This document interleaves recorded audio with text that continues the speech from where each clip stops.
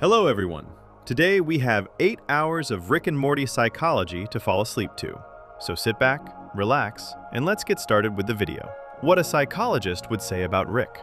A psychologist evaluating Rick would immediately identify his narcissistic defenses as compensation for deep worthlessness, his depression masked by nihilism, and how his unprocessed grief from losing Diane and Beth drives every toxic behavior we see throughout the series.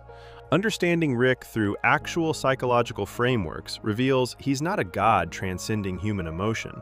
He's a deeply wounded man using his intelligence to avoid the one thing he fears most: vulnerability. But before we begin, I'd just like to kindly ask you all to subscribe. It's completely free and it really helps us improve the videos for this wonderful community we've managed to build. Anyway, that's enough. Let's begin.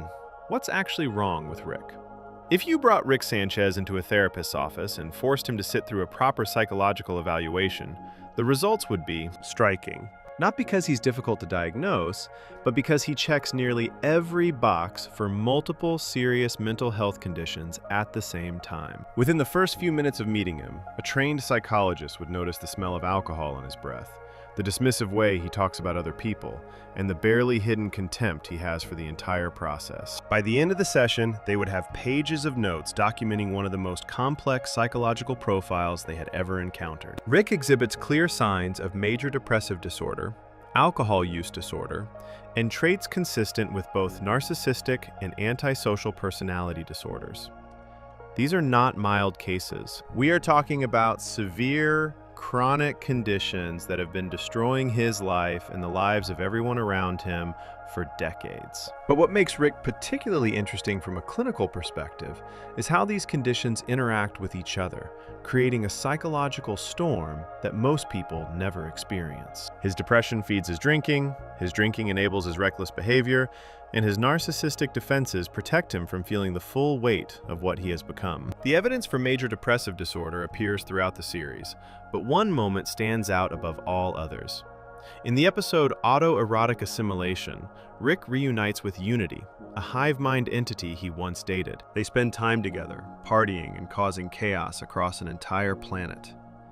Unity makes Rick happy in a way we rarely see.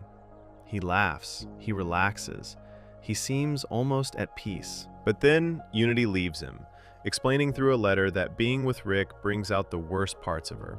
She needs to focus on her own growth, and Rick holds her back. What happens next is one of the darkest scenes in the entire series. Rick returns to his garage alone. He sits at his workbench, surrounded by the wreckage of his latest adventure. He takes a small alien creature from a container, pets it gently as it makes sad noises, then vaporizes it with a laser beam. This is not random cruelty. This is Rick testing his weapon. He then positions himself directly under the same laser, sets it to fire, and closes his eyes. He is seconds away from killing himself when he passes out drunk and collapses forward, the laser firing into empty space behind his head. He spends the rest of the night slumped over his desk, unconscious and alone. This is not a cry for help. This is not an impulsive moment of sadness. Rick constructed an elaborate suicide device, tested it to make sure it would work, then calmly prepared to use it on himself. The only thing that stopped him was his own intoxication. A psychologist viewing this scene would immediately recognize it as evidence of severe depression with active suicidal ideation and a concrete plan.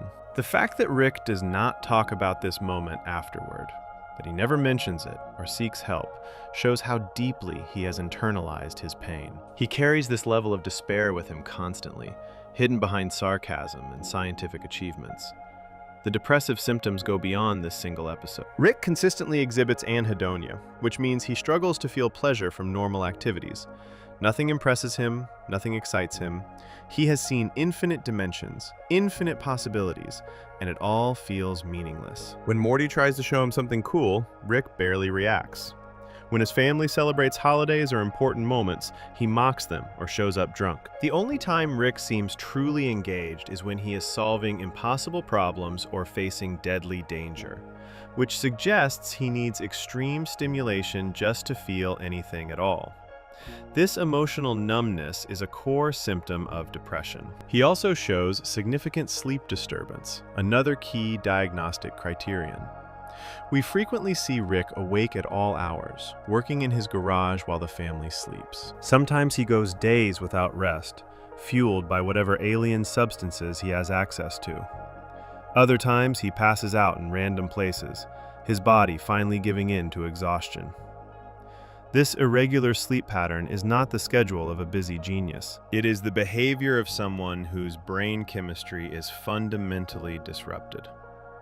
Rick's concentration problems manifest in interesting ways given his intelligence. He can focus intensely on scientific projects, but struggles to maintain attention during normal family interactions. He interrupts conversations, abandons plans halfway through, and seems incapable of sitting through anything he finds boring, even for a few minutes. A psychologist would note that his ability to hyper-focus on certain tasks while completely neglecting others is consistent with depression, especially when the tasks he avoids are the ones that require emotional engagement. The alcohol use disorder diagnosis is even more straightforward. Rick drinks constantly, not socially, not occasionally, but as a baseline state of being. In the very first scene of the series pilot, he is drunk. He wakes up a sleeping Morty in the middle of the night, slurring his words and waving a flask around, insisting they need to go on an adventure right that moment. This is not portrayed as unusual behavior. This is just who Rick is. Throughout the series, Rick is almost never sober. He has a flask in his lab coat pocket at all times. He drinks while working, while flying spaceships, while fighting aliens, while talking to his family at dinner.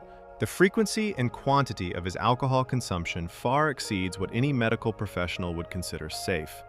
He shows high tolerance, meaning he needs large amounts to feel any effect, which is a clear sign of physical dependence. He also shows withdrawal symptoms when he cannot drink, becoming irritable and shaky until he gets more alcohol.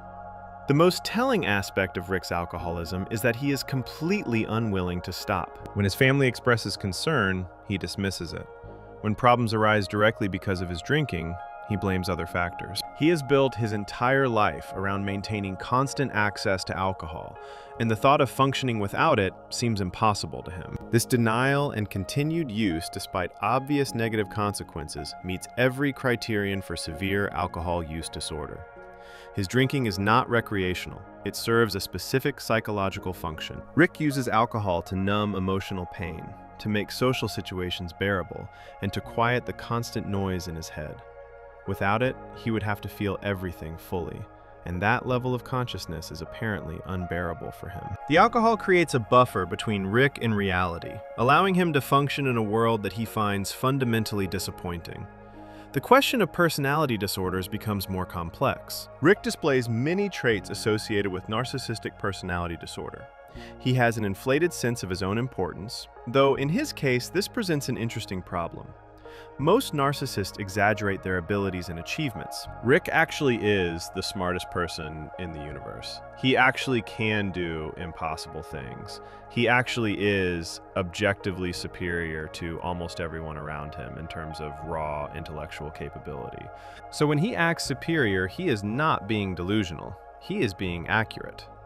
However, narcissism is not really about being smart or capable. It is about needing constant validation, having fragile self-esteem hidden under grandiosity, and lacking empathy for others.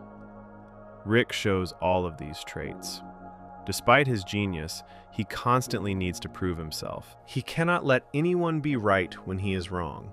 He cannot tolerate being second best at anything. When Jerry has a good idea in the whirly-durly conspiracy, Rick spends enormous energy undermining it. Not because the idea is bad, but because he cannot handle Jerry succeeding where he did not. His self-esteem is far more fragile than he pretends. When Unity rejects him, he tries to kill himself.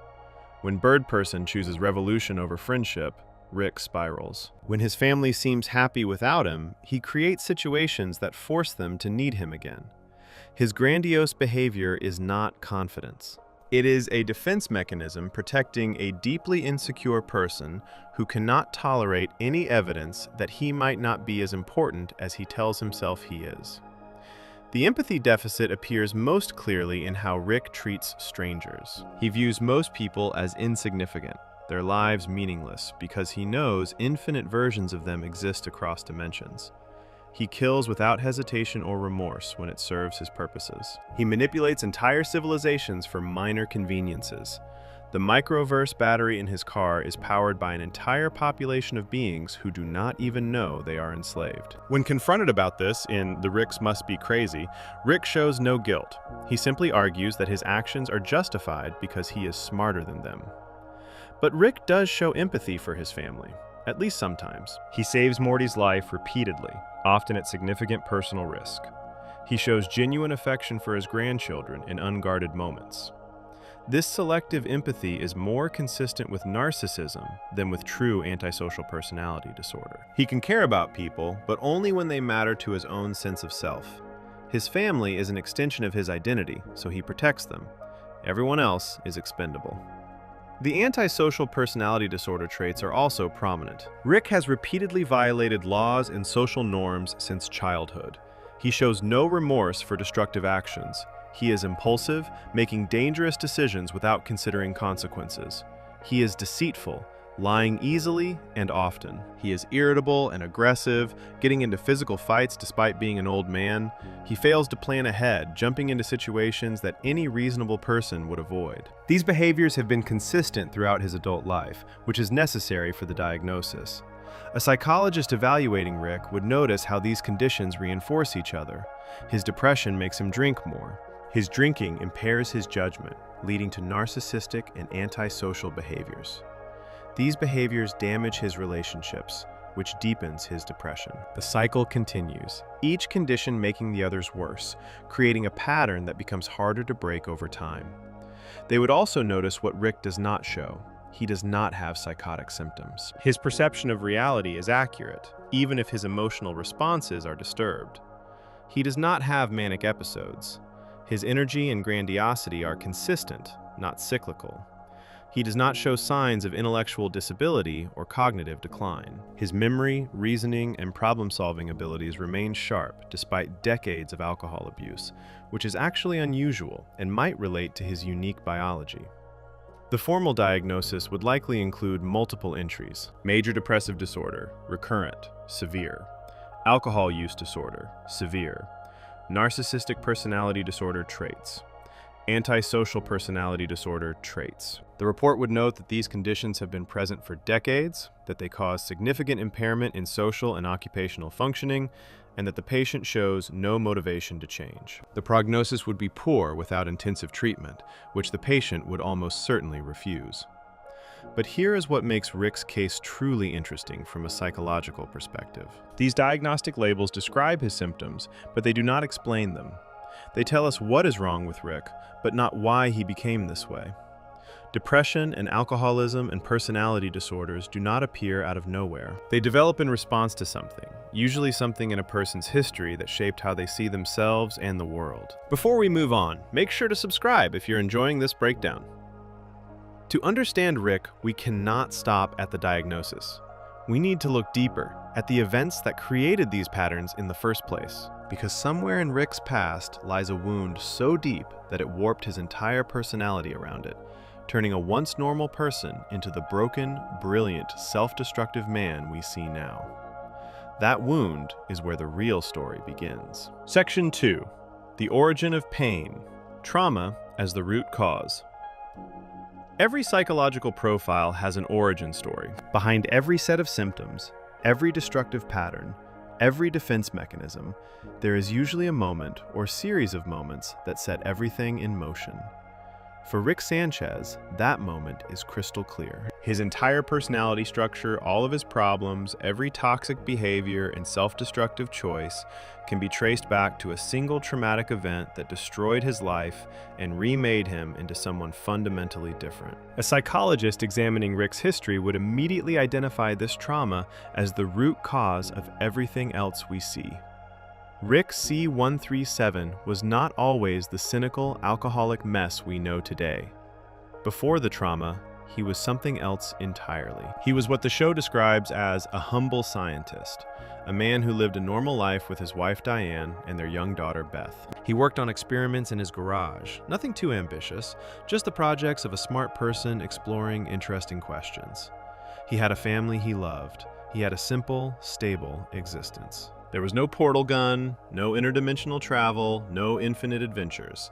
Just a regular man with an above-average mind living a regular life. Everything changed when another version of Rick appeared in his garage. This was Rick Prime, a version of himself from another dimension who had already invented interdimensional portal technology. Rick Prime offered to share this technology with Rick C-137 to show him the infinite multiverse and all its possibilities. He wanted Rick C-137 to join him, to abandon his small domestic life and become something greater. Rick C-137 looked at this offer, looked at his wife and daughter, and refused. He told Rick Prime he was not interested in the multiverse. He had everything he needed right here. Rick Prime did not take the rejection well. He left Rick C-137's garage that day, but he did not leave the situation alone. Shortly after their conversation, a bomb came through a portal into Rick C-137's garage. The explosion killed Diane and Beth instantly. Rick survived, wounded and alone in the smoking ruins of what used to be his life. In one moment, everything that mattered to him was erased. His wife was dead. His daughter was dead. His home was destroyed. And it happened because another version of himself decided that if Rick C-137 would not join him voluntarily, then he would take away any reason for Rick to stay. This backstory appears first in the episode The Rickshank Rickdemption, the 3rd season premiere. Rick is captured by the Galactic Federation and connected to a machine designed to extract his memories. They want to know how his portal gun works. Rick shows them a memory that looks like the traumatic origin of his character, the moment Diane and Beth died in the explosion. But at the end of the episode, after Rick has escaped and destroyed the Federation, he tells Morty and Summer that the entire memory was fake. He claims he invented that backstory just to trick the Federation, that he made up the story of a dead wife and daughter to manipulate his interrogators. For several seasons, viewers did not know what to believe. Was the trauma real, or was it a fabrication? Rick's insistence that he invented it seemed credible because Rick lies constantly. Maybe he never had that simple domestic life. Maybe Diane and Beth never existed the way the memory showed them. The ambiguity was intentional, leaving Rick's true origins unclear. The truth was finally confirmed in the episode Rick Mirai Jack, the 5th season finale. Evil Morty hacks into the Citadel's records and reveals Rick C-137's actual history to Morty Prime. The images show exactly what we saw in the Season 3 memory: Rick Prime appearing in the garage, Rick C-137 refusing his offer, the bomb coming through the portal, Diane and Beth dying in the explosion, Rick C-137 wounded and grieving. It was all real. The memory was not fabricated. Rick lied about lying. The trauma actually happened, and when Morty tries to talk to Rick about it, Rick dismisses the conversation immediately, saying, "Now everyone can shut up about it." He does not want to discuss it. He does not want sympathy. He just wants the topic closed. What happened next defines who Rick became. After the explosion, after some period of grief and recovery, Rick C-137 did what any genius would do in his situation. He built the technology himself. Rick Prime had offered to give him portal travel, but Rick refused. Now Rick invented it on his own, driven by a singular purpose. He was going to find Rick Prime. He was going to hunt down the version of himself who murdered his family, and he was going to kill him. This revenge quest consumed Rick's life for decades. He traveled across dimensions searching for Rick Prime. He killed countless other Ricks along the way, alternate versions of himself who got in his way, or who he thought might be the right one. The violence became so extreme that the other Ricks eventually surrendered and formed the Citadel, a collective of Ricks banding together because Rick C-137 had become too dangerous to face individually. Rick even helped them build the Citadel, overseeing its construction, though he eventually abandoned it to continue his hunt alone. During this period, Rick also joined the rebellion against the Galactic Federation. He fought alongside Bird Person and Squanchy, becoming a legendary figure in the Resistance. But this was not about politics or freedom. It was just something to do while he searched for Rick Prime. Rick was not motivated by ideology. He was motivated by revenge, and every action he took served that single goal: find Rick Prime, make him pay. Nothing else mattered. The hunt went on for so long that Rick eventually gave up. he never found Rick Prime. After decades of searching, killing, and destroying, Rick was no closer to his goal than when he started. Depressed and defeated, he crash-landed in the garage of a Beth Smith in another dimension. This Beth was an adult with a family of her own. She had a husband named Jerry and 2 children named Summer and Morty, and she had been abandoned 20 years earlier by her version of Rick, who was Rick Prime.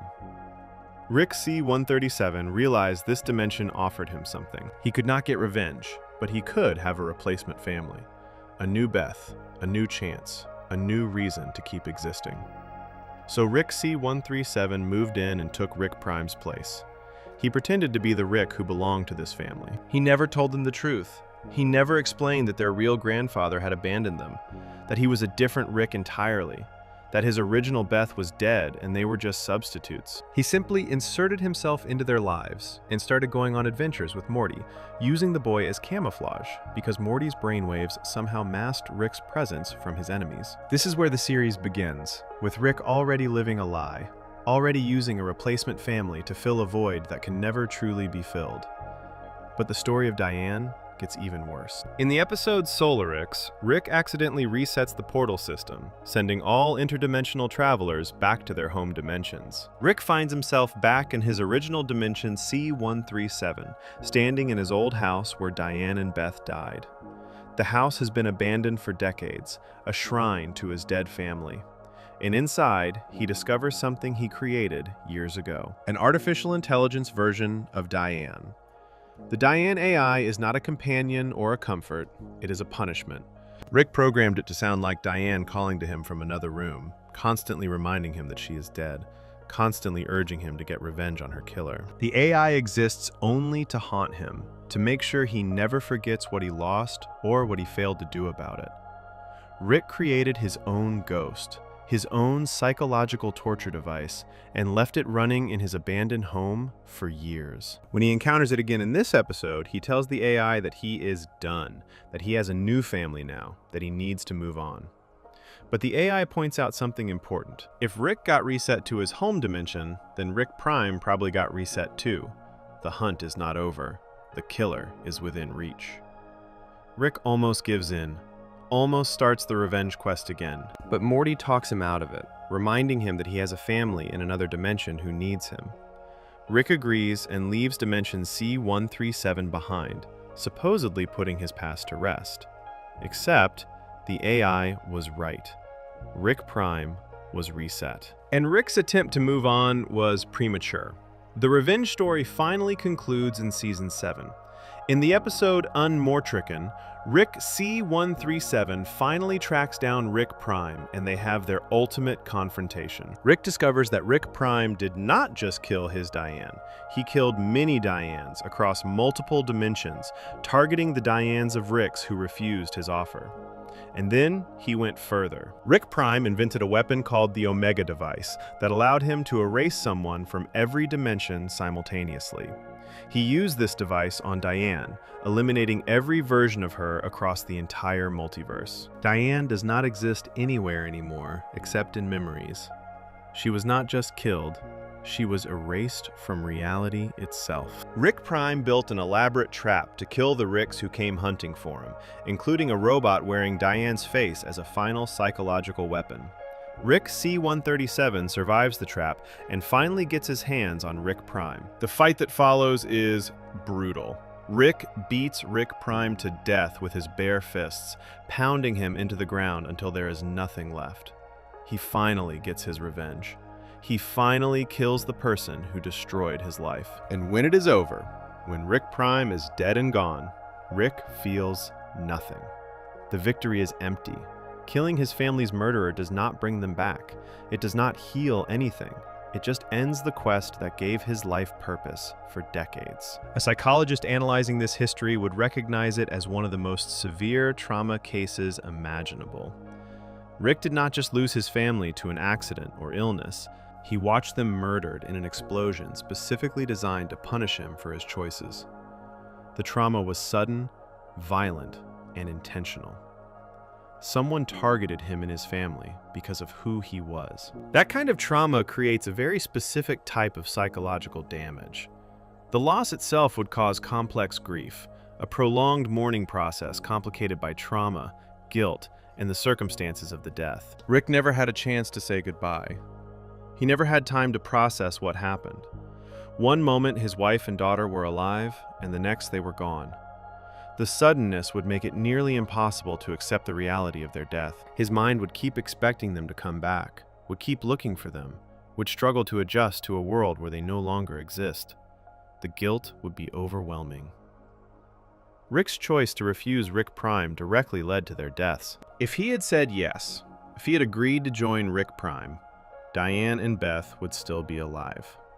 Rick knows this. He knows that his decision killed them. No amount of logic changes that feeling. He can argue that Rick Prime is the one who murdered them, that the blame rests with the person who actually planted the bomb. But psychologically, Rick would still feel responsible. He made the choice that triggered the punishment. Their blood is on his hands. This guilt would create what psychologists call moral injury, a specific type of trauma that occurs when someone violates their core values or fails to protect someone they are responsible for protecting. Rick's entire identity was probably built around being smart enough to solve any problem, capable enough to keep his family safe. And in the one moment that mattered most, he failed. His intelligence did not save them. His choices got them killed. This would shatter his fundamental sense of self, leaving him feeling both omnipotent, because he could build anything, and utterly powerless, because he could not prevent the one thing that mattered. The trauma would also create hypervigilance, an inability to feel safe or trust that good things will last. Every time Rick gets close to someone now, his nervous system remembers what happened last time he loved someone. His brain learned that attachment leads to devastating loss, that letting people matter makes him vulnerable to unbearable pain. This is not a conscious choice. It is an automatic survival response. His mind is trying to protect him from ever experiencing that level of loss again by making sure he never cares about anyone that deeply. The decades-long revenge quest served a psychological function beyond just punishment. It gave Rick's trauma a purpose. Instead of sitting with grief and guilt, instead of processing the pain and learning to live with it, Rick channeled everything into hunting Rick Prime. The quest became his reason to exist. It gave him something to do with his rage. It transformed his helplessness into action.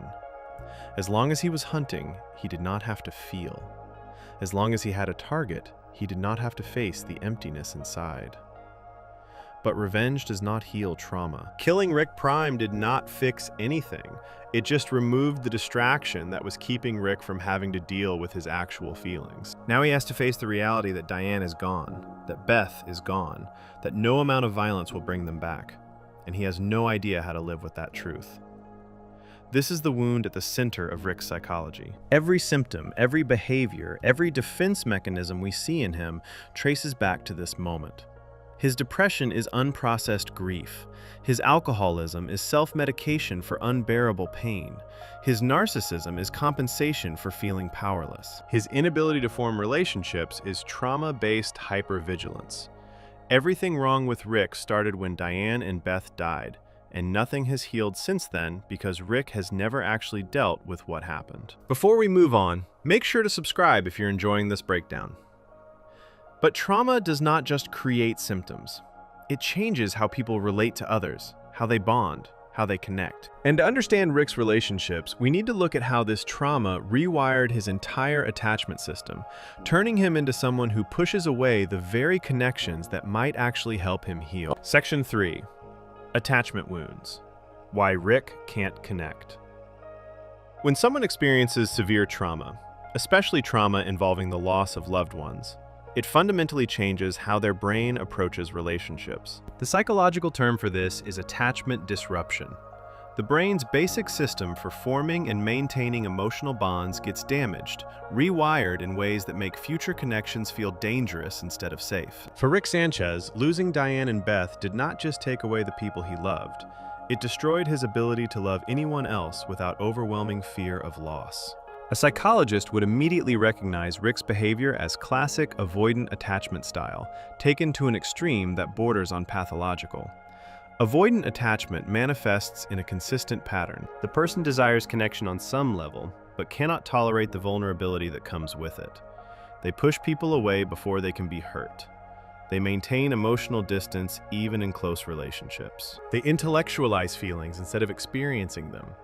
They convince themselves that they do not need anyone, that independence is strength and connection is weakness. Every single one of these patterns appears in how Rick relates to other people throughout the series. The most clear example of Rick's attachment problems comes from his relationship with Unity in the episode Autoerotic Assimilation. Unity is a hive mind entity, a collective consciousness that can assimilate entire populations. Rick and Unity dated in the past, before the series began. When they reunite in this episode, we see Rick genuinely happy in a way that almost never appears otherwise. He smiles, he laughs, he plans activities with excitement, he shows affection openly. Unity seems to be one of the few beings in the universe who can actually reach past Rick's defenses and connect with the person underneath. They spend time together, taking over a planet, partying, engaging in all sorts of chaotic behavior that they both enjoy. For a brief period, Rick seems almost healthy. He is not drinking as heavily, he is not as aggressive or dismissive. The relationship appears to be good for him, giving him something he desperately needs, even if he would never admit needing anything. But the relationship is not good for Unity. Being with Rick brings out destructive impulses in Unity, pulling the hive mind toward increasingly reckless and harmful choices. Unity realizes this and makes a decision. Unity leaves Rick a handwritten letter explaining the breakup. The letter says that being together makes both of them worse, that they enable each other's worst behaviors, that Unity needs to focus on self-improvement and cannot do that while maintaining this relationship. Unity explicitly states that Rick has not grown or changed, and that this stagnation is incompatible with Unity's goals. The letter ends with Unity saying goodbye, making it clear this is final. Rick's response to this rejection is the suicide attempt described in the previous section. But what matters for understanding his attachment style is not just that he tried to kill himself, it is why. Unity is not the first person Rick has lost. He has lost Diane, he has lost his original Beth, he has experienced the absolute worst that loss can offer. And yet losing Unity, someone he dated casually, someone who is still alive and just choosing not to be with him, drives him to immediate suicidal ideation. This reaction reveals how desperately Rick needs connection, despite pretending he does not, and how completely unable he is to tolerate any form of rejection or abandonment. A person with secure attachment would feel sad about the breakup, would process the loss, would eventually move on. A person with anxious attachment would beg Unity to stay, would promise to change, would become clingy and desperate. Rick does neither. He skips straight to self-destruction. This is the avoidant attachment response taken to its logical extreme.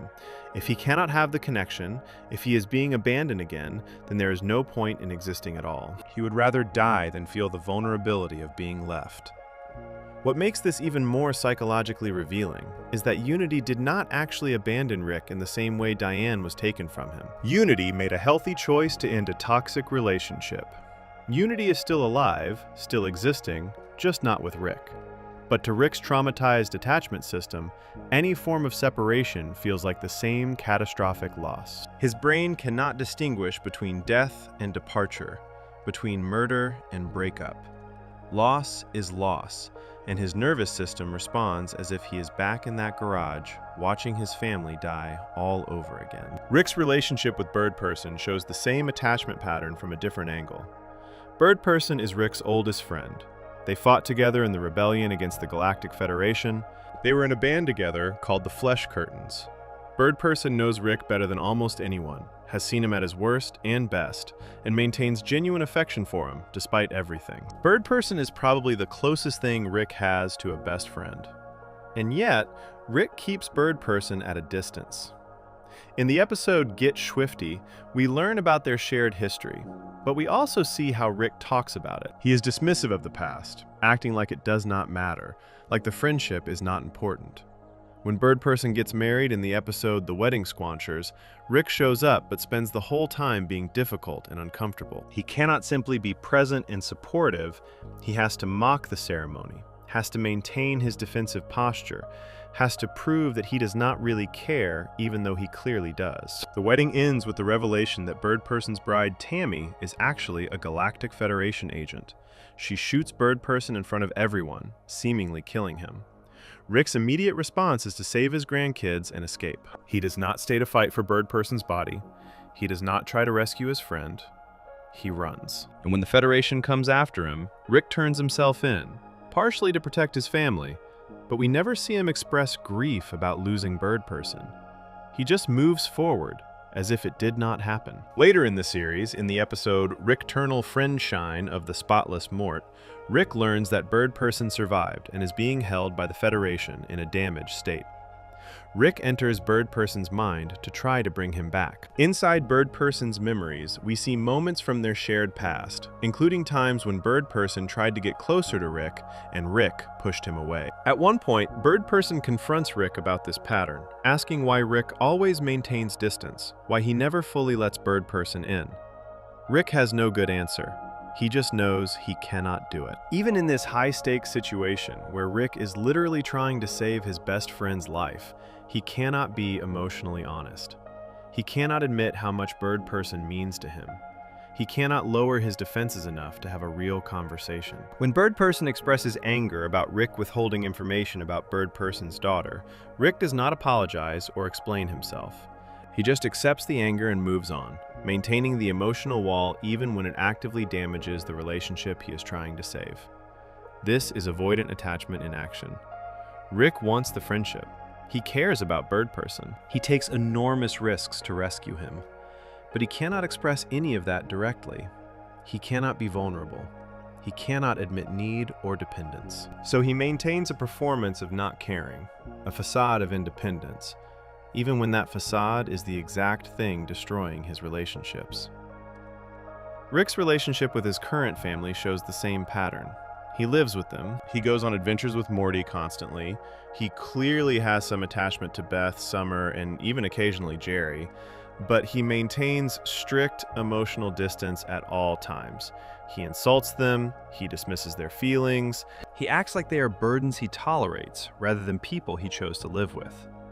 When they express affection for him, he deflects with sarcasm or cruelty.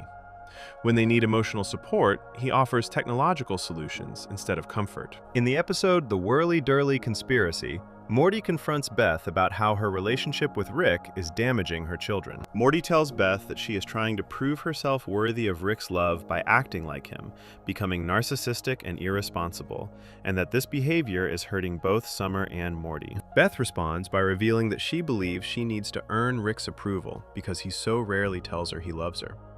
This is Rick's attachment avoidance playing out in the next generation. He withholds affection from his daughter, not because he does not feel it, but because expressing it would make him vulnerable. And this withholding creates psychological damage in Beth, who spends her life trying to get her father to show her the love he actually feels, but cannot communicate. Rick admits his feelings about Beth later in the episode Pickle Rick during his conversation with Jaguar. He tells Jaguar that he loves his daughter, but has trouble showing it. This is one of the few moments where Rick directly acknowledges his emotional limitations. But acknowledging the problem does not fix it. Rick continues to withhold affection from Beth, despite knowing it hurts her, because the alternative, being openly loving and vulnerable, is something his damaged attachment system will not allow. The pattern extends to how Rick talks about relationships in general. In the episode Rick Potion number 9, when Morty asks Rick to help him win over his crush Jessica, Rick explains his view on love. He says, "What people call love is just a chemical reaction that compels animals to breed. It hits hard, Morty, then it slowly fades, leaving you stranded in a failing marriage." This is not just cynicism. This is Rick's trauma-based worldview. He intellectualizes love, reduces it to biology and chemistry, strips away all meaning and importance. This is a defense mechanism. If love is just chemicals, just biology, then losing it is no different than any other biological process. It should not hurt as much as it does. But Rick's behavior contradicts his words. If love really meant nothing to him, he would not have tried to kill himself when Unity left. He would not spend decades hunting his family's killer. He would not show up to Bird Person's wedding, despite hating weddings. He would not live with a replacement family when he could live anywhere in the multiverse. Rick desperately wants connection. He just cannot admit it, cannot pursue it directly, cannot tolerate the vulnerability required to maintain it. Psychologists call this fearful avoidant attachment when it reaches Rick's level. It combines the desperate need for connection with overwhelming fear of that same connection. The person simultaneously craves intimacy and is terrified of it. They want to be close to others, but cannot tolerate the emotional exposure that closeness requires. So they create impossible situations. They push people away while secretly hoping those people will fight to stay. They act like they do not care while being devastated when others believe the act and leave. They hurt people before those people can hurt them, not realizing they are guaranteeing the exact outcome they fear most. This attachment style comes directly from Rick's trauma. When Diane and Beth died, Rick's brain learned a terrible lesson. It learned that loving someone completely gives them the power to destroy you when they are taken away. It learned that attachment leads to unbearable pain. It learned that the only way to protect yourself is to never let anyone matter that much again. These lessons were burned into his nervous system, becoming automatic responses that activate every time someone gets too close.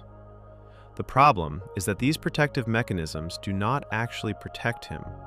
They just ensure he stays lonely. By pushing people away, Rick guarantees he will never experience the loss he fears, but he also guarantees he will never experience genuine connection.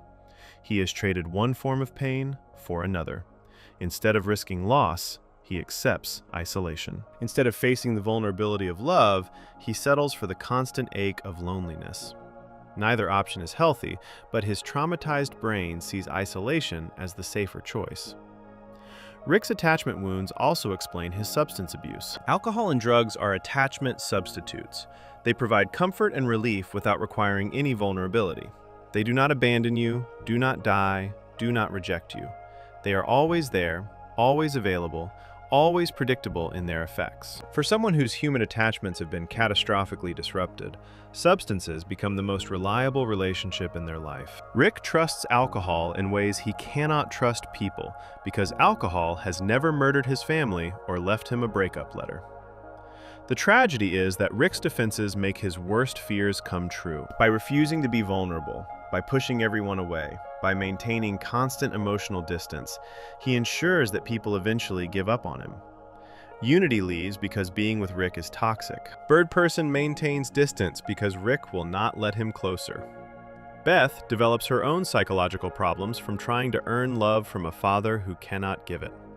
Morty grows frustrated with being used and dismissed. Rick's attachment style creates the exact abandonment he is trying to prevent, over and over again in an endless cycle. A psychologist would identify this pattern immediately and would know it will continue until Rick does the one thing his entire personality is built to avoid: be vulnerable. He would need to admit he needs people. He would need to express feelings directly. He would need to tolerate the discomfort of genuine intimacy without running away or creating distance. He would need to risk being hurt again, which is the exact thing his trauma taught him never to do. Before we move on, make sure to subscribe if you're enjoying this breakdown. But pushing people away is only part of Rick's defensive system. He has also developed elaborate psychological mechanisms that allow him to avoid self-awareness entirely, using his greatest strength as a weapon against his own emotional growth. Section 4. Defense Mechanisms. The Pickle Rick Problem. Psychologists use the term defense mechanisms to describe the unconscious strategies people use to protect themselves from uncomfortable emotions. Everyone has defenses. They are a normal part of mental functioning. When reality becomes too painful or anxiety becomes too intense, the mind automatically deploys these protective strategies to make things more bearable. Some defenses are healthy, like using humor to cope with stress.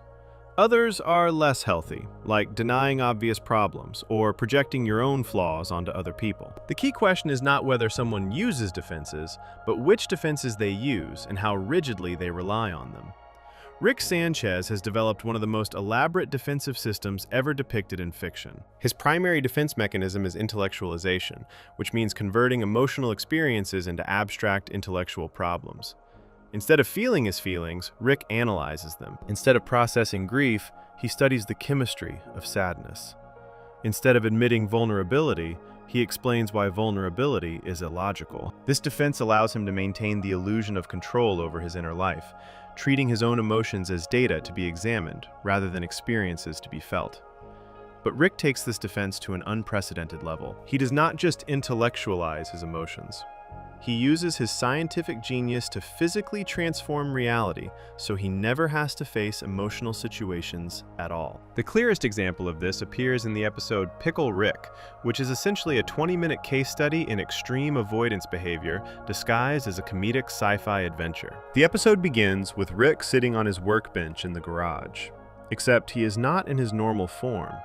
He has turned himself into a pickle, an actual pickle, small and green and completely immobile. When his family discovers him, Rick claims this is an experiment, just another one of his scientific projects.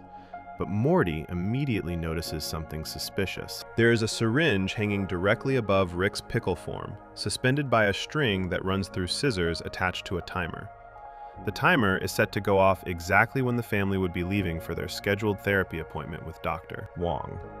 Beth has made this therapy appointment for the whole family. She wants them to work on their issues together, to address the dysfunction that has been getting worse since Rick moved in.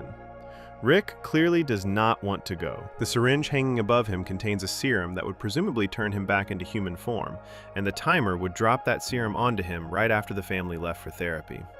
The plan is obvious. Rick turned himself into a pickle specifically to avoid family therapy, intending to transform back after everyone else had already gone. When confronted about this extremely transparent plan, Rick gives a long pause before insisting that the syringe is completely unrelated to the discussion and does not warrant further explanation. He maintains his story that being a pickle is just a science experiment, nothing more. Beth, despite clearly understanding what is happening, chooses to believe Rick's explanation because admitting the truth would mean admitting her father is deliberately avoiding something important to her. She takes the syringe with her when the family leaves, forcing Rick to deal with the consequences of his own avoidance.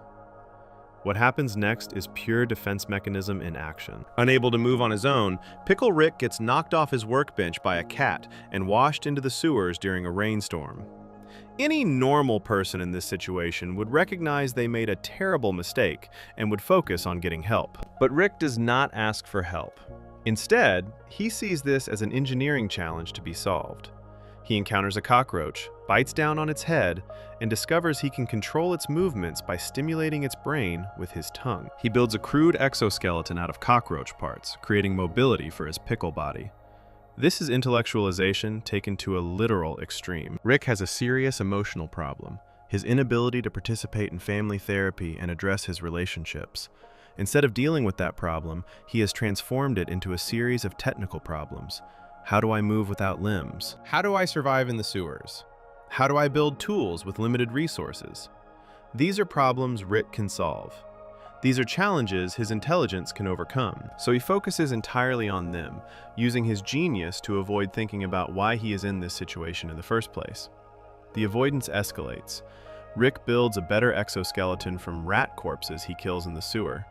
He creates a jetpack. He accidentally flies into a secure government facility where he is immediately attacked by armed guards. What follows is an extended action sequence where Pickle Rick fights his way through the facility, killing dozens of people, building weapons from office supplies and body parts, and ultimately escaping with the help of a prisoner named Jaguar. The entire sequence is violent, chaotic, and completely unnecessary.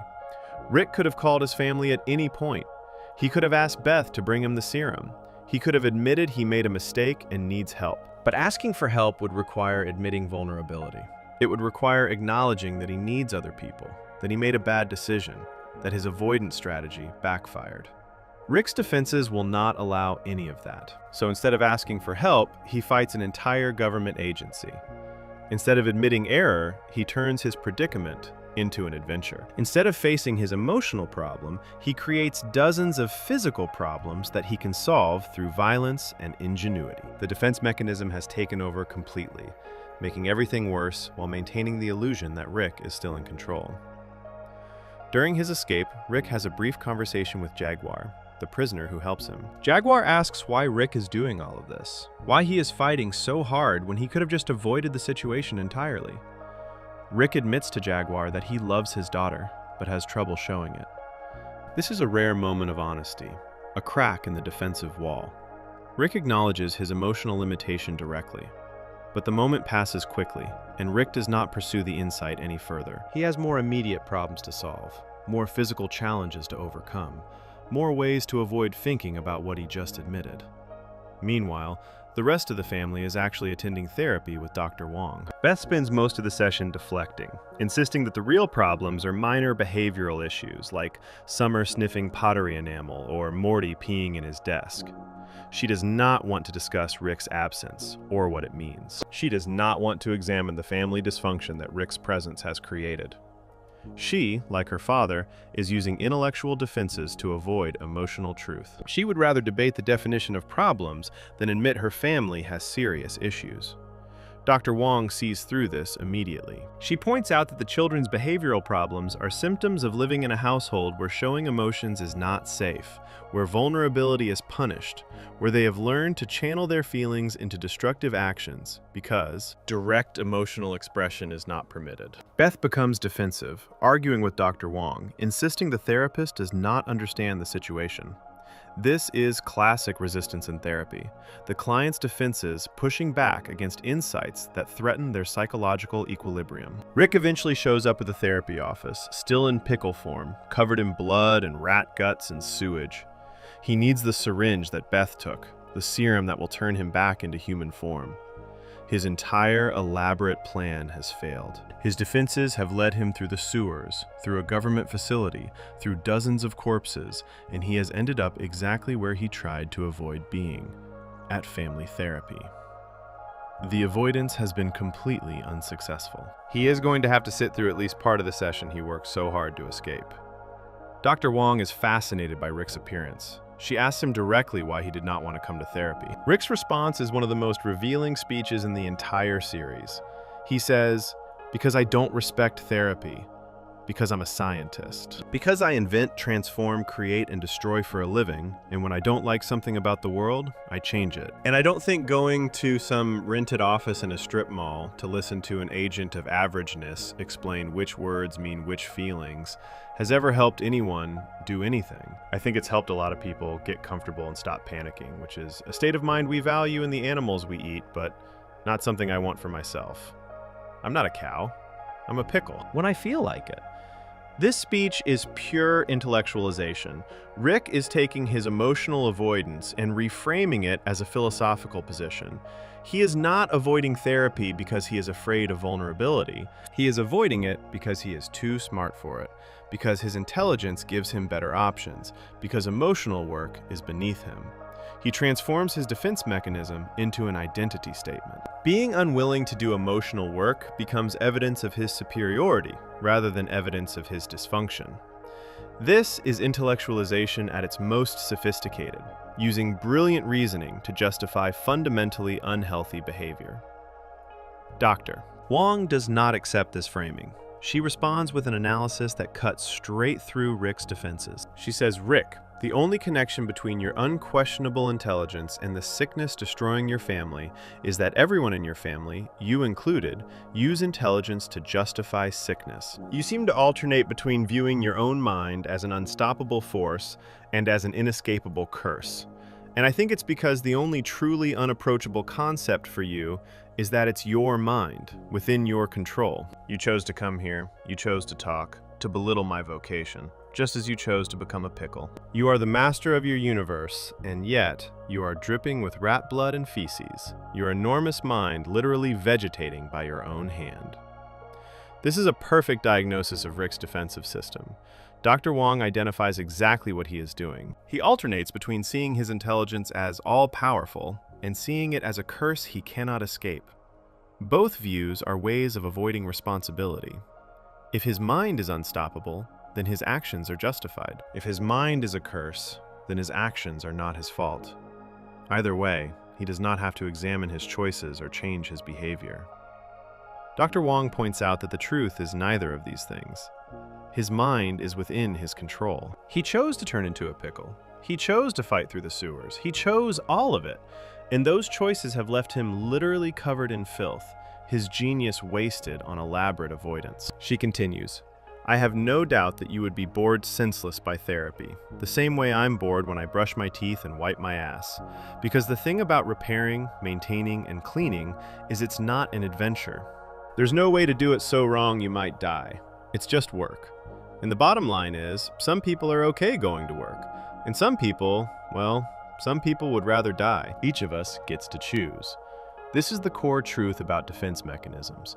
They feel necessary in the moment, but they are choices. Rick is choosing elaborate adventures over simple maintenance. He is choosing exciting danger over boring healing. He is choosing anything, even turning himself into a pickle and fighting through sewers, rather than sitting in a room and talking about his feelings. Not because talking will not help, but because talking requires him to be vulnerable in ways his defenses will not permit.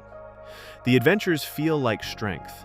The emotional work feels like weakness. So he chooses adventures every single time, even when they make everything worse. Rick stares at Dr. Wong silently during this speech. He has no response. For once, his intellectualization fails him. He cannot argue with her analysis because it is accurate.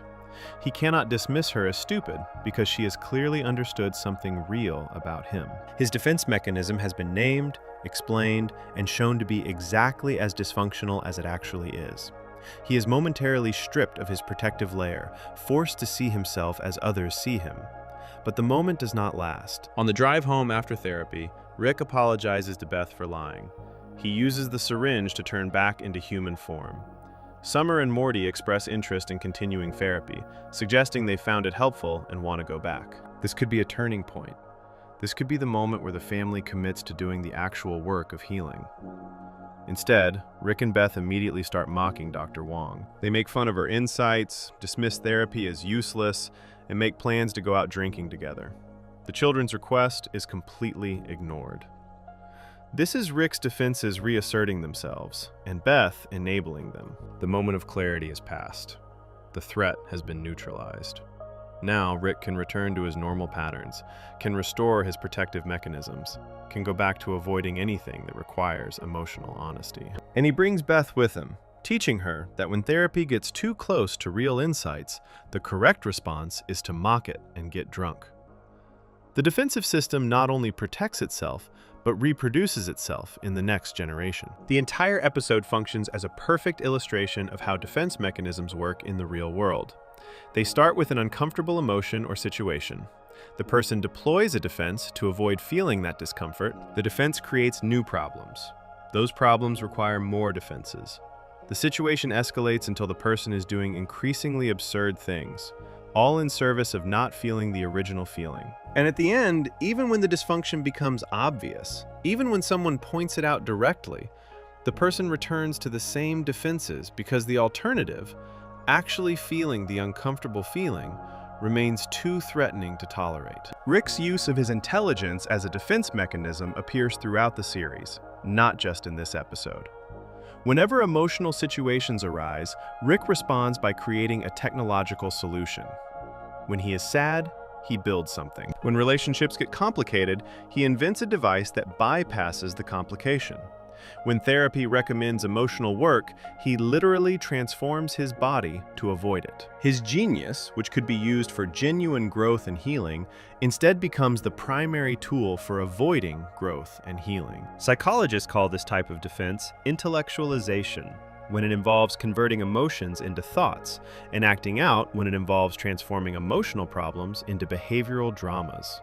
Rick does both simultaneously. He thinks his way around his feelings while also creating elaborate situations that distract from those feelings. The combination makes his defensive system nearly impenetrable. You cannot reach Rick emotionally because he has built walls made of equations, and behind those walls he is constantly moving, constantly creating new problems to solve, never sitting still long enough for feelings to catch up with him. The tragedy is that these defenses cost Rick the very things he actually wants. He wants connection, but his defenses push people away. He wants meaning, but his defenses reduce everything to meaningless mechanics. He wants to feel better, but his defenses prevent him from doing the work that would actually help. His intelligence, his greatest gift, has become his greatest obstacle. He is smart enough to avoid healing indefinitely, clever enough to justify any dysfunction, capable enough to survive without ever actually living. Before we move on, make sure to subscribe if you're enjoying this breakdown. But defense mechanisms are not the only thing maintaining Rick's dysfunctional patterns. Beneath all the intellectualization and avoidance lies a deeper question about how Rick sees himself, about whether his apparent superiority is real confidence or something far more fragile hiding behind a carefully constructed mask. Section 5. The Narcissism Question. God complex or compensation? One of the most challenging aspects of diagnosing Rick Sanchez is determining whether his grandiosity represents true narcissism or compensatory behavior masking deep insecurity. In typical cases, the distinction is straightforward. A narcissist exaggerates their abilities and importance beyond what reality supports. They claim to be special when they are actually ordinary. But Rick presents a unique diagnostic puzzle because his claims about himself are objectively true. He actually is the smartest person in the universe. He actually can do impossible things. He actually is superior to virtually everyone around him in terms of intellectual capability. So when he acts superior, is that narcissism or just accurate self-assessment? The answer lies not in what Rick can do, but in why he needs to constantly prove it. A person with genuine confidence does not require endless validation. They do not need to announce their superiority repeatedly. They do not become enraged when someone questions their abilities. They do not structure their entire reality around ensuring they remain the smartest person in every possible dimension. Rick does all of these things, which suggests his grandiosity serves a psychological function beyond simple self-awareness. He is not just smart, he needs to be the smartest. And that need reveals the fragility underneath. The clearest evidence of this fragility appears in how Rick responds to rejection or failure. We already discussed his suicide attempt after Unity left him in autoerotic assimilation. That episode reveals the core truth about Rick's self-esteem. When he is alone, when no one is watching, when he has no one to perform superiority for, he tries to kill himself. His grandiose persona completely collapses in private. The man who claims to be a god, who acts like nothing can touch him, who treats the entire universe as his playground, sits in his garage and builds a death machine because one person left him. This is not the behavior of someone with stable self-worth. This is the behavior of someone whose entire sense of self depends on external validation. A psychologist would recognize this immediately as narcissistic fragility. True narcissists have what appears to be high self-esteem on the surface, but actually have extremely low self-esteem underneath. The grandiosity is a defense mechanism protecting them from feelings of worthlessness and inadequacy. When that defense is threatened, when someone rejects them or criticizes them or fails to provide the validation they need, the underlying worthlessness floods in, and they experience what is called narcissistic injury. This injury can trigger rage, depression, or in extreme cases like Rick's, suicidal ideation. Rick's need for validation appears constantly throughout the series, though he would never admit to needing anything. He surrounds himself with family members despite claiming not to care about them. He keeps Morty close despite insulting him constantly. He lives in a house full of people when he could live anywhere in the infinite multiverse. Why? Because he needs an audience. He needs people to witness his brilliance, to depend on him, to acknowledge his superiority. Without that constant validation, without people around to remind him he matters, Rick cannot maintain his grandiose self-image. His treatment of Jerry provides another window into this dynamic. Jerry is not a threat to Rick in any objective sense. Jerry is not smart, not powerful, not dangerous. He is just an ordinary man trying his best in a family that constantly mocks him. But Rick treats Jerry with intense contempt and hostility that seems disproportionate to anything Jerry actually does. Rick goes out of his way to humiliate Jerry, to undermine him, to make him feel small. This behavior reveals something important. Rick needs Jerry to be beneath him. He needs someone in the family to serve as the opposite of everything Rick represents. Someone whose failures make Rick's successes more visible by contrast. In the episode The Whirly-Durly Conspiracy, Jerry actually comes up with a decent idea for once. He suggests a course of action that makes sense in context. Rick's response is not to acknowledge the good idea and move on. Instead, Rick spends enormous energy undermining Jerry's confidence, making sure Jerry knows the idea was not that good, ensuring Jerry feels stupid even when he is actually being reasonable. This response has nothing to do with Jerry's actual competence or lack thereof. It has to do with Rick's psychological need to maintain his position at the top of the hierarchy. If Jerry can have good ideas, then Rick is not as uniquely superior as he needs to believe he is. So Jerry must be kept down, must be constantly reminded of his inadequacy, must serve as Rick's narcissistic supply through his failures. The most extreme evidence of Rick's narcissistic needs comes from the reveal about the central finite curve in the episode Rick Mirai Jack. Evil Morty explains that the Rick who became the first to discover interdimensional travel, Rick Prime, spread this technology to other Ricks. Eventually, the Ricks formed the Citadel and created something called the Central Finite Curve. This is not just a collection of dimensions. It is a carefully constructed subset of reality specifically designed to ensure one particular condition remains true across all included dimensions. Rick is the smartest person in the universe. The Ricks looked at infinite reality and found it unacceptable. Somewhere in that infinity, there must be dimensions where Rick is not the smartest, where someone else has greater intelligence, where Rick is merely above average rather than supreme. This possibility was apparently so intolerable that the Ricks collectively decided to wall off those dimensions. They created a bubble of reality where Rick's intelligence is definitionally the highest, where no threat to their supremacy can exist, where their genius is guaranteed rather than contingent. This is narcissism taken to a cosmic scale. A secure person would be curious about dimensions where they are not the smartest. They would want to learn from those superior beings, to grow beyond their current limitations. But Rick cannot tolerate that possibility. His entire identity is built on being the smartest. If there are dimensions where he is not supreme, then his self-concept collapses. So rather than accept his limitations or work to overcome them, he simply eliminates all evidence that those limitations exist. He restructures reality itself to protect his ego. This reveals the compensatory nature of Rick's grandiosity. He is not confident in his intelligence. He is desperately, pathologically attached to it. His intelligence is not just what he does. It is who he is. The only thing that makes him valuable. The only thing protecting him from the worthlessness he feels underneath. When you understand that Rick's entire sense of self depends on being the smartest, suddenly all his behavior makes sense. Why he cannot admit mistakes, why he cannot let anyone be right when he is wrong, why he melts down when challenged. His intelligence is not just an attribute. It is his last defense against total self-annihilation. The origin of this worthlessness is clear when you consider Rick's trauma. He failed to save Diane and Beth. His intelligence, the one thing he relied on, the one thing that defined him, proved insufficient when it mattered most. He could not predict Rick Prime's attack.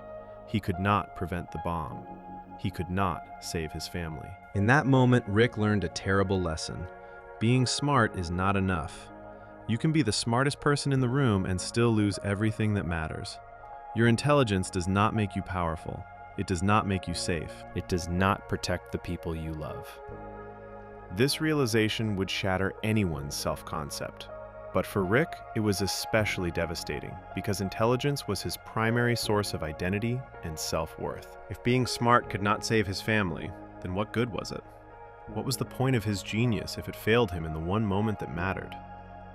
This created a psychological crisis. Either Rick had to accept that intelligence has limits, that he has limits, that he is fundamentally vulnerable despite his abilities. Or he had to double down, had to become even smarter, had to prove that his failure was a fluke rather than evidence of his limitations. Rick chose the second option. He invented portal travel on his own, something only one other Rick had done. He hunted versions of himself across dimensions, proving his superiority over countless alternate selves. He helped build the Citadel and the central finite curve, ensuring he would always be supreme. He made himself into a legend, the Rickest Rick, the one all others fear. Every achievement, every invention, every demonstration of superiority serves the same psychological function, proving that the failure to save Diane was an anomaly, that he really is as powerful as he needs to believe, that his intelligence really does make him invincible, despite all evidence to the contrary. But this compensation creates a trap. The more Rick bases his identity on being superior, the more fragile that identity becomes. He can never relax. He can never be simply competent or good enough. He must always be the best, the smartest, the most capable. Any evidence that contradicts this position threatens his entire psychological structure. So he spends his life in a constant state of defensive grandiosity, always proving himself, always demonstrating his worth, never secure enough to simply exist without the performance. This explains Rick's inability to handle being wrong. In most episodes, when someone points out an error or questions Rick's judgment, he becomes immediately defensive. He does not consider the criticism objectively. He does not evaluate whether the other person might have a point. He attacks, deflects, or dismisses the challenge without genuine consideration. This is not the behavior of someone confident in their intelligence. Intelligent people are usually curious about their mistakes because mistakes represent learning opportunities. Rick cannot be curious about his mistakes because acknowledging them threatens his entire identity structure. The episode A Wrinkle in Time shows this pattern clearly. Rick creates a situation where time splits into multiple uncertain timelines because of a decision he made. The problem escalates until Rick, Morty, and Summer are all in danger of being erased from existence. At one point, Rick has to choose between saving himself or saving Morty. He hesitates, calculating the odds, trying to figure out if he can save both of them. Eventually, he does manage to save both, but the hesitation reveals his internal conflict. His narcissistic self-preservation instinct fights against his genuine care for Morty. The fact that he ultimately saves Morty shows he is capable of putting others first, but the fact that he hesitates shows how much it costs him to do so. Rick's relationship with the Citadel demonstrates his narcissistic needs in another way. He helped build it. He oversaw its construction. The Citadel is essentially a monument to Rick, a place where infinite versions of himself gather, where his superiority is the organizing principle of an entire society. But Rick abandons the Citadel and treats it with contempt. Why? Because seeing other versions of himself removes his specialness. If there are infinite Ricks, then Rick C-137 is not unique. He is just one of many. The Citadel forces him to confront his own replaceability, which threatens his grandiose self-image. So he rejects it, calls the Citadel Rick's inferior, maintains that he is the Rickest Rick, the one true Rick, the only one that matters. This need to be special, to be the only one, appears in how Rick relates to his own family. In Rick Potion number 9, when Rick and Morty irreversibly destroy their dimension, Rick finds a replacement dimension where another Rick already fixed the problem, but then died along with that dimension's Morty. Rick and Morty take their places, burying their own corpses in the backyard. This should be a moment where Rick confronts his replaceability. There are infinite Ricks and infinite Mortys. They can be swapped out. They are not unique. But Rick does not process this truth. He just moves forward, acting like nothing significant happened. Later in the series, it becomes clear that Rick has been selecting specific dimensions to live in, choosing realities where Beth married Jerry and had Summer and Morty because Morty's brainwaves somehow mask Rick's presence from enemies. Rick has been using his grandson as camouflage this whole time. When Morty discovers this, he is devastated. Rick's response is not to apologize or acknowledge Morty's feelings. Rick just gets defensive, insisting his reasons were practical, acting like Morty's being unreasonable for feeling used. Again, Rick cannot tolerate being seen as manipulative or selfish, so he reframes the situation to protect his self-image. The ultimate evidence that Rick's grandiosity is compensatory comes from what happens after he finally kills Rick Prime in Unmortrican. Rick spends decades hunting Rick Prime. The revenge quest gives his life purpose and meaning. It allows him to frame his trauma as something actionable, something he can resolve through violence and determination. When he finally succeeds, when Rick Prime is dead and gone, Rick should feel triumph. He should feel validated. He accomplished what thousands of other Ricks could not. He proved his superiority definitively. Instead, Rick feels empty. Killing Rick Prime does not fix anything. It does not bring back Diane and Beth.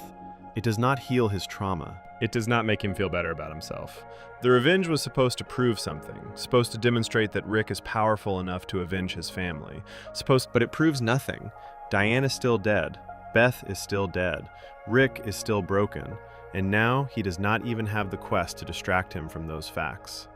This emptiness reveals the truth about Rick's narcissistic compensation. All the grandiosity, all the demonstrations of superiority, all the achievements and inventions and adventures, they are all attempts to fill a void that cannot be filled. Rick is trying to prove his worth to himself, trying to establish that he matters, trying to compensate for the fundamental feeling of worthlessness created by his failure to save his family.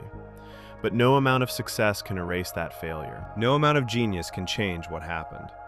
So Rick is trapped in an endless cycle of proving himself, never able to prove enough, never able to feel genuinely secure in his own value. A psychologist evaluating his grandiosity is a compensatory structure built on top of profound insecurity and worthlessness. His need for validation stems from an inability to internally validate himself after his catastrophic failure. His contempt for others is not based on genuine superiority, but on desperate need to maintain a hierarchical position that feels increasingly fragile. His inability to admit mistakes comes from equating mistakes with worthlessness rather than seeing them as normal parts of being human. The prognosis for this type of compensatory narcissism is complex. The grandiosity serves a protective function, shielding Rick from unbearable feelings of inadequacy and failure. Removing that protection without addressing the underlying wound would be dangerous, potentially triggering the kind of suicidal crisis we saw after Unity left. But maintaining the grandiosity ensures Rick remains isolated, unable to form genuine connections, trapped in constant performance of superiority that exhausts him and alienates everyone around him. What makes Rick's case even more complicated is that the grandiosity is not entirely wrong. He really is exceptional. He really does have abilities far beyond normal humans. So the therapeutic challenge is not to convince Rick he is not special. It is to help him understand that being special does not protect him from vulnerability. That intelligence does not solve emotional problems. That his worth as a person is not determined by whether he can save everyone from everything. This understanding would require Rick to face the one thing his grandiosity exists to avoid: the possibility that he has inherent value beyond his abilities, that he deserves to exist even if he failed his family, that being the smartest person in the universe does not make him any less responsible for doing the emotional work everyone else has to do. Before we move on, make sure to subscribe if you're enjoying this breakdown. But accepting these truths would require Rick to lower his defenses, to stop performing superiority, to sit with the uncomfortable reality of his limitations. And there is one particular coping mechanism Rick uses to make sure that never happens. One substance that keeps him numb enough to maintain the performance day after day without having to feel the full weight of what he is avoiding. Section 6. Substance abuse as self-medication. When psychologists evaluate someone with Rick's profile, substance abuse is often one of the most visible symptoms, but also one of the hardest to treat. This is because addiction serves a function. People do not typically develop severe substance use disorders for recreational reasons. They develop them because the substances provide something they cannot get any other way: relief from unbearable psychological pain, temporary escape from intrusive thoughts, chemical regulation of emotions they cannot regulate naturally, or, simply, the ability to function in situations that would otherwise be intolerable. Rick Sanchez drinks constantly, not because he enjoys being drunk, but because being sober is apparently worse. The very first scene of the entire series establishes Rick's relationship with alcohol. In the pilot episode, the show opens in the middle of the night. Morty is asleep in his bed. Rick bursts into the room, visibly intoxicated, slurring his words, waving a metal flask around. He insists that Morty needs to come with him right now on an adventure. Morty protests that it is the middle of the night, that he has school tomorrow, that this is not a good time. Rick does not care. He drags Morty out to a spaceship, flies them into space while drinking, and explains his plan to destroy all of humanity with a neutrino bomb so they can start civilization over from scratch with Morty and his crush Jessica as the new Adam and Eve. This opening establishes several key facts about Rick's substance use. First, he is drunk at inappropriate times, in the middle of the night, when normal people would be sober and sleeping. Second, he operates dangerous machinery while intoxicated, flying a spaceship through space without any concern for safety. Third, he makes catastrophically bad decisions while drunk, planning to commit genocide because he is having relationship advice with his teenage grandson. Fourth, his family is so accustomed to this behavior that it does not register as unusual. Morty is annoyed and tired, but not shocked. This is just what Rick does. Throughout the series, Rick is almost never shown without alcohol immediately available. He carries a metal flask in his lab coat pocket at all times. The flask appears in virtually every scene across all seasons. He drinks from it while working on inventions in his garage. He drinks from it while having family dinners.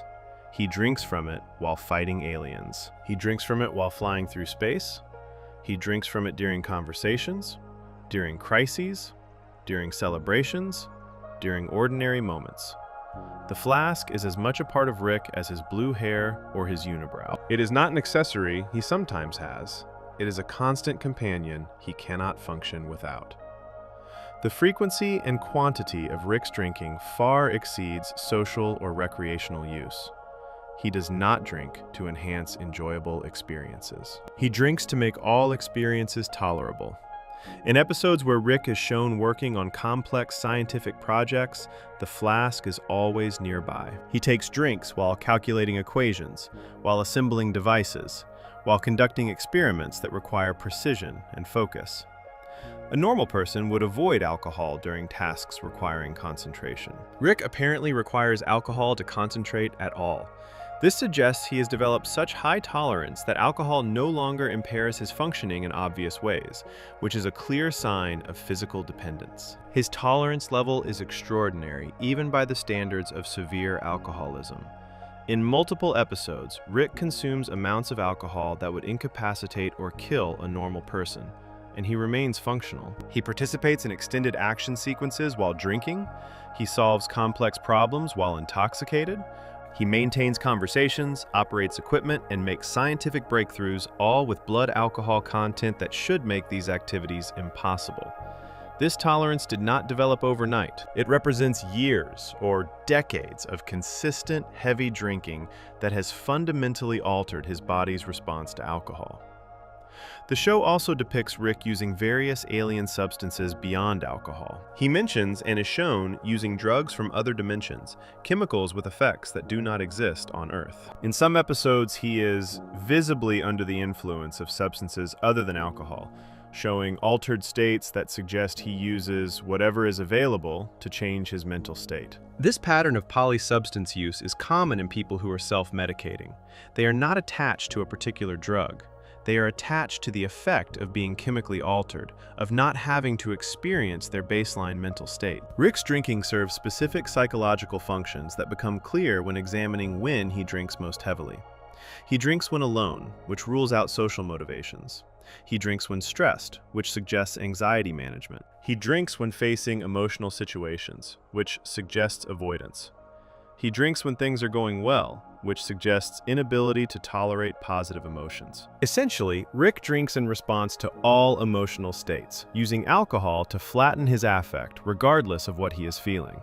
This is textbook self-medication. The relationship between Rick's drinking and his depression appears most clearly in the suicide attempt scene from Autoerotic Assimilation. After Unity leaves him, Rick returns to his garage and begins drinking even more heavily than usual. He sits at his workbench, alone, drinking from a bottle rather than his flask. The increased consumption and shift from flask to bottle suggests he is drinking to achieve a specific effect, trying to reach a level of intoxication that will numb him completely. When he sets up the death ray and prepares to kill himself, he is visibly drunk. The only reason the suicide attempt fails is that he passes out from alcohol consumption before the machine fires. This scene reveals something crucial about Rick's substance use. The alcohol is not preventing his suicidal ideation, it is enabling it.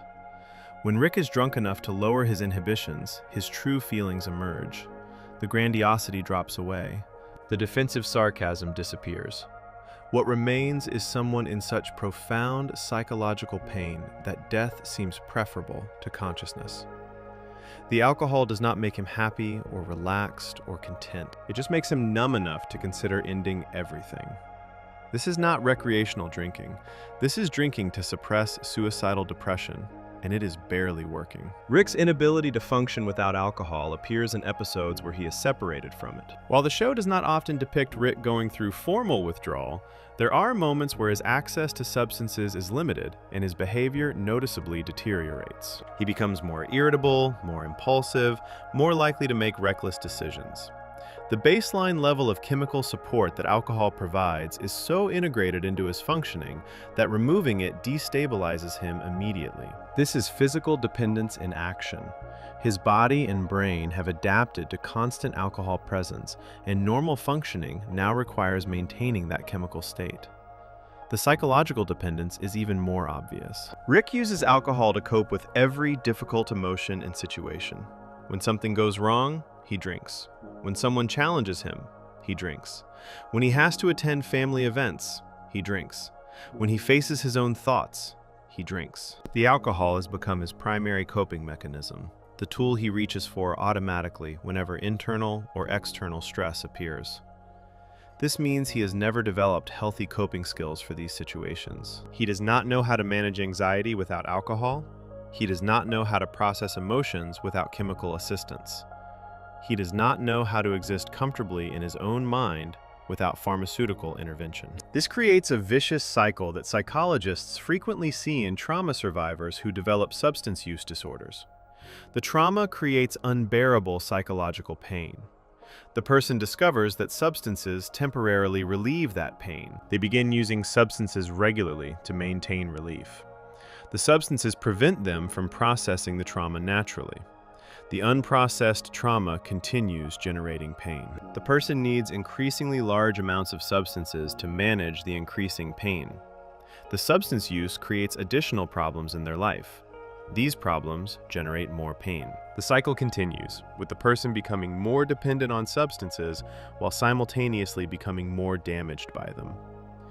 Rick's drinking has certainly created additional problems beyond the original trauma. His intoxication contributes to his reckless decision-making, leading to situations that endanger himself and others. His constant drinking distances him from his family, who cannot have genuine conversations with someone who is always chemically altered. His need to maintain access to alcohol restricts his choices and makes him dependent on maintaining supplies. His tolerance means he needs larger quantities to achieve the same effects, making the habit increasingly costly and time-consuming. All of these consequences would motivate a normal person to reduce their consumption. Rick does not reduce his consumption. He maintains it or increases it, suggesting the pain he is medicating is worse than all the problems the medication creates. The specific pain Rick is medicating becomes clear when examining the moments he is most vulnerable. After Unity leaves, when Rick is alone with his thoughts, he drinks heavily and attempts suicide. This suggests that solitude and rejection trigger the unbearable feelings he normally keeps suppressed. The feelings are likely a combination of grief over losing Diane, guilt over failing to save her, worthlessness from that failure, loneliness from his self-imposed isolation, and existential dread about the meaninglessness of existence. These feelings exist in Rick constantly, just below the surface, kept at bay by continuous intoxication. Without the alcohol, they would flood in and overwhelm him. A psychologist would immediately recognize this pattern as high risk for continued substance use disorder and potential overdose. Rick is not drinking to enhance his life. He is drinking to make his life survivable. The alcohol is the difference between functioning and complete psychological collapse. This means he will never voluntarily reduce his consumption, because reducing consumption means experiencing the full force of the pain he is avoiding. The pain includes not just the original trauma, but also decades of unprocessed grief, accumulated guilt, and the consequences of all his destructive behaviors while trying to avoid dealing with any of it. The show also demonstrates that Rick is aware his drinking is a problem, but unwilling to address it. In Pickle Rick, when Dr. Wong analyzes the family's dysfunction, she does not explicitly mention Rick's alcoholism, but the substance use is visible throughout the session. Rick shows up to therapy covered in blood and filth, the result of elaborate avoidance behavior, and he is still carrying his flask. Even in this moment of forced vulnerability, even when confronting his psychological defenses directly, Rick does not put down the alcohol. He keeps it with him because he cannot imagine facing difficult emotions without chemical support. His family has also normalized his drinking, to the point where they rarely comment on it. Beth grew up with an alcoholic father, who then abandoned her for 20 years. When Rick returns and moves in with her family, bringing his alcoholism with him, Beth does not insist he get treatment. She does not set boundaries around his drinking. She enables it by accepting it as normal, by never challenging it, by drinking with him when he suggests it. This enabling is partly about Beth's own issues around seeking Rick's approval, but it also reflects how severe Rick's dependence is. Challenging his drinking would likely drive him away, and Beth fears abandonment more than she fears the consequences of his alcoholism. Summer and Morty have likewise adapted to Rick's constant intoxication. They go on adventures with him while he is drunk. They trust him to keep them safe while he is chemically impaired. They have normalized dangerous situations that occur directly because Rick is not sober. This normalization by his family removes any external pressure Rick might feel to change his behavior. If the people around him accept his drinking, if they do not express concern or set consequences, then he has no social motivation to reduce consumption. The aliens and other beings Rick interacts with also seem to accept his drinking as normal. Unity drinks with Rick during their reunion.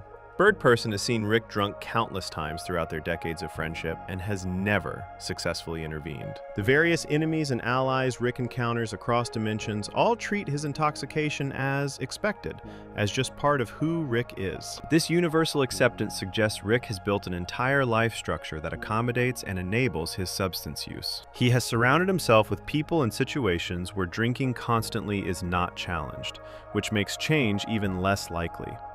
The medical consequences of Rick's level of alcohol consumption should be severe. Normal humans who drink the way Rick drinks develop liver disease, cognitive impairment, cardiovascular problems, and numerous other health issues.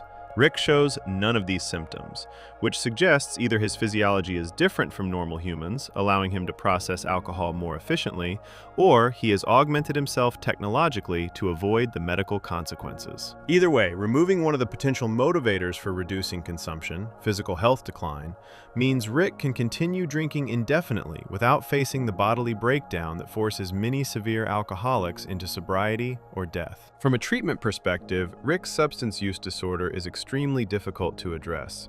He has no motivation to change. He has no belief that sobriety would improve his life. He has built effective tolerance that allows him to function while intoxicated. He has eliminated external consequences by surrounding himself with enablers. He has access to unlimited supplies through his ability to travel dimensions. And most importantly, he is using alcohol to suppress psychological pain that he has no intention of addressing through healthier means. All of these factors combine to make Rick essentially untreatable unless something forces a crisis that breaks through his denial. That crisis would need to be significant enough to overcome Rick's defenses and make him recognize that his current coping mechanisms are not sustainable. It would need to threaten something he actually cares about in a way he cannot intellectualize or avoid. It would need to create a situation where continuing to drink costs more than the pain of sobriety. Given Rick's attachment style, his narcissistic defenses, and his determination to avoid vulnerability, such a crisis would need to be catastrophic. And even if it occurred, Rick would need to choose to use it as motivation for change, rather than as justification for more drinking or another suicide attempt. The substance use disorder is not separate from Rick's other psychological problems. It is integrated into them, serving as both symptom and cause, both effect of trauma and contributor to ongoing dysfunction. The drinking suppresses the grief that drives his depression. The depression creates pain that increases his drinking. The drinking impairs his judgment, leading to behaviors that damage relationships. The damaged relationships trigger his attachment wounds, creating more pain that requires more drinking. Everything connects, creating a system of dysfunction that maintains itself without external intervention. Before we move on, make sure to subscribe if you're enjoying this breakdown. But Rick's alcohol use serves another function beyond just numbing pain. It allows him to avoid confronting the fundamental question that terrifies him most. What does anything mean if the universe is infinite and nothing matters? This existential crisis, this crushing awareness of meaninglessness, might be the deepest pain Rick is medicating, the one that makes all his other problems feel manageable by comparison. Section 7. Existential Crisis, when intelligence becomes a curse. Most people live their entire lives believing their choices matter, that their existence has significance, that the universe cares in some fundamental way about what they do and who they become. This belief is not based on evidence. It is based on limited perspective. People cannot see beyond their own dimension, their own timeline, their own small corner of reality. This limitation is actually protective. It allows them to invest meaning in their lives without constantly confronting the possibility that meaning is an illusion. Rick Sanchez does not have this protection. His intelligence has given him access to infinite realities, and that access has destroyed his ability to believe anything matters. The existential consequences of Rick's knowledge appear most clearly in the episode Rick Potion number 9. In this episode, Rick creates a love potion for Morty to use on his crush Jessica at the school dance. The potion works, but it has an unintended side effect. It spreads like a virus, making everyone on Earth fall in love with Morty. Rick attempts to fix the problem by creating an antidote, but the antidote mutates when it interacts with flu vaccine, transforming most of Earth's population into horrible mutations that the show calls Cronenbergs, after the body horror director, David Cronenberg. Rick tries multiple times to reverse the mutations. Each attempt makes things worse. Eventually, he admits defeat. The world is irreversibly destroyed. Everyone except the Smith family has been transformed into monsters. The planet is uninhabitable. This would be a catastrophic ending for most stories, but for Rick, it is just an inconvenience requiring a simple solution. He uses his portal gun to scan infinite dimensions until he finds one where that dimension's version of Rick successfully created a cure for the Cronenberg situation. But then Rick and Morty died shortly afterward in an explosion. Rick explains this to Morty, then takes him through a portal to that dimension. They arrive in the replacement dimension moments after the other Rick and Morty have died. Rick and Morty drag their own corpses into the backyard and bury them in a shallow grave. Then they walk into the house and take the places of their dead counterparts. The family has no idea anything changed. Beth, Jerry, and Summer continue their lives completely unaware that these are different versions of Rick and Morty than the ones they started the episode with. From their perspective, Rick fixed the Cronenberg problem and everything returned to normal. From Rick and Morty's perspective, they abandoned their entire dimension, left their original family to die in a mutant wasteland, and stole the lives of dead versions of themselves. Morty is traumatized by this experience. He sits in the backyard, staring at his own grave, processing the fact that his life is now a lie. He is living in a house with people who think they are his family, but are actually strangers. His real family is in another dimension, dealing with the consequences of his actions. He had to dig a hole and bury his own dead body. The psychological weight of this is crushing. Morty stares at the grave in silence, overwhelmed by existential horror. Rick is not overwhelmed. Rick acts like this is a normal Tuesday. He tells Morty they can only do this a few more times before they run out of dimensions where this exact scenario occurred. This is not a crisis for Rick. This is routine maintenance. He has already internalized the truth that Morty is just discovering. Nothing they do in any particular dimension actually matters because infinite other dimensions exist where different versions of them are making different choices. They are not special. They are not unique. They can be replaced. Their entire reality can be abandoned and replaced without consequence. This moment crystallizes Rick's existential position. He understands something that most people never confront. In an infinite multiverse, every possible version of every possible event exists somewhere. Every choice you make, infinite other versions of you make different choices. Every outcome you experience, infinite other versions of you experience different outcomes. Nothing is unique. Nothing is special. Nothing is unrepeatable. You are not the only you. Your life is not the only version of your life. Your choices do not matter because infinite other versions of you are making opposite choices, and those realities continue existing just as much as yours does. This knowledge has destroyed Rick's ability to find meaning in anything. Why should he care about his family in this dimension when infinite versions of his family exist in other dimensions? Why should he care about any particular person when infinite versions of that person exist elsewhere? Why should any single action matter when infinite versions of him are taking infinite different actions? The answer, from a purely logical perspective, is that nothing matters. Attachment to any particular person or place or outcome is arbitrary. It is choosing to care about one specific drop of water in an infinite ocean, pretending that drop is special when it is actually identical to infinite other drops. Rick's response to this existential truth is nihilism. He does not believe in meaning, purpose, morality, or significance. He sees the universe as fundamentally meaningless, and human attempts to create meaning as delusion. This perspective appears in his statements throughout the series. When Morty expresses hope, or meaning, or moral judgments, Rick typically responds with dismissive comments about how none of it matters. When other characters take things seriously, Rick mocks their seriousness as naive failure to accept reality. When situations seem significant, Rick reminds everyone that infinite versions of these situations are happening simultaneously across dimensions, eliminating any claim to importance. His explanation of love in Rick Potion number 9 reflects this nihilistic worldview. He tells Morty that what people call love is just a chemical reaction that compels animals to breed. It hits hard, Morty, then it slowly fades, leaving you stranded in a failing marriage. This is not romantic cynicism. This is Rick reducing human emotion to biochemistry, eliminating any possibility of transcendent meaning. Love is not special. It is not significant. It is just neurons firing in patterns that evolution programmed to encourage reproduction. The meaning people attach to it is self-deception. The significance they experience is illusion. The reality is just chemicals. He applies this same reductionist logic to everything.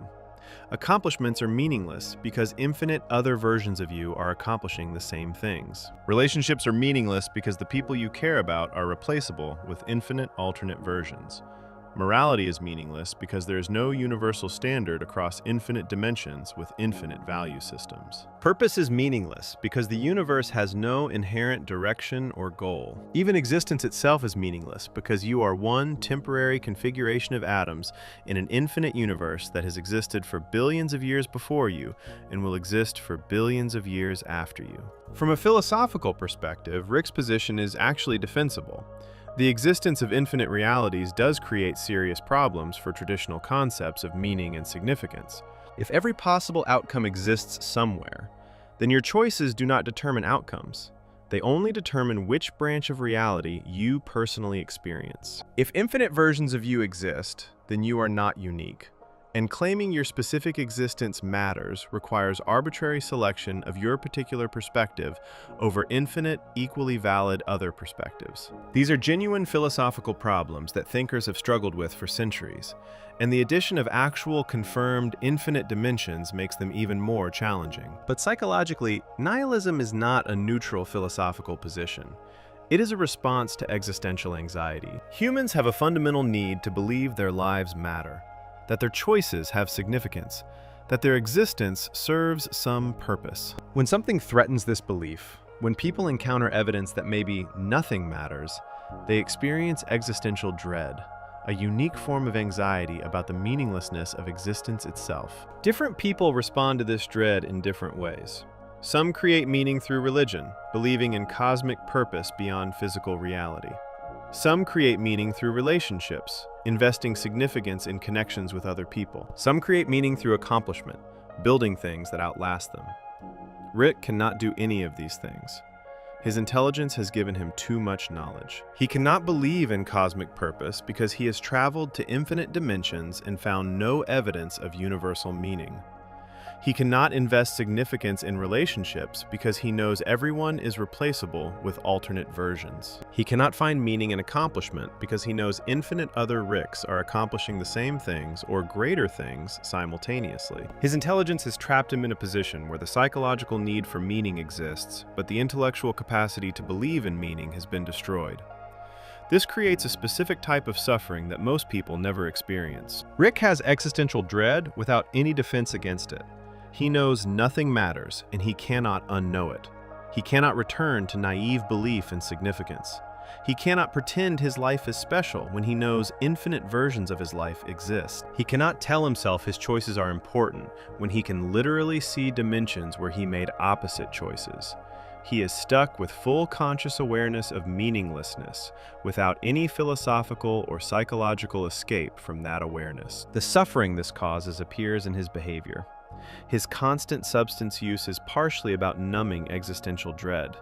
His reckless adventures are partially about distracting himself from meaninglessness. His sarcastic dismissal of everything is partially about protecting himself from caring about things he knows do not matter. If he admits something matters to him, he has to confront the fact that it objectively does not matter, which triggers the existential dread he is trying to avoid. So he maintains a performance of not caring about anything, pretending he has fully accepted nihilism, when in reality, he is desperately trying to avoid feeling the full implications of his own philosophy. The contradiction appears most clearly in moments where Rick's behavior contradicts his stated worldview.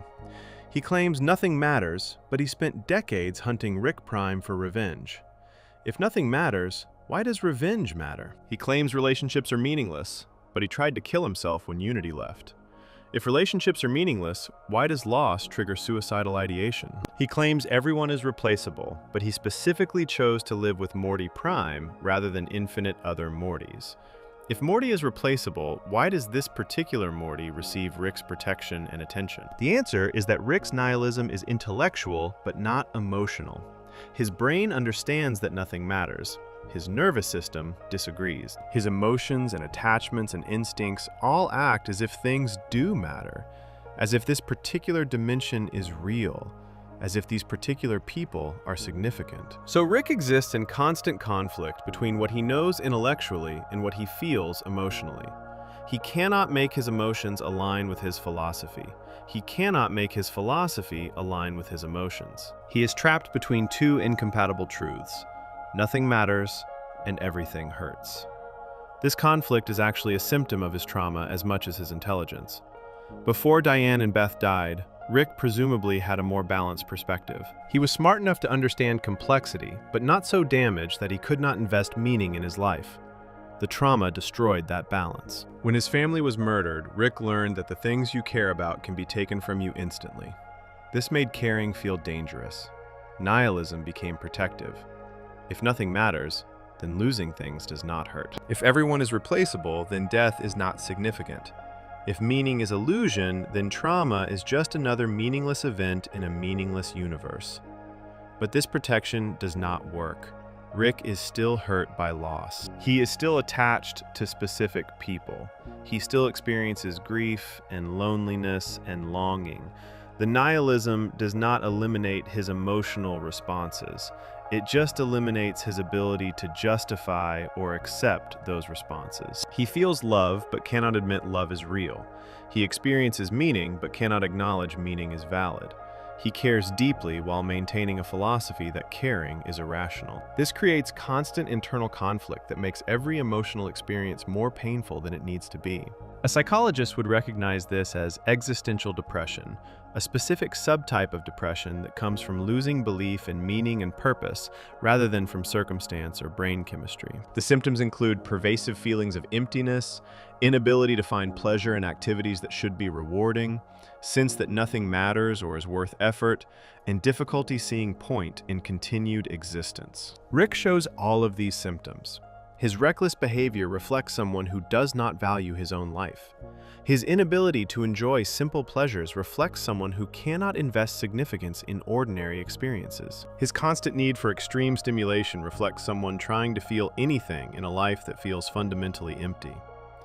The intelligence that created this problem also prevents Rick from accessing normal solutions. Most people facing existential depression can be helped by reframing their perspective, by finding new sources of meaning, by connecting with others who provide purpose. Rick cannot do this because his intelligence tells him any new meaning is also arbitrary and will ultimately disappoint. He is smart enough to deconstruct any potential source of meaning before he can invest in it. His ability to see through illusions, usually an advantage, becomes a disability when it prevents him from accepting necessary psychological illusions that make life tolerable.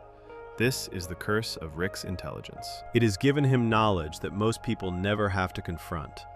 knowledge that destroys meaning without offering anything to replace it. He is trapped in a universe he understands too well to believe in, living a life he knows does not matter, surrounded by people he cares about despite knowing caring is irrational. His depression is not just chemical, it is philosophical. It is the natural psychological consequence of being smart enough to see through everything, including himself. Before we move on, make sure to subscribe if you're enjoying this breakdown.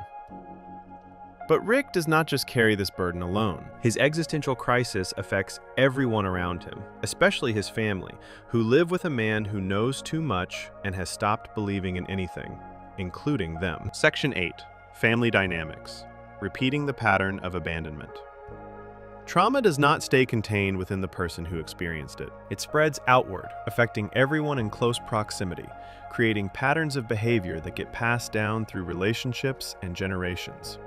Rick's unprocessed trauma from losing Diane and Beth does not just hurt him. It actively damages his current family, recreating the same patterns of loss and abandonment that originally wounded him. A psychologist examining the Smith family would immediately see how Rick's psychological problems have infected the entire system, turning what could have been a functional family into a group of people unconsciously acting out Rick's trauma in different ways.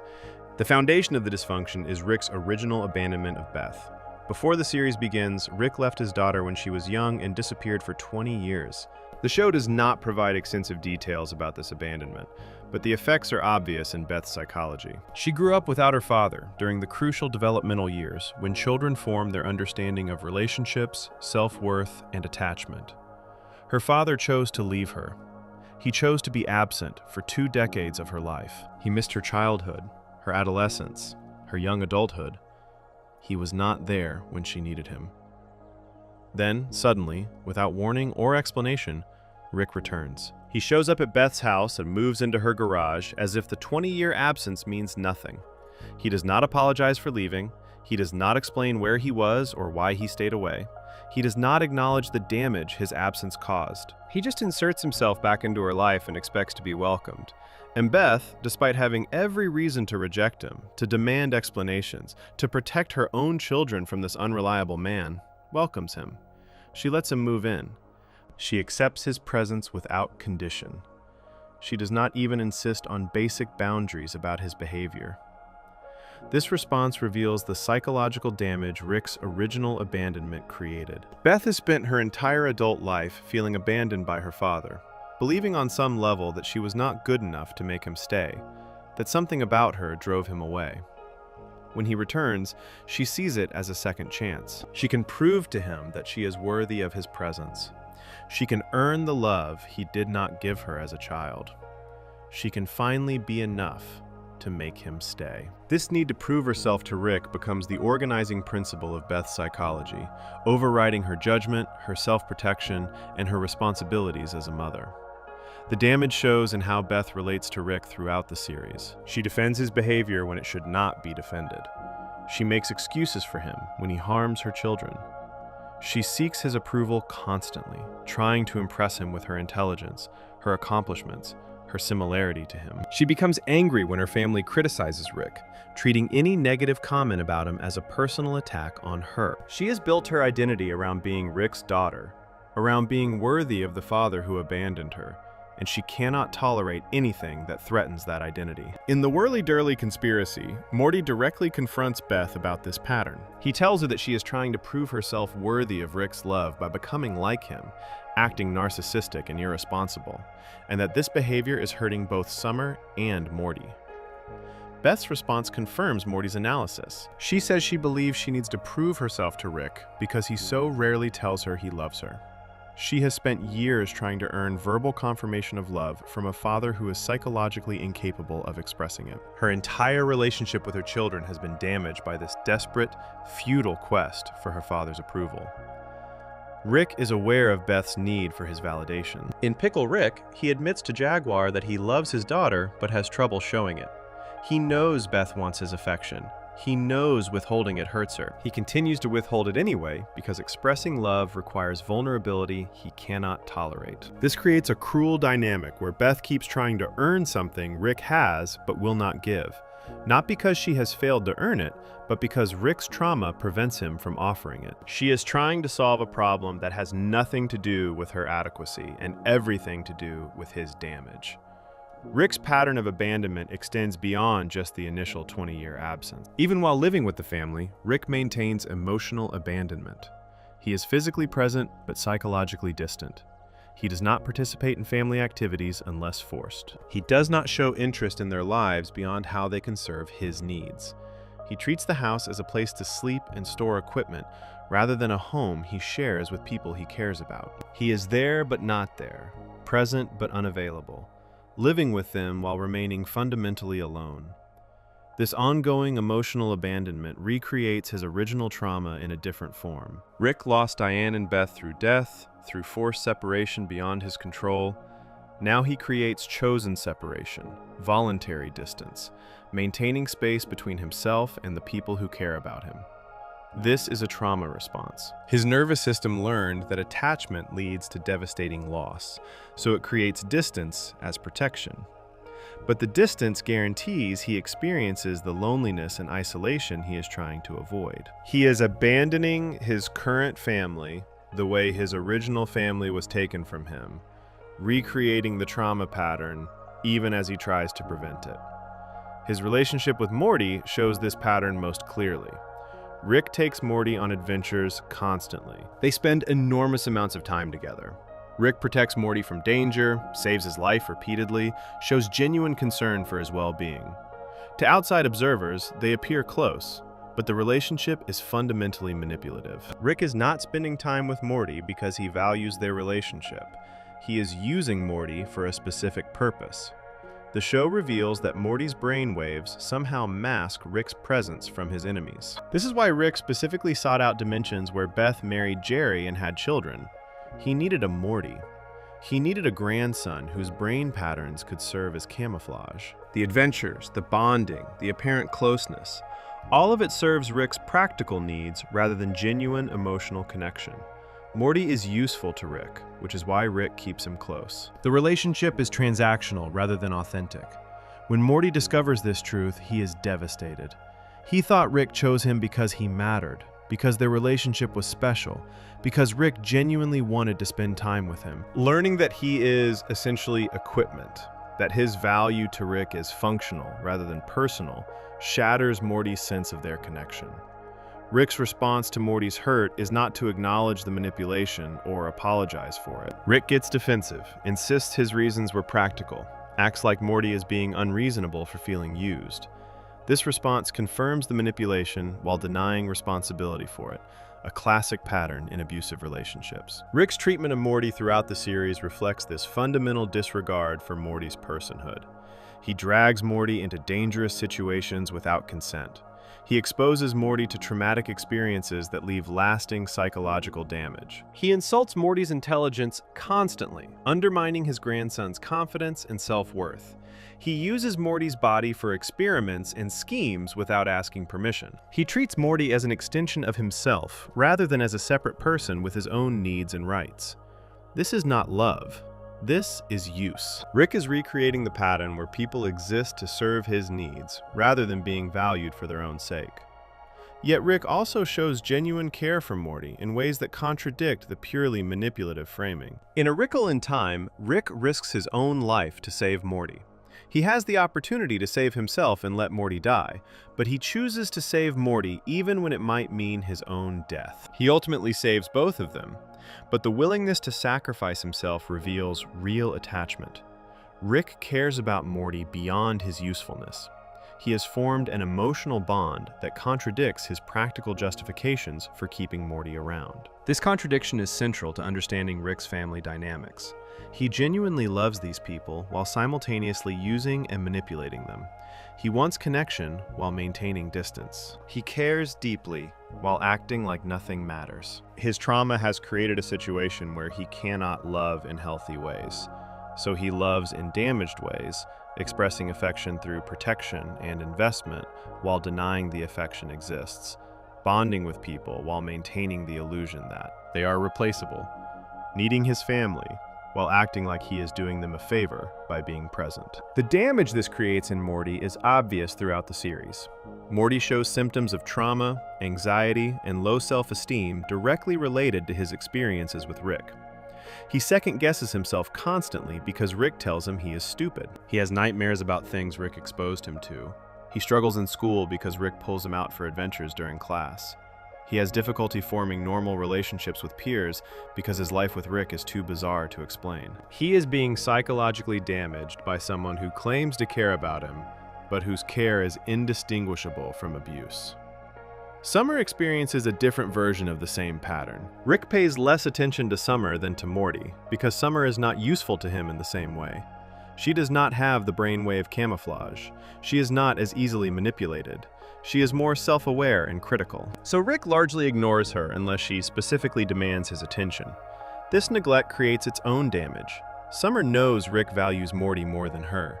She knows she matters less in her grandfather's calculations. She compensates by trying to prove herself, by forcing her way into adventures, by demonstrating she can be as valuable as Morty. But the fact that she has to prove her worth reveals the fundamental rejection she experiences. Rick's treatment of Jerry is perhaps the cruelest aspect of his family dynamics. Jerry has done nothing to Rick personally. He is just a normal man trying to support his family, dealing with his own insecurities and limitations. But Rick treats Jerry with open contempt and hostility that goes far beyond reasonable interaction. He insults Jerry constantly, undermines his authority as a father, sabotages his relationships, and actively tries to break up Jerry and Beth's marriage. This behavior has nothing to do with Jerry's actual qualities, and everything to do with Rick's psychological needs. Rick needs Jerry to be worthless because Jerry represents what Rick lost. Jerry has a wife and children. Jerry has a normal family life. Jerry has the domestic stability that was taken from Rick when Diane and Beth died. Rick cannot tolerate being reminded of what he lost, so he has to prove that what Jerry has is not valuable, that normal family life is pathetic, that Jerry's existence is contemptible. If Jerry is worthless, then Rick is not missing anything by lacking what Jerry has. If domestic life is inferior, then Rick's loss is not as significant. Jerry serves as a psychological punching bag, absorbing Rick's rage about his own losses because Rick cannot direct that rage toward its actual source. The ultimate expression of Rick's destructive family patterns appears in how he manipulates Beth and Jerry's marriage. Throughout the series, Rick actively tries to get them to divorce. He undermines their relationship, highlights their incompatibilities, creates situations that strain their marriage. In the Rick Shank Redemption, he openly admits this is his goal, telling Morty that he wants to be the, quote, patriarch of a family where Beth is separated from Jerry and dependent on Rick instead. He wants to isolate Beth, to make her reliant on him, to recreate a family structure where he is central and Jerry is excluded. This manipulation succeeds.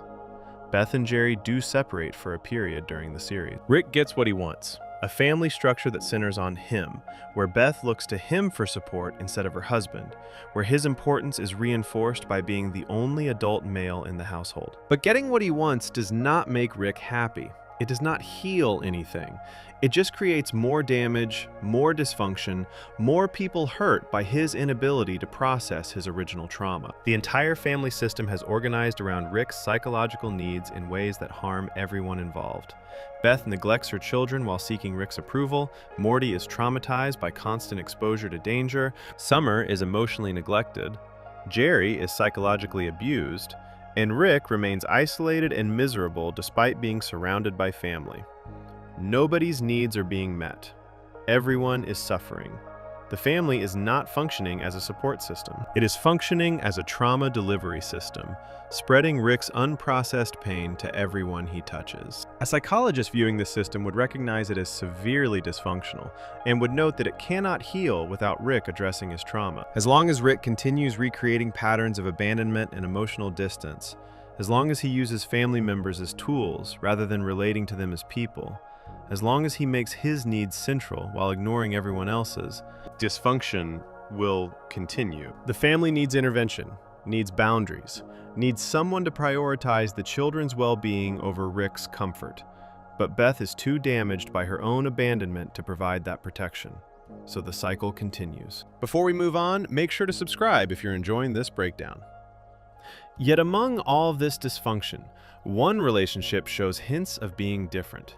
One connection where Rick seems capable of something closer to genuine love and examining.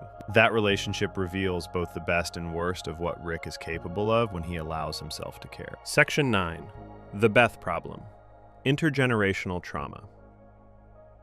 The relationship between Rick and Beth represents one of the most psychologically damaging dynamics in the entire series. While all of Rick's family relationships show dysfunction, his relationship with his daughter is particularly toxic because it combines abandonment trauma, enmeshment, manipulation, and the impossible burden of replacing people who are dead. A psychologist would immediately identify this relationship as the primary vector through which Rick's trauma transfers to the next generation, creating damage that will likely persist long after Rick is gone. Beth's psychological profile is essentially a case study in what happens when a child is abandoned by a parent and then suddenly reappears years later. She was young when Rick left, old enough to remember him, but not old enough to understand why he was gone. The show does not specify her exact age when he disappeared, but it was during her childhood or early adolescence, during the critical years when children develop their sense of self-worth and learn how relationships work. Having a parent abandon you during this period creates lasting psychological damage that affects every relationship you have for the rest of your life.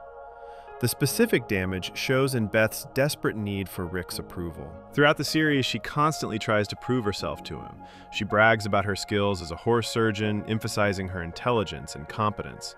She drinks with him, matching his alcoholism, as if shared dysfunction creates connection. She defends his behavior even when it endangers her children, prioritizing her relationship with Rick over her responsibilities as a mother. She becomes angry and defensive when anyone criticizes him, treating challenges to Rick as personal attacks on her. Her entire sense of self-worth is tied to whether Rick values her, whether he sees her as worthy, whether she measures up to whatever impossible standard she believes he holds. This need for approval creates a terrible irony. Beth tries to earn Rick's love by becoming like him, but Rick's love is not something that can be earned. The problem is not that Beth is insufficient.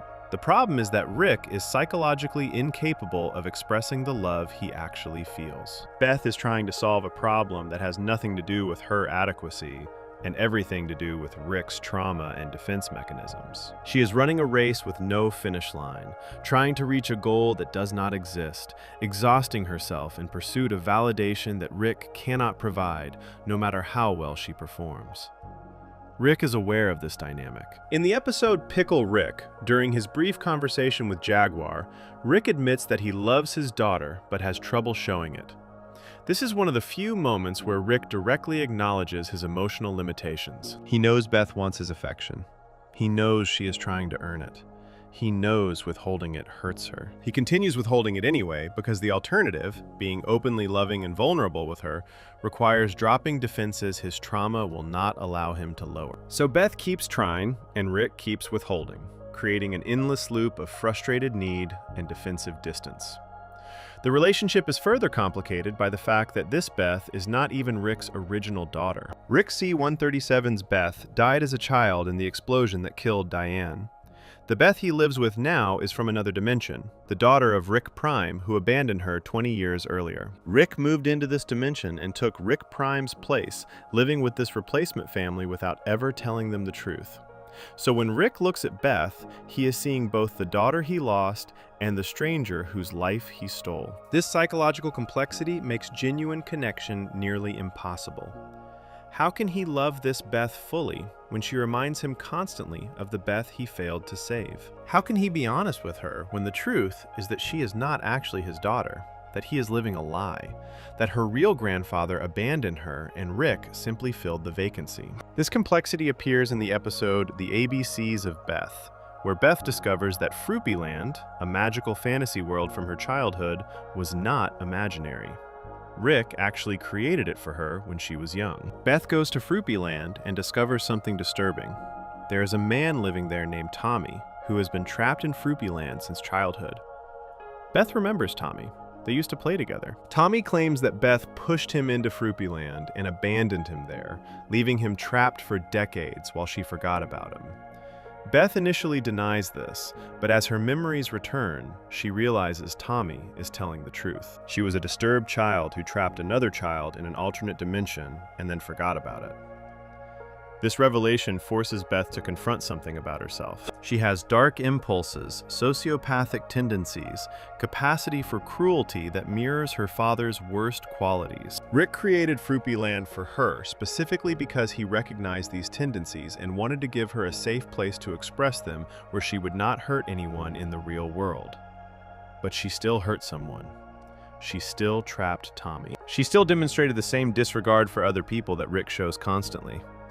Beth is not just Rick's daughter genetically. She has internalized his pathology, learning from him how to be brilliant and cruel, capable and dangerous, intelligent and fundamentally damaged.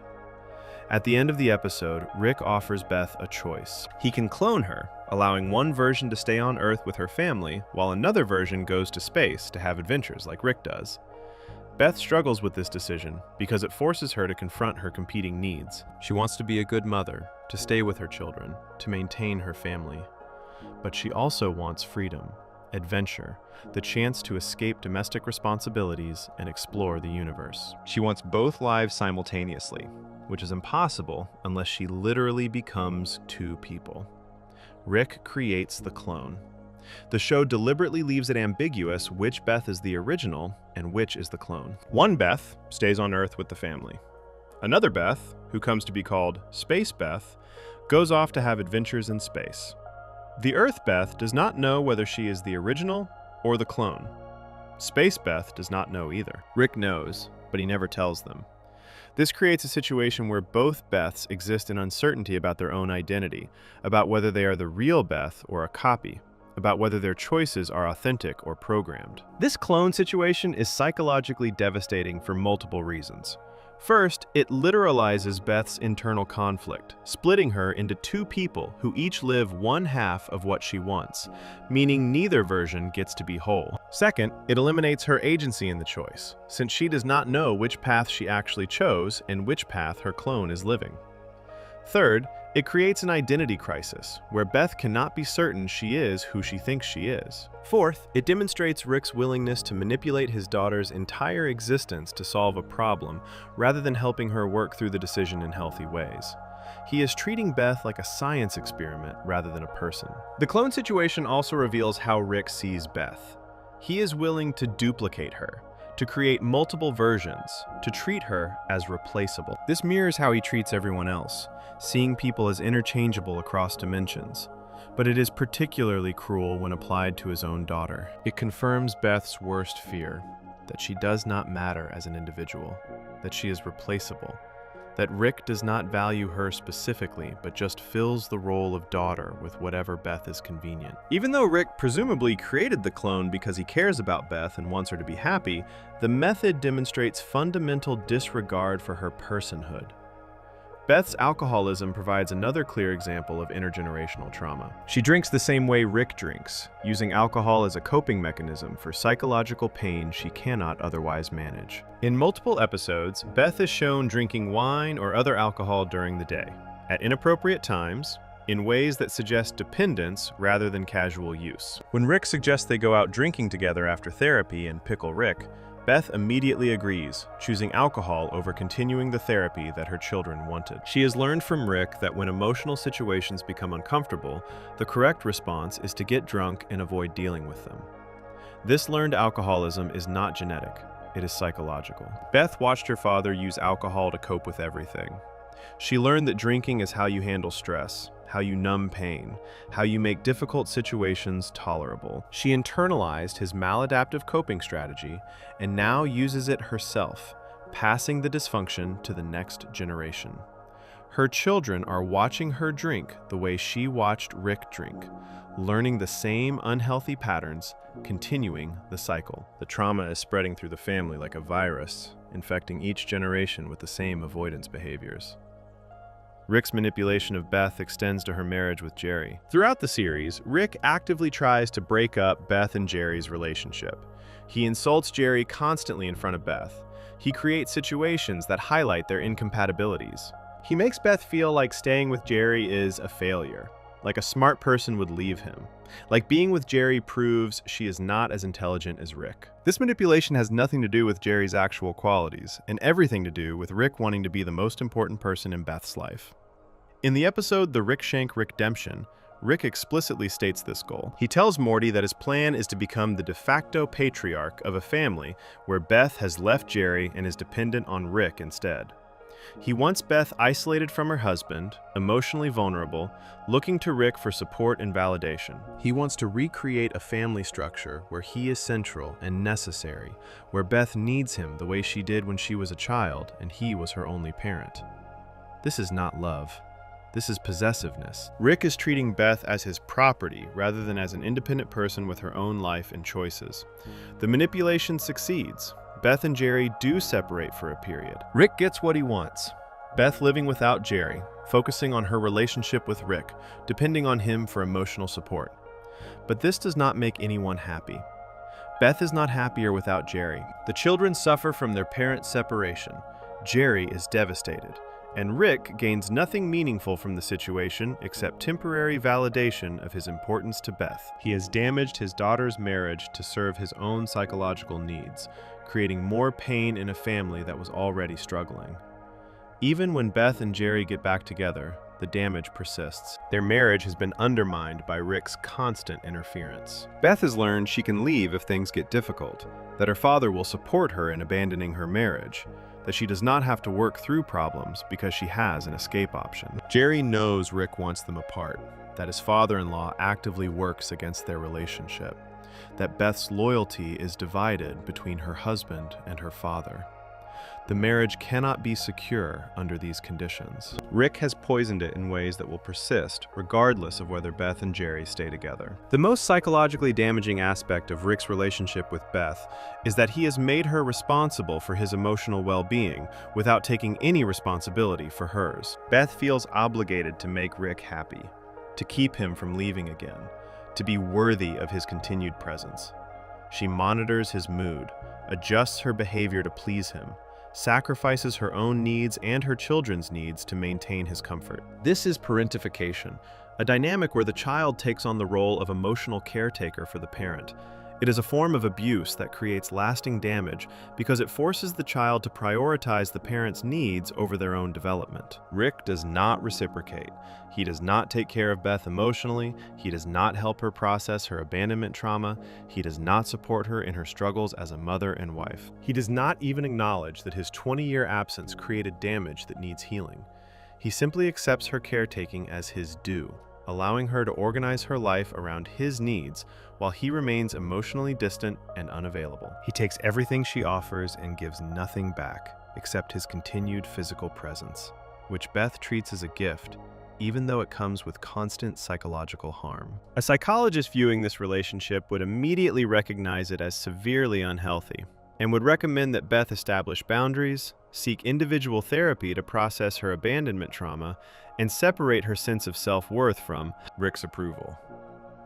They would point out that Beth cannot heal while maintaining constant contact with the person who created her trauma, that Rick's presence in her life is actively preventing her recovery, that she needs distance from him to develop a stable identity, independent of being Rick's daughter. But Beth cannot establish these boundaries because her entire sense of self is built on being worthy of Rick's love, and establishing boundaries would risk losing him again, which is the outcome she fears most. Rick has effectively trapped Beth in a psychological prison where she cannot leave him without confronting the unbearable fear that drove her to accept his return in the first place. The fear that she is unlovable, that her father left because something is wrong with her, that if she does not maintain perfect performance, he will abandon her again. As long as that fear controls her, Rick can treat her however he wants without consequence. She will always forgive him. She will always choose him over her own well-being. She will always sacrifice whatever is necessary to keep him present. This dynamic represents intergenerational trauma at its worst. Rick's unprocessed pain from losing his original family has created new pain in his current family, damaging Beth in ways that will affect her for the rest of her life and likely affect her children as well. The trauma is spreading, mutating, creating new forms of suffering with each generation. And Rick, the source of the trauma, remains unwilling to address it, continuing to cause harm while avoiding responsibility for the damage he creates. Before we move on, make sure to subscribe if you're enjoying this breakdown. But while Beth represents the clearest victim of Rick's intergenerational trauma, one relationship in Rick's life seems different. One connection where Rick shows genuine protectiveness and something resembling healthy attachment, and understanding that relationship reveals whether Rick is actually capable of love, or if even his best relationship is ultimately just another form of use. Section 10. Morty as emotional anchor, the one connection that works. Among all of Rick's damaged relationships, his connection with Morty stands out as unique. It is still fundamentally unhealthy, still rooted in manipulation and use, still creating trauma that will affect Morty for the rest of his life. But it is also the only relationship where Rick shows consistent protectiveness, genuine vulnerability, and something resembling reciprocal care. A psychologist examining Rick's attachment patterns would identify Morty as the one person who has managed to breach Rick's defenses in ways others cannot, creating a bond that is simultaneously the most functional and most complicated relationship in Rick's life. The relationship begins with pure manipulation. Rick specifically sought out dimensions where Beth married Jerry and produced children because he needed a Morty. The show establishes that Morty's brainwaves somehow camouflage Rick's presence from his enemies, making Morty functionally useful as a form of protection. This is why Rick takes Morty on adventures constantly. This is why he insists on Morty's presence, despite Morty being, by Rick's own assessment, not particularly intelligent or capable. Morty serves a practical purpose, and Rick keeps him close for strategic rather than emotional reasons. This utilitarian foundation shapes everything about how Rick treats Morty.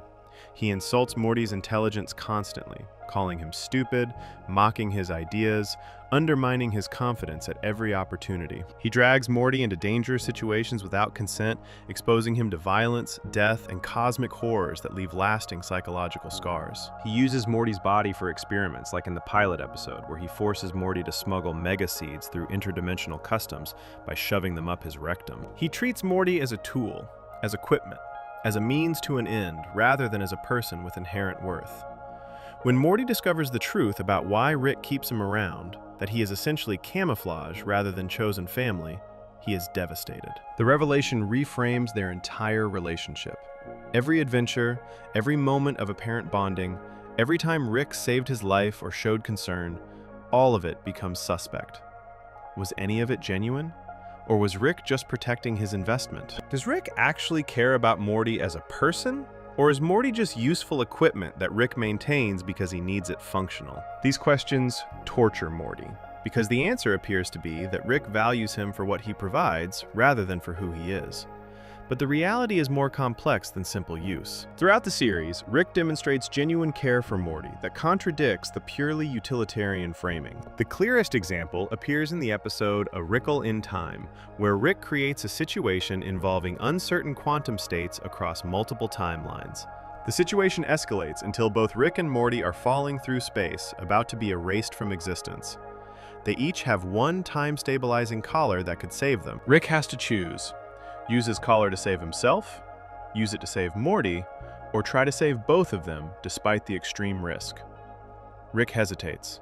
He performs calculations, trying to determine the odds of success. His survival instinct wars with his care for Morty. Eventually, he makes a choice. He gives his collar to Morty, sacrificing his own safety to ensure Morty survives. Then he performs an extremely risky maneuver that manages to save both of them at the last possible moment. The fact that both survived does not diminish what the choice revealed. Rick was willing to die to save Morty. He was willing to sacrifice himself, to give up his own survival to ensure his grandson lived. This is not the behavior of someone who views Morty as merely useful. This is love. Rick's protectiveness toward Morty appears throughout the series. In dangerous situations, Rick positions himself between threats and Morty. When enemies attack, Rick's first concern is usually getting Morty to safety. When Morty is hurt or endangered, Rick responds with genuine urgency that cannot be explained by utilitarian calculation alone. If Morty were truly just equipment, Rick would treat him as replaceable. There are infinite Mortys across infinite dimensions. Rick could swap out a damaged Morty for a fresh one at any time. But he does not do this. He specifically protects this Morty, this particular grandson, suggesting attachment that goes beyond strategic thinking. The vulnerability Rick shows around Morty also contradicts the idea that their relationship is purely manipulative. Rick allows Morty to see him in states of weakness that he hides from everyone else. Morty sees Rick drunk and passed out in the garage. Morty sees Rick attempt suicide after Unity leaves. Morty is the one Rick talks to about his relationship problems, his frustrations, his occasional moments of genuine emotion. Rick does not perform constant superiority around Morty the way he does with others. He lets his guard down, shows his damage, allows Morty to witness his humanity. This suggests a level of trust and comfort that Rick does not extend to anyone else. Morty also serves a function that Rick desperately needs but cannot ask for directly. Morty grounds Rick in reality and prevents him from completely losing connection to basic human experience. Rick's intelligence and access to infinite dimensions has made normal life feel meaningless. Morty, with his ordinary concerns about school and crushes and family, reminds Rick that ordinary existence has value to ordinary people. Morty's reactions to Rick's adventures, his horror at violence, his distress at moral complications, his insistence on caring about things Rick claims do not matter. All of this forces Rick to maintain some connection to conventional morality and emotional response. In this sense, Morty serves as Rick's conscience, the voice of normal human reaction that Rick has mostly lost. When Rick does something terrible, Morty protests. When Rick treats people as disposable, Morty objects. When Rick's nihilism becomes too extreme, Morty pushes back with insistence that things do matter, that people have value, that actions have consequences. Rick usually dismisses these protests, but he keeps Morty around despite them, suggesting he needs that opposing voice, even if he pretends not to care about it. The relationship also allows Rick to experience a form of parenting he never got to complete with his original Beth. When Diane and Beth died, Beth was still a child. Rick never got to see her grow up, never got to guide her through adolescence and young adulthood, never got to watch her become an adult. With Morty, Rick gets a second chance at that experience. He is watching Morty develop, seeing him gain confidence and capability, observing him learn how to navigate complicated situations. Rick's role in this development is deeply unhealthy, creating trauma alongside growth, but it is still a form of parenting. Still a relationship where Rick invests in another person's development over time. Morty's unconditional acceptance of Rick, despite everything, creates a psychological safety that Rick cannot find elsewhere. Morty knows Rick is damaged. Morty has seen Rick at his worst. Morty understands Rick's cruelty, his manipulation, his selfishness, and Morty stays anyway. He continues going on adventures. He continues trying to connect. He continues caring about Rick even when Rick treats him terribly. This unconditional acceptance is something Rick's traumatized attachment system desperately needs, but cannot ask for. Everyone else in Rick's life has conditions. Beth's acceptance depends on Rick staying. Unity's acceptance depends on Rick not being toxic. Bird Person's acceptance depends on Rick being honest. Morty just accepts Rick, flaws and all, without requiring Rick to change or perform or earn it. This acceptance creates a unique dynamic where Rick can be himself around Morty without fear of abandonment. He can show weakness without losing respect. He can fail without being rejected. He can be cruel and selfish and damaged, and Morty will still be there the next day, ready for another adventure. This psychological safety is rare in Rick's life, and probably explains why he gravitates toward Morty, despite having infinite other options for companionship across infinite dimensions. But the relationship is still fundamentally unequal and damaging to Morty. Rick holds all the power. He decides when they go on adventures, where they go, what they do. Morty has no real say in any of it. Rick pulls him out of school constantly, disrupting his education. Rick exposes him to violence and death, creating trauma that will require years of therapy to process. Rick undermines his confidence, calling him stupid so frequently that Morty has internalized it, believing he is less capable than he actually is. Rick uses Morty's body and mind for experiments without consent. The relationship provides Rick with emotional support while providing Morty with psychological damage. The damage shows in Morty's behavior throughout the series. He is anxious, traumatized, struggling with PTSD symptoms from the things Rick has exposed him to. He has nightmares. He second-guesses himself constantly. He has difficulty forming normal relationships with peers because his life with Rick is too bizarre to explain or understand. He shows symptoms of learned helplessness, accepting dangerous situations without protest because he has learned that protesting does not stop Rick from doing what he wants. Morty is being actively harmed by the person he trusts most, and he does not have the psychological resources to protect himself or establish boundaries that might limit the harm. Rick is aware he is damaging Morty. In several episodes, Rick shows brief moments of guilt or concern about what he is doing to his grandson, but these moments do not change his behavior. He continues dragging Morty into danger, continues insulting him, continues using him. The awareness of harm does not translate into modification of harmful behavior. Rick needs Morty too much. The relationship serves too many of Rick's psychological needs for him to give it up, even if maintaining it means continuing to damage the person he ostensibly cares about. A psychologist would note that this is the best Rick can do in terms of healthy relationship. This is Rick functioning at his highest capacity for genuine connection. And it is still abusive. It is still manipulative. It is still creating lasting harm. If Rick's best relationship involves using and traumatizing a child, then Rick's capacity for healthy connection is severely compromised. The fact that this relationship feels relatively functional compared to Rick's other relationships just reveals how profoundly damaged all of Rick's relationships are. The question a psychologist would ask is whether this relationship represents Rick's potential for growth, or whether it represents the upper limit of what his trauma allows. Can Rick learn from this connection with Morty, using it as a foundation to develop healthier patterns with others? Or is this as good as Rick gets, as close to real love as his damaged psychology permits? The answer likely depends on whether Rick can tolerate the discomfort of change, whether he can face his trauma rather than continuing to run from it. Before we move on, make sure to subscribe if you're enjoying this breakdown. But the relationship with Morty, complicated as it is, at least shows Rick is capable of attachment, care, and sacrifice under certain conditions. The same cannot be said for Rick's attempts at romantic relationships or his patterns of self-sabotage that destroy every good thing he manages to create. Because even when Rick achieves something resembling connection or happiness, his psychological defenses immediately activate to destroy it before it can threaten his protective isolation. Section 11. The Cycle of Self-Destruction. Why Rick can't get better.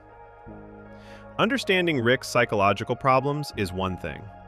Understanding why he cannot or will not address them is another. A therapist working with Rick would quickly discover that insight alone changes nothing. Rick knows he has problems. He knows he pushes people away. He knows his drinking is excessive. He knows he uses his intelligence to avoid emotional work. He knows all of this because Dr. Wong explained it to him directly in Pickle Rick, laying out his defensive patterns with surgical precision. Rick sat there and listened. He had no counter-argument. He was confronted with accurate analysis of his dysfunction. And then he went home and immediately did the exact same things the therapist had just identified as problems. This pattern of awareness without change is central to understanding why Rick remains stuck despite obvious suffering. He is not ignorant of his issues. He is resistant to addressing them. The resistance is not stubbornness or simple unwillingness. It is a deeply entrenched psychological defense system that treats change as existential threat. When Rick's defenses are challenged, when someone gets too close to making him confront his actual feelings, his entire system activates to eliminate that threat through avoidance, sabotage, or destruction of whatever was pushing him toward growth. The Pickle Rick episode demonstrates this self-sabotage most clearly. The episode is structured around Rick avoiding family therapy through increasingly absurd means, ultimately being forced to attend anyway, receiving accurate psychological analysis from Dr. Wong, and then immediately sabotaging any potential benefit from that analysis. When the therapy session ends, Summer and Morty express interest in continuing therapy. They found it helpful. They want to come back. This is the healthiest response possible from the children, showing they recognize the family needs help and are willing to do the work to get better. Rick and Beth's response is to mock therapy and make plans to go drinking together. Beth says something dismissive about Dr. Wong, and Rick agrees enthusiastically. They bond over rejecting the therapeutic process, treating the insights they just received as stupid rather than accurate. Then Rick suggests they go out drinking, and Beth immediately accepts. Within minutes of leaving a therapy session specifically designed to address their family dysfunction, Rick has convinced Beth to engage in the exact avoidance behavior the therapist identified as problematic. The children's request to continue therapy is completely ignored. The moment of potential growth is eliminated before it can take root. This is self-sabotage in its purest form. Rick was handed a roadmap to getting better. Dr. Wong explained exactly what he is doing wrong and why it is harmful. She offered continued support through more therapy sessions. She created an opportunity for real change. Rick's response was to destroy that opportunity as quickly as possible, recruiting Beth to help him do it. The sabotage is not unconscious. Rick knows exactly what he is doing. He is choosing immediate comfort over long-term healing, choosing familiar dysfunction over unfamiliar growth, choosing to maintain his defensive patterns rather than risking the vulnerability that change would require. His relationship with Unity shows the same self-destructive pattern from a different angle. When Unity leaves, the letter explains that Rick has not grown or changed, that being with him brings out Unity's worst qualities, that Unity needs to focus on self-improvement and cannot do that while maintaining their relationship. This is not a cruel rejection. This is Unity setting a healthy boundary, recognizing that the relationship is toxic for both of them, and choosing growth over continued dysfunction. Unity is doing exactly what a good therapist would recommend, ending a relationship that prevents personal development. Rick's response is to attempt suicide, not to reflect on Unity's words, not to consider whether Unity might be right about his stagnation, not to use this as motivation to work on himself so he can have healthier relationships in the future. Just immediate escalation to self-destruction. This reveals something crucial about Rick's psychology. He would rather die than face the truth that his behavior drives people away, that his refusal to grow makes him unlovable, that he is the problem in his relationships. The suicide attempt is not just about losing Unity. It is about being confronted with his own role in that loss and finding that confrontation unbearable. What makes this even more self-destructive is that Rick created the conditions for Unity's departure through his own behavior. Unity did not leave randomly. Unity left because being with Rick was harmful. Rick's toxicity, his encouragement of Unity's worst impulses, his lack of growth, all of that created an environment where Unity had to choose between Rick and personal well-being. Rick's behavior drove Unity away. And then Rick responded to that departure by trying to kill himself, rather than examining the behavior that caused it. He is punishing himself for consequences he created while refusing to address the causes that created those consequences. His treatment of Bird Person reflects similar self-sabotage. Bird Person is Rick's oldest friend, someone who has known him for decades, who fought alongside him, who maintains genuine affection despite everything. The relationship offers Rick a form of connection that does not require constant performance or strategic calculation. Bird Person accepts Rick with full knowledge of his flaws. This should be valuable to someone as isolated as Rick. But Rick keeps Bird Person at emotional distance, never fully letting him in, maintaining barriers even in their closest moments. In Rick-ternal Friendshine of the Spotless Mort, when Rick enters Bird Person's mind to revive him, Bird Person confronts Rick about this pattern. Bird Person expresses frustration about Rick withholding information, maintaining distance, never being fully honest or present in their friendship. Rick has no explanation. He just accepts the criticism without defending himself, without apologizing, without committing to change. He acknowledges the problem and then continues the same behavior. This is not accidental. Rick is actively choosing to maintain distance from someone who wants to be close to him. He is sabotaging a friendship that could provide genuine support, because allowing that support would require vulnerability he cannot tolerate. The most significant example of Rick's self-destructive patterns appears in what happens after he finally kills Rick Prime in Unmortrican. Rick spends decades hunting Rick Prime. The revenge quest gives his life purpose and direction. It transforms his grief and rage into actionable goals. It allows him to channel his trauma into violence that feels justified and meaningful. When he finally tracks down Rick Prime and beats him to death, Rick achieves his stated goal. He gets revenge for Diane and Beth. He eliminates the person who destroyed his life. He wins. And then he feels nothing. The victory is empty. Killing Rick Prime does not bring back his family. It does not heal his trauma. It does not make him feel better. The decades-long quest that organized his entire existence turns out to mean nothing once accomplished. Rick is left with the same pain he started with, except now he does not even have the revenge quest to distract him from it. He has to face the reality that no amount of violence or achievement will fix what is actually wrong with him. The problem is not external, it is internal, and he has no idea how to address internal problems. This emptiness after victory reveals why Rick's coping mechanisms ultimately fail. He has spent his entire post-trauma life trying to fix his pain through external means, build things, kill things, achieve things, prove his worth through accomplishment, demonstrate his power through revenge, create new family to replace lost family.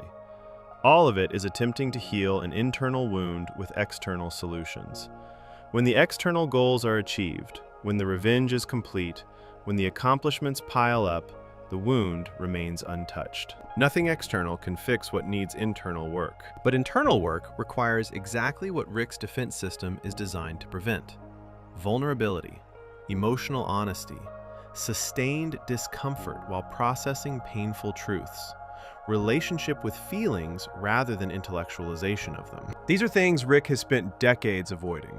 His entire personality is structured around not doing this work. Asking Rick to engage in genuine psychological healing is asking him to dismantle the defensive system that has kept him functional, to feel emotions he has successfully suppressed for years, to face truths about himself he has worked hard not to see. The prospect is terrifying enough that death seems preferable. The show does suggest some possibility of change in later seasons. Dr. Wong appears multiple times after Pickle Rick, and Rick's relationship with therapy slowly evolves. In the Season 6 episode Analyze Piss, Rick actually seeks out Dr. Wong for advice rather than being forced to see her. He admits he is dealing with a problem he does not know how to solve, acknowledging that maybe therapy has something to offer. This represents growth, a crack in his defensive armor, admission that he cannot solve everything alone. By Season 7's Air Force Wong, Rick is actively attending therapy sessions and has developed enough trust in Dr. Wong that he advocates for her competence to others. When the president calls Rick away from a therapy session, Rick tells him not to stigmatize mental health. The president responds, "Therapy's working," and he is correct. Rick is showing slow, incremental progress. He is less immediately hostile to therapeutic intervention. He is building a relationship with Dr. Wong based on respect rather than contempt. He is beginning to apply therapeutic insights to his relationships with Unity and others. But these small improvements exist alongside continued dysfunction. Rick still drinks constantly. He still pushes people away. He still uses his intelligence to avoid uncomfortable emotions. He still acts out his trauma on his family.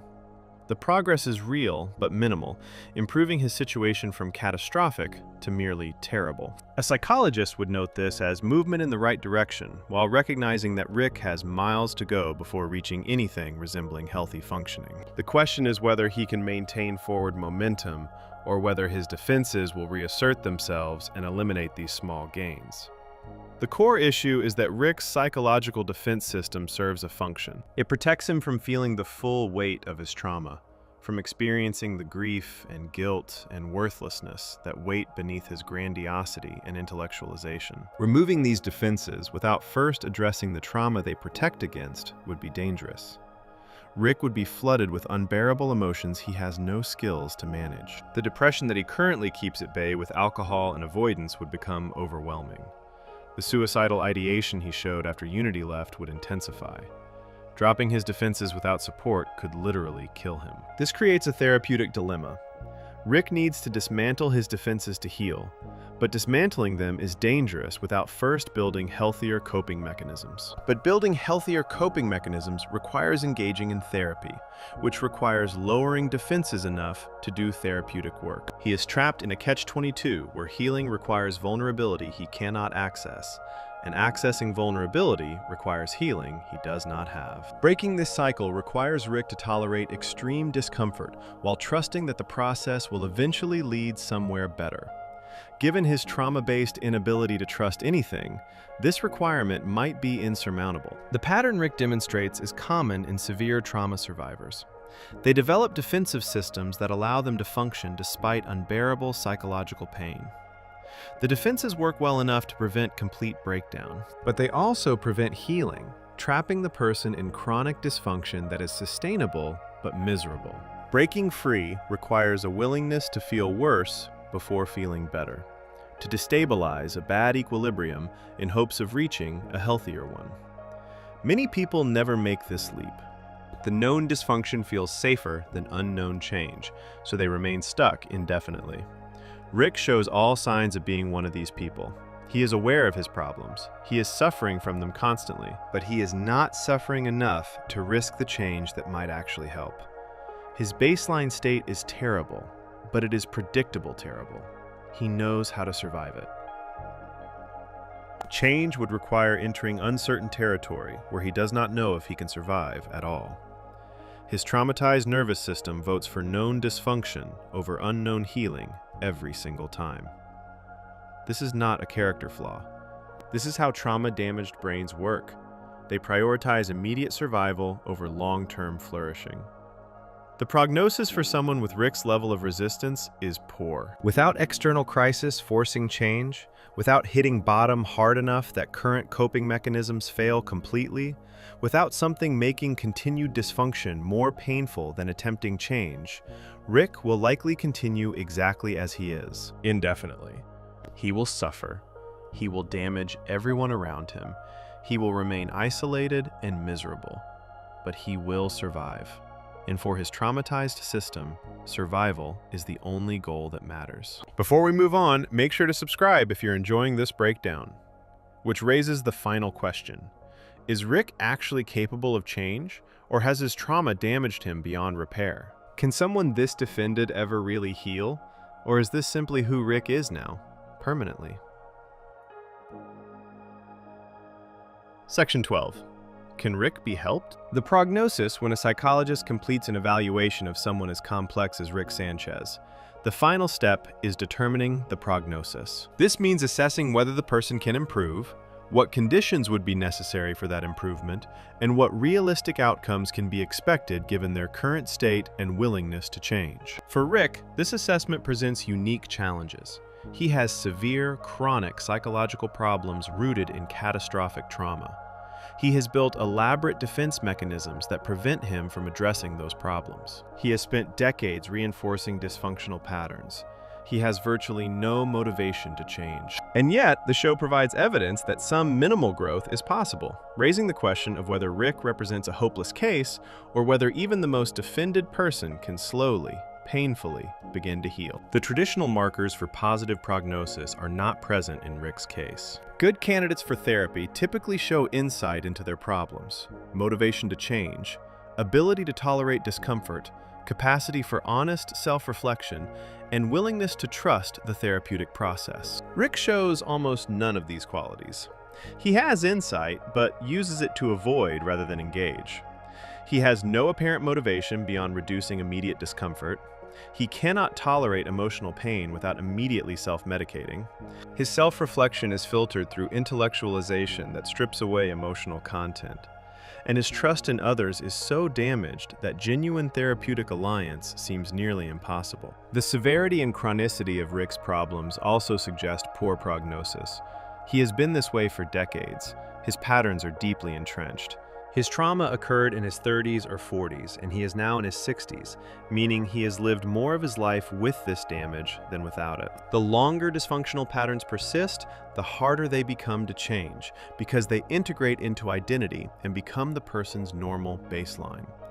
Rick does not remember what healthy functioning feels like. He has no experience of adult life without trauma, addiction, and defensive grandiosity. He would be learning how to be a different person, rather than returning to a previous healthy state. His lack of external consequences also reduces likelihood of change.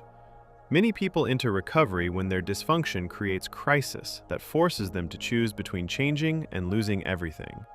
Rick faces no such crisis. His family enables his behavior. His genius allows him to maintain functionality despite extreme substance use.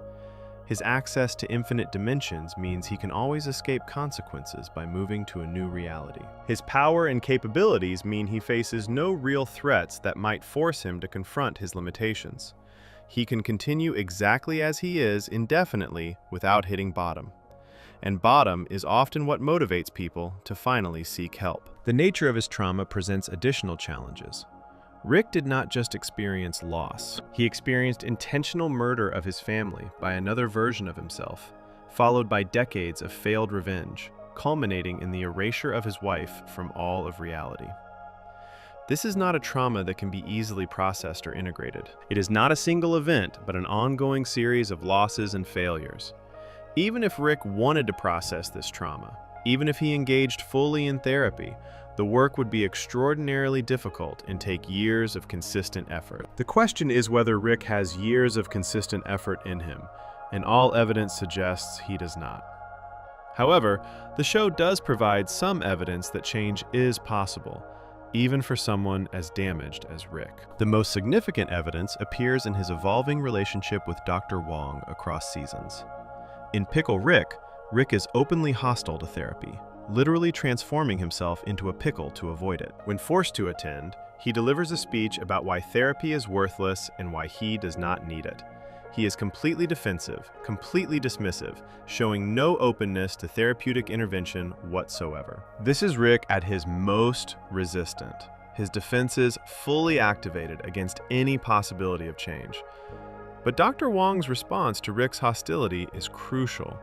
She does not get defensive or angry. She does not argue with him or try to convince him therapy works. She simply delivers an accurate analysis of his defensive patterns, explains how he uses his intelligence to avoid emotional work, and points out that he is covered in rat blood and feces because he chose to turn himself into a pickle rather than sit in a room and talk. Then she gives him her card and tells him to call if he wants to come back.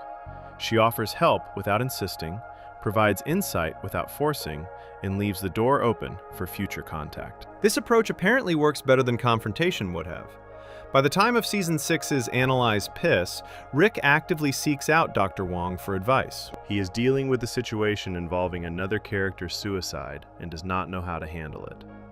Instead of pretending he has all the answers, instead of using his usual defenses, Rick goes to therapy and asks for help. This represents significant growth. Rick is admitting he needs assistance with a problem he cannot solve alone. He is voluntarily engaging with the therapeutic process. He is showing trust in Dr. Wong's expertise. These are all behaviors that seemed impossible in Pickle Rick, yet here they are, demonstrating that some change has occurred.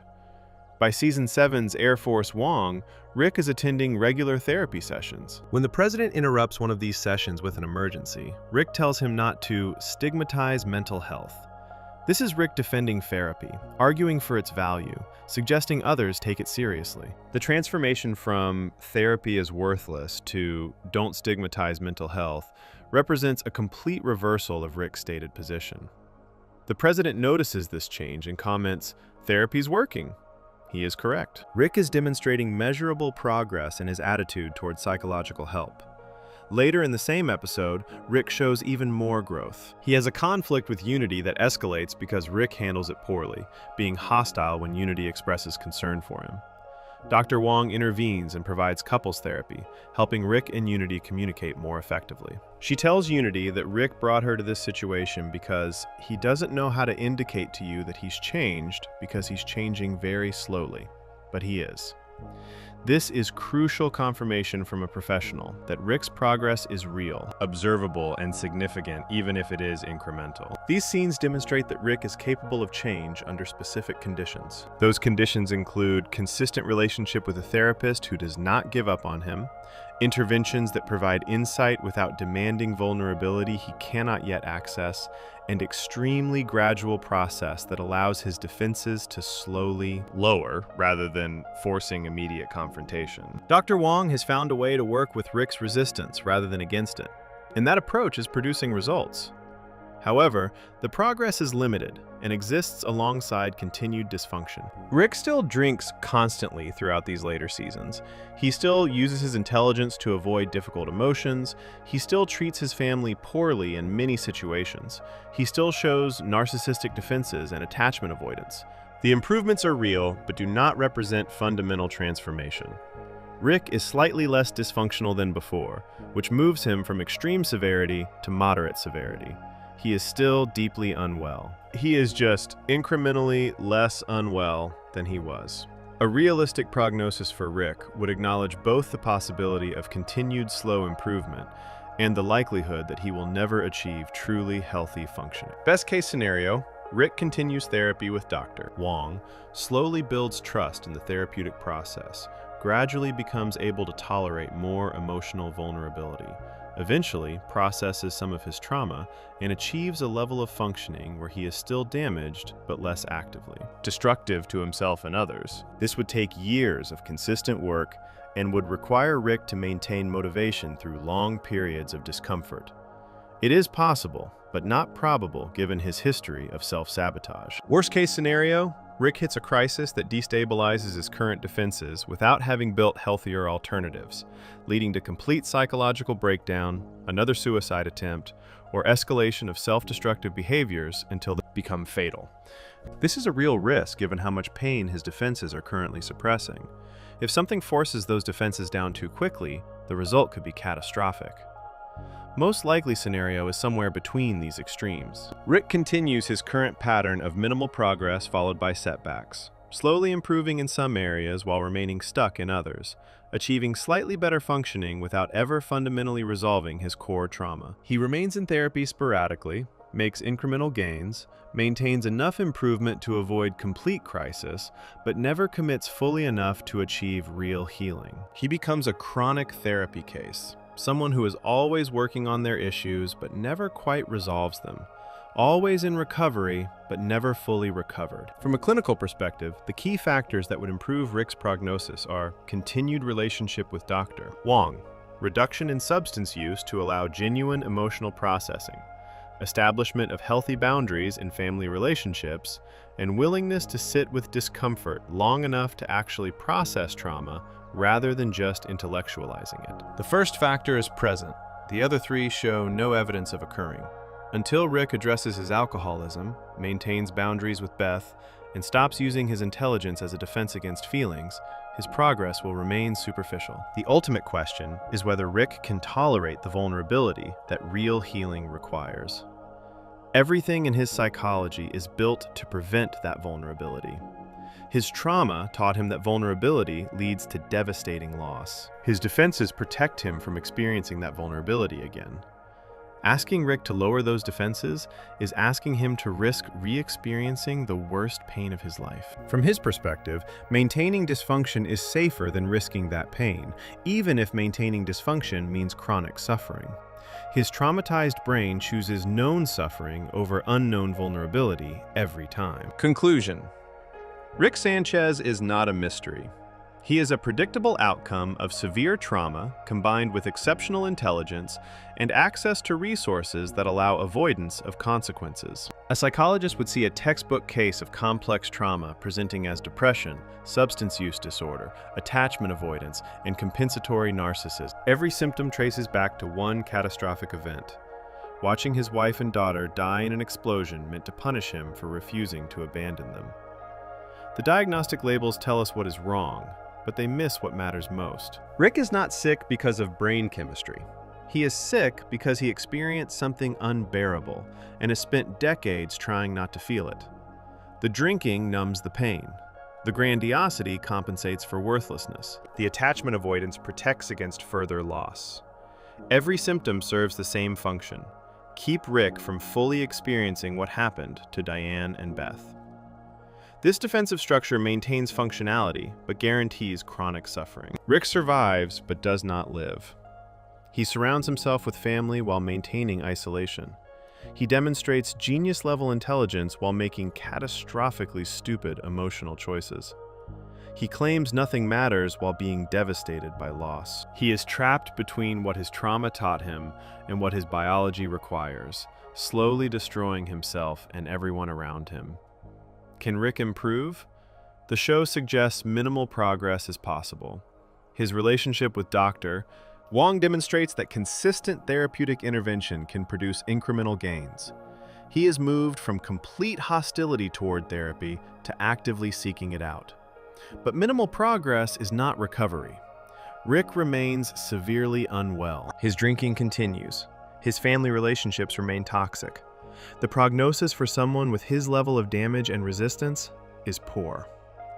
Rick Sanchez is not a god transcending human psychology. He is a deeply wounded man using his gifts to avoid healing. A psychologist would see past the bravado to the scared, hurt person underneath, the one who lost everything that mattered and has been running from that loss ever since. They would see someone who desperately needs help but is too afraid to accept it. Someone who could potentially heal but probably will not, because healing requires the exact vulnerability his entire personality is designed to prevent. That is what a psychologist would say about Rick.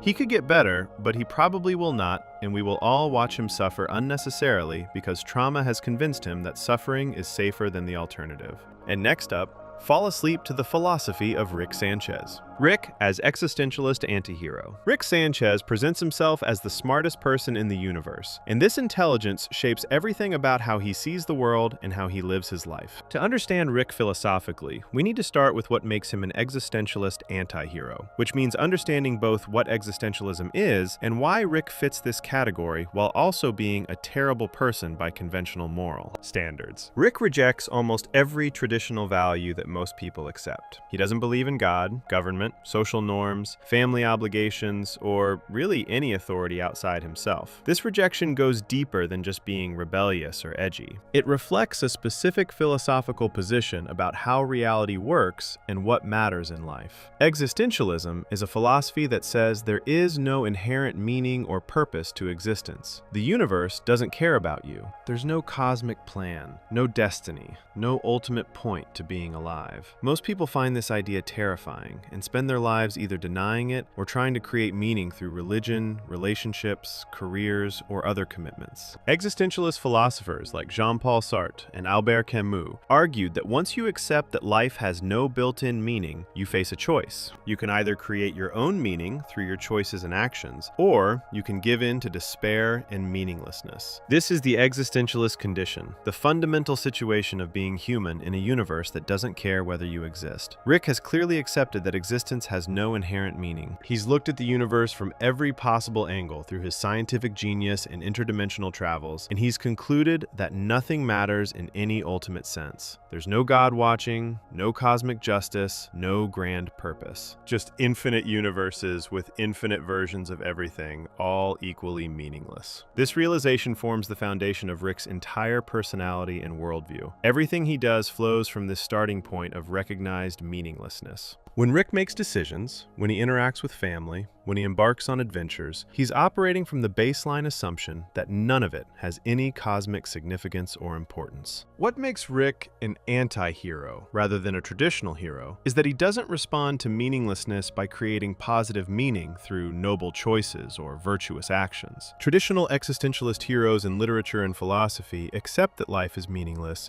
but then choose to live authentically, to make commitments, to care about things anyway. They create meaning through dedication to causes, relationships, or personal integrity. Rick does the opposite. He embraces the meaninglessness and uses it as justification for doing whatever he wants without regard for consequences or other people's welfare. He's concluded that because nothing ultimately matters, he has no obligations to anyone and no reason to constrain his behavior. This makes Rick a perfect example of what philosophers call radical freedom. If there's no God, no cosmic order, no inherent purpose, then you're completely free to do anything. anything. You're not bound by traditional morality because those moral rules were based on religious or philosophical systems that assumed life had meaning and purpose. Once you reject the foundation, the rules built on that foundation collapse. Rick exercises this radical freedom constantly throughout the series. He treats other people as means to his ends. He abandons family when convenient. He destroys entire civilizations for minor reasons. He feels no guilt because he's internalized that none of it matters in any ultimate sense. The show establishes Rick's philosophical position early and maintains it consistently. In the pilot episode, Rick drags Morty out of school to help with an interdimensional adventure, showing immediate disregard for social institutions like education and family authority. Rick doesn't think school matters. He doesn't think most of what society values matters. He's seen too much and knows too much to take human social conventions seriously. When Morty questions him, Rick responds with dismissive explanations that boil down to, "This is all meaningless, so do what I say." This pattern repeats throughout the series. Rick encounters social norms, legal systems, cultural values, and he treats all of them with the same contempt, because he's decided they're all arbitrary human constructions with no basis in reality. Rick's relationship to science is also philosophically significant. For many people, science provides meaning and purpose. Scientists dedicate their lives to understanding reality and making discoveries that help humanity. Rick has taken science further than anyone in his universe, and possibly any universe. He's mastered portal technology, created life, manipulated time, traveled through infinite dimensions. But this supreme scientific achievement hasn't given his life meaning. Instead, it's shown him that reality is even more chaotic, random, and meaningless than most people realize. His scientific success has led to philosophical despair rather than fulfillment. The more Rick has learned about how the universe works, the clearer it has become that the universe operates according to physical laws with no concern for meaning, purpose, or human welfare. The existentialist anti-hero traditionally struggles with their freedom and the burden of creating meaning in a meaningless world. We see this in classic literature like Dostoevsky's Notes from Underground or Camus' The Stranger. These characters recognize that traditional values are hollow, but haven't found authentic alternatives. They're trapped between rejecting the old meanings and being unable to create satisfying new ones. Rick is trapped in exactly this position. He's rejected all traditional sources of meaning, but hasn't replaced them with anything except hedonism, scientific curiosity, and occasional concern for his family that he usually tries to suppress or deny. He goes on adventures, builds inventions, drinks heavily, and engages in various forms of escapism.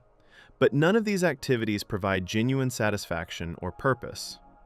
Rick's self-interest is presented as almost anarchistic in its purity. He recognizes no authority whatsoever. When governments try to control him, he overthrows them. When intergalactic federations pursue him, he destroys them.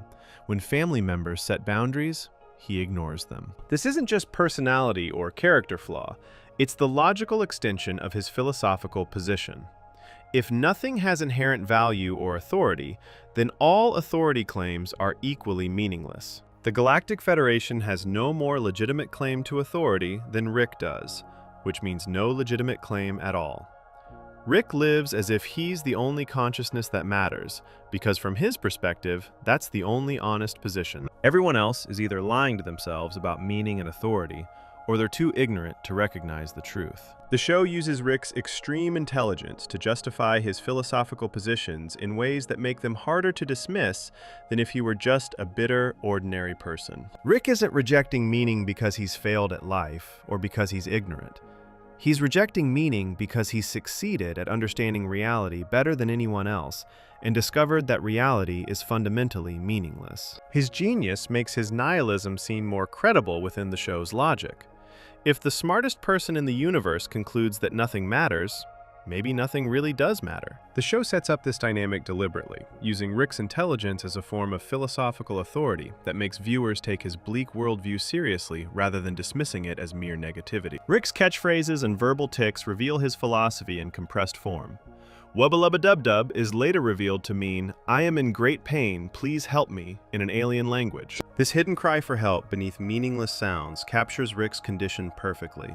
He's suffering from his awareness of meaninglessness, but can't or won't seek help, because that would require admitting that connection and meaning matter. The phrase also functions as a distraction, a way of making noise to avoid confronting the void. Nobody exists on purpose, nobody belongs anywhere, everybody's gonna die, come watch TV, is more explicitly philosophical, stating the existentialist position that existence is random, life is temporary, and we might as well distract ourselves with entertainment, since nothing matters anyway. Rick's drinking is philosophically significant beyond just being character flavor or comic relief. He's constantly drunk, or getting drunk, using alcohol to numb his awareness of reality's meaninglessness. This connects to a long tradition of existentialist and nihilist thinkers who struggled with substance abuse and depression. When you truly internalize that existence is meaningless, maintaining psychological stability becomes difficult. The awareness that nothing matters can be psychologically crushing.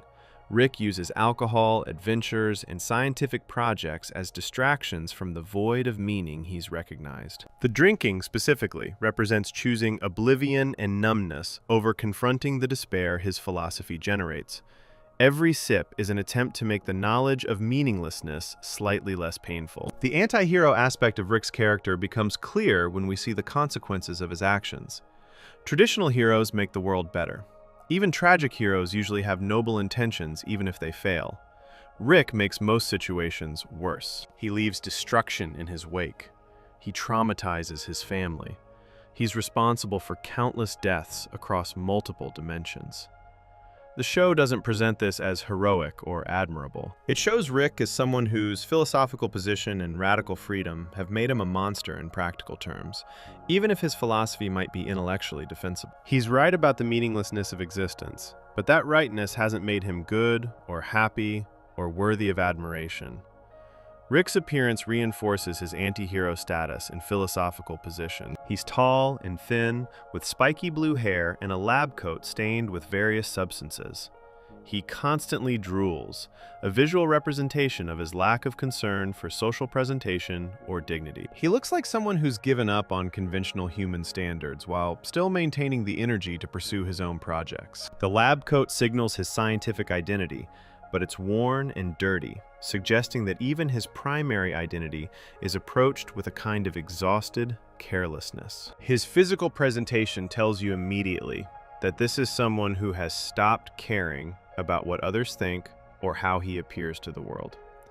The existentialist anti-hero typically experiences isolation as both choice and consequence. Rick has chosen isolation by rejecting all the social bonds and meanings that connect most people to others. He doesn't believe in the family values that would make him a good father or grandfather. He doesn't believe in friendship as anything more than temporary alliances of convenience. He's too smart and has seen too much to connect authentically with people who still believe life has meaning. How can you have genuine relationships with people when you know that those relationships are cosmically meaningless and that infinite versions of those same relationships exist across infinite dimensions? But this chosen isolation also produces suffering, which we see in Rick's drinking, his self-destructive behavior, and his occasional moments of genuine pain. He's alone because of his philosophy, but also suffering from that aloneness. Rick's position as existentialist anti-hero sets up the central tension that drives the show philosophically.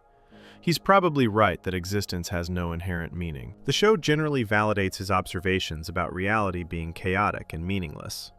The universe of Rick and Morty operates according to Rick's bleak assessment. There are infinite dimensions. Horrible things happen constantly. Nothing is special or permanent. But being right doesn't make him happy, or functional, or good. It makes him a brilliant, miserable, destructive person who hurts everyone around him while pursuing meaningless distractions from meaninglessness. The show asks whether Rick's philosophical sophistication is actually wisdom or just another form of damage and dysfunction. The way other characters react to Rick also reinforces his existentialist anti-hero status. His family is simultaneously drawn to him and repelled by him. They recognize his genius and seek his help when they need it, but they also suffer from his presence and his worldview. Morty in particular serves as a contrast, representing a more naive perspective that still believes things can matter. The tension between Rick's existentialist despair and Morty's desire for meaning creates much of the show's philosophical and emotional content. Rick embodies the logical endpoint of accepting meaninglessness, while Morty represents the human need to believe life has purpose despite evidence to the contrary.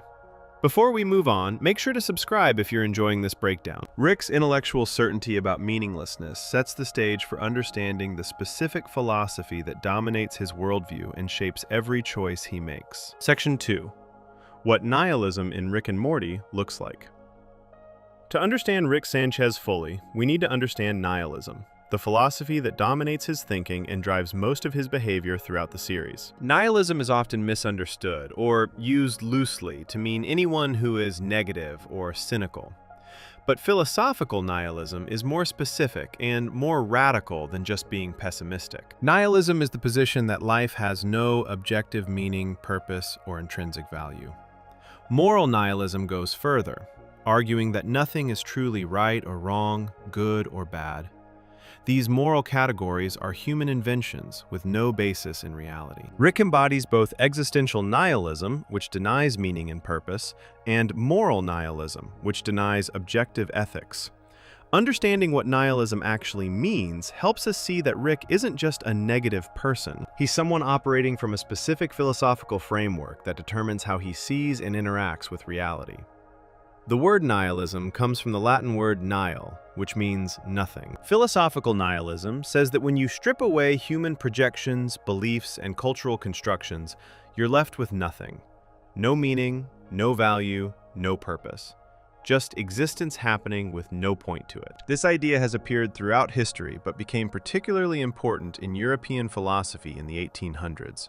Thinkers like Friedrich Nietzsche described nihilism as the natural consequence of realizing that religious and philosophical systems that gave life meaning were built on assumptions that couldn't be defended. Once you stopped believing in God or cosmic purpose, the meanings attached to those beliefs collapsed. Nietzsche didn't celebrate this collapse. He recognized it as a crisis that Western civilization would have to confront and somehow move beyond. Rick demonstrates nihilism most clearly through his complete disregard for consequences that would concern most people. In numerous episodes, he makes decisions that result in death, suffering, or destruction without showing remorse or hesitation. This isn't because Rick is psychopathic in the clinical sense of lacking the capacity for empathy. The show suggests he can feel empathy, but chooses not to value those feelings, because his philosophical framework says they don't matter. He's decided intellectually that suffering and death aren't objectively bad, because good and bad don't exist as real categories. They're just feelings that beings evolved to have, not truths about the universe. When Rick sees someone suffering, he might feel empathy in the moment, but his philosophical position tells him that feeling is just a neurochemical response with no moral weight. The pilot episode establishes Rick's nihilism immediately. He wants to collect mega seeds from another dimension and drags Morty along despite Morty having school. When Morty protests that he'll get in trouble, or that this is irresponsible, Rick dismisses these concerns completely. School doesn't matter. Social rules don't matter. What matters is whatever Rick decides to pursue in that moment. Later in the same episode, Rick is completely willing to let Morty potentially die or suffer to achieve his goal. This isn't portrayed as Rick being uniquely evil. It's portrayed as Rick being uniquely honest about the fact that nothing actually matters, including Morty's welfare or education. The seeds Rick collects will eventually become irrelevant too. Everything is equally meaningless, so Rick pursues whatever interests him moment to moment. Rick's scientific abilities actually reinforce his nihilism, rather than providing meaning to counter it. Science for most people is about discovering truth and using that truth to improve life. For Rick, science has revealed that truth is horrifying. There are infinite universes where infinite versions of every possible event occur. This means nothing is special or unique. Every choice you make, some version of you in another universe makes the opposite choice. Every tragedy that happens to you doesn't happen to another you somewhere else. This infinite multiplication of possibilities drains meaning from individual choices and events. How can anything matter if infinite versions of it exist? How can your choices be significant if every possible choice is being made by some version of you somewhere? The episode Rick Potion number 9 from Season 1 provides one of the clearest examples of Rick's nihilism in practice. Rick creates a love potion for Morty to use on his crush, Jessica. The potion goes wrong and turns most of Earth's population into grotesque monsters that want to reproduce with Morty. Instead of working to fix this catastrophe that he caused, Rick's solution is to simply abandon that universe and move to another dimension where different versions of Rick and Morty died accidentally right after fixing the same problem. They bury their own corpses in the backyard and take over the lives of their dead alternate selves. This solution treats their original universe, with their original family and everyone they knew, as completely disposable and replaceable. What makes this episode philosophically significant is Morty's horror at what they've done versus Rick's complete comfort with it. Morty is traumatized by burying his own corpse and abandoning his original universe. He's left his original family in a hellscape and replaced them with functionally identical but technically different versions. Rick acts like this is the most practical solution and doesn't understand why Morty is upset. From Rick's perspective, universes are interchangeable. His original Beth and Jerry are functionally identical to this universe's Beth and Jerry. The atoms are arranged differently, but the pattern is the same. Morty's attachment to the specific universe they came from is irrational sentimentality. This is nihilism applied logically. If nothing has inherent meaning or value, then universes are fungible. Moving from one to another is like changing rooms in a house. The specific room doesn't matter, as long as the function is the same. Rick's relationship to death exemplifies his nihilistic philosophy. Most people fear death because they value their own existence and the meaning attached to their lives. Rick has seen death so many times, in so many forms, across so many dimensions, that it no longer registers as significant. He's died and been resurrected. He's seen infinite versions of himself die. He's caused countless deaths without concern. Death is just another event that happens, no more meaningful than breakfast or sleeping. In the episode The Rick Shank Rickdemption from Season 3, Rick has his mind transferred between bodies multiple times, treating his physical form as completely disposable. His consciousness is what matters to him, not any particular body or life. He jumps from body to body the way most people change clothes. The show often presents Rick's nihilism through his dialogue and how he talks about existence. He makes statements like, "Nothing matters," or describes elaborate events and accomplishments as meaningless. When other characters get excited or upset about things, Rick frequently points out that their reactions are based on illusions about meaning and importance that aren't real. He's not trying to be cruel usually. He's just stating what he sees as obvious facts. The universe doesn't care. Nothing you do matters in any cosmic sense. Getting upset about things is pointless because significance is a human invention projected onto an indifferent reality. When someone wins an award or achieves a goal, Rick sees them celebrating something that has no actual importance. Rick's nihilism also appears in how he treats moral rules and ethical principles. He doesn't believe in universal morality. Laws are just rules that powerful groups enforce on less powerful groups.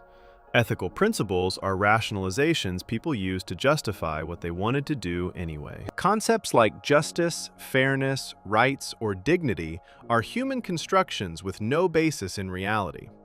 This moral nihilism means Rick feels free to do whatever serves his interests without guilt. If morality isn't real, then violating moral rules isn't actually wrong. It's just doing something that other people have decided to call wrong. When Rick steals, kills, or destroys, he's not breaking moral laws in his view. He's just doing things that social conventions have labeled as bad for arbitrary reasons. The episode Autoerotic Assimilation from Season 2 explores Rick's nihilism through his relationship with Unity, a hive mind entity that assimilates entire planets by taking over individual consciousnesses. Rick and Unity have a romantic history, and when they reunite, they engage in elaborate hedonistic activities that harm the planet Unity is controlling. Rick feels no concern about the suffering caused because the individuals being controlled aren't really individuals from his perspective. They're just parts of Unity's collective consciousness. The entire planet becomes a playground for Rick and Unity's desires. Even when Unity eventually leaves Rick because the relationship is destructive and preventing Unity from growing, Rick's response is to attempt suicide in his garage, suggesting that his nihilism leads to self-destruction when he can't distract himself from meaninglessness. Rick's nihilism differs from depression, though they overlap and interact. Depression is typically a medical condition involving chemical imbalances and emotional suffering that impairs function. Nihilism is a philosophical position about the nature of reality. Rick isn't just depressed, though he shows many symptoms of depression, including substance abuse, suicidal ideation, and inability to experience pleasure. He's philosophically convinced that existence is meaningless and has structured his entire worldview around that conclusion. His alcoholism and self-destructive behavior follow from his philosophy rather than causing it. He drinks because he knows too much and has seen too much, not because drinking has made him cynical. The alcohol is an attempt to cope with the unbearable knowledge that nothing matters. The show validates Rick's nihilistic observations while also showing their costs. The universe Rick describes is the universe the show presents. There are infinite dimensions where infinite variations of every event occur. Horrible things happen constantly. Nothing is special or unique. Rick is correct in his observations about reality as the show depicts it. The multiverse operates exactly the way Rick says it does, but being correct has made him miserable and destructive. This creates philosophical tension for viewers. If Rick is right that nothing matters, should we reject that truth to maintain comforting illusions? Or should we accept the truth and somehow live with meaninglessness the way Rick does? The show doesn't provide easy answers to these questions. Rick's nihilism also extends to his view of knowledge and truth. He doesn't believe that discovering truth is inherently valuable or meaningful. Truth is just accurate information about how things are. Knowing the truth doesn't make life better or give it purpose. In fact, as Rick demonstrates, knowing too much truth about reality's meaninglessness can make life worse. This puts him in opposition to most philosophical and scientific traditions that treat knowledge as intrinsically good. For Rick, knowledge is just a tool he can use to get what he wants in the moment. Understanding how the universe works hasn't made him happier or better. It's just given him more power to pursue meaningless goals in a meaningless existence. The relationship between Rick's genius and his nihilism is crucial to understanding both. His intelligence didn't just lead him to conclude that nothing matters. His intelligence makes it impossible for him to maintain the comforting illusions that allow most people to find meaning despite life's fundamental meaninglessness. He's too smart to believe in God, destiny, cosmic justice, or ultimate purpose. He's seen too much of reality's machinery to pretend there's meaning built into it. His genius has trapped him in a clearer view of reality than most people have, and that clarity is unbearable. Intelligence becomes a curse when it reveals truths that destroy the possibility of happiness. Rick's nihilism creates the philosophical foundation for understanding everything else about his character. His rejection of family bonds, his drinking, his depression, his occasional suicidal impulses, his creativity, his cruelty, and his rare moments of connection all flow from his fundamental belief that existence is meaningless. The show uses Rick to explore what happens when someone fully internalizes nihilistic philosophy and tries to live accordingly. The answer appears to be that you become brilliant, powerful, free, and absolutely miserable. You can do anything, but nothing satisfies. You understand everything, but that understanding brings only pain. Before we move on, make sure to subscribe if you're enjoying this breakdown. Rick's theoretical nihilism has practical consequences, and nowhere are those consequences more visible than in the world he accidentally created through thoughtless science. Section 3. The Cronenberg World as Absurd Consequence. The episode Rick Potion number 9 creates what fans call the Cronenberg World, and this disaster serves as one of the most important philosophical moments in the entire series. Understanding what happens in this episode and what it means reveals how Rick's nihilism produces real consequences, and how his scientific power, combined with his philosophical carelessness, creates catastrophe. The episode begins with a simple request and ends with an entire universe destroyed and abandoned, demonstrating how quickly things can spiral out of control when someone with unlimited power has no moral framework to constrain their actions. The setup for the disaster is straightforward and relatable. Morty has a crush on a girl at school named Jessica, and the school is having a flu season dance. Morty wants Jessica to notice him romantically, but he's too nervous and awkward to approach her directly. He asks Rick to help him, and Rick's solution is to create a love potion. This is already morally questionable, because love potions remove consent and free will, turning romantic interest into chemical compulsion. But Rick doesn't consider these ethical implications. He sees a technical problem that he can solve with science. Morty wants Jessica to love him, so Rick creates a substance that will make that happen. Rick gives Morty a vial of love potion to use at the dance. The potion is derived from vole DNA because voles are animals that mate for life. The idea is that whoever breathes in the potion vapor will fall in love with Morty permanently. Already we can see the philosophical problems multiplying. Rick is manipulating brain chemistry to create fake emotions in another person. He's treating consciousness and romantic feelings as things that can and should be engineered for convenience. This reflects his view that there's nothing sacred or special about human emotions or relationships. They're just chemical reactions that can be modified like any other physical process. Morty uses the potion at the dance, and Jessica immediately falls in love with him.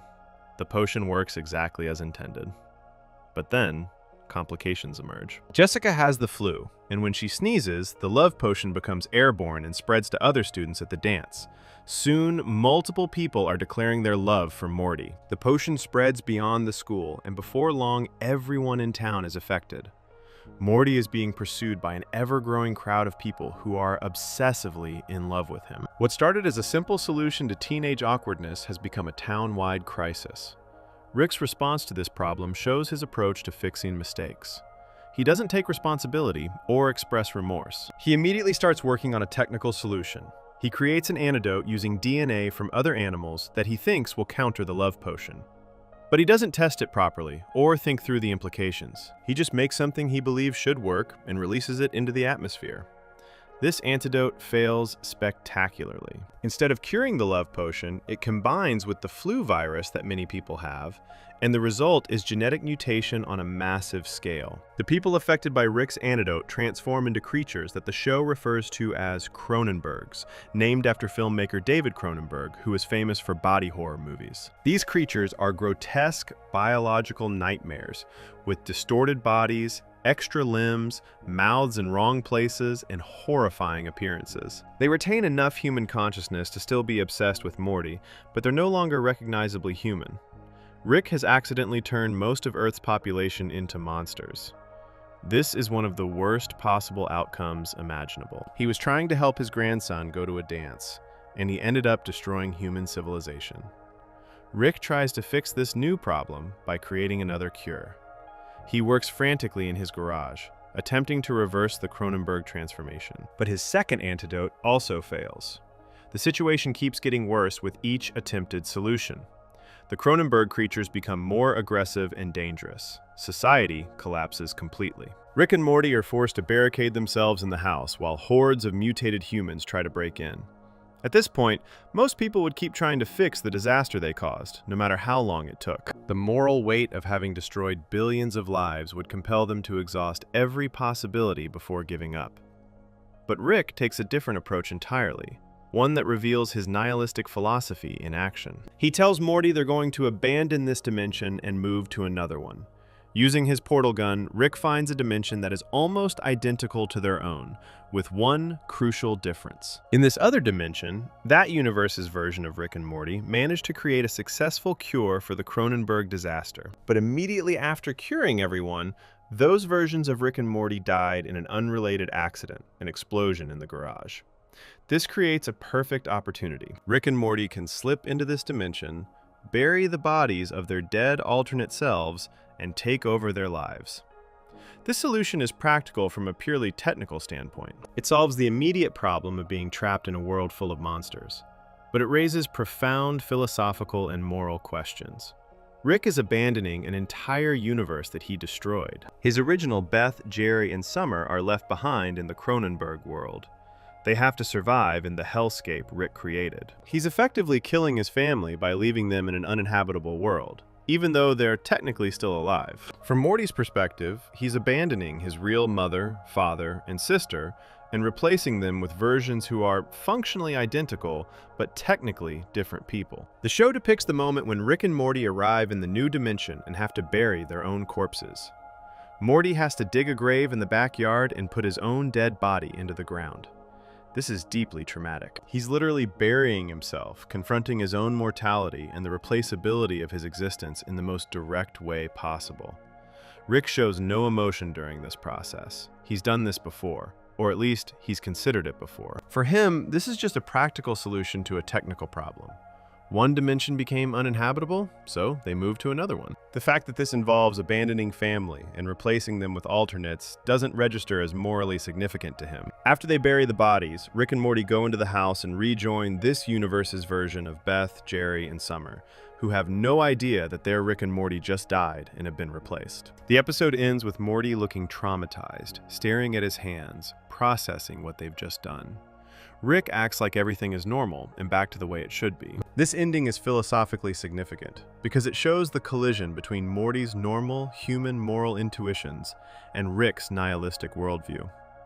Morty feels the weight of what they've done. Rick feels nothing because from his perspective, nothing of real importance has changed.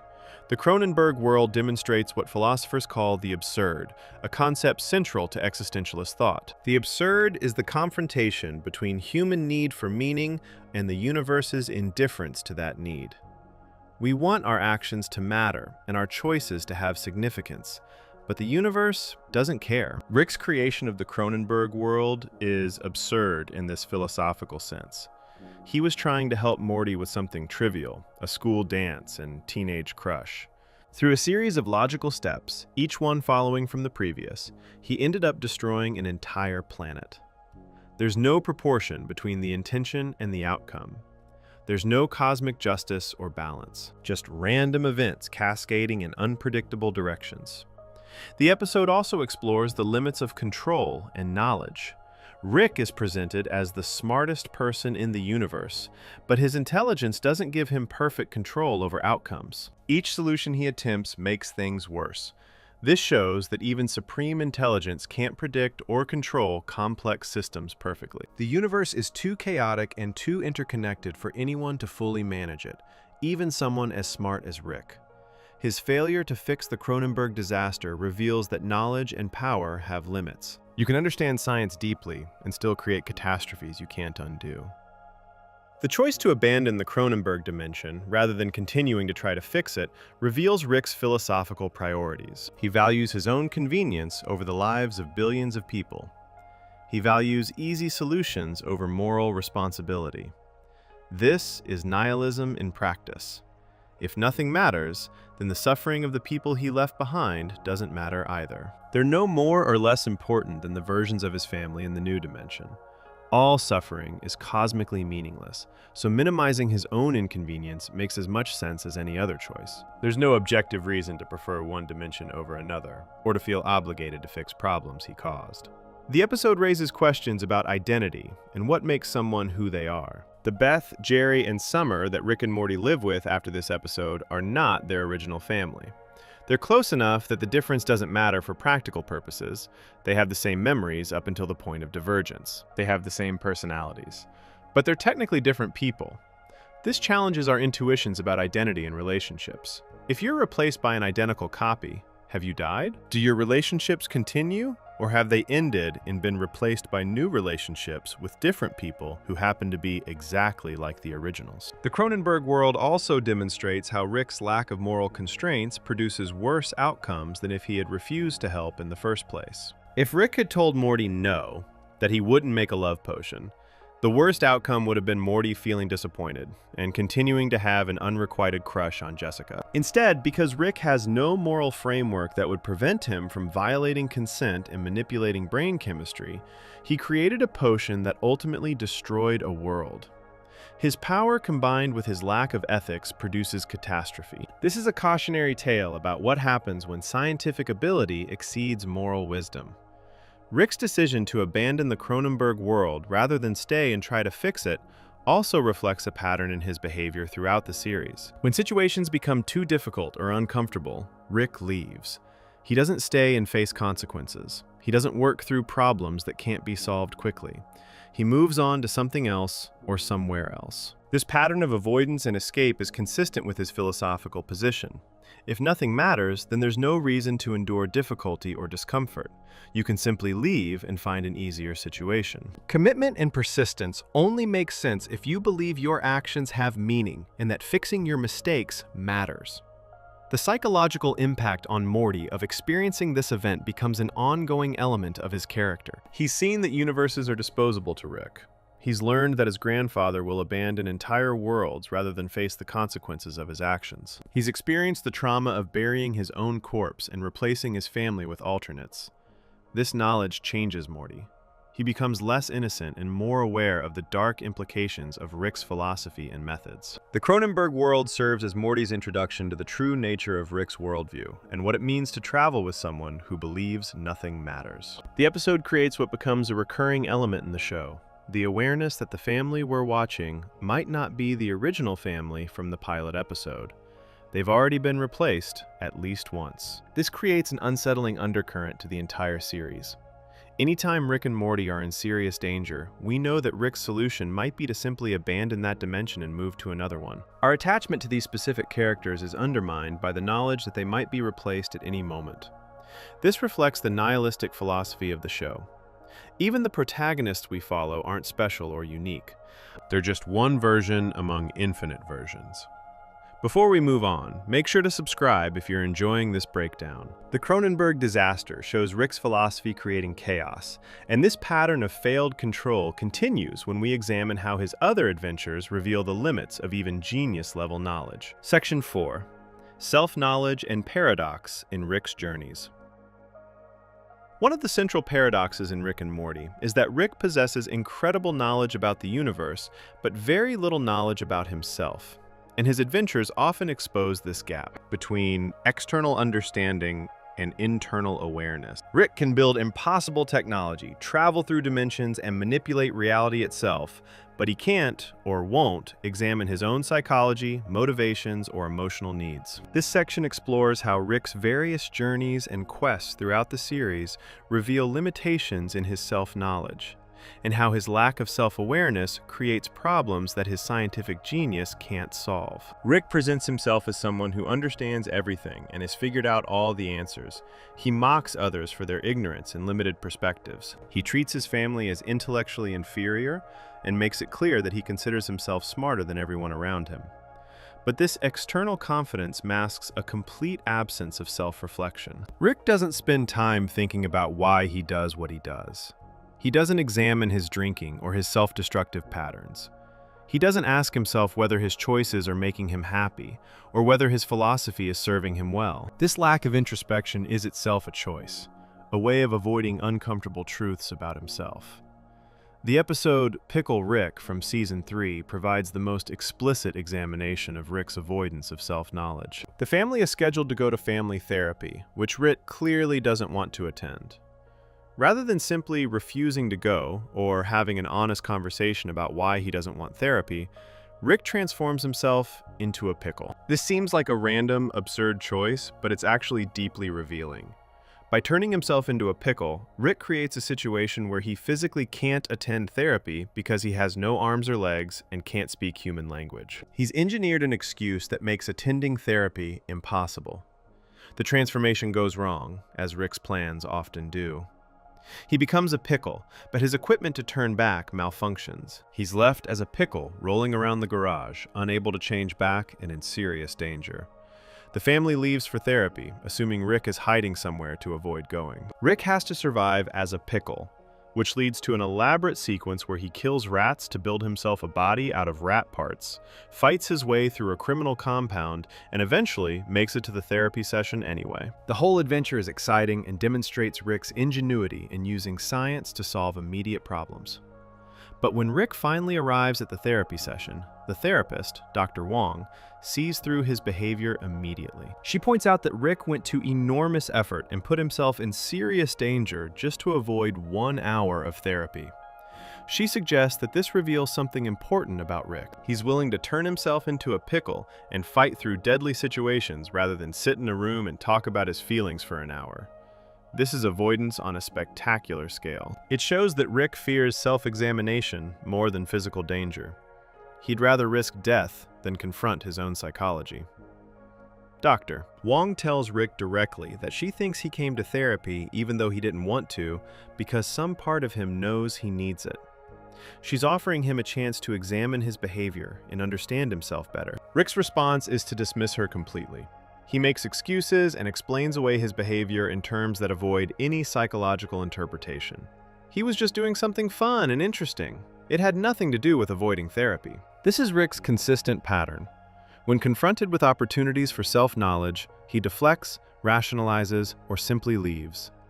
The episode demonstrates the paradox at Rick's core. He has vast knowledge about external reality, but refuses to develop knowledge about his internal reality. He can understand how universes work, but won't examine how his own mind works. This is a deliberate choice on Rick's part. Self-knowledge would require acknowledging that his actions have patterns, that those patterns reveal things about his psychology, and that his psychology might be damaged or unhealthy. It would require admitting that despite his intelligence and power, he's deeply dysfunctional in ways that intelligence and power can't fix. Rick's relationship to therapy itself is philosophically significant. Therapy is based on the idea that examining your thoughts and behaviors can help you understand yourself better and make better choices. It assumes that self-knowledge is valuable and that people can change through understanding themselves. Rick rejects all of these assumptions.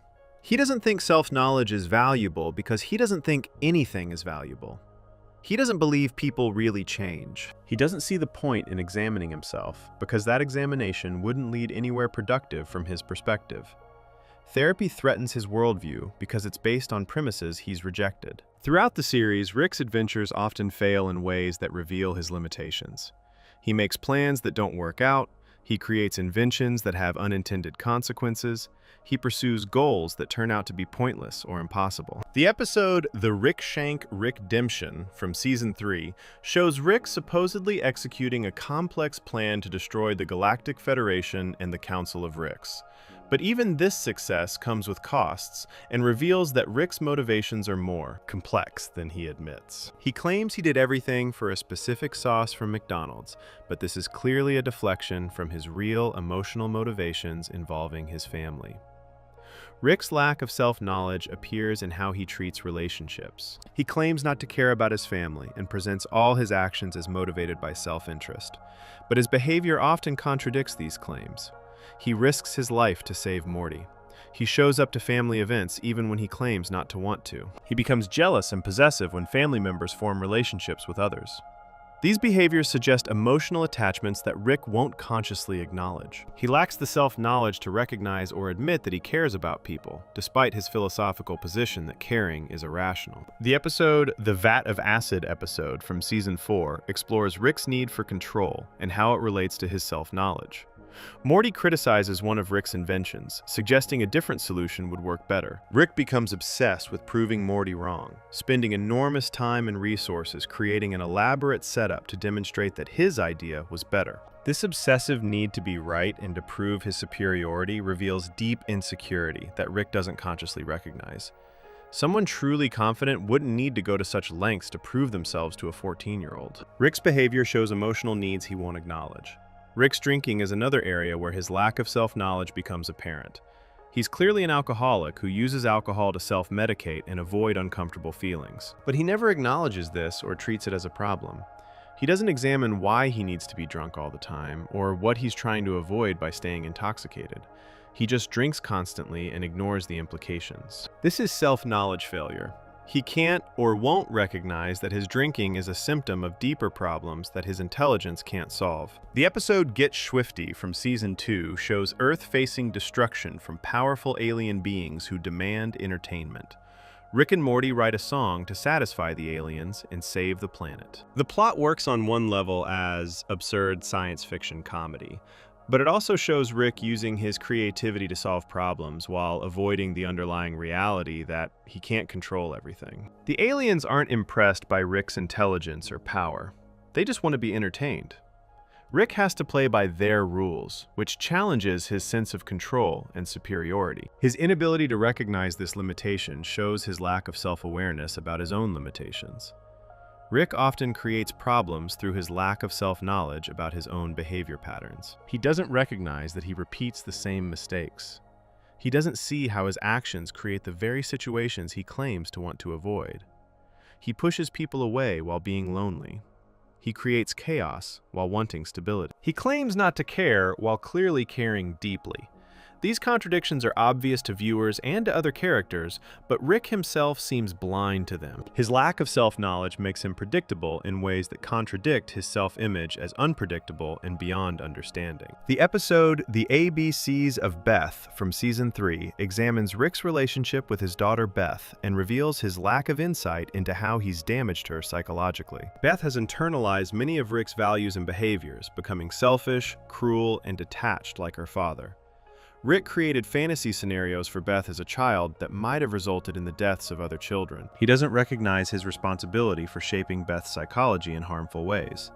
He lacks the self-knowledge to see himself as a parent who's damaged his child, rather than just as someone who happened to father someone. Rick's pursuit of various goals throughout the series often reveals that he doesn't actually know what he wants or why he wants it. He claims to be motivated by scientific curiosity, but his choice of projects seems arbitrary. He claims not to care about anything, but he clearly cares about being the smartest person in the universe and maintaining his superiority. He claims to be beyond human concerns, but he becomes petty and vindictive when insulted or challenged. These contradictions suggest someone who doesn't understand his own motivations or desires. He's operating on instinct and habit rather than genuine self-awareness. The relationship between Rick's vast knowledge of the external world and his complete ignorance of his internal world creates a specific kind of tragedy. He can solve almost any technical problem, but can't solve his own loneliness, depression, or emotional pain. He can manipulate reality itself, but can't manipulate his own psychology into being happy. The things he doesn't know about himself, his emotional needs, his psychological wounds, his relationship patterns, are the things that actually determine his quality of life. His scientific knowledge is practically useless for addressing his real problems. Rick's lack of self-knowledge also manifests in his inability to predict how his own behavior will make him feel. He pursues goals thinking they'll satisfy him, and they don't. He avoids situations thinking they'll be unbearable, and his avoidance makes things worse. He can't accurately model his own future emotional states, which means he makes choices that harm his own well-being. Someone with better self-knowledge would recognize these patterns and adjust. Rick just keeps repeating the same cycles while remaining mystified about why he's unhappy.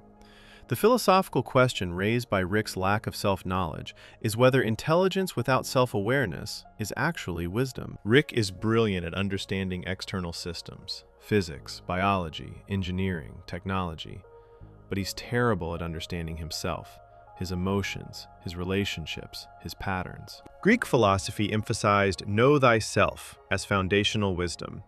Rick has rejected this entirely.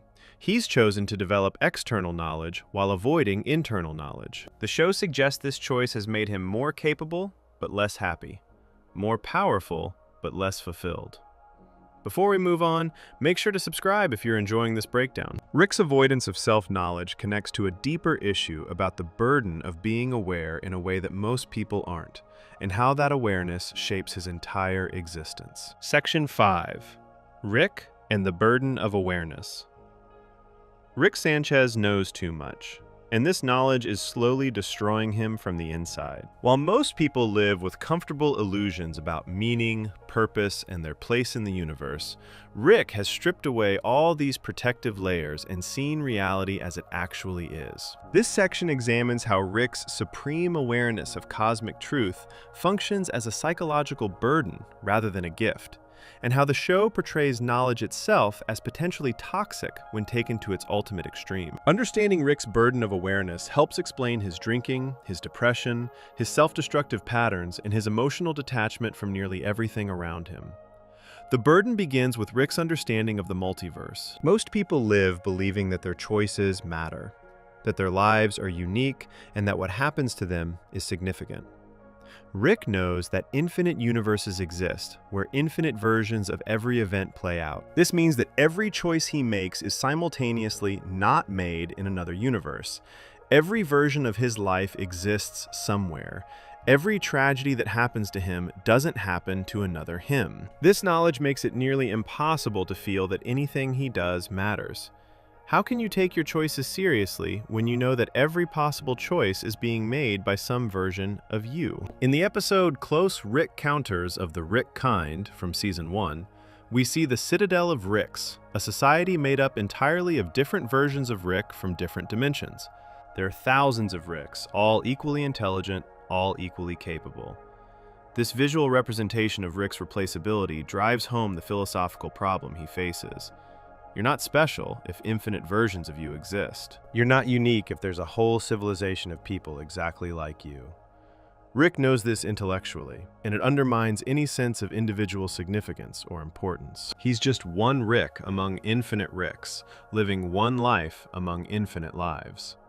Rick's awareness extends beyond just the multiverse, to include deep understanding of how consciousness works, how meaning is constructed, and how value is assigned. He understands that human emotions are chemical reactions in the brain. He knows that meaning is something minds create, not something inherent in reality.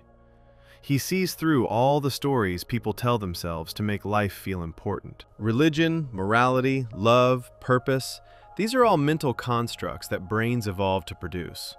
Understanding the machinery behind meaning destroys the ability to experience that meaning authentically. It's like learning how a magic trick works. Once you know, you can't be fooled by it anymore, and you can't enjoy it the same way. The show depicts Rick's burden of awareness through his constant state of existential exhaustion. He's tired all the time, not physically, but psychologically. He's tired of existing in a universe he understands too well. He's tired of going through motions that he knows are meaningless. He's tired of being surrounded by people who don't understand what he understands. This exhaustion appears in his body language, his voice, his drinking, and his general attitude toward life.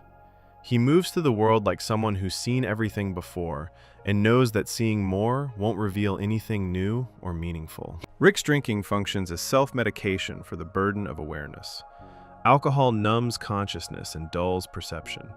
It makes reality slightly less clear and thoughts slightly less sharp. For someone whose problem is knowing too much and thinking too clearly about that knowledge, alcohol provides temporary relief. Every drink makes the universe slightly less overwhelming. Every drink makes the knowledge of meaninglessness slightly less painful. Rick stays drunk because staying sober means confronting the full weight of what he knows with nothing to buffer that confrontation. The flask he carries is a tool for making awareness bearable. The episode Autoerotic Assimilation from Season 2 shows Rick's burden most explicitly through his attempted suicide. After Unity leaves him, Rick goes to his garage and sets up a device that will disintegrate him. He turns on sad music and positions himself under the laser. He's preparing to end his existence, not because of some immediate crisis, but because the accumulated weight of being Rick Sanchez has become unbearable. The knowledge, the awareness, the isolation, all of it has built up to a point where non-existence seems preferable to continued existence. Only Morty's accidental interruption prevents Rick from going through with it. This suicide attempt reveals something crucial about Rick's burden. He's not just philosophically convinced that life is meaningless, he's emotionally crushed by that knowledge. The awareness isn't just an intellectual position he's adopted, it's a weight that makes him want to stop existing. He knows too much to find meaning, but he's still human enough to need meaning. This contradiction creates unbearable psychological tension. He can't believe in meaning because he knows it's illusory, but he can't live happily without meaning because he's still a being that evolved to need purpose and connection. Rick's awareness also includes knowledge of his own psychology and behavior patterns, even though he avoids examining this knowledge directly. He knows he's an alcoholic. He knows he's depressed. He knows he's damaged and damaging to others. He knows his philosophy leads to misery. But he can't change any of this because changing would require believing that change matters, which would contradict his fundamental position that nothing matters. He's trapped in a loop where his awareness of his problems is itself another problem that his awareness makes worse. He knows why he drinks, but knowing why doesn't help him stop, because stopping would require caring about his well-being in a way his philosophy doesn't support. The burden of awareness creates emotional detachment that serves as a survival mechanism. If Rick allowed himself to fully feel the implications of what he knows, he would be overwhelmed. So he's developed a protective numbness. He experiences events without connecting to them emotionally. He sees suffering without feeling compassion. He causes harm without experiencing guilt. This detachment isn't natural or healthy. It's a defense mechanism against the unbearable weight of cosmic awareness. He's numbed himself to protect himself from being destroyed by what he knows. The episode The Ricks Must Be Crazy from Season 2 explores Rick's awareness through his creation of a mini-verse, a universe he created to generate power for his car battery. Inside this universe, intelligent beings have evolved and created their own civilization. Rick feels no ethical qualms about this because he's aware that from a cosmic perspective, there's no difference between naturally evolved universes and artificially created ones. All consciousness is equally arbitrary and meaningless. But when one of the beings in the miniverse creates their own smaller universe for the same purpose, Rick becomes angry. He can't articulate why this is different, revealing that even his awareness has limits and contradictions. Rick's burden of awareness isolates him from everyone around him. He can't have genuine conversations with most people because they don't understand what he understands. When his family talks about their problems, he sees those problems as trivial, because he knows the cosmic context. When people get excited about achievements, he knows those achievements mean nothing. When people seek meaning in religion or philosophy, he knows they're grasping at illusions. This knowledge makes connection nearly impossible. How do you relate to people who are fundamentally wrong about the nature of reality? How do you care about someone when you know they're just temporary arrangements of atoms in one universe among infinite universes? The show uses Rick's relationship with Morty to explore how awareness creates distance, even in close relationships. Rick genuinely cares about Morty, in his own broken way, but his awareness prevents him from expressing or even fully acknowledging that care.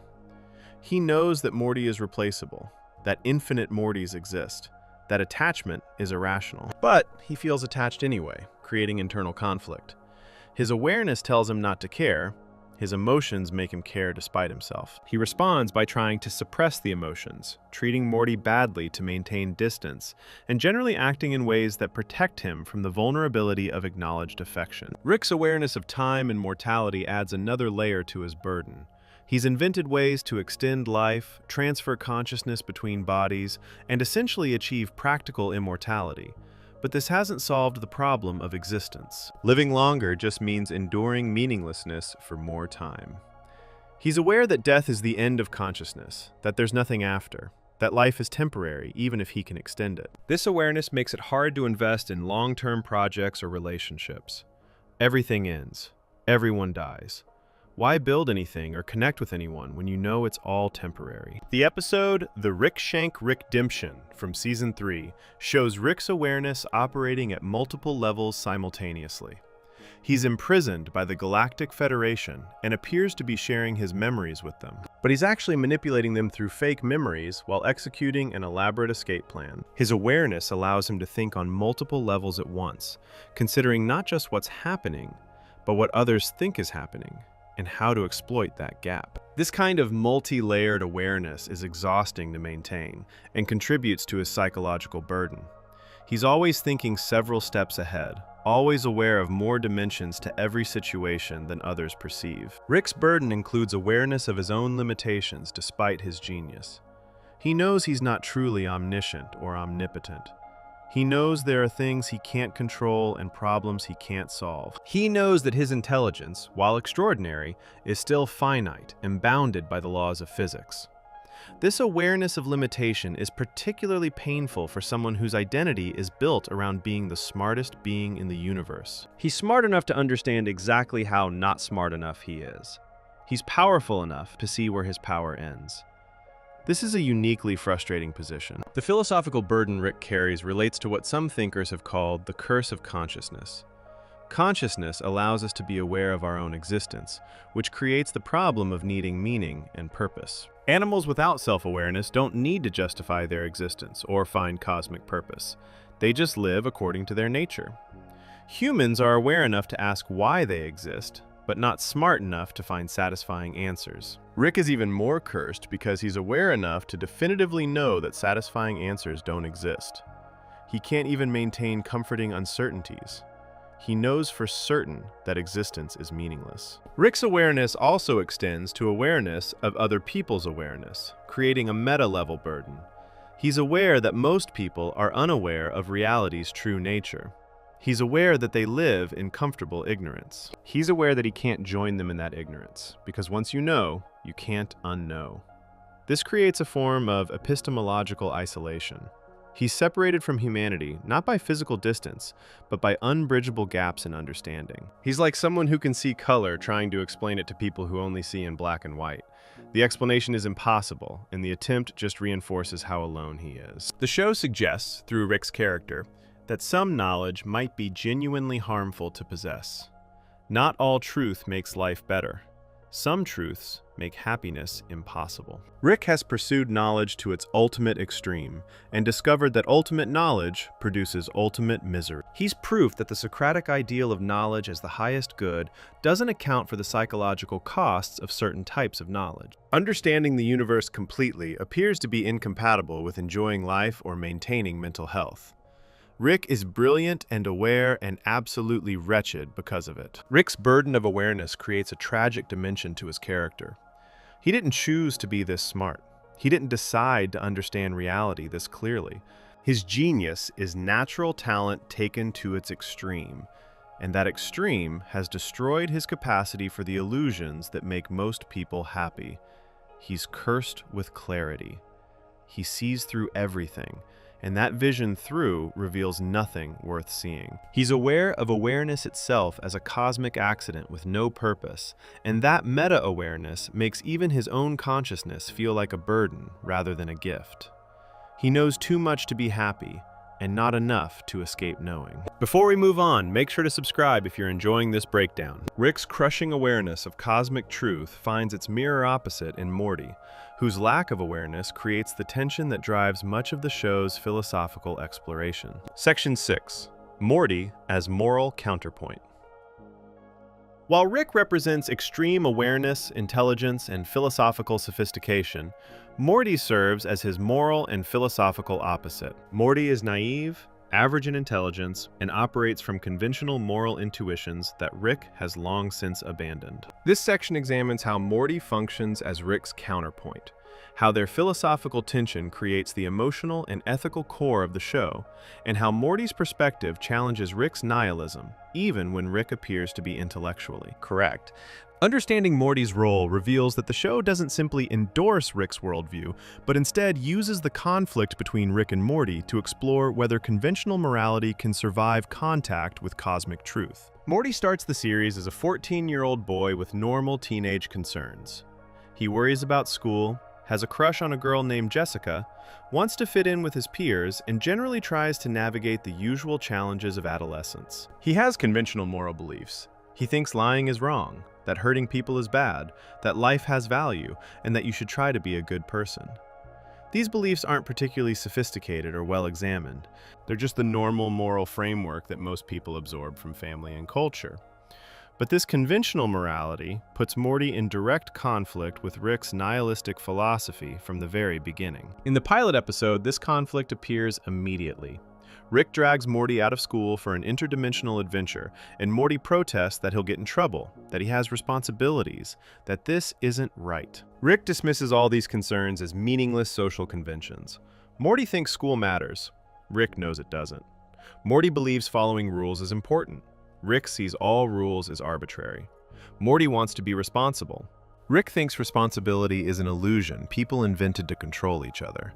This fundamental disagreement about whether conventional morality has any validity drives their relationship throughout the series. What makes Morty philosophically significant is that his moral intuitions persist, despite Rick constantly demonstrating that they're based on false premises. Morty continues to believe that hurting people is wrong, even after Rick shows him that people are just temporary arrangements of atoms in one universe among infinite universes. Morty continues to value life even after seeing countless deaths across multiple dimensions. Morty continues to care about others even after learning that infinite versions of those others exist elsewhere. His morality isn't based on philosophical reasoning that could be undermined by better arguments. It's based on emotional responses and intuitions that survive intellectual challenges. The episode Rick Potion number 9 from Season 1 crystallizes the difference between Rick and Morty's perspectives. When they abandon their original universe after turning everyone into monsters, Rick sees this as a practical solution to an inconvenient problem. Morty is traumatized by the moral weight of abandoning his family and replacing them with alternates. Rick feels nothing, Morty feels everything. Rick's intelligence tells him this choice is meaningless. Morty's moral intuition tells him this choice is horrifying. The show doesn't clearly indicate which perspective is correct. It presents both and lets them exist in tension. Morty's function as moral counterpoint means he often serves as the voice of conventional ethics opposing Rick's actions. When Rick does something cruel or destructive, Morty objects. When Rick wants to abandon someone or let people die for convenience, Morty argues for helping them. When Rick treats people as disposable, Morty insists they matter. These objections rarely change Rick's behavior, but they serve an important narrative and philosophical purpose. They articulate the moral perspective that viewers might share, giving voice to the discomfort Rick's actions create. Without Morty's objections, the show would simply be nihilism unopposed. The relationship between Rick's intelligence and Morty's average intellect is philosophically significant. Rick is right in his factual claims about the universe. His observations about meaninglessness are accurate, given how the show depicts reality, but Morty's moral intuitions might be right in a different sense. They might be right about how to live, about what makes life bearable, about what allows human connection and happiness. Rick's way of being might be intellectually correct, but practically disastrous. Morty's way might be based on illusions, but might produce better outcomes for actual living. The show explores this tension without resolving it. Morty's character development across the series shows him being corrupted by exposure to Rick's worldview. In early episodes, Morty is innocent and horrified by violence and moral compromise. In later seasons, he becomes more willing to kill, lie, and act selfishly. He's learning from Rick that conventional morality is optional and that power matters more than principles. This gradual corruption shows the cost of extended exposure to Rick's philosophy. You can't spend time with someone who treats all values as arbitrary without starting to internalize that perspective. Morty is slowly becoming more like Rick, which the show presents as a tragedy rather than as growth or improvement. The episode Rest and Ricklaxation from Season 3 explores the Rick and Morty dynamic through a device that separates their toxic personality traits from their healthy traits. Morty's toxic traits include self-doubt, anxiety, and moral concern. His healthy version is confident, successful, and completely amoral.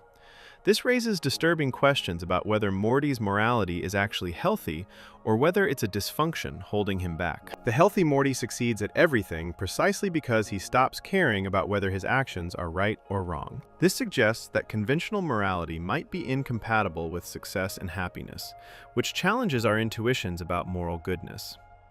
Morty serves as Rick's connection to humanity, despite Rick's attempts to transcend human concerns. Rick claims not to care about human values or relationships, but he keeps Morty around. He goes on adventures with Morty. He protects Morty from danger. He becomes jealous when Morty forms other relationships. Morty represents the human element that Rick can't completely eliminate from his life. Through Morty, Rick maintains a link to the normal human experience of caring about things, even though he won't acknowledge that this link matters to him. Morty is Rick's anchor to conventional humanity. The philosophical tension between Rick and Morty also appears in their different responses to suffering. When they encounter people who are suffering, Morty's immediate response is sympathy and a desire to help. Rick's response is indifference or annoyance that the suffering creates complications. In the episode Raising Gazorpazorp from Season 1, Morty raises an alien child and struggles with the moral responsibilities of parenthood. Rick treats the child as an inconvenient problem to solve rather than as a being deserving care. Morty's moral intuitions tell him that caring for dependents is important. Rick's philosophy tells him that all such obligations are arbitrary social constructs. Morty's role as moral counterpoint becomes more complex as the series progresses. He's not simply naive innocence opposing Rick's cynicism. He's someone struggling to maintain moral principles in a universe that seems designed to prove those principles are meaningless. He knows what Rick knows about the multiverse and meaninglessness, but he chooses to act as if things matter anyway. This is actually a sophisticated philosophical position, similar to what some existentialist thinkers advocate. You acknowledge that life is meaningless and then choose to create meaning through your actions and commitments despite knowing that meaning is constructed rather than discovered. The episode, The Vat of Acid episode from Season 4, shows Morty challenging Rick's superiority, and Rick responding by proving Morty wrong in the cruelest way possible. Rick creates a device that lets Morty save and reload his life like a video game, encouraging Morty to live recklessly, knowing he can undo consequences. Morty falls in love during this period, has meaningful experiences, and finds happiness. Then Rick reveals it was all fake, a simulation designed to teach Morty a lesson about questioning Rick's ideas. Morty's moral and emotional investment in his experiences is revealed as foolish. Rick's detachment is validated as wise. The episode viciously demonstrates how caring makes you vulnerable to being hurt. Morty's conventional morality is often portrayed as weakness within the show's logic. His hesitation to kill gets him in danger. His concern for others slows him down. His moral qualms prevent him from doing what's necessary to survive in the harsh multiverse Rick has exposed him to. The show seems to suggest that Morty's values are luxury beliefs that only work in safe, stable environments. Once you're traveling through dimensions where anything can happen and conventional rules don't apply, traditional morality becomes a handicap. This is a dark suggestion about the relationship between ethics and power. The dynamic between Rick and Morty also explores how relationships between people with vastly different levels of knowledge and power can function. Rick knows more, can do more, and controls most situations they encounter. Morty is dependent on Rick for survival in dangerous situations. This creates an inherently unequal relationship where Morty's moral objections can be dismissed or overruled. Rick doesn't have to take Morty's perspective seriously, because Rick has the power and knowledge to impose his will. This reflects how philosophical disagreements in the real world are often resolved not through better arguments, but through power dynamics. Morty's character shows the psychological cost of being exposed to knowledge you're not equipped to handle. He's a normal teenager thrust into situations involving infinite universes, cosmic horrors, and existential meaninglessness. He doesn't have Rick's genius to help him process these experiences, or Rick's philosophical framework to make sense of them. He's stuck between his conventional understanding of reality and the much stranger reality Rick has shown him. This creates trauma and confusion that the show depicts through Morty's increasing anxiety and moral compromise. The relationship between Rick and Morty can be understood as a struggle over what kind of being Morty will become. Will he maintain his human moral intuitions despite knowing they're based on illusions? Or will he abandon those intuitions and become like Rick, brilliant and miserable and detached? The show tracks this struggle across seasons, showing Morty sometimes resisting Rick's influence and sometimes succumbing to it. His character arc is about whether conventional morality can survive contact with nihilistic philosophy, or whether knowing what Rick knows inevitably destroys the capacity for traditional ethical life. Morty also represents the audience's perspective in important ways. Most viewers are more like Morty than Rick. We have conventional moral beliefs, limited understanding of complex science and philosophy, and emotional responses to situations that aren't based on sophisticated reasoning. When Morty objects to Rick's actions, he's often expressing what viewers feel. When Morty struggles with moral dilemmas, he's working through questions viewers face. His character makes the show's philosophical content accessible by grounding it in recognizable human reactions rather than purely abstract argument. The show uses the Rick and Morty dynamic to avoid becoming pure nihilistic propaganda. If Rick were the only perspective presented, the show would simply be advocating for his worldview.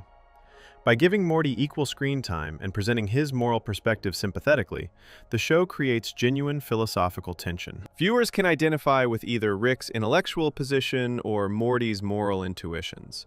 The show doesn't definitively settle which approach to life is better. It shows both perspectives, lets them clash, and allows viewers to form their own conclusions about whose way of being in the world is more valid.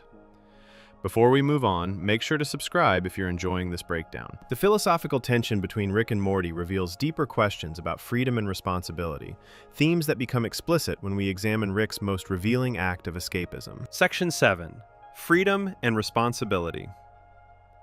The episode Pickle Rick from Season 3 stands as one of the most philosophically revealing moments in the entire series, and examining it closely reveals how Rick uses freedom to escape responsibility, how that escape reflects his deeper philosophical problems. This episode makes explicit what runs throughout the show. Rick's belief that he should be free to do whatever he wants, combined with his refusal to accept responsibility for the consequences of that freedom. Understanding Pickle Rick helps us see how Rick's philosophy of radical freedom without responsibility leads to self-destruction, and how the episode serves as a critique of that philosophy rather than an endorsement of it. The episode begins with the family preparing to go to family therapy.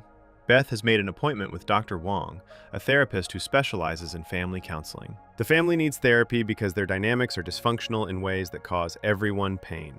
Jerry and Beth are separated, the kids are caught in the middle. Rick's presence in the house creates constant chaos and disrupts normal family life. These are real problems that therapy might help address, but Rick clearly has no interest in participating. He sees therapy as pointless because he doesn't believe that talking about feelings or examining behavior patterns can accomplish anything meaningful. Therapy represents everything Rick rejects about conventional approaches to problems. It requires vulnerability, honesty about emotions, and acknowledgement that you need help from others. Rather than simply refusing to go to therapy, which would be honest and straightforward, Rick engineers an elaborate escape. He's built a device in the garage that will turn him into a pickle. This seems absurd on its face, and it is absurd, but the absurdity is the point. By turning himself into a pickle, Rick creates a situation where attending therapy becomes physically impossible. He has no arms to open doors, he has no legs to walk, he can't speak in human language. He's engineered a perfect excuse that can't be argued with. The family can't accuse him of refusing to go because he's literally incapable of going. He's found a loophole that allows him to avoid responsibility while maintaining deniability. Rick claims the transformation into a pickle is just a fun experiment he's doing for its own sake.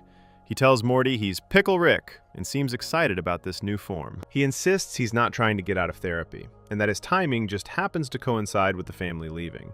But Morty immediately sees through this. He points out that Rick has clearly planned this to avoid therapy. Rick denies it, but his denial is unconvincing.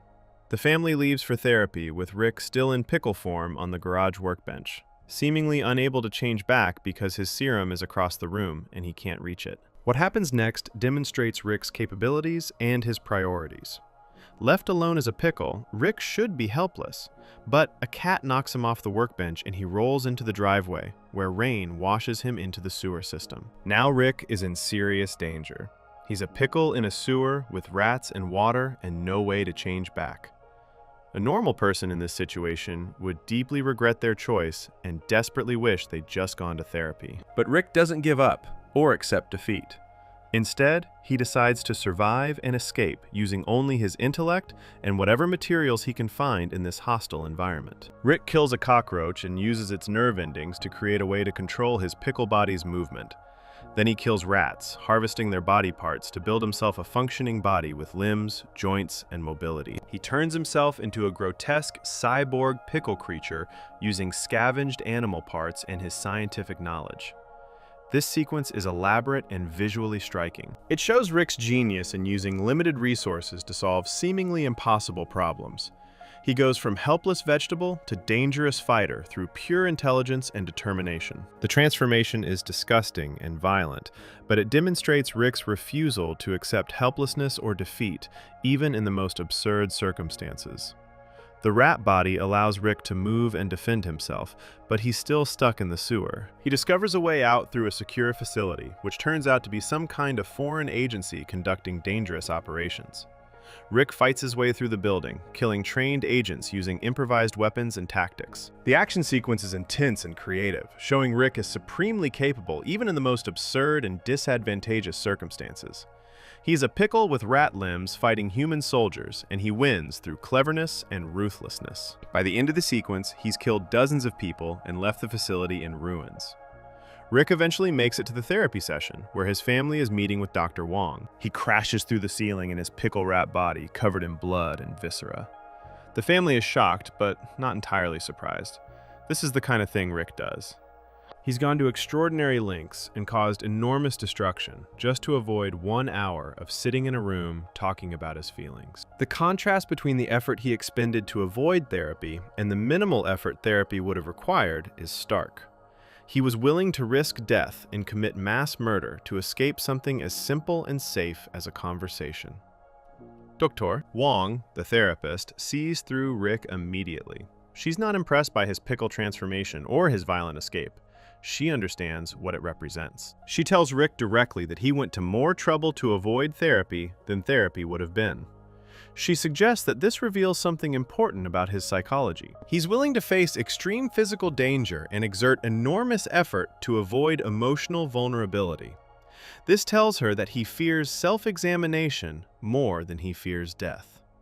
The lengths he'll go to avoid confronting himself are the real issue, not whatever problems the family wanted to discuss in therapy. Dr. Wong offers Rick a genuine insight about his behavior. She says that the thing about repairing and maintaining and cleaning is that it's not an adventure. There's no way to do it so wrong you might die. It's just work. And the bottom line is, some people are okay going to work and some people would rather die. She's identifying Rick's fundamental problem.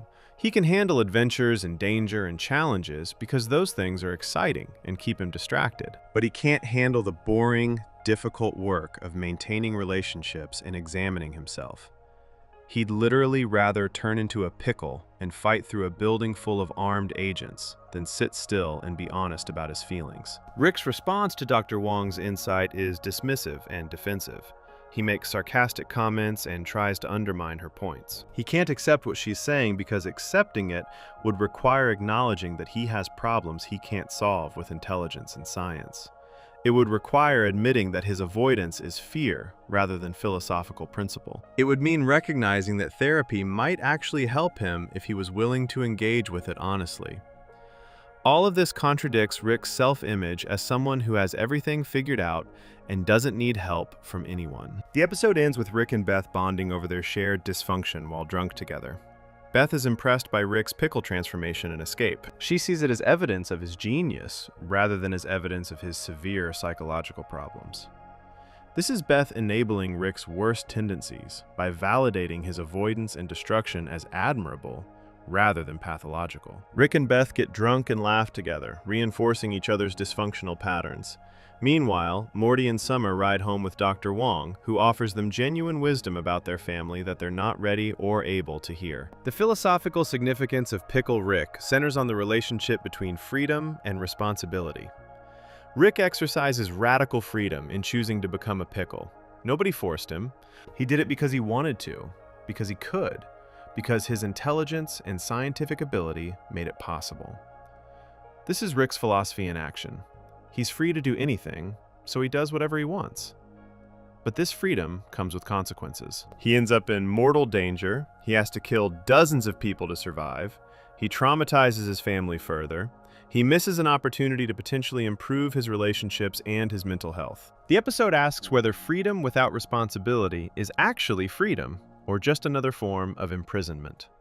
Rick is free to avoid therapy, but that freedom traps him in his dysfunctional patterns. He's free to turn into a pickle, but that choice puts him in a sewer fighting for survival. His freedom to do whatever he wants hasn't made him happy or functional. It's made him isolated, miserable, and destructive. The episode suggests that Rick's understanding of freedom is actually a trap.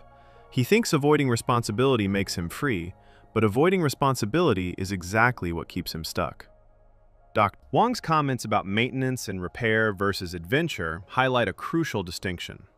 Adventures are exciting because they have stakes and uncertainty.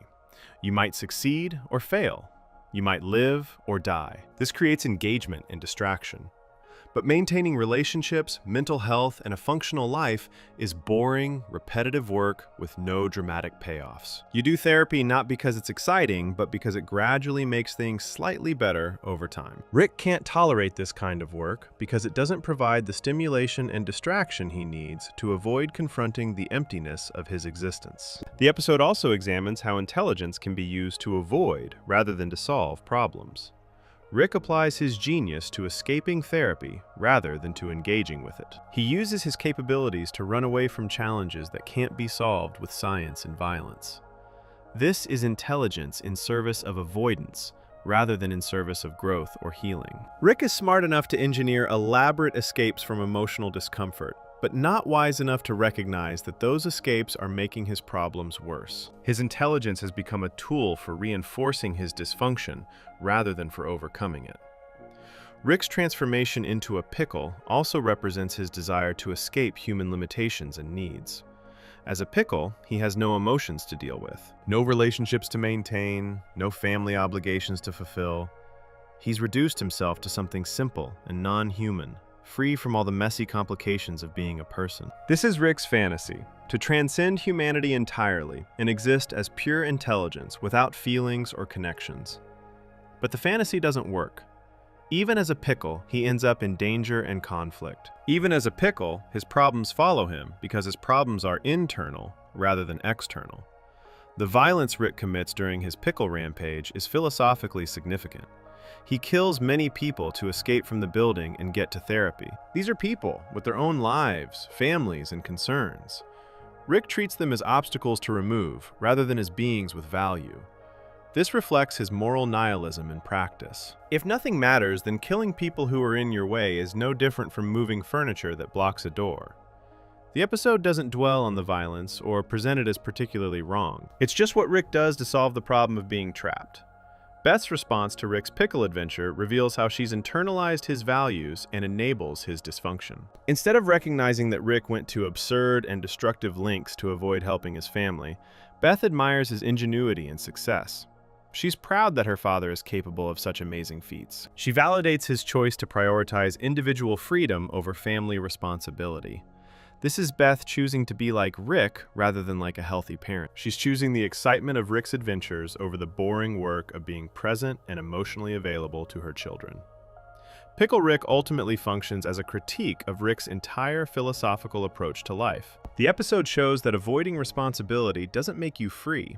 It makes you a pickle fighting rats in a sewer.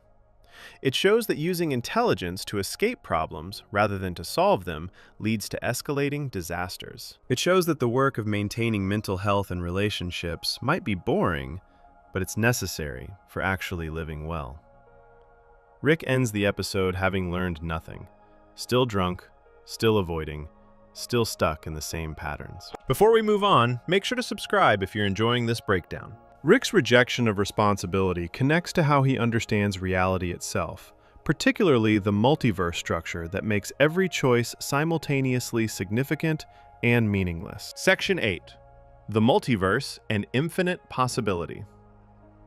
The concept of infinite parallel universes forms the structural foundation of Rick and Morty's reality, and understanding how the multiverse functions in the show reveals profound philosophical implications about choice, consequence, identity, and meaning. The multiverse isn't just a science fiction device that allows for varied adventures. It's a philosophical framework that challenges fundamental assumptions about what makes life significant and whether individual choices matter in any ultimate sense. This section examines how infinite possibility affects the show's approach to morality, identity, and meaning. The basic premise of the multiverse in Rick and Morty is that infinite universes exist, and in these infinite universes, every possible variation of every possible event occurs. There are universes where Rick is human, and universes where he's different species. There are universes where Earth was never invaded by aliens, and universes where it was destroyed in countless different ways. There are universes where Morty is brave, and universes where he's cowardly. Every choice that could be made is made somewhere. Every event that could happen does happen somewhere. This infinite multiplication of possibility is the reality that Rick navigates with his portal gun. The immediate philosophical problem created by infinite universes is that nothing is unique. Whatever happens to you in this universe doesn't happen to another version of you in a different universe. You make one choice here, and another you makes the opposite choice there. This drains meaning from individual choices and experiences. How can your choice be significant if every possible choice is being made by some version of you? How can your life be special if infinite versions of your life exist with every possible variation? The multiverse structure suggests that uniqueness is impossible, and that significance must be based on something other than being special or different. The episode Close Rick Counters of the Rick Kind from Season 1 introduces the Citadel of Ricks, a civilization made up entirely of different versions of Rick from different dimensions. The Citadel shows that Rick isn't unique even among Ricks. There are thousands of versions of him, all equally intelligent, all equally capable. Some Ricks are similar to our Rick, and some are quite different. There are Ricks who work normal jobs, Ricks who are police officers, Ricks who are politicians, The infinite variation means that even Rick's genius and personality aren't unique to him. He's just one instance of a pattern that repeats across dimensions. The Citadel also reveals class divisions and inequality among Ricks. Some Ricks are wealthy and powerful. Others are poor and oppressed. There are even enslaved Mortys working for the dominant Ricks. This shows that infinite possibility doesn't mean infinite freedom or infinite good outcomes. It means infinite variation, including infinite suffering and injustice. The multiverse doesn't solve problems or create utopia. It just multiplies everything, good and bad, across infinite iterations. For every universe where things go well, there are universes where things go terribly.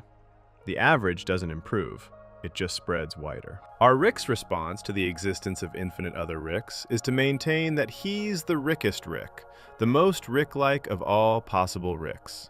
This is a claim to supremacy and uniqueness, despite the evidence that he's one of many. He needs to believe he's special, even though he knows intellectually that he can't be. This contradiction reveals Rick's psychological need for significance conflicting with his philosophical understanding that significance is impossible in a multiverse. He knows infinite Ricks exist, but he still wants to be the best one, the most important one, the one who matters most. The multiverse also creates the possibility of universe hopping when things go wrong, which Rick does in Rick Potion number 9.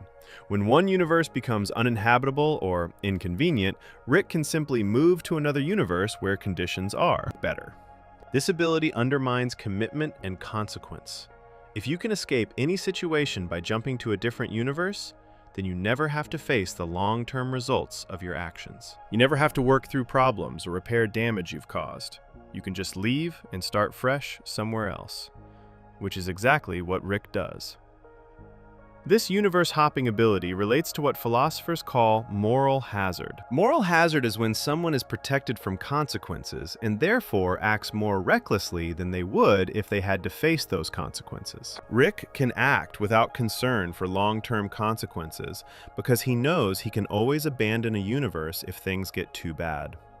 This removes one of the main factors that would normally constrain behavior. Most people are careful partly because they have to live with the results of their choices. Rick doesn't have to live with results. He can just move to a universe where those results don't exist. The episode The Ricklantis Mix-Up from Season 3 explores life in the Citadel of Ricks in detail, showing various Ricks and Mortys living out different stories. We see a Morty running for political office, Ricks working factory jobs, young Mortys in school, and various other scenarios.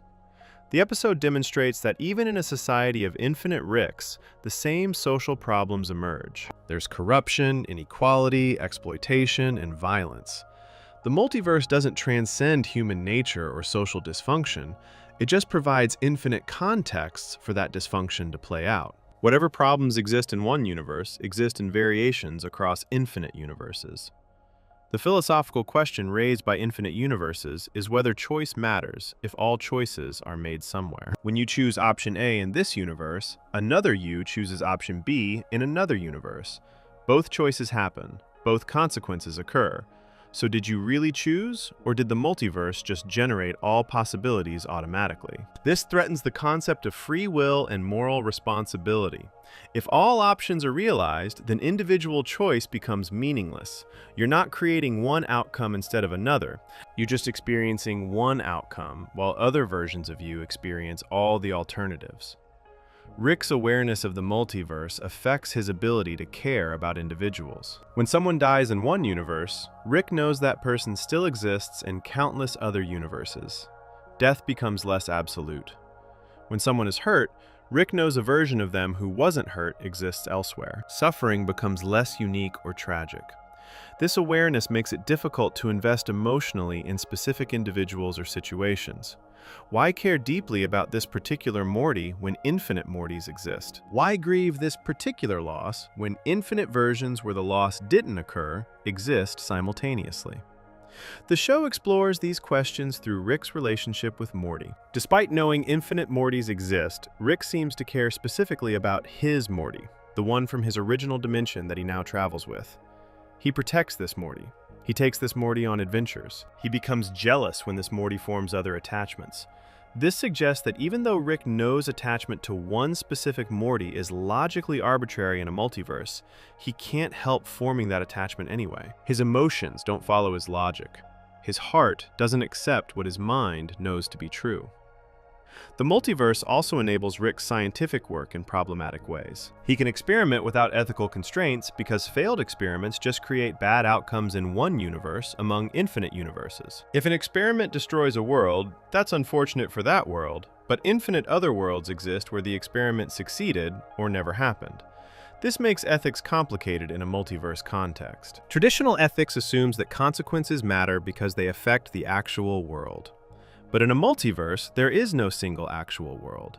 There are infinite actual worlds with infinite different outcomes. The episode The Ricks Must Be Crazy from Season 2 demonstrates Rick creating an entire universe to power his car battery. Inside this miniverse, intelligent beings evolved and created civilization, not knowing they exist only to generate electricity for Rick's vehicle.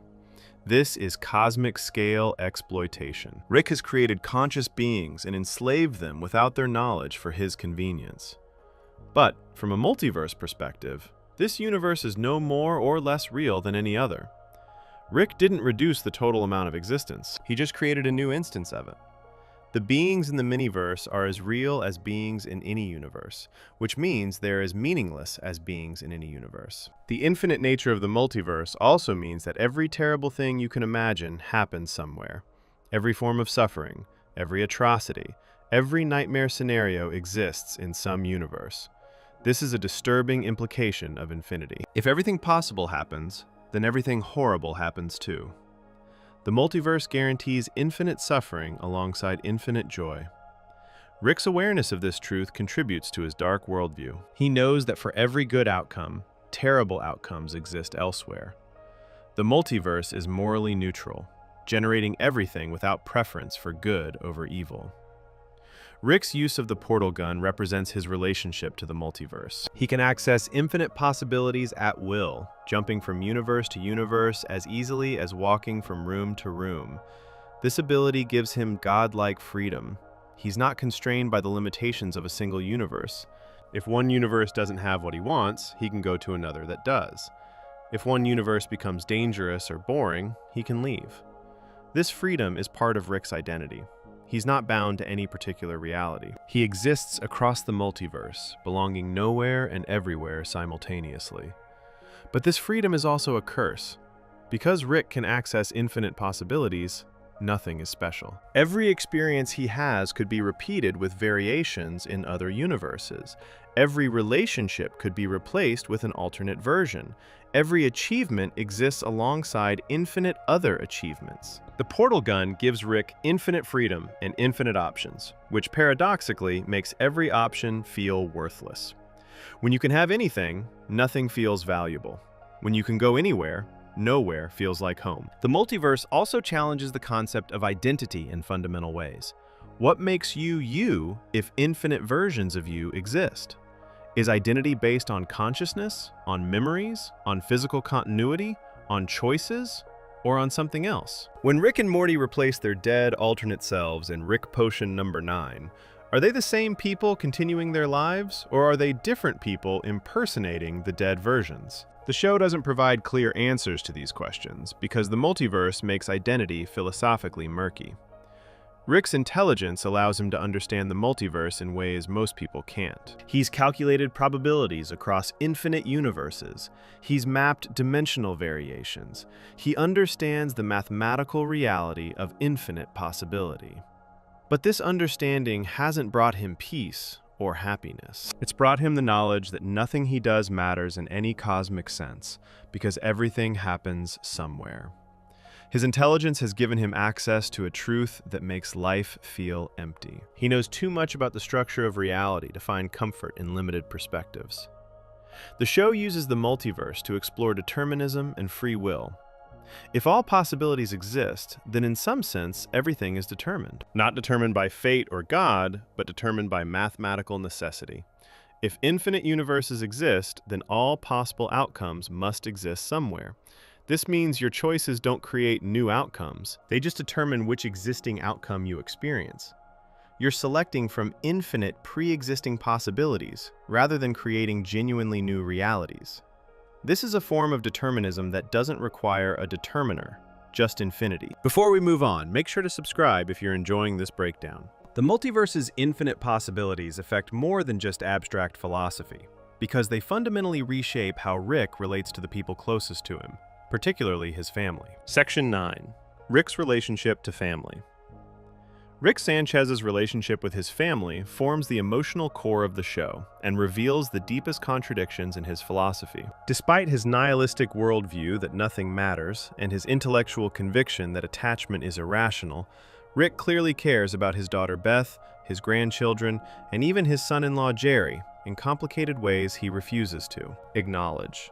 This section examines how Rick's emotional connections to family conflict with his philosophical positions, how his presence simultaneously helps and destroys the people he cares about, and what his family relationships reveal about the limits of pure rationality and detachment in human life. Rick abandoned his family when Beth was young, a fact that haunts their relationship throughout the series. We don't know all the details of why he left or where he went, but we know he was absent for most of Beth's childhood and adolescence. He returns to her life as an adult, moving into her garage and inserting himself into her family without really explaining where he's been or why he came back. This abandonment has shaped Beth's entire psychology. She spent her childhood wondering why her father left and whether she was good enough to make him stay. His return opens old wounds while also offering her something she's always wanted: a relationship with her brilliant, exciting father. Beth's need for Rick's approval drives much of her behavior throughout the series. She wants him to think she's smart, special, and worthy of his time and attention. She defends his presence in the house even when he causes problems. She chooses Rick over Jerry when their marriage falls apart, prioritizing her relationship with her father over her relationship with her husband. In the episode The ABCs of Beth from Season 3, Rick reveals that he created elaborate fantasy worlds for Beth as a child, places where she could escape and have adventures. Beth realizes that her childhood games in these fantasy worlds might have resulted in the deaths of other children, and she's horrified by this possibility. Rick's response to Beth's horror is to offer her a choice. He can make her a clone that will live her life while the real Beth goes off to have adventures in space. Or she can stay and continue her normal life. The episode ends ambiguously, with viewers not knowing whether the Beth we see is the original or the clone. This uncertainty itself reveals something important about Rick's relationship with his daughter. He's willing to replace her with a copy and never tell anyone. He values the function Beth serves in his life more than Beth herself as a unique individual. If a clone can perform the same role, then the original Beth is replaceable. Rick's relationship with Morty is more complex and more central to the show. Rick needs Morty for his adventures in ways that are both practical and emotional. Practically, Morty's brainwaves somehow cancel out Rick's genius brainwaves, making it harder for enemies to detect Rick. This is the excuse Rick uses for why he brings Morty on dangerous adventures. But emotionally, Rick clearly enjoys Morty's company and becomes possessive when Morty forms relationships with others. In the episode Close Rick Counters of the Rick Kind from Season 1, we learn that Ricks across the multiverse are frequently paired with Mortys, suggesting this partnership is common across dimensions. The show explores whether Rick's relationship with Morty is exploitative. Rick constantly puts Morty in danger. He uses Morty as a shield, as a tool, and as an assistant in his schemes. Morty gets traumatized by the things he experiences on their adventures. In the episode Rick Potion number 9, Morty has to bury his own corpse, an experience that clearly damages him psychologically. Rick seems not to notice or care about the psychological toll his adventures take on Morty. He treats Morty's trauma as an acceptable cost of doing business. From Rick's perspective, everyone gets traumatized by existence eventually, so Morty's specific traumas don't register as particularly significant. But Rick also protects Morty and shows genuine concern for his safety. In the episode A Rickle in Time from Season 2, Rick and Morty's timeline becomes unstable, and they start splitting into multiple versions of themselves. When the timelines collapse and one of them has to fall into a hole where time doesn't exist, Rick pushes Morty to safety and falls in himself. He's willing to sacrifice himself for Morty. Later, when Morty saves him, Rick is genuinely touched. He nearly says something emotional, but catches himself and makes a joke instead. This moment shows Rick's pattern of having real feelings but refusing to acknowledge or express them. Rick's relationship with Summer, Beth's daughter, develops over the course of the series. Initially, Rick largely ignores Summer. She's not as useful to him as Morty, and he doesn't seek out her company. But Summer wants Rick's attention and approval just like Beth does. In the episode "Ricksty Minutes" from Season 1, Summer overhears that her parents considered having an abortion when they got pregnant with her. She's devastated to learn she was unwanted. When she tries to run away, Morty tells her that he and Rick abandoned their original dimension, and that in that dimension, Summer was never born. This means Morty values the specific version of Summer he knows, even though she's technically a cosmic accident. Rick's interactions with Summer become more frequent in later seasons. He takes her on adventures, teaches her things, and shows signs of caring about her well-being. In the episode "The Whirly-Durly Conspiracy" from Season 3, Rick takes Jerry on an adventure to help Jerry feel better about his divorce from Beth. This is Rick doing something kind for his son-in-law, which contradicts his stated contempt for Jerry. Rick claims to hate Jerry and treats him with open disdain, but he also can't completely abandon Jerry when Jerry is suffering. This suggests Rick's feelings are more complicated than his nihilistic philosophy would allow. Jerry represents everything Rick despises. He's conventional, average in intelligence, concerned with social status and approval, and believes in traditional values that Rick has rejected. Jerry wants a stable job, a normal family, and a safe, predictable life. This is the opposite of everything Rick values. Their mutual contempt defines much of their relationship. Rick mocks Jerry constantly. Jerry resents Rick's presence in his house and the way Rick's adventures endanger the family. In the episode "The Whirly-Durly Conspiracy," we see that Rick's contempt for Jerry comes partly from recognizing that Jerry represents a path Rick didn't take, a conventional life that Rick knows would have destroyed him, but that Jerry seems suited for. The divorce between Beth and Jerry in Season 3 happens partly because of Rick's influence on the family. Beth chooses Rick over Jerry, telling Jerry to leave. This should be a victory for Rick. He gets rid of Jerry, who he claims to despise. But the divorce makes Beth unhappy, which makes Rick uncomfortable. He's created a situation where his presence has destroyed his daughter's marriage, and even though he would never admit it, this bothers him. Rick's philosophy says family bonds are meaningless social constructs, but his actual behavior shows he's affected by his family's emotional states. The episode "The Rick Shank Rickdemption" from Season 3 reveals Rick's backstory and his motivation for returning to Beth's family. We see a memory, possibly real or possibly fabricated, where Rick's wife Diane and young Beth are killed by a bomb placed by another version of Rick. This trauma would explain why Rick became the person he is, why he's so detached and nihilistic and self-destructive. He lost the people he loved most and responded by rejecting all attachment and meaning. But the episode deliberately leaves it unclear whether this memory is real or just a story Rick invented to manipulate his enemies. We don't know if this traumatic origin is true. What we do know is that Rick returned to Beth's family for reasons he won't fully explain. He claims at the end of the Rick Shank Rickdemption that his motivation for everything is getting McDonald's Szechuan sauce, a limited sauce from a promotion decades ago. This is obviously a deflection. Rick uses absurdity and jokes to avoid revealing his real emotions and motivations. He'd rather claim he destroyed the Galactic Federation and overthrew the Council of Ricks to get fast food sauce than admit he did it to protect his family or because he cares about being with them. Rick's inability to express emotional attachment creates constant problems in his relationships. He feels things but won't say them. He cares about people but treats them badly. He wants connection, but pushes people away. This emotional dysfunction stems from his philosophical position. If he admits he cares about his family, he's admitting that something matters, which contradicts his nihilism. If he acknowledges that these relationships have value, he's contradicting his claim that nothing has value. So he's trapped between feeling attachment and denying that attachment has any significance. The show uses Rick's family relationships to challenge his philosophy. His actions consistently reveal that he cares more than he claims to care. When family members are in real danger, Rick saves them. When they're suffering, Rick tries to fix it, even if he pretends he's doing it for selfish reasons. When they're gone, Rick is lonely and unhappy.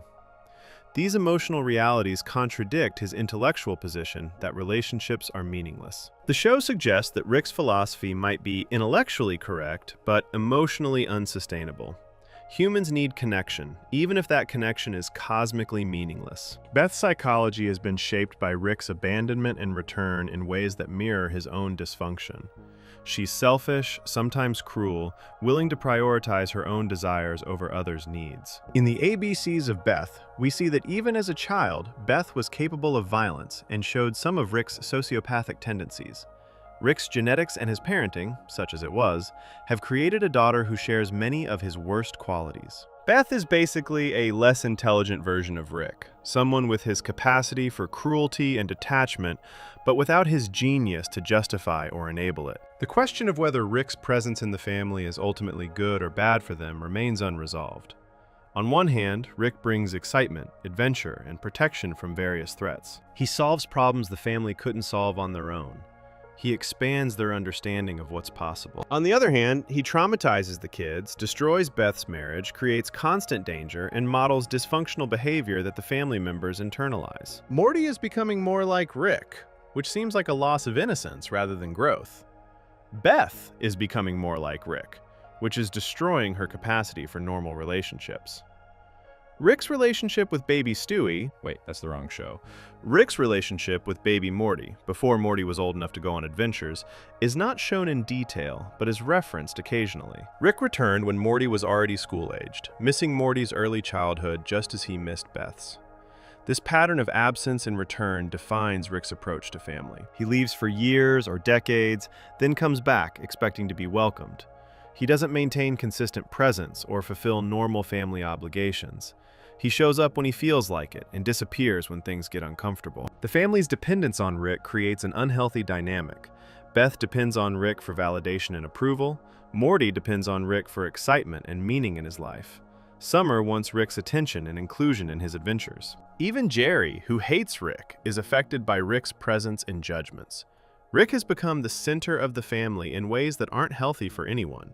His genius and capabilities make everyone else feel less significant. His adventures make normal life seem boring.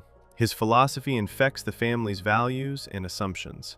Rick's choice to live with this specific family, rather than with any other version of his family across the multiverse, suggests attachment that goes beyond practical convenience. He could find infinite other versions of Beth, Morty, and Summer who might be easier to live with or more useful to him. But he stays with this family, the one from the dimension he and Morty moved to after the Cronenberg disaster. This suggests loyalty or affection that Rick would never articulate, but that his actions reveal. He's chosen these specific people, which means they matter to him specifically, which means his philosophy about replaceability and meaninglessness doesn't fully determine his behavior. The show's exploration of Rick's family relationships reveals that philosophy and emotion often conflict. Rick's mind tells him attachment is irrational. His heart, such as it is, attaches anyway. He's trapped between intellectual positions that deny meaning and emotional needs that require meaning. His family relationships force him to confront this contradiction constantly. Every time he protects them, he's acting as if they matter. Every time he comes home, he's acting as if belonging somewhere is important. His actions contradict his stated beliefs, revealing that even Rick can't fully live according to his nihilistic philosophy. Before we move on, make sure to subscribe if you're enjoying this breakdown. Rick's complicated relationship with his family reveals one side of his emotional life, but his philosophical stance oscillates between absolute despair and unexpected moments that suggest something deeper beneath the cynicism. Section 10. Cynicism versus compassion. Throughout Rick and Morty, we see Rick oscillate between absolute cynical detachment and unexpected moments of genuine compassion or emotional connection. This tension between cynicism and compassion forms one of the show's central dramatic and philosophical conflicts. Examining when and why Rick shows compassion, how he tries to hide or deny these moments, and what they reveal about his character helps us understand whether Rick's nihilistic philosophy is genuine conviction or defensive armor protecting a damaged person who still feels too much. The show never fully resolves this question, instead presenting Rick as someone caught between intellectual certainty that nothing matters and emotional experiences that suggest some things do matter to him. Rick's default mode is cynical detachment. He treats most situations with sardonic humor and emotional distance. He mocks people who care about things, dismisses emotional appeals, and presents himself as beyond the petty concerns that motivate most people. In the episode Get Swifty from Season 2, when Earth is being threatened by alien beings called Cromulons who demand musical performances, Rick treats the whole situation as absurd rather than genuinely threatening. He writes a song to satisfy the aliens, but approaches it as a technical problem, rather than as a crisis requiring serious emotional engagement. He's saving the world while making jokes and showing no apparent concern that billions of lives hang in the balance.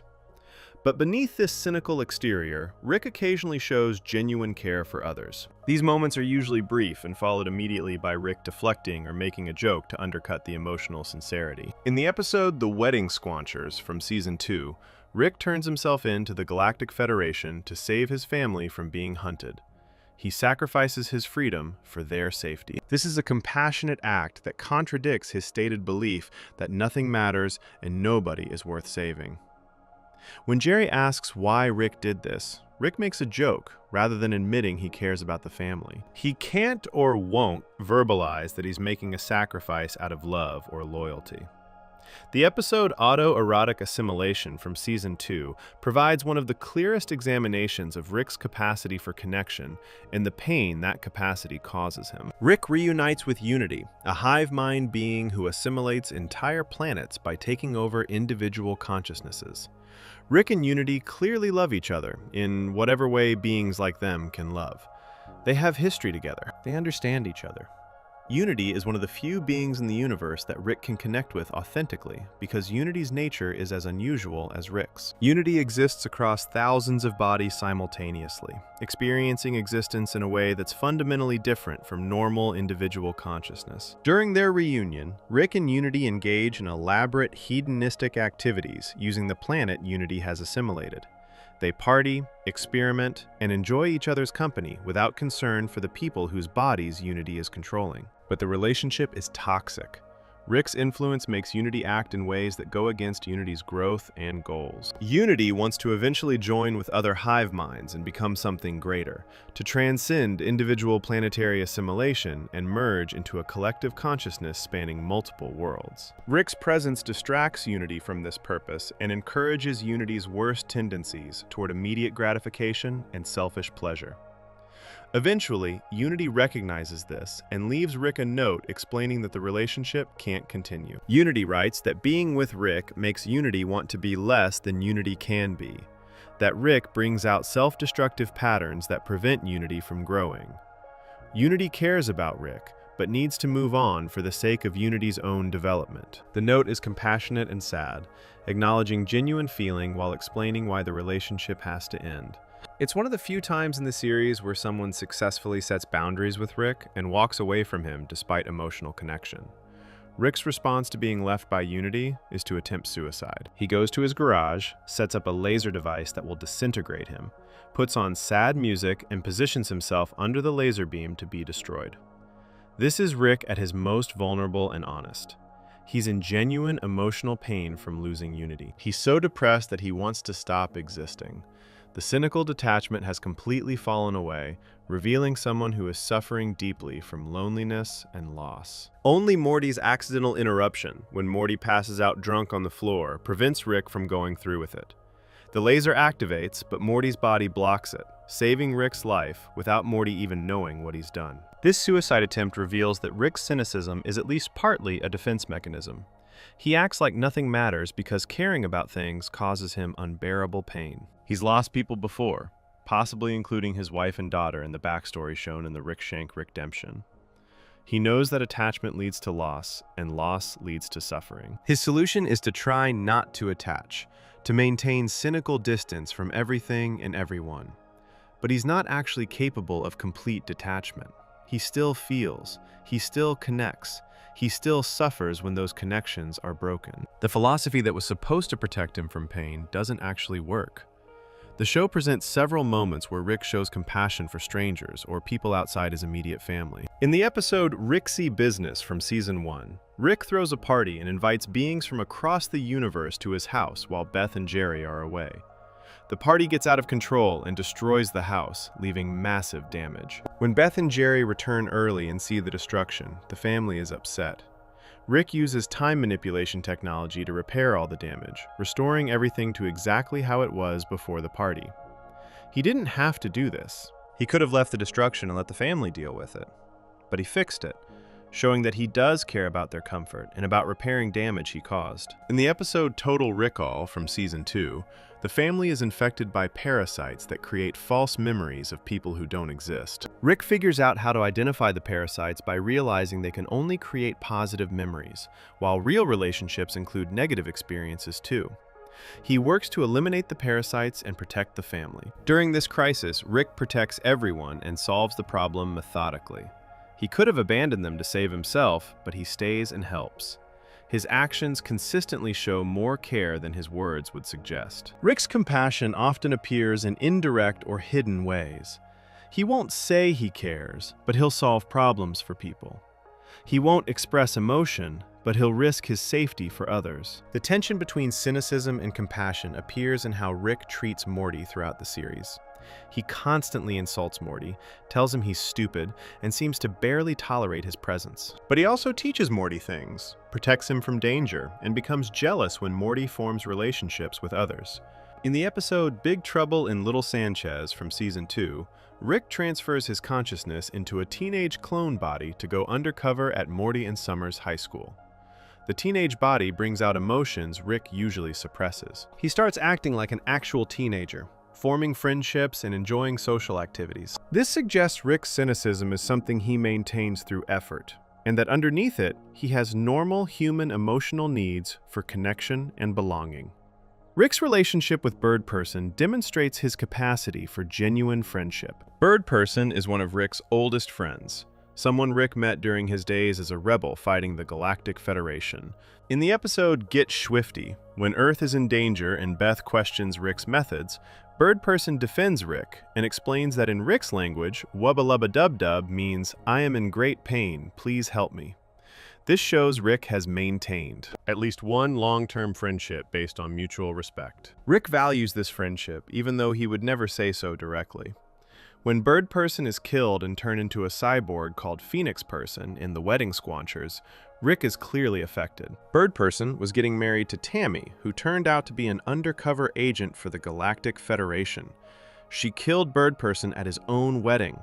Rick has lost one of the few beings in the universe he considered a friend. This loss contributes to Rick's decision to turn himself into the Federation.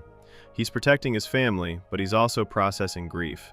His cynicism can't completely hide his pain at losing someone who mattered to him. Rick's moments of compassion often involve recognizing suffering in others that mirrors his own suffering. In the episode The Old Man in the Seat from Season 4, Rick discovers that someone has been using his private toilet, a secret place he created on a distant planet where he goes to be completely alone. When he finally meets this person, an alien named Tony, Rick finds someone who understands the need for a private place to process existence.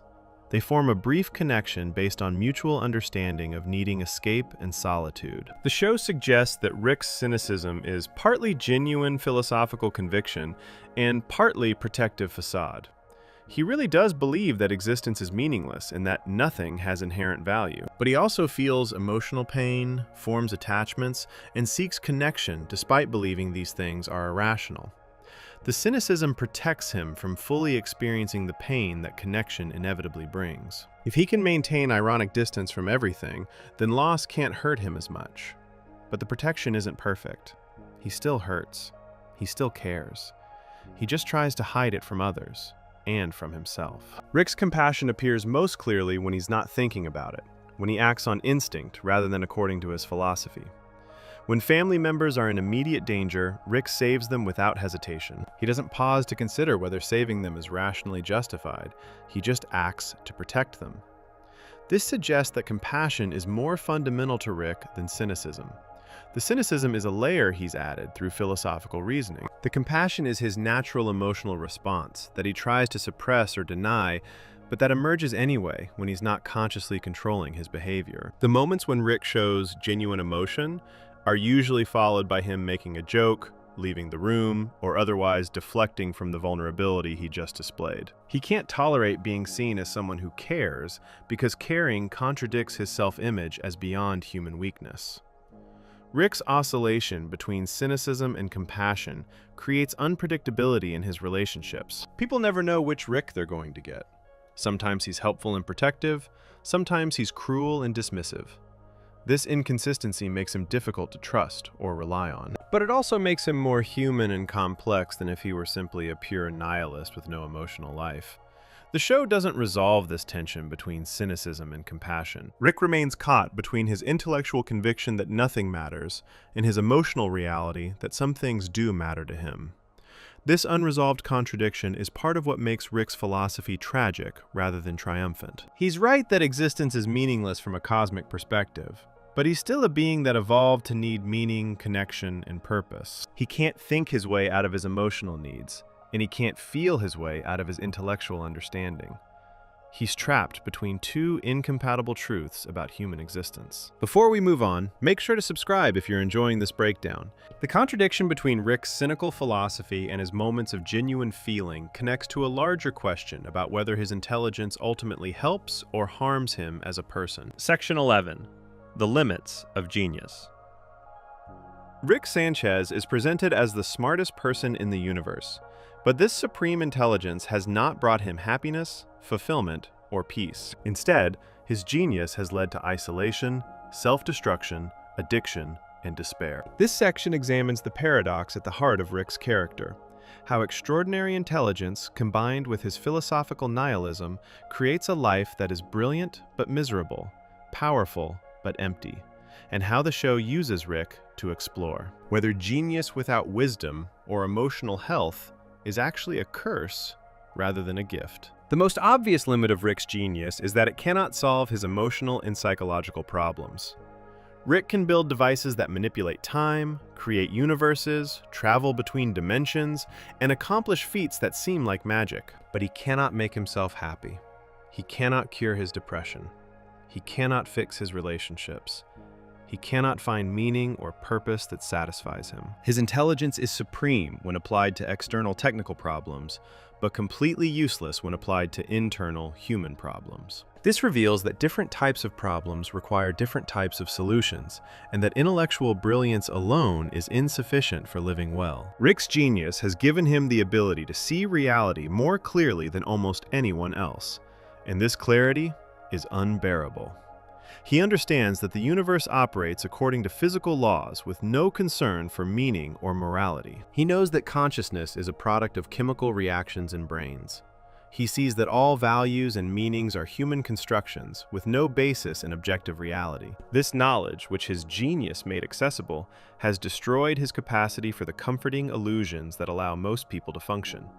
He's too smart to believe in God, destiny, cosmic justice, or ultimate purpose. His intelligence has given him truth, and that truth has made him miserable.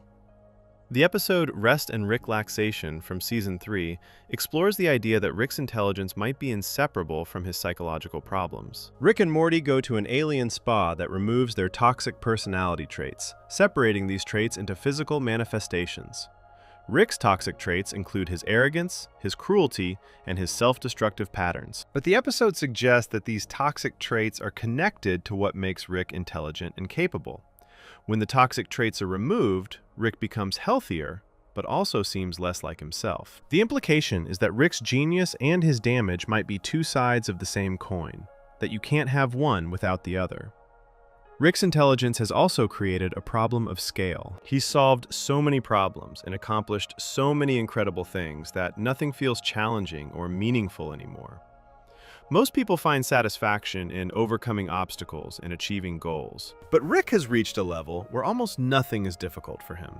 He can solve most problems quickly and easily. This removes the sense of accomplishment that comes from struggling toward goals.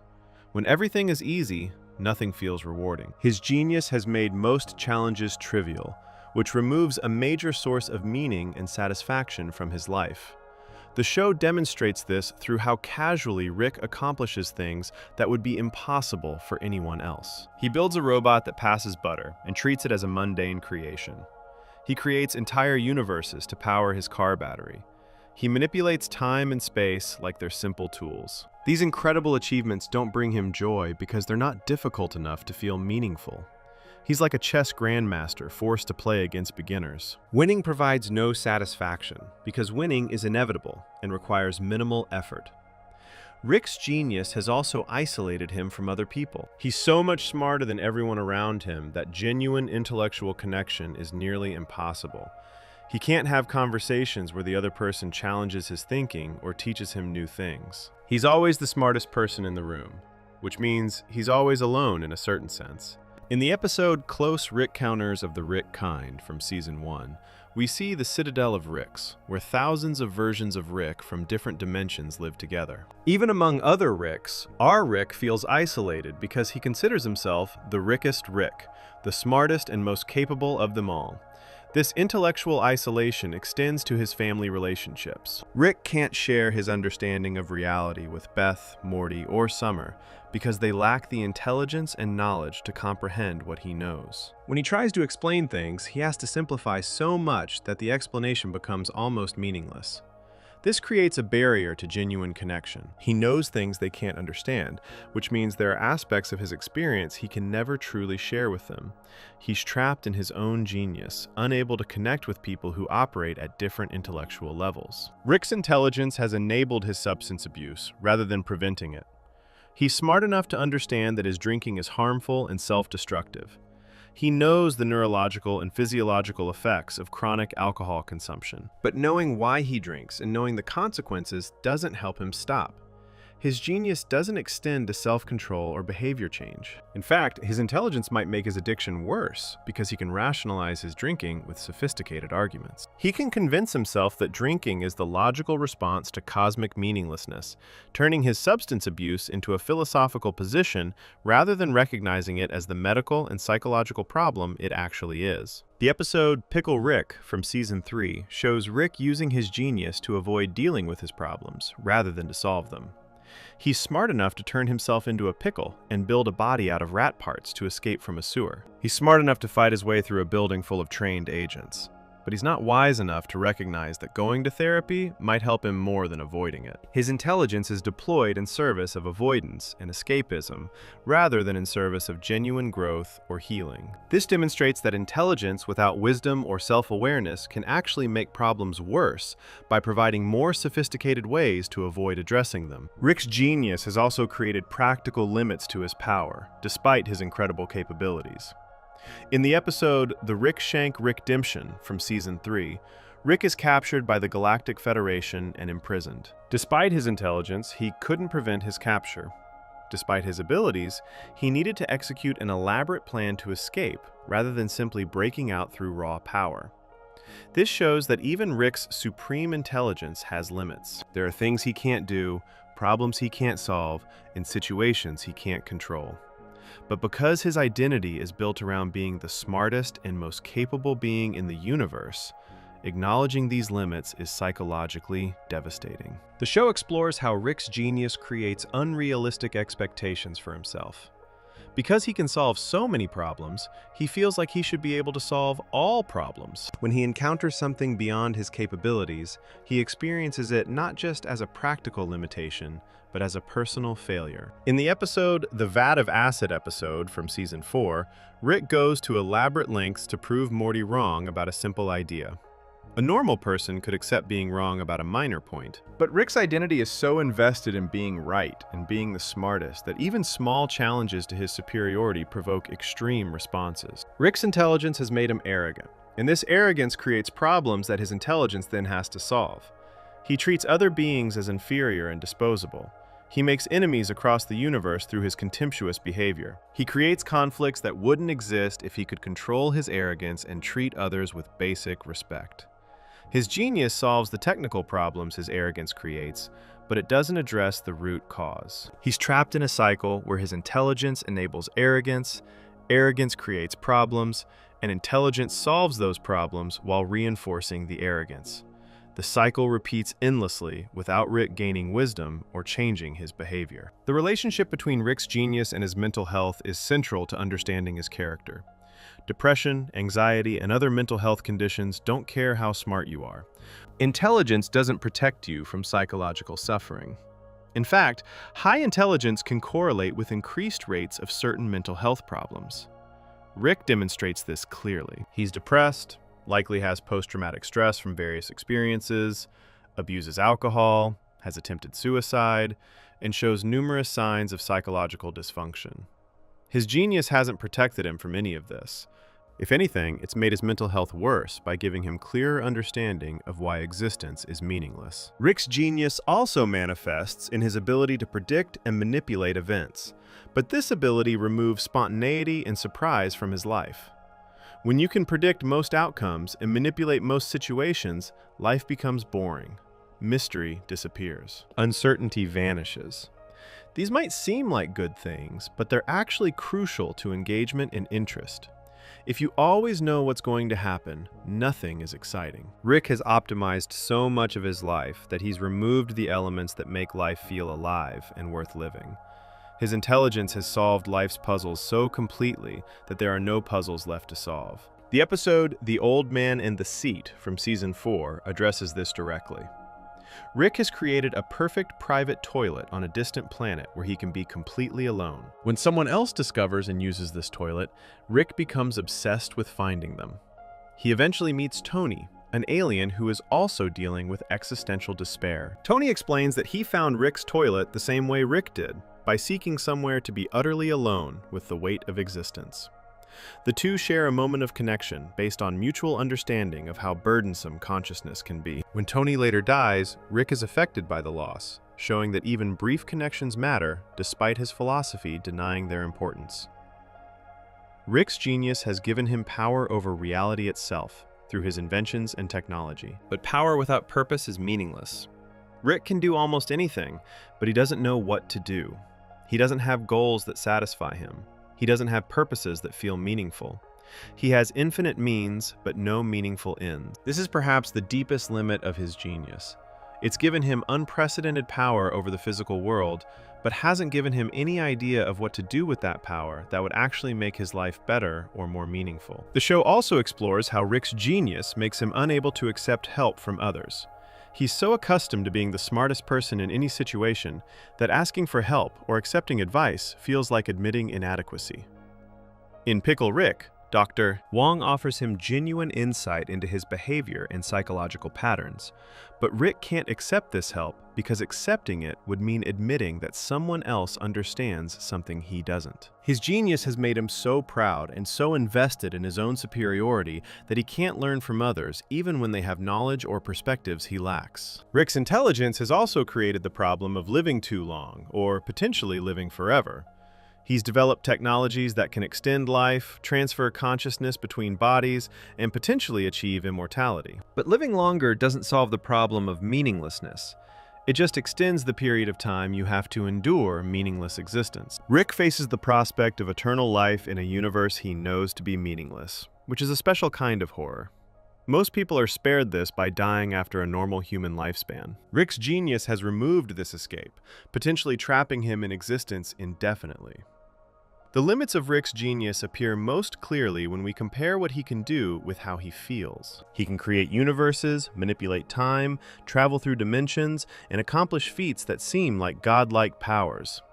But he's depressed, lonely, addicted, and has attempted suicide. He's achieved more than almost any being in the universe, but he's not happy. This demonstrates conclusively that intelligence and capability don't automatically produce well-being or satisfaction. You can be supremely intelligent and supremely miserable at the same time. The genius that allows Rick to solve external problems has not helped him solve the internal problem of how to live well. Before we move on, make sure to subscribe if you're enjoying this breakdown. After examining all these aspects of Rick's philosophy and psychology, we can now reflect on what his character teaches us about meaning, purpose, and how to live in a universe that doesn't care whether we exist. Section 12. What Rick's philosophy teaches about our own world. After spending this entire video examining Rick Sanchez through a philosophical lens, looking at his nihilism, his existential despair, his relationships, his genius and its limits, can step back and ask what Rick's story reveals about real human struggles with meaning, purpose, and identity. Rick is a fictional character in an animated science fiction comedy. But the philosophical questions he embodies are genuine questions that real people face. Understanding what the show is saying through Rick helps us think about our own lives and how to approach existence in a universe that might not care whether we exist. The first and most important lesson from Rick's philosophy is that being intellectually correct doesn't mean being practically right about how to live. Rick's observations about the universe are largely accurate within the show's reality. Existence probably is meaningless in any cosmic sense. Values and morality probably are human constructions rather than objective features of reality. Nothing we do probably matters in any ultimate way. Rick has identified real truths about the nature of existence.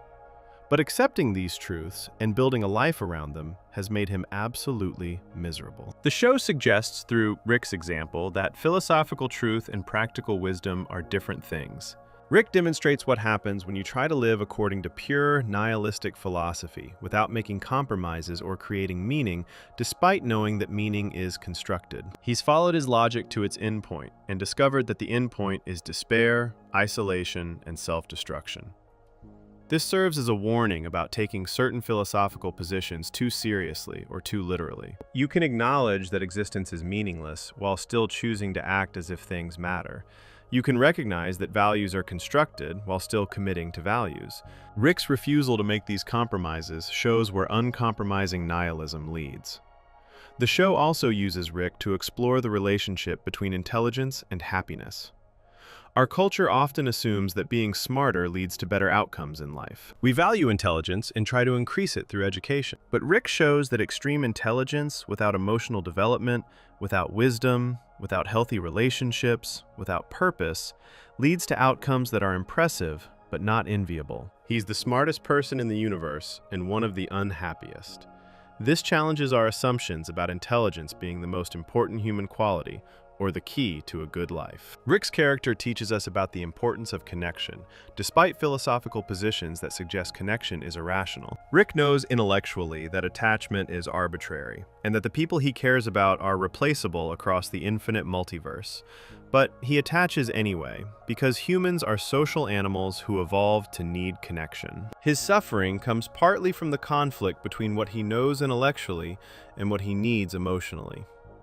The lesson is that our emotional and social needs are real and important, even if we can't justify them philosophically. Denying these needs in favor of pure logic leads to psychological damage.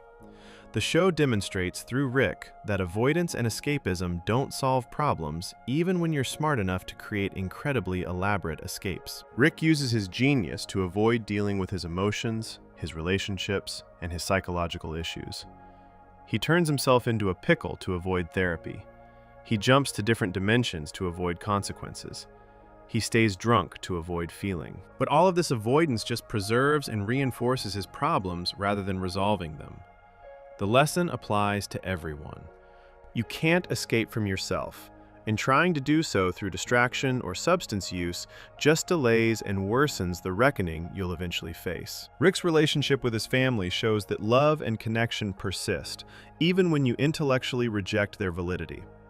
Rick loves his daughter and grandchildren in his broken way, despite his philosophy saying love is meaningless. The show suggests through this contradiction that human emotions and bonds are more fundamental than philosophical positions. You can decide intellectually that relationships don't matter, but that decision doesn't eliminate your capacity to care or your need for connection. Rick's example shows that denying these fundamental needs causes suffering, regardless of how philosophically sophisticated your reasons for denying them might be. The show uses Rick to examine freedom and responsibility as intertwined rather than opposed. Rick exercises radical freedom by doing whatever he wants, whenever he wants. But this freedom hasn't liberated him. It's trapped him in patterns of self-destruction and isolation. The show suggests that real freedom might require accepting responsibility, making commitments, and constraining your behavior in ways that serve long-term well-being rather than immediate desires. Rick's unlimited freedom to do anything has produced worse outcomes than most people achieve with their limited, constrained lives. Rick's genius and its limits teach us about the different types of knowledge and capability that contribute to a good life. Rick has supreme scientific and technical knowledge. He can build anything and understand the physical mechanics of reality, but he lacks self-knowledge, emotional intelligence, wisdom about relationships, and understanding of how to live well. The show demonstrates that these different types of knowledge are all important, and that having one without the others creates imbalance and dysfunction. Being brilliant at physics but terrible at self-reflection means your life will be full of incredible achievements and psychological misery. The show also explores, through Rick, the question of whether some truths are harmful to know. Rick's problem isn't that he's wrong about reality. His problem is that he's right, and that rightness is psychologically unbearable. This raises uncomfortable questions about the value of truth and knowledge. Our culture generally assumes that knowing truth is always good, and that ignorance is always bad. But Rick suggests that some truths, particularly about meaninglessness and cosmic indifference, might make life worse rather than better. This doesn't mean we should embrace comforting lies, but it suggests that how we relate to truth matters as much as truth itself. Rick's oscillation between cynicism and compassion shows that human nature is stubborn and persistent, despite philosophical positions that try to deny it. Rick has concluded intellectually that compassion is irrational and that caring about others is pointless. But he keeps caring anyway, because caring is built into human psychology at a level deeper than rational thought. The lesson is that you can't think your way out of being human. You can develop sophisticated philosophical positions that reject human nature, but those positions won't change what you actually need and feel. Rick's example shows that accepting human nature and working with it produces better outcomes than fighting against it with philosophy. The show demonstrates through Rick's various adventures and mistakes that control is an illusion, even for the most capable beings. Rick tries to control everything through his intelligence and technology, but events constantly escape his control. Other people act unpredictably. His plans have unintended consequences. Reality is too complex and chaotic for anyone to fully manage, even with Rick's abilities. This teaches us about accepting uncertainty and unpredictability rather than trying to eliminate them. Rick's attempts at total control create more problems than they solve, suggesting that accepting limits to control might be wiser than constantly fighting against those limits. Rick's substance abuse and mental health struggles show that these problems affect everyone, regardless of intelligence or capability. The show doesn't present Rick's drinking as something he could easily solve if he just tried harder or thought more clearly. It presents addiction and depression as serious conditions that persist despite Rick's genius. This is an important message that contradicts stigma around mental health and addiction. These aren't failures of willpower or intelligence. They're medical and psychological conditions that require appropriate treatment, which Rick refuses to seek because seeking help would contradict his self-image of not needing anyone. The show uses Rick to explore whether meaning can be created rather than discovered.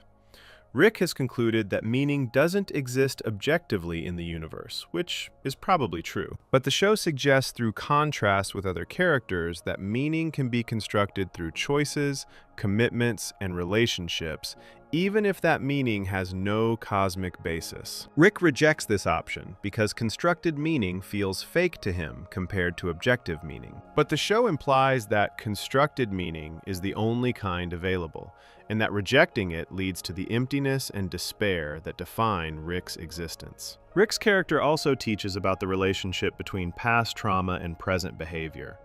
The show hints that Rick has experienced significant trauma, possibly including the death of his wife and young daughter. While these backstory elements are deliberately ambiguous, they suggest that Rick's current nihilism and dysfunction might be responses to unbearable loss rather than purely philosophical conclusions. This teaches us that philosophical positions often have psychological roots, that what we claim to believe intellectually often reflects emotional experiences we haven't fully processed. Understanding this doesn't make the philosophical positions wrong, but it suggests they're not purely rational conclusions arrived at through detached reasoning. The show demonstrates through Rick that isolation, even chosen isolation based on philosophical principles, damages mental health and well-being. Rick is isolated partly by his unique intelligence and knowledge, but he's also isolated by choice, because he rejects the messy work of maintaining relationships.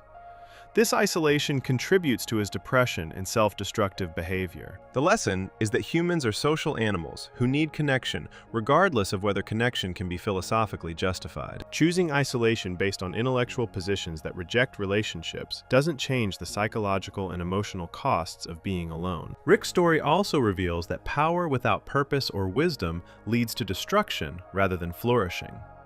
Rick has incredible power through his technology and intelligence. He can do almost anything he can imagine, but this power hasn't made his life better. He uses it for momentary distractions, for escaping problems, for creating more problems, but rarely for building anything meaningful or lasting. This teaches us that capabilities and power are only valuable if directed toward purposes that actually improve life.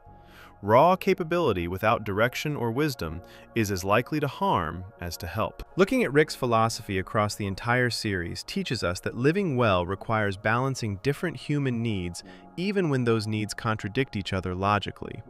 We need truth, but also hope. We need freedom, but also commitment. We need independence, but also connection.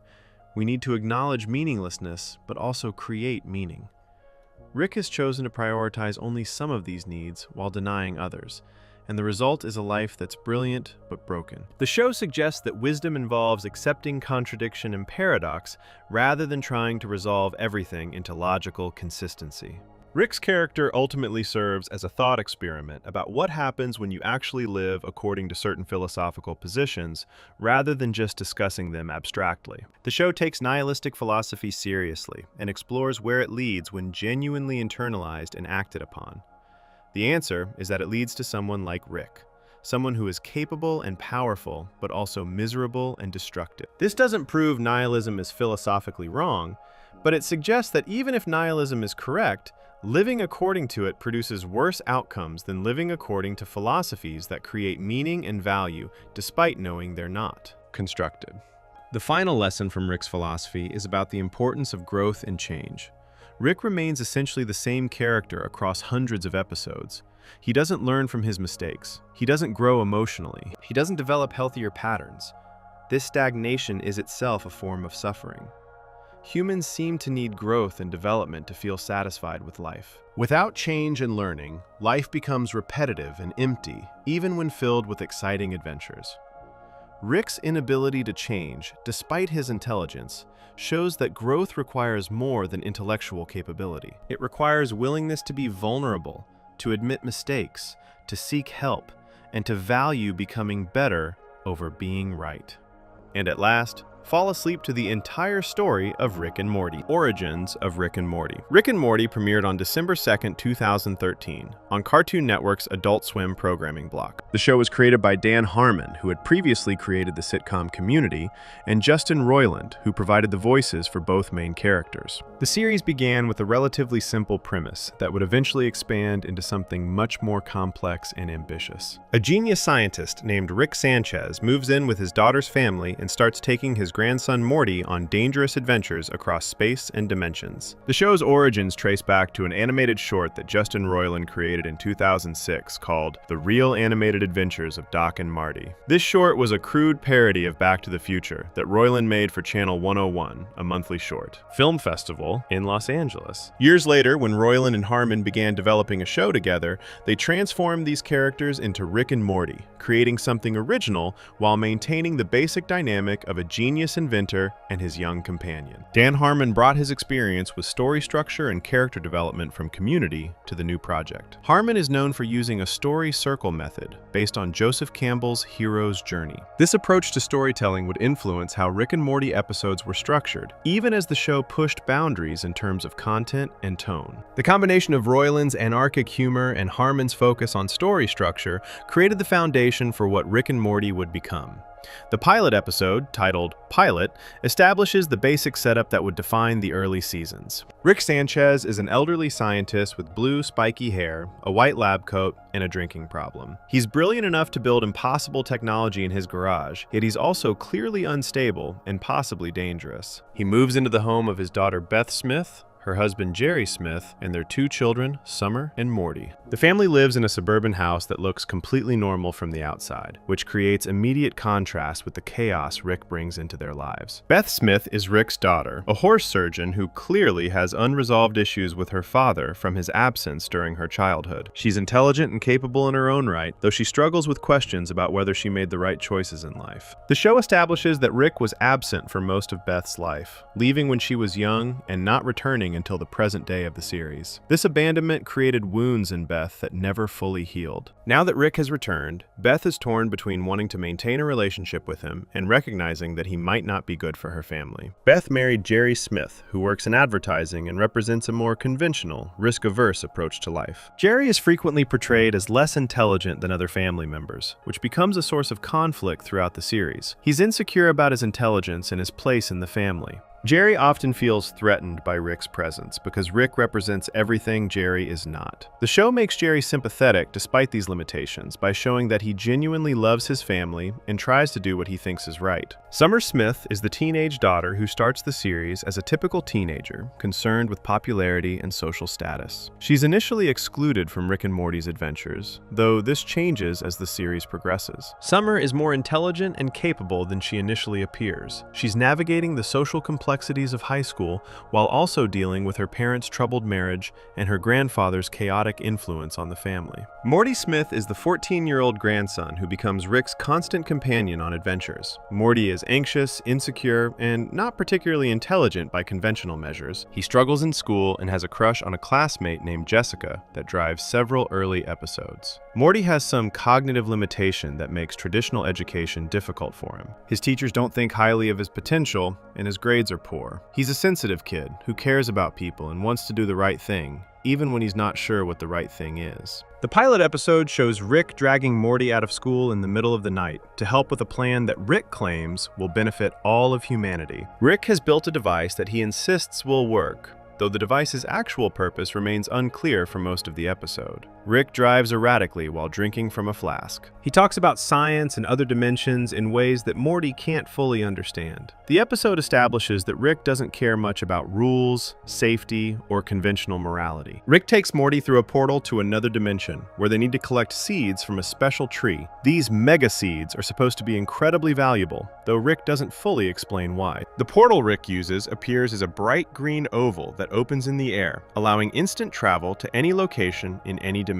This portal gun becomes Rick's signature device throughout the series. While collecting the seeds, they're discovered by alien customs agents who chase them. Rick and Morty barely escape back through a portal to Earth. Back on Earth, Rick needs Morty to smuggle the mega seeds through interdimensional customs by hiding them in his rectum. This crude joke establishes the show's willingness to be vulgar and uncomfortable. The seeds start dissolving and give Morty temporary superintelligence. He becomes confident and capable, solving problems that normally would be beyond him. This temporary transformation foreshadows later episodes that explore what Morty could become under different circumstances. The pilot also establishes the family dynamics that drive much of the series. Jerry doesn't want Rick living with them because Rick is a bad influence on Morty. Jerry argues that Morty should be in school rather than going on dangerous adventures. He points out that Morty's grades are suffering because Rick keeps pulling him out of class. Beth defends her father, wanting to reconnect with him after years of absence. She tells Jerry that Rick is staying and that Jerry needs to accept it. This choice damages Beth and Jerry's marriage over time. Rick dismisses Jerry's concerns completely. He views Jerry as stupid and weak, someone not worth taking seriously. Rick makes this contempt obvious through constant insults and dismissals. Jerry resents Rick's presence and influence over his son. This antagonistic relationship between Rick and Jerry becomes a consistent element throughout the show. The pilot establishes that Rick has a portal gun, which is his signature device. The portal gun allows instant travel to any location in any dimension. This technology is central to everything the show does because it removes almost all constraints on where stories can go. Rick can visit alien worlds, alternate timelines, different dimensions, or any other location imaginable. The portal gun represents unlimited narrative possibilities. Early episodes after the pilot continue establishing the show's approach and tone.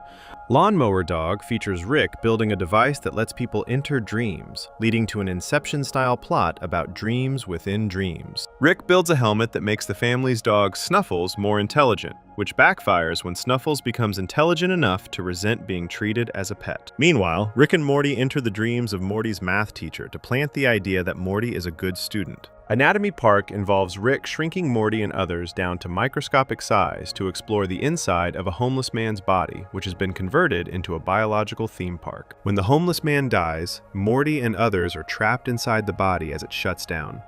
They have to escape before they're killed by the body's immune system or by the decomposition process. M. Night Shame Aliens traps Rick in a simulation where aliens try to steal his portal gun technology. Rick sees through the simulation immediately because he's too intelligent to be fooled by its inconsistencies. This episode establishes Rick as someone who operates on a level above almost everyone else. He can detect simulations, outsmart alien intelligence, and generally stay several steps ahead of any threat. In Meeseeks and Destroy, Morty gets frustrated with Rick's choice of adventure and demands they do something Morty wants to do instead. They go on a fantasy adventure that goes horribly wrong, teaching Morty that his own choices can be just as dangerous as Rick's. The episode shows that Morty has agency and desires of his own, even if he's not always capable of achieving what he wants. These early episodes set up several patterns that become important later. Rick and Morty go on adventures that start with simple premises and spiral into chaos. The adventures often involve advanced technology, alien civilizations, or alternative dimensions. Things go wrong, people get hurt, and the situation becomes worse before it gets better. Rick uses his intelligence and technology to solve problems, though his solutions often create new problems. The show establishes its visual style and animation approach. The animation is relatively simple compared to major studio productions, with character designs that are distinctive and recognizable. Rick's design, with his unibrow, spiky hair, and perpetual drool, makes him instantly identifiable. The drool is a constant element of Rick's appearance, suggesting that he's always slightly drunk or that his body is deteriorating from substance abuse. The humor in early episodes combines several different styles. There's crude humor involving bodily functions and sexual references. There's science fiction humor that plays with genre conventions and references other works. There's dark humor about violence, death, and moral compromise. There's also character-based humor that comes from the family dynamics and personality conflicts. This mix of humor styles helps the show appeal to different audiences. Justin Roiland's voice work as both Rick and Morty is crucial to the show's identity. Rick's voice is raspy and often interrupted by burps. He talks fast and rambles, going off on tangents before returning to his point. Morty's voice is higher-pitched and anxious, with frequent stammering and stuttering. The vocal performances make the characters feel distinct and memorable. The first season establishes that adventures have real consequences, even if they're treated lightly at times. Characters die, sometimes in gruesome ways. Alien civilizations are destroyed. Timelines are altered. Relationships are damaged. The show doesn't completely reset after each episode, even though early seasons are mostly episodic. Small details carry forward, and characters reference previous adventures occasionally. By the end of Season 1, Rick and Morty had established itself as something unusual in animated television. The show combined science fiction concepts with family sitcom dynamics. It was crude and violent, while also being clever and creative. It told stories about infinite possibilities, while focusing on one specific family. The show had introduced core characters, established its tone and style, and set up the basic framework that would support increasingly complex storytelling in later seasons.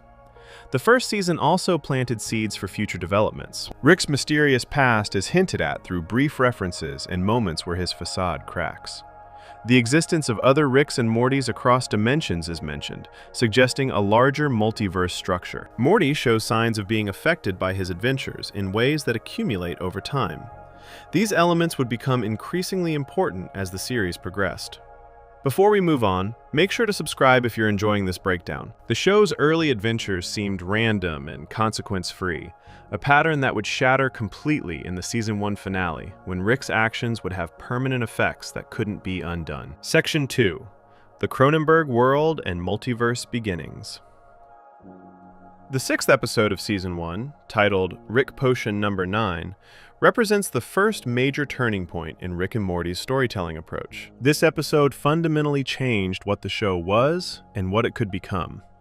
Before this episode, Rick and Morty operated mostly as an episodic comedy, where adventures happened and then life returned to normal. After this episode, the show established that actions have permanent consequences, and that the multiverse would be more than just a setting for one-off adventures. The episode begins with a school dance approaching. Morty is desperate to get his crush Jessica to like him romantically. He's tried talking to her, being near her, and hoping she would notice him, yet none of these approaches have worked. Jessica is a popular girl who barely knows Morty exists. She's friendly when they interact, yet she sees Morty as just another classmate rather than as a potential romantic partner. Morty decides to ask Rick for help, which is usually a mistake. Rick agrees to help Morty by creating a love potion that will make Jessica attracted to Morty. Rick warns that the potion is powerful and needs to be used carefully. Rick creates the potion in his garage laboratory using various chemicals and alien substances. He gives Morty specific instructions about how to use it.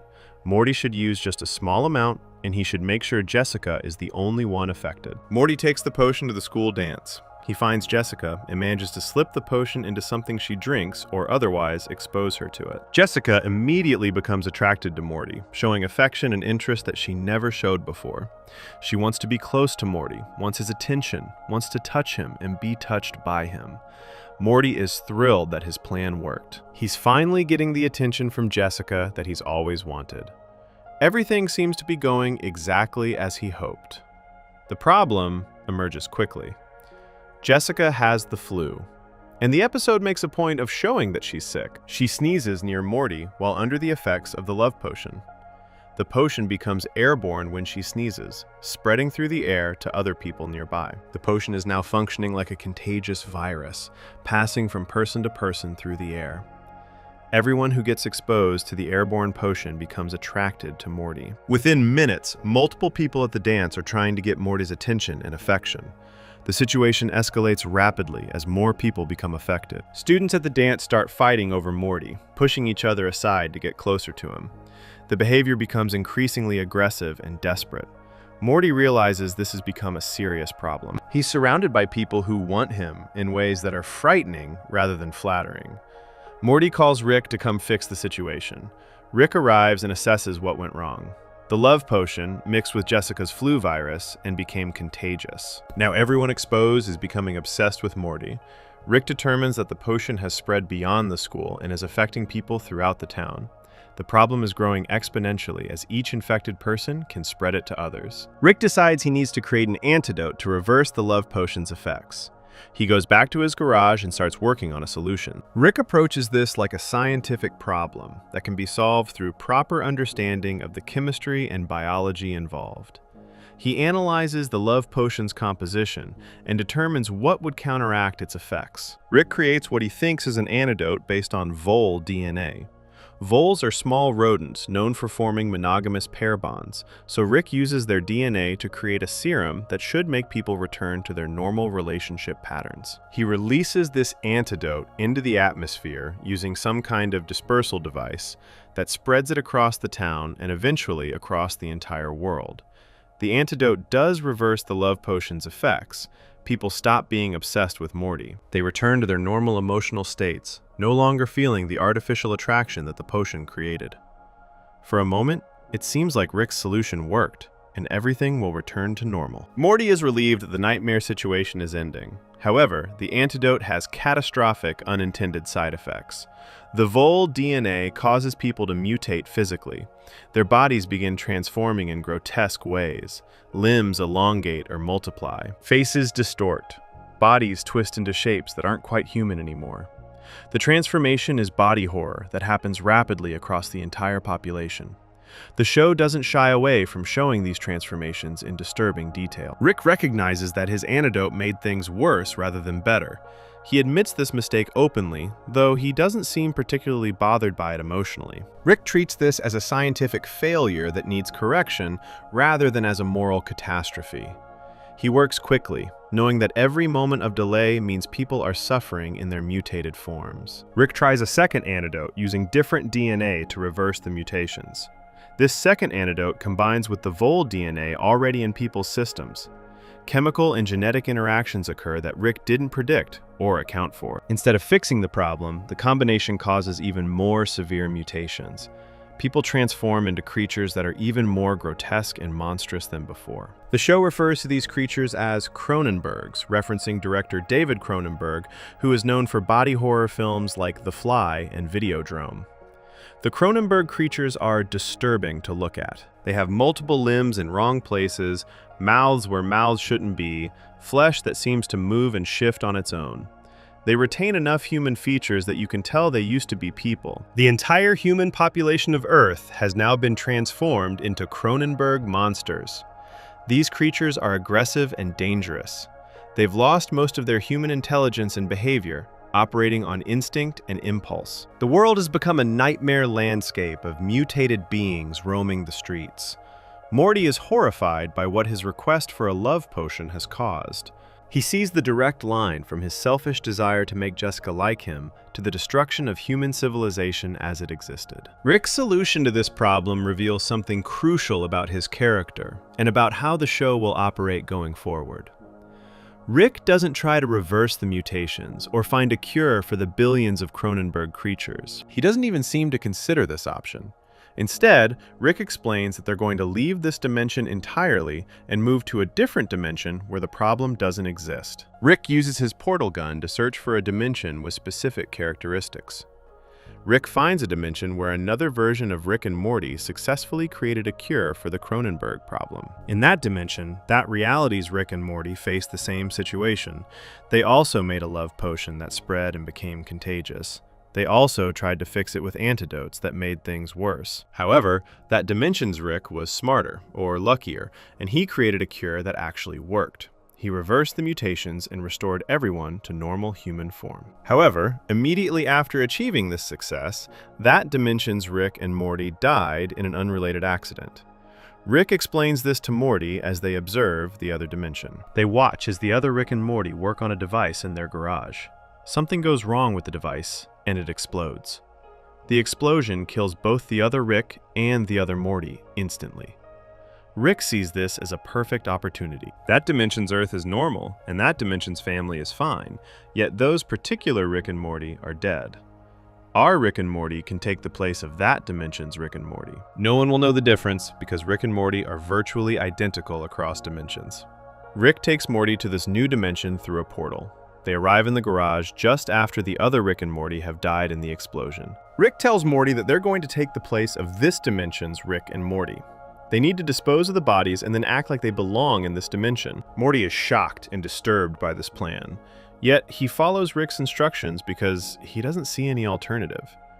They drag the corpses of their alternate selves out to the backyard. The bodies are heavy and awkward to move. They dig graves using shovels from the garage. Morty is forced to handle his own dead body, lifting it by the arms or legs and dragging it to the grave. He sees his own face on the corpse. He then has to bury himself, pushing dirt over his own corpse until it's completely covered.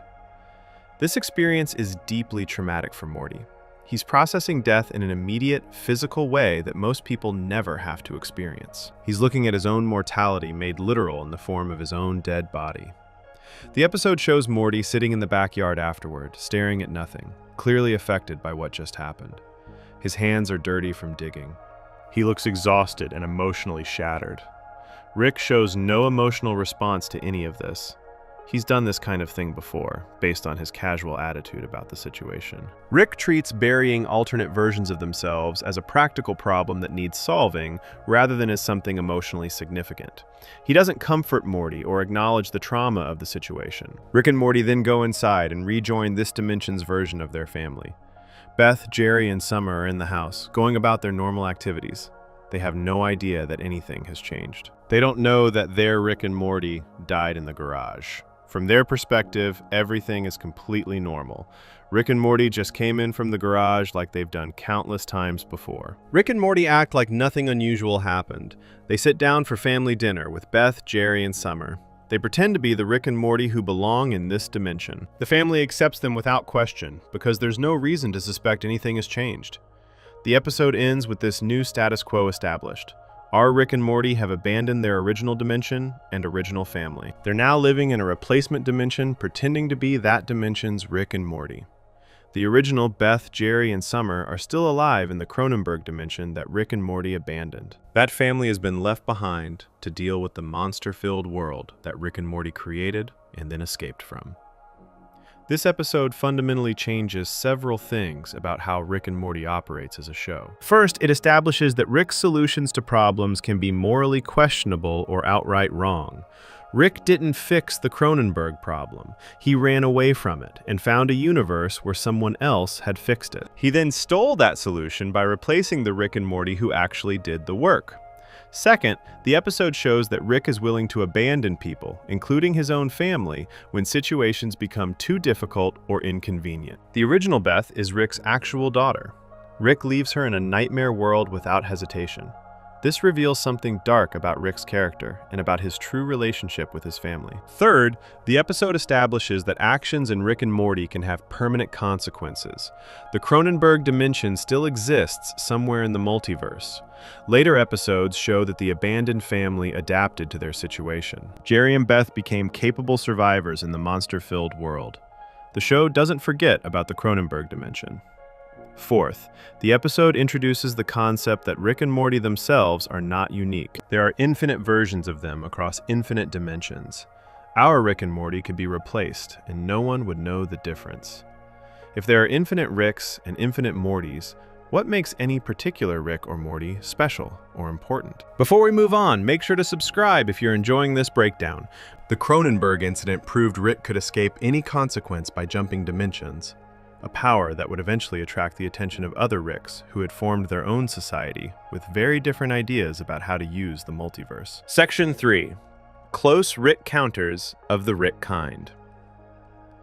The 10th episode of Season 1, titled Close Rick Counters of the Rick Kind, introduces concepts that would become central to Rick and Morty's larger mythology. This episode aired on April 7th, 2014, and it revealed that the multiverse contains not just infinite versions of Rick and Morty, yet also an organized society of Ricks who have banded together for purposes that aren't immediately clear. The episode also introduces a character who would become one of the show's most important antagonists, even though his significance wouldn't be fully understood until much later. The episode begins with Rick and Morty in the garage working on some project.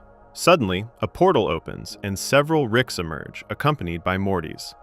These Ricks are dressed in matching uniforms that look official and authoritative. They're part of what they call the Council of Ricks, which is a governing body that oversees Rick-related activities across multiple dimensions. The Council Ricks inform our Rick that he's under arrest for crimes against other Ricks. The specific crime is murder. Ricks across multiple dimensions have been killed, and the Council believes our Rick is responsible.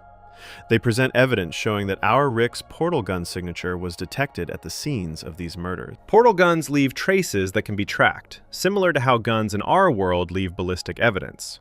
The Council has this tracking technology, and they've used it to identify our Rick as the suspect. Our Rick, who the show sometimes calls Rick C137 based on his dimension number, denies the charges. He insists he didn't kill anyone and that he's being framed. The Council Ricks don't believe him. They've investigated the evidence thoroughly, and everything points to Rick C137 as the killer.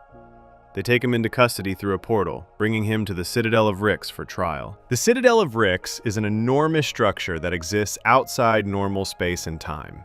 It's a place where Ricks from across the multiverse have gathered to create their own society. The Citadel has buildings, streets, businesses, and a functioning government.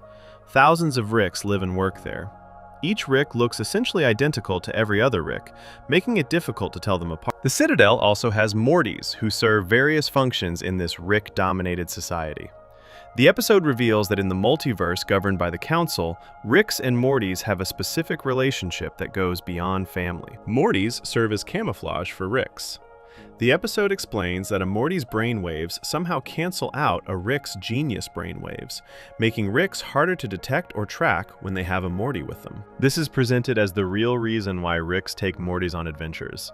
The Mortys aren't companions or grandsons in any meaningful emotional sense. They're tools that Ricks use for practical purposes. This revelation recontextualizes everything about Rick and Morty's relationship. Our Rick has always claimed that he takes Morty on adventures because he enjoys Morty's company, or because Morty needs the experiences. The Citadel reveals that other Ricks view Mortys as disposable utilities. When a Rick's Morty dies or becomes unusable, the Rick can simply get a replacement Morty from another dimension. The Citadel even has facilities that assign Mortys to Ricks who need them. While Rick C-137 is being held at the Citadel, Morty is sent home through a portal. However, Morty refuses to just accept what's happening. He believes Rick is innocent and wants to help prove it. Morty uses Rick's portal gun, which the Council Ricks somehow overlooked or didn't confiscate. Morty doesn't fully understand how the portal gun works, yet he manages to operate it enough to travel to the Citadel. At the Citadel, Morty encounters something unexpected. He finds other Mortys who are living there, separate from their Ricks. These Mortys have formed their own community on the Citadel. They've created a space where they can exist independent of Rick's control and expectations. One Morty in particular stands out. He's wearing an eye patch and seems more confident and articulate than most Mortys. The other Mortys treat this eye patch Morty with respect, suggesting he has some kind of leadership position. Eye patch Morty talks to our Morty about what it's like being a Morty in a multiverse full of Ricks. He explains that Mortys are seen as less important, less intelligent, and less valuable than Ricks. Mortys exist to serve Ricks, and the entire structure of the Citadel reinforces this hierarchy. Eye Patch Morty seems to understand this system very clearly and to resent it deeply. He speaks about Mortys deserving better treatment and about how Ricks underestimate Mortys constantly. Meanwhile, the real killer is revealed through the episode's investigation. Someone has been killing Ricks and framing Rick C-137 for these murders. The killer has been using technology to mask their portal gun signature and make it appear as though Rick C-137 was responsible. The Council eventually determines that Rick C-137 is innocent, though they're slow to admit their mistake. The actual killer turns out to be another Rick, one who harbors intense resentment toward Rick C-137 specifically. This Rick is called Evil Rick, and he's been operating from a hidden base where he's been conducting experiments. When the Council and Rick C-137 track down Evil Rick's location, they discover something disturbing. Evil Rick has been torturing Mortys as part of some kind of twisted experiment or research project. The hidden base contains dozens of Mortys who have been subjected to terrible treatment. Some are restrained, others appear to have been experimented on, and the entire facility has a dark, horrifying atmosphere.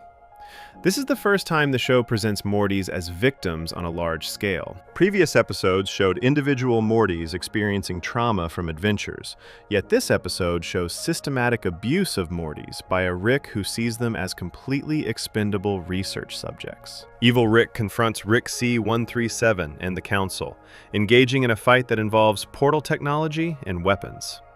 During this confrontation, something crucial is revealed. Evil Rick isn't actually in control of his own actions. Someone else has been controlling Evil Rick remotely, using him as a puppet to carry out the murders and frame Rick C-137.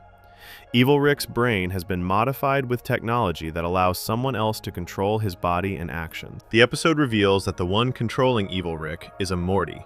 Specifically, it's the Eye Patch Morty that our Morty met earlier at the Citadel. This Morty, who would later become known as Evil Morty, has been orchestrating everything. He killed Ricks, framed Rick C-137, tortured other Mortys, and controlled another Rick like a puppet.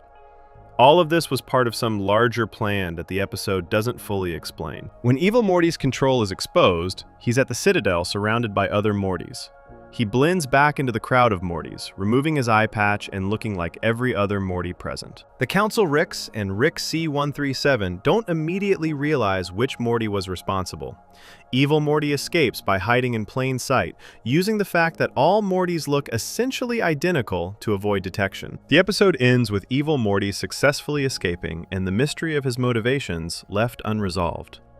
The show makes clear that this Morty is dangerous, intelligent, and has reasons for hating Ricks that go beyond normal Morty grievances. Evil Morty represents something new in the show's mythology. He's a Morty who refuses to accept the subordinate role that the multiverse has assigned to Mortys. He's willing to hurt other Mortys and kill Ricks to achieve his goals. This episode establishes several important elements for the show's future. First, it confirms that the multiverse is vast and organized. The Citadel exists as a functioning society with thousands of Ricks and Mortys. This isn't just a theoretical concept. The show presents an actual location where infinite versions of the main characters live together. Second, the episode reveals that not all Ricks are like Rick C-137. The Council Ricks are bureaucratic and rule-following.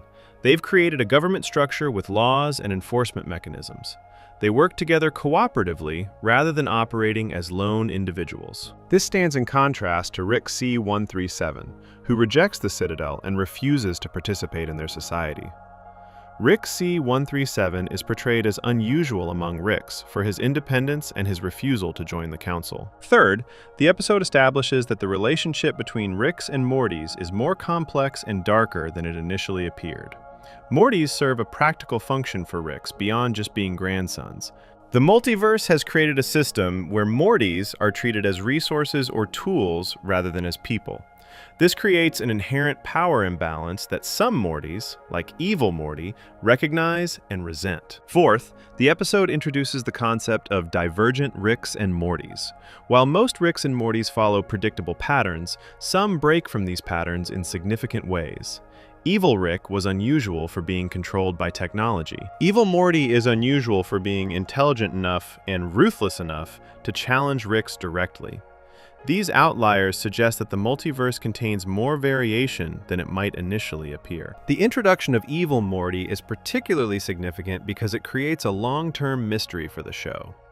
The episode doesn't explain what Evil Morty wants or why he's doing what he's doing. It just establishes that he exists, that he's dangerous, and that he has escaped to continue pursuing his unknown goals. This sets up a storyline that the show would return to periodically over multiple seasons. The episode also reveals information about how Rick C-137 is perceived by other Ricks. The Council considers him a rogue Rick who doesn't follow their rules. They're suspicious of him and quick to believe he might be killing other Ricks. This suggests that Rick C-137 has a reputation among other Ricks as someone difficult and potentially dangerous. Other Ricks don't trust him, even though he's essentially the same as them. The visual design of the Citadel is important for understanding the scale of the multiverse. The Citadel shows streets filled with identical Ricks going about daily business. There are Rick police officers, Rick politicians, Rick workers in various jobs. Mortys are present, serving Ricks in various capacities. The Citadel looks like a functional city, which drives home the point that there are truly infinite versions of these characters. The episode's ending, with Evil Morty blending into a crowd of identical Mortys, creates a specific kind of horror. Evil Morty is still out there, somewhere in the multiverse. He looks like every other Morty. He could be anywhere.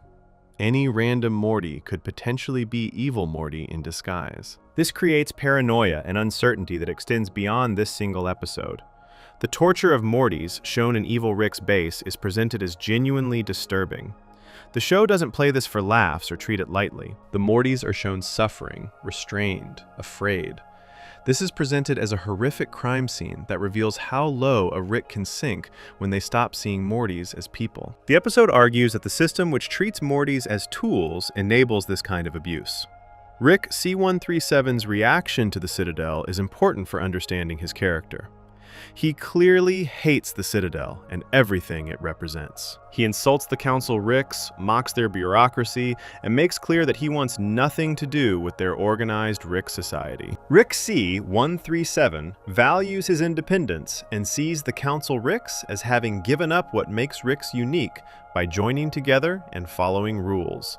The episode raises questions about identity and individuality in a multiverse of infinite copies. If there are infinite Ricks who are essentially identical, what makes any individual Rick matter? The Council's existence suggests that many Ricks have concluded that individual identity doesn't matter much, which is why they're comfortable working together as interchangeable units. Rick C-137's rejection of the Council suggests he believes individual identity and choices do matter, even in an infinite multiverse. Before we move on, make sure to subscribe if you're enjoying this breakdown. The Council of Ricks represented order imposed on infinite chaos, yet their society contained its own dark corners where a single episode would later expose just how deeply the Citadel's hierarchies had corrupted both Ricks and Mortys. Section 4. The Ricklantis Mix-Up and Darker Lore. Season 3, Episode 7 of Rick and Morty, titled The Ricklantis Mix-Up, aired on September 10th, 2017. This episode is considered by many fans and critics to be one of the show's best episodes. It was also one of the most ambitious episodes the show had attempted up to that point. The episode is set entirely at the Citadel of Ricks, with none of the main characters appearing. Instead, the episode follows various Ricks and Mortys who live at the Citadel, telling their stories and revealing what life is actually like in this society of infinite copies. The episode was advertised and marketed as Tales from the Citadel, suggesting it would be a fun anthology of stories from this location. What viewers got instead was something much darker and more serious than the marketing implied. The episode uses the Citadel as a way to explore themes about class, power, corruption, and what happens when society is built on fundamental inequality. The episode follows multiple storylines simultaneously, cutting between different characters and situations. One storyline follows a cop partnership between a Rick cop and a Morty cop. The Rick cop is older and more experienced, working his last day before retirement. The Morty cop is younger and idealistic, believing that police work is about helping people and maintaining justice. They're assigned to patrol together, and their relationship develops as they respond to various calls. The Rick cop is cynical and tired. He's seen everything the Citadel has to offer and has concluded that nothing really matters. He does his job mechanically without believing it makes any difference. The Morty cop believes he can make the Citadel better through honest police work and by treating everyone fairly. As they patrol, they encounter situations that challenge the Morty cop's idealism. They respond to a call about a Morty who has been eating his own feces. When they arrive, they find a Morty who has clearly had a mental breakdown of some kind. He's babbling about Rick and expressing resentment about how Mortys are treated. The Rick cop handles this with tired professionalism. The Morty cop is disturbed by seeing another Morty in this condition. The incident raises questions about what the Citadel does to Mortys psychologically. Later, the cop partners respond to a robbery at a store that specifically sells wafer cookies that taste like important memories. A Rick has stolen a wafer that contains the memory of him being truly alive. The thief explains that he's tired of existing in a society where every Rick is essentially the same. He wanted to remember what it felt like to be unique and individual. This storyline explores how living at the Citadel erodes individual identity, even for Ricks. Another storyline follows 4 Mortys who work in a factory making simple machines. The factory is dark, dirty, and clearly exploits its workers. The Mortys are paid very little and work long hours doing repetitive labor. They're essentially wage slaves trapped in a system that extracts value from their work while giving them nothing in return. One of these factory worker Mortys is nicknamed Slick Morty because he's cynical and tries to work as little as possible while still collecting his pay. The factory Mortys represent the working class at the Citadel. They have no power, no prospects for advancement, and no hope that their lives will improve. The system is designed to keep them in place doing necessary labor while the Ricks who own the factories profit from their work. This is a direct parallel to real-world labor exploitation and class systems.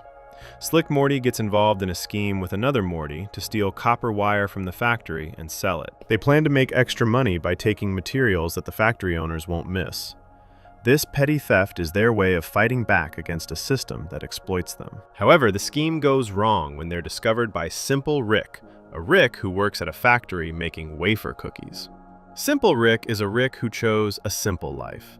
He decided not to pursue science or adventure. Instead, he married and had a daughter and lived a normal, happy domestic life. The Citadel captured this Rick and hooked him up to machines that harvest his memories of being happy with his daughter. These memories are then made into wafers that other Ricks buy so they can experience contentment and happiness by eating them. This is one of the darkest concepts the show presents. Simple Rick is being used as a literal happiness farm. He's kept alive and connected to machines that continuously extract his one genuine happy memory. Other Ricks consume this memory as a product. Simple Rick is enslaved and exploited in the most complete way possible. He's not even allowed to keep his own happiness.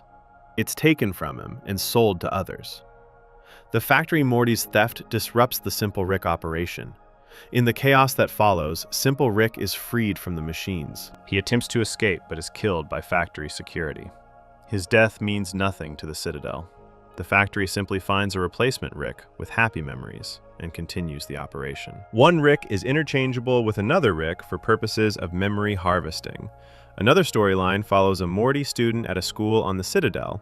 This Morty, nicknamed Candidate Morty, is running for student council president. He campaigns on a platform of equality between Ricks and Mortys.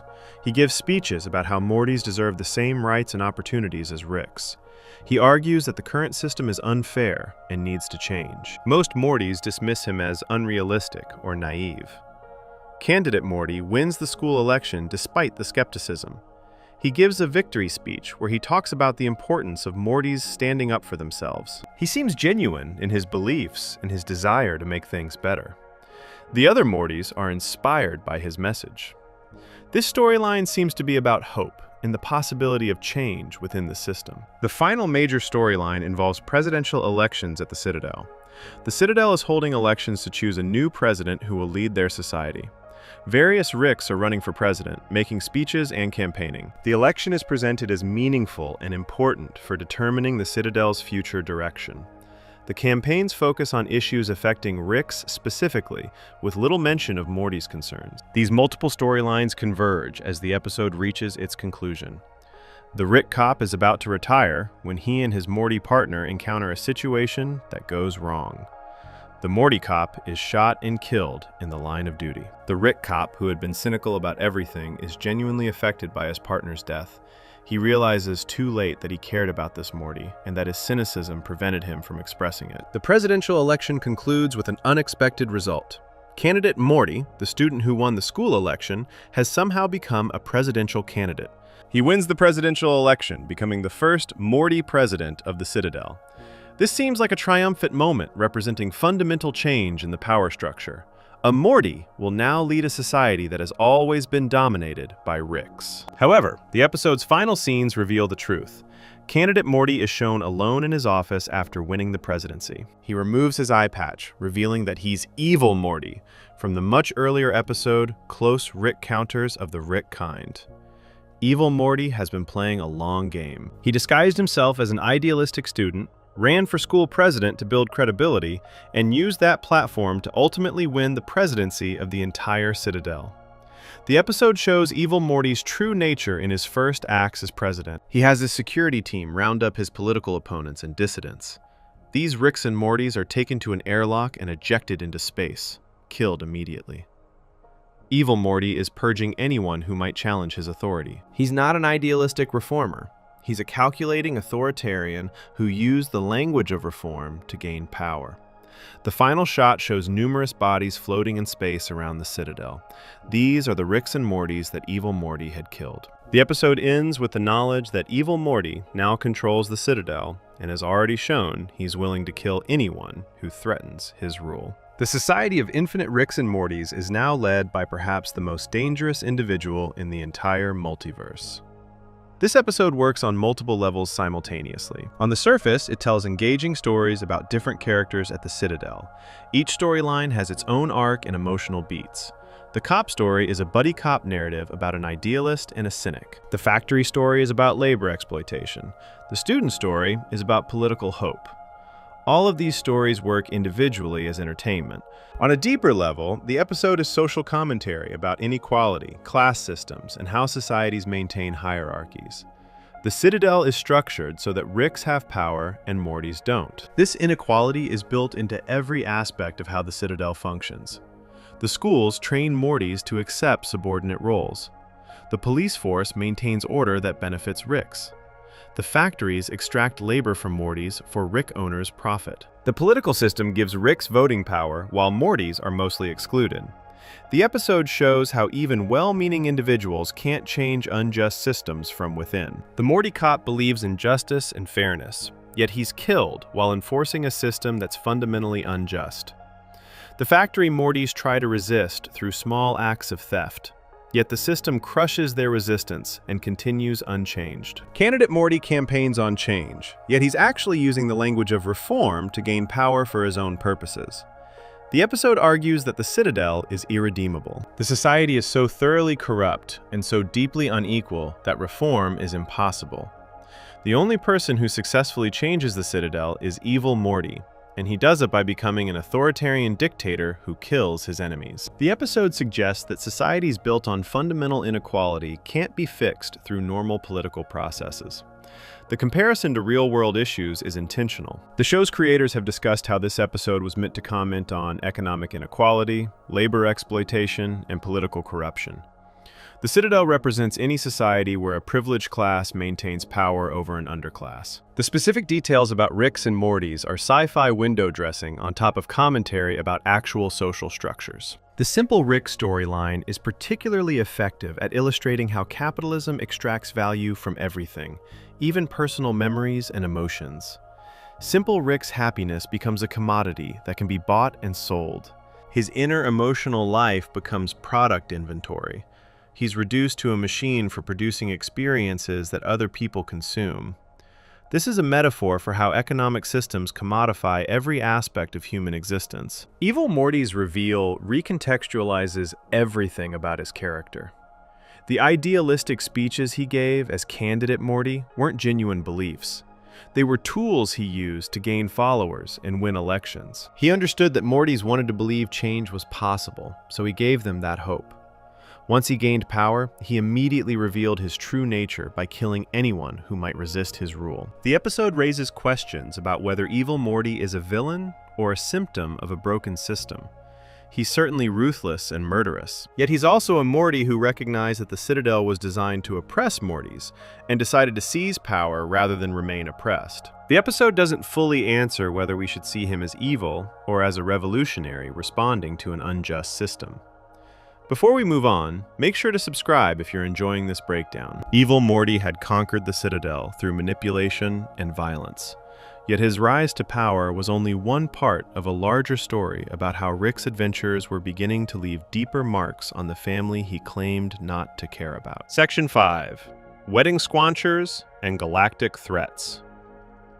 The Season 2 finale of Rick and Morty, titled The Wedding Squanchers, aired on October 4th, 2015. This episode represents a major turning point in the series, where the consequences of Rick's past finally catch up to him and his family. The episode introduces the Galactic Federation as a major threat, and reveals that Rick's life of adventure and crime has created powerful enemies who are willing to hurt the people around him to get to him. The episode begins with the Smith family preparing to attend a wedding. Bird Person, Rick's old friend who has appeared in previous episodes, is getting married to a woman named Tammy. Tammy is a girl from Summers High School who somehow met Bird Person and began a relationship with him. The age difference and the strangeness of their pairing is acknowledged in the episode, yet Bird Person seems genuinely happy about getting married. The wedding takes place on Bird Person's home planet, which has an alien landscape and architecture. Numerous guests attend the wedding, including many of Rick and Bird Person's old friends from their past adventures. These are aliens and beings from various species who all seem to know Rick from years ago. The wedding brings together people from Rick's past that the Smith family has never met before. During the wedding reception, various characters give speeches and toasts. These speeches reveal information about Rick's past that the family didn't know. Rick and Bird Person fought together in a war against the Galactic Federation. They were part of a rebellion that opposed the Federation's control over large portions of the galaxy. This rebellion happened years before the show's present day, when Rick was younger and apparently more idealistic. The Galactic Federation is presented as a massive government organization that controls numerous planets and dimensions. They have vast military resources and they enforce their laws across their territory. The Federation views Rick as a criminal and a terrorist because of his actions during the rebellion. Rick helped destroy Federation property, killed Federation soldiers, and generally caused problems for their operations. Bird Person's wedding speech provides context for his relationship with Rick. Bird Person explains that in his language, the word wubba-lubba-dub-dub, which Rick says frequently throughout the series, actually means, "I am in great pain, please help me." This reveals that Rick's catchphrase, which seemed like nonsense, is actually a cry for help that Rick disguises as a joke. Bird Person recognizes Rick's pain and considers him a true friend despite Rick's difficult personality. Another character named Squanchy is also at the wedding. Squanchy is an alien who looks like a small, cat-like creature. He's another of Rick's old friends from the rebellion days. Squanchy is friendly and seems to care about Rick genuinely. The presence of these old friends shows that Rick once had deeper relationships and was part of a community of rebels fighting for something they believed in. The wedding celebration is interrupted when Tammy stands up to give a speech. She reveals that she's not actually in love with Bird Person. Tammy is an undercover agent working for the Galactic Federation. Her entire relationship with Bird Person was a deception designed to get close to Rick and his associates. The wedding was a trap to gather all of the rebels in one location where the Federation could capture or kill them. Tammy pulls out a weapon and shoots Bird Person multiple times in the chest. Bird Person collapses and appears to die in front of everyone. The wedding guests panic and try to escape. Federation soldiers emerge from portals and begin attacking. They're trying to kill or capture everyone at the wedding. The celebration becomes a massacre as Federation forces open fire on the fleeing guests. Rick grabs his family and tells them they need to leave immediately. They run through the chaos as Federation soldiers shoot at aliens around them. Squanchy stays behind to fight the Federation soldiers and give Rick and the Smith family time to escape. Squanchy injects himself with some kind of substance that makes him grow to enormous size and become incredibly strong. He attacks the Federation forces while screaming for Rick to run. Rick gets his family through a portal back to Earth. They arrive at their house, yet Rick knows they can't stay there. The Galactic Federation knows where Rick lives, and they'll be coming for him. The family needs to go on the run and hide somewhere the Federation can't find them. Rick starts gathering supplies and making preparations to leave their dimension entirely. The family is in shock from what just happened. They saw Bird Person shot and likely killed. They witnessed a massacre at what was supposed to be a celebration. They learn that Rick has enemies powerful enough to infiltrate his friend's wedding and willing to kill everyone there to get to Rick. The comfortable life they've been living is suddenly revealed to be built on a foundation of danger that Rick's past created. Jerry is particularly upset about the situation. He argues that this is exactly what he's always feared about Rick living with them. Rick's presence has put the entire family in danger. Jerry insists that Rick should leave and let the family return to their normal lives. He believes that without Rick, the Federation would have no reason to target them. Beth defends Rick initially, yet even she seems shaken by the violence they just witnessed. Rick realizes that Jerry is partially right. As long as Rick is with the family, the Galactic Federation will hunt them. The Federation wants Rick badly enough that they're willing to hurt or kill his family to capture him. Rick makes a decision. He goes to get some equipment from his garage, telling the family to prepare to leave. The family assumes Rick is planning their escape to another dimension where they can all hide together. Instead, Rick goes outside and surrenders to the Galactic Federation. Federation ships arrive at the house, and Rick walks out with his hands raised. He tells the Federation soldiers that he's turning himself in on the condition that they leave his family alone.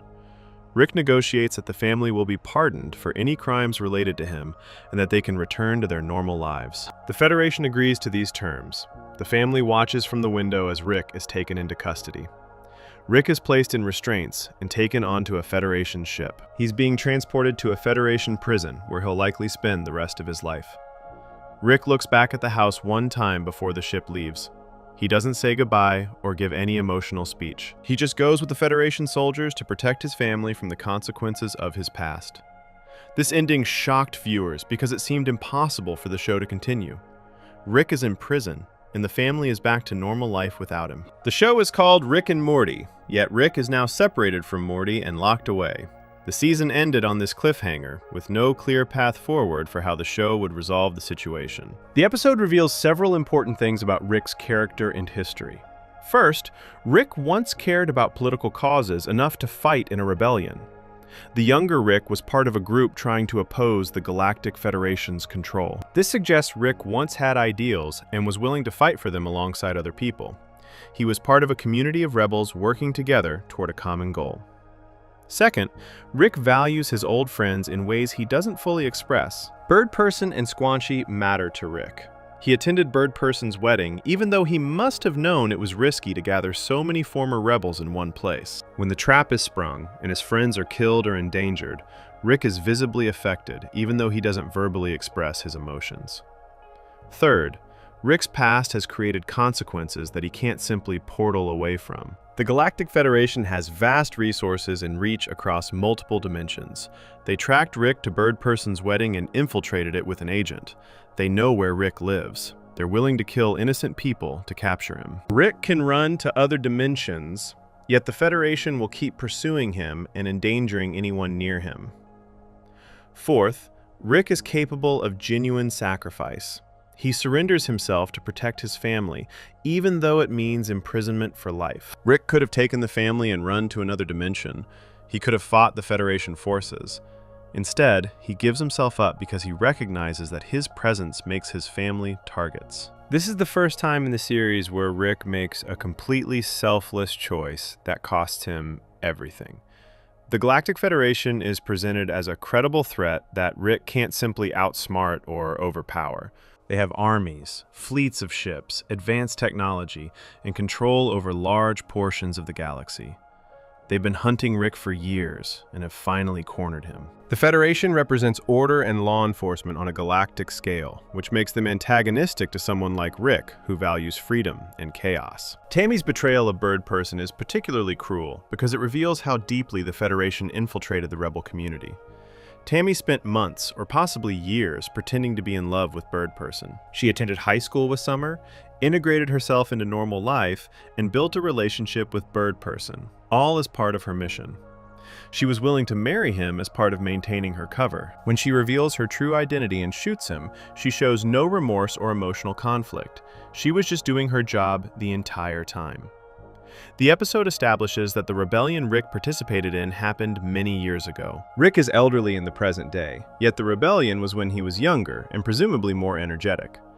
This means Rick has been running from the Federation and living as a fugitive for decades. His entire adult life has been shaped by his decision to rebel against the Federation and the consequences that followed from that choice. Squanchy's sacrifice to buy Rick escape time shows the loyalty that Rick's old friends have for him. Squanchy injects himself with something that transforms his body and likely causes permanent damage or death. He does this without hesitation because Rick is his friend and needs to escape. The old rebels maintain their bonds and are willing to die for each other, even years after their rebellion ended. The episode also shows how Rick's adventures have isolated him emotionally. He has old friends from his past like Bird Person and Squanchy, yet in his current life, Rick keeps everyone at distance. He doesn't let the Smith family get too close emotionally. He maintains a facade of not caring about anyone or anything. Bird Person's revelation about Wubba Lubba Dub Dub shows that Rick has been signaling his pain the entire time in a way that only people who truly know him can understand. Beth's reaction to Rick surrendering is important for understanding their relationship. Beth has spent the series defending Rick's presence in the family, despite Jerry's objections. She's prioritized her father over her husband repeatedly. When Rick is taken away, Beth is devastated. She finally had her father back in her life after years of absence, and now he's being taken away again. This time she knows it's permanent, and that Rick chose to leave to protect her. Summer and Morty are also affected differently by Rick's surrender. Summer has grown closer to Rick over the course of the series and has gone on adventures with him. She's seen Rick as a source of excitement and escape from boring suburban life. Morty has the most complex relationship with Rick. He's been traumatized by adventures, yet also feels attached to Rick. He understands Rick better than most people because they spend so much time together. The episode ends with the family in their house, safe from the Federation, yet without Rick. Jerry is relieved that Rick is gone and the danger has passed. Beth is heartbroken and angry. Summer and Morty are processing what just happened. The family dynamics are fractured by Rick's absence. The house feels different without Rick's chaotic presence. Normal life returns, yet it feels hollow after everything they experienced. The Season 2 finale fundamentally changed Rick and Morty's status quo. The show couldn't simply continue with episodic adventures after Rick surrendered to the Federation. The situation needed to be resolved somehow. Viewers spent months between seasons wondering how the show would handle Rick's imprisonment, and whether Rick and Morty would be able to continue having adventures together. Before we move on, make sure to subscribe if you're enjoying this breakdown. Rick's imprisonment seemed to end his story completely. Yet when the show returned months later, the Season 3 premiere would reveal that Rick had been planning his escape from the moment he surrendered, along with truths about his past that recontextualized everything the show had established about who he was and why he acts the way he does. Section 6. Rickshank Redemption and Identity. The Season 3 premiere of Rick and Morty, titled The Rickshank Redemption, aired on April 1st, 2017, as an April Fool's Day surprise. The episode had been highly anticipated because of how Season 2 ended with Rick in Federation custody. Fans had spent over a year speculating about how Rick would escape from prison, and whether the show would pick up immediately after the Season 2 finale or jump forward in time. The episode answered these questions while also revealing important information about Rick's backstory. The episode begins with Rick in a Galactic Federation prison. He's being held in a high-security facility designed to contain the most dangerous criminals in the Federation's territory. Rick is in a special cell where he's connected to machines that allow Federation interrogators to enter his memories and extract information. The Federation wants the formula for portal travel. If they can learn how Rick creates portal technology, they can use it for their own purposes. A Federation agent named Cornelius Daniel is assigned to extract the portal formula from Rick's mind. The Federation has determined that the formula is somewhere in Rick's memories.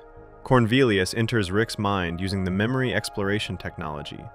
He can see Rick's memories as if he's living through them himself. He searches through Rick's past, looking for the moment when Rick invented portal travel. Cornelius finds a memory that appears to show Rick's origin story. In this memory, Rick is younger and looks different from his current appearance. He has black hair instead of blue-gray hair. He's thinner and more energetic. Most importantly, Rick is happy. He's living a normal domestic life with his wife Diane and their young daughter Beth. They have a house in what appears to be a normal suburban neighborhood. Rick is working in a garage, yet he's not doing advanced science. He's just tinkering with regular projects. Another Rick appears through a portal in the garage. This other Rick tells our Rick about portal technology and shows him how it works. The other Rick explains that infinite universes exist and that portal travel allows movement between them. The other Rick tries to recruit our Rick to join him in exploring the multiverse and doing science across dimensions. Our Rick refuses. He's happy with his simple domestic life and doesn't want to leave his family to go on adventures. The other Rick becomes angry at this rejection. He pulls out a device and drops it on the ground. The device is a bomb. Our Rick realizes what's about to happen, yet can't stop it. The bomb explodes, destroying the garage and part of the house. When the explosion clears, Rick finds that his wife Diane and daughter Beth have been killed by the blast. The other Rick murdered Rick's family because Rick refused to join him. This memory shows Rick completely devastated by the loss. He's holding Diane's body and screaming. Everything he cared about has been taken from him in an instant by another version of himself. This trauma is presented as the origin of Rick's personality. He was once happy and normal, yet the murder of his family transformed him into the cynical genius viewers know. Rick then dedicated his life to hunting down the Rick who killed his family. The memory continues, showing Rick inventing portal technology himself. He becomes obsessed with finding the Rick who murdered his family.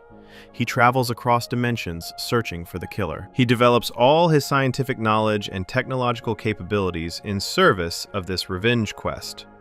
Years pass in the memory, with Rick moving through different dimensions, building weapons, and hunting for the other Rick. Cornelius watches this memory and believes he's seeing the truth of Rick's past. He thinks he understands Rick's motivations and the origin of the portal formula. However, Rick reveals that this entire memory was fabricated. Rick created a false memory and tricked Cornelius into entering it. The memory was designed to manipulate the Federation agent and make him think he was learning Rick's secrets. While Cornelius is trapped in the fabricated memory, Rick uses the connection between their minds to take control of Cornelius's body. Rick transfers his consciousness from his imprisoned body into Cornelius's body. He's essentially hijacking the Federation agent's body and leaving his own body behind. This is Rick's escape plan. He knew the Federation would try to extract information from his memories, and he prepared a trap that would let him take over whoever entered his mind.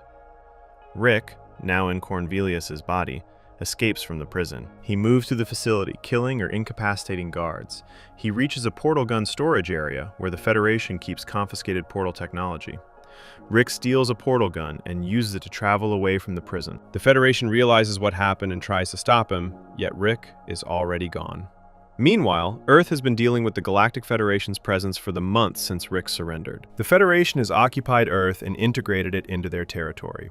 Federation soldiers patrol the streets, Federation currency has replaced human money, Federation laws are being enforced. The Smith family has been living under Federation rule, trying to adjust to this new reality. Jerry is actually happy with the Federation occupation. The Federation has given him a job where he's successful and valued. Federation society seems to reward Jerry in ways that human society never did. He's making more money and has more status than he ever had before. Jerry sees the Federation as an improvement over the chaotic world that existed when Rick was around. Beth, Summer, and Morty are not happy with the Federation occupation. They miss Rick and they resent the Federation for taking him away. They also dislike living under Federation control with alien soldiers everywhere and Federation rules governing their lives. The family is split between Jerry's acceptance of the new order and Beth's resentment of it. Rick appears at the house through a portal. He's still in Cornelius' body at this point. The family is shocked to see him. Rick explains that he's escaped from prison and that he needs their help to get his body back. Rick has a plan to not just escape, but to completely destroy the Galactic Federation's government and free Earth from their occupation. Rick's plan involves hacking into the Galactic Federation's central financial system. The Federation's economy is based on a currency system that requires constant maintenance and verification.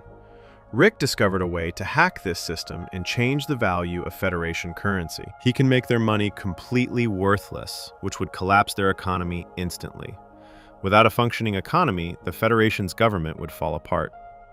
Rick uses Morty and Summer's help to access Federation computer systems. He transfers himself back into his original body through technological means. Once back in his own body, Rick executes his plan to collapse the Federation economy. He changes a single value in their financial system that causes the currency to become valueless. Within minutes, the Federation's economy implodes. The Federation currency instantly becomes worthless across all Federation-controlled territory. Federation soldiers on Earth realize they're not being paid anymore. Federation businesses close. The entire structure of Federation society crumbles because it was built on an economic system that Rick destroyed with a few keystrokes. The Federation retreats from Earth and from their other territories. Their government collapses into chaos. The episode also shows what happened at the Citadel of Rick's after the Federation attack on Bird Person's wedding. The Citadel had been staying neutral in the conflict between Rick C-137 and the Federation. After the wedding massacre, the Citadel decided to merge with the Galactic Federation for protection. The Council of Ricks agreed to work with the Federation in exchange for the Federation leaving the Citadel alone. When Rick collapses the Federation, the Citadel is also affected. The Council of Ricks who made the deal with the Federation are discredited.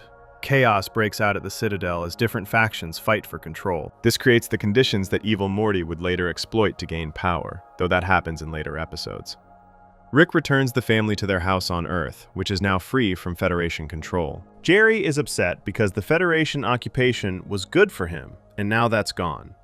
Beth is relieved to have Rick back, yet also worried about what his return means for her marriage. Morty and Summer are glad Rick escaped, yet also traumatized from their role in helping him destroy an entire government. The final scene of the episode shows Rick, Morty, and Summer at a fast food restaurant called Shoney's. Rick is ranting about wanting Szechuan sauce, which was a promotional sauce that McDonald's made for the Mulan movie in 1998. Rick claims that his entire motivation for everything he did, including escaping prison and collapsing the Federation, was to get this sauce again. He says this is his series arc, and that getting the sauce is what drives him. Rick then reveals more about his actual motivations. He tells Morty that he's going to take over the family completely. He's going to push Jerry out and make himself the patriarch. Rick wants Beth to divorce Jerry so that Rick can have full control over the household. He sees this as taking what he deserves after sacrificing himself to protect the family. This episode is significant for multiple reasons. First, it shows Rick at his most competent. He escapes from a maximum security prison, tricks the Federation into letting him access their systems, and destroys their entire civilization in one day. Rick demonstrates why he's considered the most dangerous person in the galaxy. His intelligence and capabilities are genuinely threatening to massive government organizations. Second, the episode provides Rick's origin story while also making viewers question whether it's true. The backstory about Diane and Beth being killed is presented as a fabricated memory that Rick created to trick Cornelius. Yet later episodes suggest that at least some elements of this backstory are real. The show creates ambiguity about what actually happened in Rick's past. The death of Rick's wife and daughter would explain why Rick is the way he is. If this backstory is true, Rick experienced devastating trauma that destroyed his family and his capacity for normal happiness. He spent years hunting for revenge and developing his scientific capabilities. By the time he gave up the hunt, or completed it, he had become the cynical, detached person viewers see in the show. However, the episode makes clear that Rick fabricated this memory to manipulate someone. This means viewers can't trust that the backstory is real. Rick might have created an emotionally effective lie based on partial truths, or he might have fabricated the entire thing. The show refuses to confirm which parts of Rick's backstory are real and which parts are lies he tells. Third, the episode establishes Rick as willing to destroy entire civilizations to achieve his goals. The Galactic Federation governed vast territories across multiple dimensions. Billions or trillions of beings lived under Federation rule. Rick collapsed their government, which would cause massive suffering and chaos across all Federation territory. Rick did this without apparent concern for the consequences to anyone except his family. Fourth, the episode reveals Rick's desire for control over his family. Rick wants to be the patriarch, the person who makes decisions and rules the household. He wants Beth to divorce Jerry so that Rick can have Beth's loyalty exclusively. This desire for control contradicts Rick's stated philosophy of not caring about anything. If Rick truly didn't care, he wouldn't care about being in charge of the family.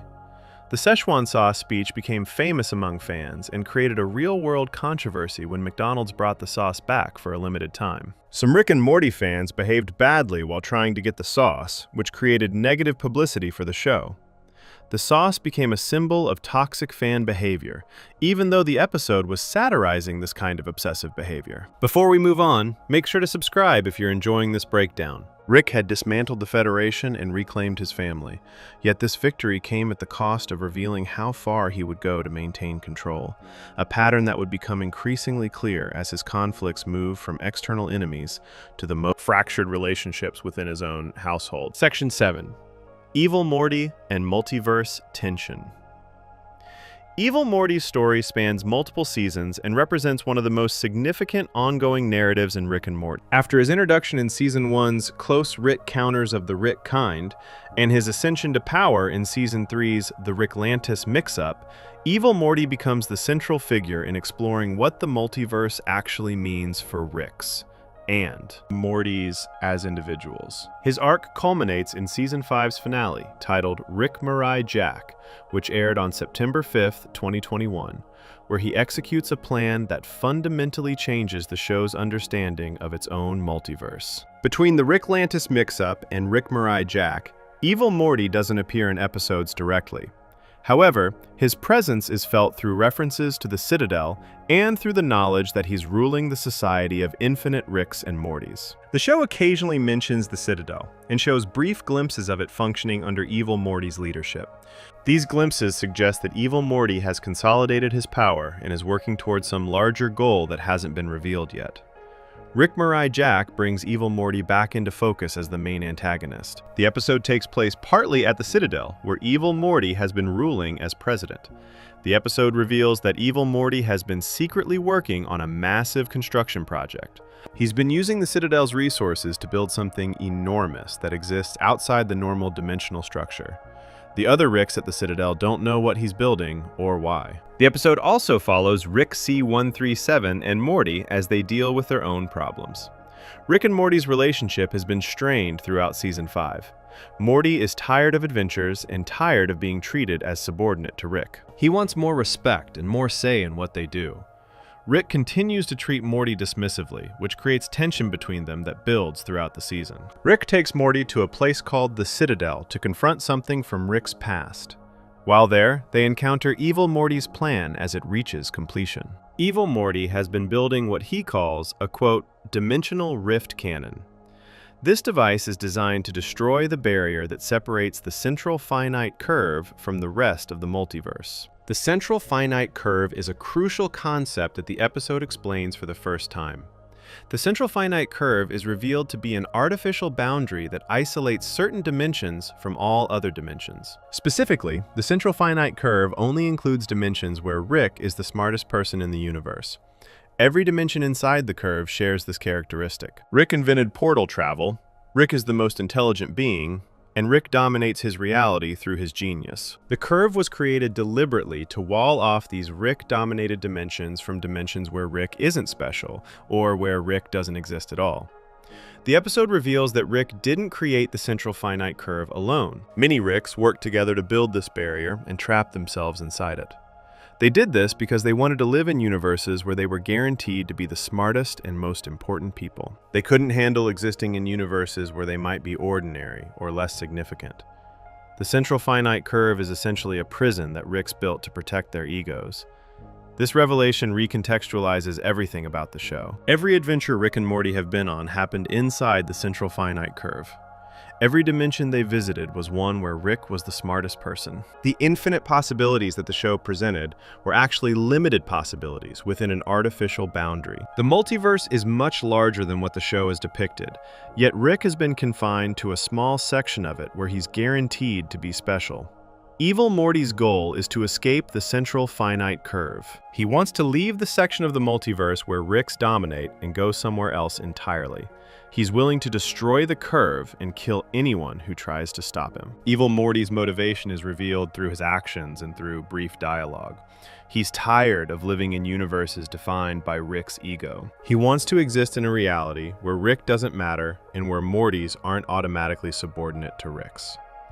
Evil Morty activates his dimensional rift cannon. The device begins tearing apart the barrier that maintains the central finite curve. The destruction of this barrier has catastrophic effects. The Citadel, which exists at a nexus point in dimensional space, begins falling apart. Ricks and Mortys at the Citadel try to escape as the structure collapses. Many are killed as the Citadel breaks into pieces and falls through dimensional rifts. Rick C-137 and Morty witness this destruction. They realize what Evil Morty is doing and understand the implications. If the central finite curve is destroyed, all the dimensions inside it will be exposed to the larger multiverse. The barrier that protected these Rick-dominated universes will be gone. Rick tries to stop Evil Morty, yet he's too late. The rift cannon completes its work and tears open the barrier. Evil Morty escapes through the rift into the multiverse beyond the central finite curve. He's achieved his goal of leaving the Rick-dominated section of reality. The episode shows Evil Morty traveling through strange dimensions that look completely different from anything shown before. These are universes where the rules are different and where Rick's intelligence doesn't make him special. Evil Morty has freed himself from the system that defined his existence. The destruction of the central finite curve has enormous consequences. The Citadel is completely destroyed, killing thousands of Ricks and Mortys. The organized society that Ricks built to govern themselves is gone. The barrier that kept certain dimensions separate from the rest of the multiverse is breached. Dimensions that were inside the curve are now accessible to beings from outside the curve. The show's entire cosmology has changed fundamentally. Rick C-137 is left dealing with the aftermath of Evil Morty's escape. The episode reveals more about Rick's past through flashbacks that appear throughout the episode. These flashbacks show Rick at different points in his life, apparently confirming that the origin story from the Rick Shank Rickdemption was at least partially true. Rick did have a wife named Diane and a daughter named Beth who were killed. Rick did spend years hunting for the Rick who killed them. The flashbacks show Rick eventually finding the Rick responsible for his family's death. Rick confronts this other Rick and learns that this Rick is part of a larger group of Ricks who are building the central finite curve. They invite Rick to join them. Initially, Rick refuses because he's only interested in revenge. However, after killing or confronting the Rick who murdered his family, Rick is left empty and without purpose. Rick eventually decides to join the other Ricks in creating the central finite curve. He helps build the barrier and trap himself inside it. This is presented as Rick giving up on the larger multiverse and accepting a smaller existence where he's guaranteed to be important. Rick chose to imprison himself in a section of reality where his genius would always matter, rather than face the possibility of being insignificant in the infinite multiverse. These revelations make Evil Morty's escape more meaningful. Evil Morty understood what Rick did and rejected it completely. He saw the central finite curve as a cage built by Rick's narcissism. He recognized that every Morty inside the curve exists only to serve Rick's and make them feel superior. Evil Morty refused to accept this role and was willing to destroy everything to break free from it. The episode also explores the relationship between Rick C-137 and Morty in new ways. Morty learns about Rick's past and about the central finite curve. He understands for the first time why Rick acts the way he does and what drives Rick's behavior. This knowledge changes how Morty sees Rick. Rick becomes less mysterious and more comprehensible, yet also more tragic and more selfish. Rick's choice to help create the central finite curve reveals something important about his character. Rick talks constantly about how nothing matters and how infinite possibilities mean that individual choices are meaningless. Yet Rick chose to limit himself to universes where he's the smartest person. He couldn't handle the psychological challenge of existing in universes where he might not be special. His philosophy of meaninglessness is contradicted by his desperate need to be important. The episode ends with Rick and Morty returning home. The Citadel is destroyed. Evil Morty has escaped to the larger multiverse, and the central finite curve is broken. Rick seems defeated and tired. He's lost the structure that gave his existence meaning. The society of Ricks is gone. The barrier that protected his ego is destroyed. Rick is now just one genius in an infinite multiverse where countless beings are smarter, more powerful, or more significant than he is. Evil Morty's arc represents a critique of Rick's entire worldview. Evil Morty is a Morty who saw through Rick's philosophy and rejected it. He recognized that Rick's claims about nothing mattering are actually Rick's way of protecting himself from caring about things. Evil Morty understood that the multiverse Rick describes is actually a limited section of reality that Rick chose because it made him feel important. Evil Morty escaped this limited reality by being willing to do things that Rick couldn't do. The complexity of Rick variance versus Morty variance is explored through how different they can actually be. Most Ricks follow similar patterns. They're genius scientists who invent portal technology, who have troubled relationships with their families, and who deal with existential questions in similar ways. The Council of Ricks exists because Ricks are similar enough to work together and recognize common interests. Even Rick C-137, who rejects the Council, is still fundamentally similar to other Ricks. Mortys, however, show more variation in potential than Ricks do. Most Mortys are anxious and not particularly intelligent, yet Evil Morty demonstrates that a Morty can become something completely different. Evil Morty is intelligent, ruthless, strategic, and capable of long-term planning. He doesn't fit the pattern of what Mortys are supposed to be. This suggests that Mortys have potential that the Rick-dominated system suppresses. The episode implies that the relationship between Ricks and Mortys exists to keep Mortys subordinate. Ricks need Mortys for practical reasons like camouflaging their brainwaves. They also need Mortys psychologically, as people they can feel superior to. A Morty who becomes too intelligent or too independent threatens this dynamic. Evil Morty became that threat by refusing to accept his designated role in Rick's universe. The destruction of the Citadel means that organized Rick society no longer exists. There's no council to govern Ricks or assign Mortys to Ricks who need them. The system that maintained the Rick-Morty hierarchy has collapsed. Individual Ricks and Mortys are now on their own, in a multiverse where the old rules no longer apply. This creates uncertainty about what happens next. The episode raises questions about whether Rick C-137 is actually the Rickest Rick, as he's been called. The Rickest Rick would presumably be the Rick who best embodies what it means to be Rick. Yet Rick C-137's involvement in creating the central finite curve suggests he's insecure and afraid like other Ricks. He needed the artificial boundary to guarantee his importance.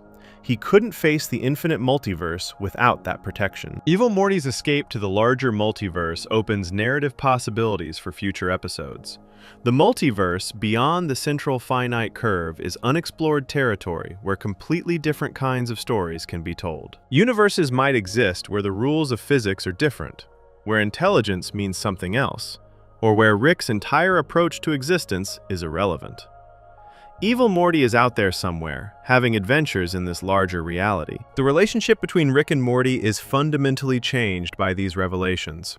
Morty now knows that Rick helped create a system designed to keep Morty's subordinate. Morty understands that the adventures they've been on were always constrained by Rick's need to be the smartest person around. Morty sees Rick as less of a genius and more as someone who built himself a comfortable cage and then pretended it was the entire universe. Rick's reaction to losing the Citadel and the central finite curve shows vulnerability that he usually hides. Rick built his identity around being smarter than everyone else. The central finite curve guaranteed this would be true. Now that the curve is broken, Rick has to face the possibility that he's not as special as he believed. There are infinite beings in the larger multiverse who might be superior to Rick in every way that matters to him. The episode suggests that evil Morty might be the only character in the show who has genuinely freed himself from the patterns that trap everyone else. Rick is trapped by his need to be important. Morty is trapped by his relationship with Rick. Jerry is trapped by his inadequacy. Beth is trapped by her father issues. Evil Morty recognized his trap and escaped it, even though doing so required destroying everything around him. Before we move on, make sure to subscribe if you're enjoying this breakdown. While evil Morty tore down the structures that defined Rick's universe, the family Rick claimed to protect was developing their own complexities and starting to question whether they wanted to keep living in Rick's shadow. Section 8. Summer and Beth's growth. Summer Smith begins the series as a relatively simple character. She's a teenage girl concerned with typical teenage problems like popularity, boys, and fitting in at school. Her role in early episodes is minimal. She's excluded from Rick and Morty's adventures and seems to exist mainly as background for the family dynamics. However, as the series progresses, Summer develops into a much more significant character with her own agency, capabilities, and emotional complexity. Summer's transformation begins gradually in Season 2. She starts joining Rick and Morty on adventures more frequently. The episode Raising Gazorpazorp from Season 1 shows an early example of Summer being included. In this episode, Morty gets an alien creature pregnant and has to deal with the baby. Summer goes with Rick to the alien planet Gazorpazorp, where the alien baby species comes from. This planet has a society where females rule, and males are considered violent and stupid. Summer witnesses this society and discusses gender roles with the female Gazorpazorpians. The episode shows Summer engaging with ideas about gender and society in ways that reveal she's more thoughtful than she initially appeared. She's not just a shallow teenager. She's capable of understanding complex social structures and thinking critically about them. This episode plants seeds for Summer becoming a more developed character. Season 2's Big Trouble in Little Sanchez features Summer in a significant subplot. Rick transfers his consciousness into a younger clone body to go undercover at Summer and Morty's high school. This younger Rick, called Tiny Rick, becomes popular at school, and Summer sees him fitting in easily. The episode explores Summer's desire for her family to be normal and her frustration when Rick's chaos disrupts that normalcy. Summer recognizes that Tiny Rick is actually Rick's consciousness trapped, and that the young body is consuming Rick's identity. Summer is the one who realizes something is wrong and takes action to save Rick. She works with Morty to extract Rick's consciousness from the young clone before it's too late. This episode shows Summer being perceptive and capable. She understands Rick well enough to see through his behavior and recognize when he's in danger. She's willing to take action, even when it means confronting Rick directly. Season 3's Rickmancing the Stone focuses heavily on Summer's emotional state after her parents' separation. Beth and Jerry divorce at the beginning of Season 3, which affects Summer deeply. She's angry and hurt by the divorce. She doesn't want to deal with her emotions, so she asks Rick to take her on adventures as an escape. Rick agrees because having Summer around is convenient for his purposes. The episode shows Summer, Rick, and Morty in a post-apocalyptic dimension where they're scavenging and fighting. Summer becomes involved with a man named Himridge who lives in this apocalyptic world. She develops feelings for him quickly and considers staying in this dimension permanently. This represents Summer wanting to escape from her normal life and from the pain of her parents' divorce. Summer gets physically modified in this dimension. She receives muscular enhancements that make her much stronger. These modifications change how she looks and how she carries herself. Summer becomes a capable fighter who can hold her own in dangerous situations. She's no longer someone who needs protection. She can protect herself and others. This physical transformation represents her emotional transformation from dependent teenager to independent person. The episode explores how Summer deals with pain differently than Morty does. Morty tends to process his emotions through anxiety and fear. Summer processes her emotions through anger and action. When she's hurt by her parents' divorce, she responds by throwing herself into dangerous adventures and by modifying her body. She's trying to become someone new who doesn't have to feel the pain of being the old Summer.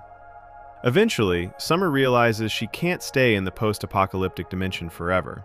She has to return to her real life and deal with her parents' divorce. Rick removes the physical modifications and Summer returns to her normal appearance. However, the experience has changed her. She's proven to herself that she can be strong and capable. She knows she can survive difficult situations. Season 3's The ABCs of Beth explores Beth's character in depth, while also showing how Summer relates to her mother. Beth is offered the opportunity to visit a fantasy world that Rick created for her when she was a child. In this world, Beth's childhood toys and imaginary friends are real. Beth reconnects with this world and realizes that she abandoned it and the creatures she created there. The episode reveals that Beth was a disturbing child who created a character called Fruppyland, specifically to have a place where she could be violent without consequences. Beth's childhood games involved hurting the creatures in Fruppyland. As an adult, Beth is confronted with the consequences of her childhood behavior. The creatures she abandoned have suffered, and some have become twisted by their isolation. Beth realizes that she might be more like her father, Rick, than she wants to admit. She's capable of cruelty and of abandoning things she's responsible for. This realization forces Beth to question her identity and her choices. She wonders whether she made the right decision to stay on Earth and raise a family, or whether she should have gone on adventures with Rick when she was younger. Rick offers Beth a solution to her identity crisis. He can make a clone of Beth that would live her life for her, while the real Beth goes on adventures across the multiverse. Beth could experience the life she gave up without abandoning her family, because the clone would take her place. No one would know the difference between Beth and her clone. The clone would be identical and would have all of Beth's memories. The episode ends ambiguously. Beth makes a choice, yet the show doesn't reveal which choice she made. Did Beth choose to go on adventures and leave a clone behind? Or did Beth choose to stay with her family and reject the clone option?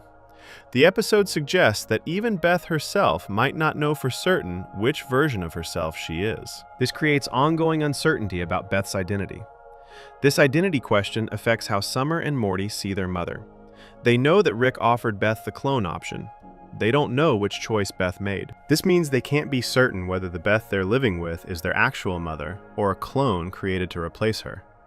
This uncertainty creates distance in their relationships with Beth, even though Beth continues acting like their mother. Season 4's The Old Man in the Seat features a subplot about Beth and Summer bonding.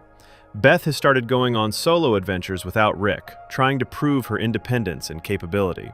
Summer wants to join her mother on these adventures. Beth initially resists because she sees these adventures as her way of establishing her own identity, separate from her family and from Rick.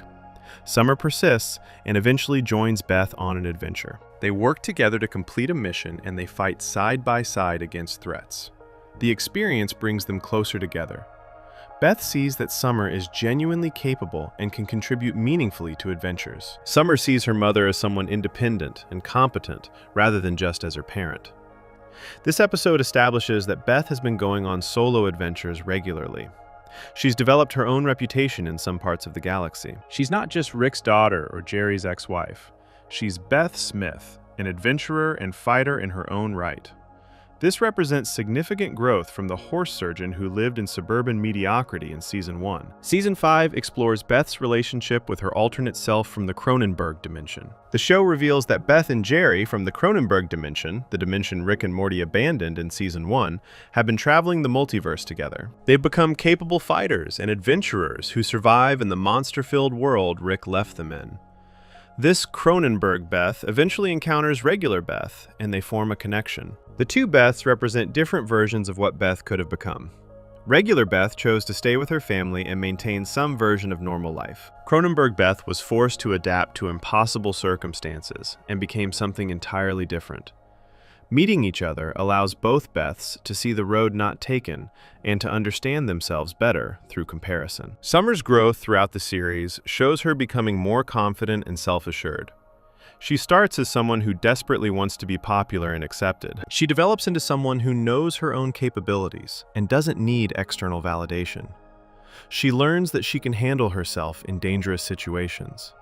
She discovers that she's smarter and more competent than she initially believed. Summer's relationship with Rick also evolves. In early seasons, Rick barely pays attention to Summer. He sees her as irrelevant to his adventures with Morty.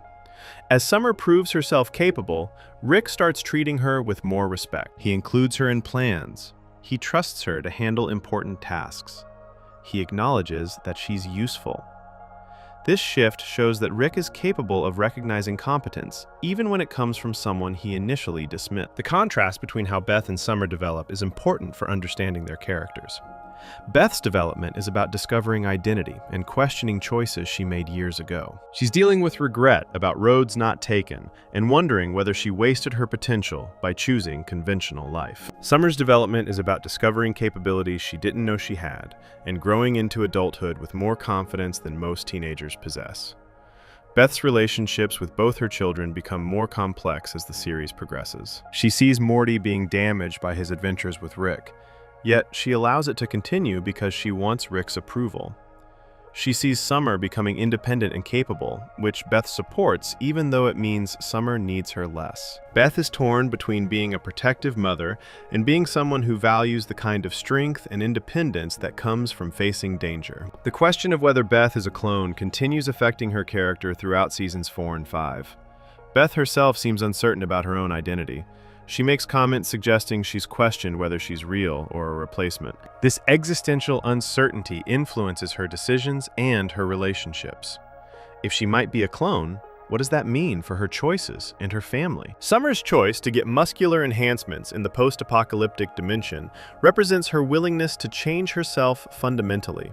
She didn't just want to be stronger emotionally, she wanted to physically transform into someone new. Even though Rick removed the enhancements, the experience showed Summer that identity is flexible.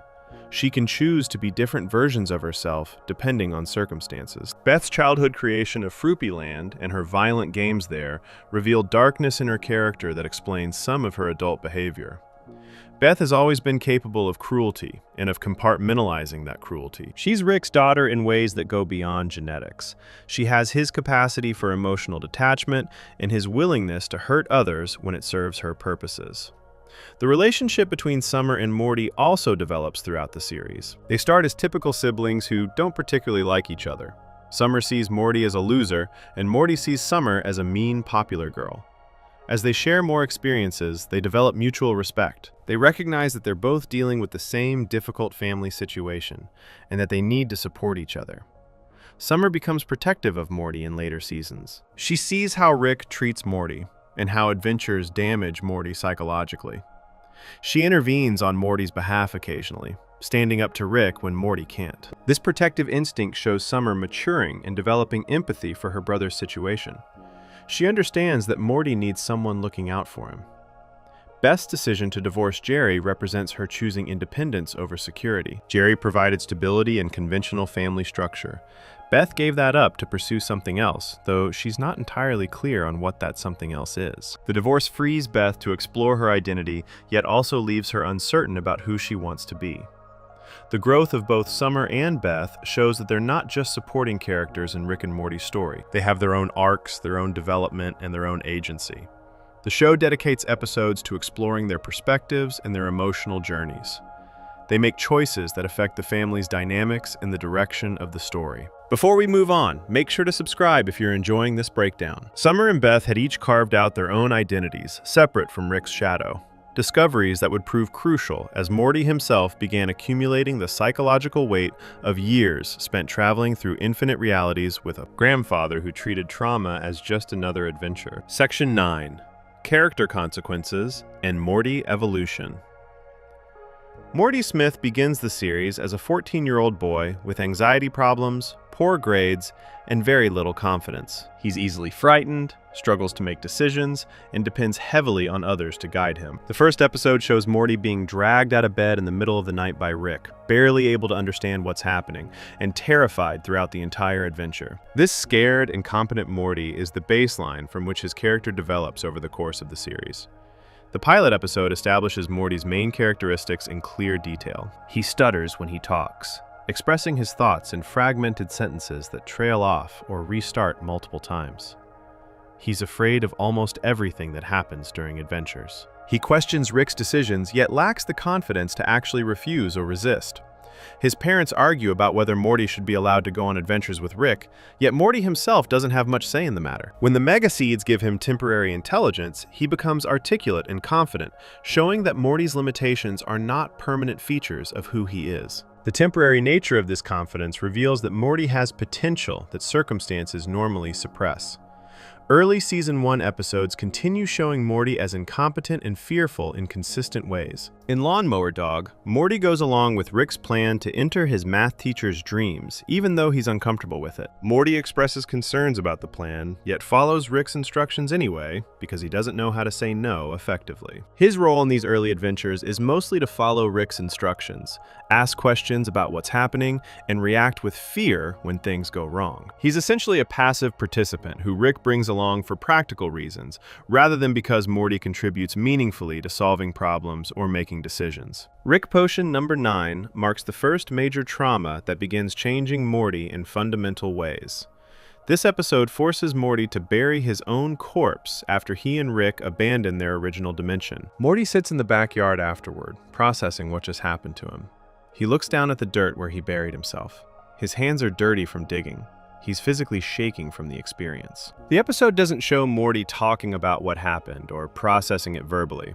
Instead, it shows him sitting in silence, dealing with the psychological impact of seeing his own dead body and knowing that he left an entire dimension behind. He's learned that he's replaceable, that his life is contingent, and that Rick is willing to abandon entire realities rather than fix problems. This experience plants seeds of Morty understanding the true nature of his relationship with Rick and the multiverse. The burial scene becomes a reference point that the show returns to occasionally, reminding viewers and Morty himself of this foundational trauma. Season 1's finale, Ricksy Business, shows Morty gaining some assertiveness in his interactions with Rick. When Rick throws a party that gets out of control, Morty eventually stands up to Rick and demands that Rick fix the situation. Morty raises his voice at Rick, something he rarely did in earlier episodes. Morty's anger at Rick feels justified, and his willingness to express that anger represents growth from the terrified boy who couldn't question Rick's decisions. The episode shows Morty taking some ownership over what happens in his house and his life, even though Rick ultimately controls most situations. Season 2 shows Morty becoming gradually more competent while also accumulating more trauma from continued adventures. A Rickle in Time deals directly with the psychological aftermath of the Cronenberg dimension abandonment. Morty is having difficulty processing what happened to him. He's uncertain about his own reality and his own choices. The episode shows reality splitting into multiple timelines, where different versions of Morty make different choices. One version of Morty becomes increasingly detached and numb, representing how trauma is affecting his emotional state. The episode explores how Morty's psychology is fragmenting under the weight of his experiences with Rick. Morty Night Run from Season 2 features Morty making moral choices that contradict Rick's wishes directly. Morty saves an alien named Fart, who Rick wanted to deliver to assassins for money. Morty believes that all life is valuable and that Fart deserves to live. He goes against Rick's explicit instructions to rescue Fart from the assassins who want to kill him. This episode shows Morty developing his own moral framework, separate from Rick's nihilistic worldview. Morty cares about things, even when Rick insists nothing matters. However, Morty Night Run also teaches Morty a harsh lesson about the complexity of moral choices. Fart reveals that his species plans to eliminate all carbon-based life because they consider it inferior. Morty is forced to kill Fart himself to prevent this genocide from happening. Morty has to shoot and kill the being he just rescued, learning that his moral instincts can lead to terrible outcomes and that sometimes there are no good choices available. The episode ends with Morty visibly shaken by what he had to do. The Ricks Must Be Crazy shows Morty becoming more knowledgeable about science and technology through exposure. He engages in conversations about physics and energy with Rick and with the scientist Zeep Zanflorp. Morty asks informed questions and understands concepts that would have been completely beyond him in Season 1. He still doesn't understand everything, yet he understands more than he did before. He's learned through exposure to Rick's work and through repeatedly encountering advanced technology. Morty's education has been happening through experience rather than through formal schooling. Season 2's Look Who's Purging Now demonstrates Morty's capacity for violence when pushed too far emotionally. On a planet where an annual purge allows legal murder for one day, Morty initially tries to avoid violence and wants to leave the planet immediately. However, after witnessing injustice and cruelty toward innocent people, Morty snaps and goes on a killing spree. He picks up weapons and starts shooting people. He murders numerous people with apparent enjoyment, laughing and seeming to take pleasure in the violence. This episode reveals that Morty has darkness inside him that can emerge under certain conditions. The sweet, anxious boy who started the series is capable of extreme violence when triggered by witnessing enough cruelty or feeling enough anger. The Wedding Squanchers at the end of Season 2 shows Morty's loyalty to Rick despite everything that's happened between them. When Rick is taken by the Galactic Federation, Morty is genuinely upset about losing his grandfather. He wants to help Rick, even though Rick has traumatized him repeatedly throughout 2 seasons. Morty's attachment to Rick is complicated and contradictory. He recognizes that Rick treats him badly and manipulates him. He knows that adventures with Rick are dangerous and damaging to his psychology. Yet, he still cares about Rick and values their relationship in ways that don't make logical sense given the harm Rick has caused. Season 3 opens with the Rickshank Rickdemption, where Morty actively helps Rick escape from prison and collapse the Galactic Federation government. Morty is capable enough to operate Rick's portal gun without supervision, something he couldn't have done in Season 1. He navigates dangerous situations and contributes meaningfully to Rick's plan. His competence has increased significantly from Season 1, when he could barely understand what was happening during adventures. However, Season 3 also shows the emotional cost of Morty's adventures accumulating in visible ways. The Whirly-Durly Conspiracy features Jerry and Morty going on an adventure without Rick present. Morty has become desensitized to violence and danger in ways that shock Jerry. He handles situations that would have terrified Season 1 Morty with casual efficiency. Jerry is horrified by how comfortable Morty has become with death and chaos. Jerry sees his son behaving like someone much older and more damaged than a 14-year-old should be. Rest and Ricklaxation from Season 3 explores Morty's psychological state explicitly through a device Rick builds. Rick creates a machine that removes negative emotions and personality traits from people who use it. When Morty uses this machine, it separates his anxiety, self-doubt, and attachment to Jessica from his personality. The detoxified Morty is confident, successful, and emotionally healthy. He achieves things easily and seems genuinely happy. Yet, this detoxified Morty is also cold and willing to hurt people to get what he wants. The toxic version of Morty contains all his negative traits and is needy, anxious, and desperate for approval. The episode shows that Morty's positive qualities like empathy and caution are mixed together with his negative qualities like fear and insecurity. You can't remove Morty's weaknesses without also removing aspects of his humanity. Season 4's The Old Man and the Seat shows Morty in a relatively stable relationship with a girl from his school. Morty has achieved something he desperately wanted in early seasons, when he could barely talk to Jessica. He has a girlfriend who actually likes him and wants to spend time with him. However, the relationship is complicated by Morty's adventures with Rick. Morty can't be fully present in the relationship because part of him is always ready to go on another adventure. His girlfriend doesn't understand why Morty sometimes seems distant or distracted by things he can't explain to her. The Vat of Acid episode from Season 4 is crucial for understanding Morty's development and his relationship with Rick. Rick builds what he claims is a device that allows Morty to create save points in his life like a video game. Morty can do anything he wants and then return to a saved point where none of it happened. Morty uses this device to live recklessly, knowing he can undo any consequences.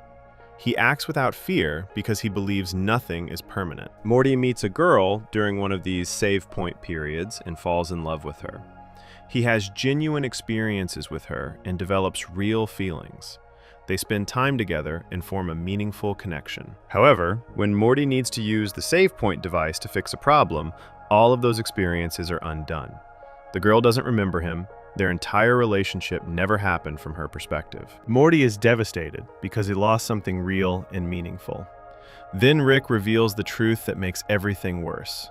There was no save point device. Rick was actually moving Morty between different dimensions that were nearly identical to each other. Every time Morty used what he thought was a save point, Rick was actually abandoning that dimension and moving Morty to a new one. The girl Morty loved died in the original dimension when Morty abandoned it. This episode represents one of Rick's cruelest manipulations of Morty, because Rick allowed Morty to believe his actions had no consequences, then revealed that every action had permanent and devastating consequences. Season 5 shows Morty becoming increasingly frustrated with Rick and with the entire pattern of going on adventures. Mort Dinner Rick Andre features Morty trying to have a normal dinner date with Jessica. He wants to do something that regular teenagers do. Rick's involvement keeps disrupting the date with multiverse complications that Morty has to deal with. Morty's desire for normalcy conflicts with the chaotic reality of being connected to Rick and being known across multiple dimensions. The Season 5 finale, Rick Mirai Jack, forces Morty to confront truths about his relationship with Rick and about the multiverse structure. Morty learns about the central finite curve and realizes that every adventure has happened within an artificial boundary that Rick helped create. Morty understands that Rick has been controlling aspects of reality that Morty didn't even know were controllable. The infinite possibilities Morty thought existed were actually limited possibilities within Rick's constructed cage. Throughout these developments, several patterns emerge in Morty's evolution as a character. First, Morty becomes more competent through repeated exposure to danger and advanced technology. Second, Morty accumulates trauma that affects his psychology in lasting ways. Third, Morty develops his own moral framework, despite Rick's constant influence pushing him toward nihilism. Fourth, Morty's relationship with Rick becomes increasingly complicated and contradictory. Fifth, Morty's desire for normal life conflicts directly with his adventure life in ways that become more pronounced over time. Before we move on, make sure to subscribe if you're enjoying this breakdown. Morty's transformation from passive follower to capable partner happened within a multiverse structure that was itself more complex and deliberately constructed than anyone watching the show initially understood, raising questions about whether any choice made within Rick's universe could ever truly matter. Section 10. Timeline and Multiverse Lore.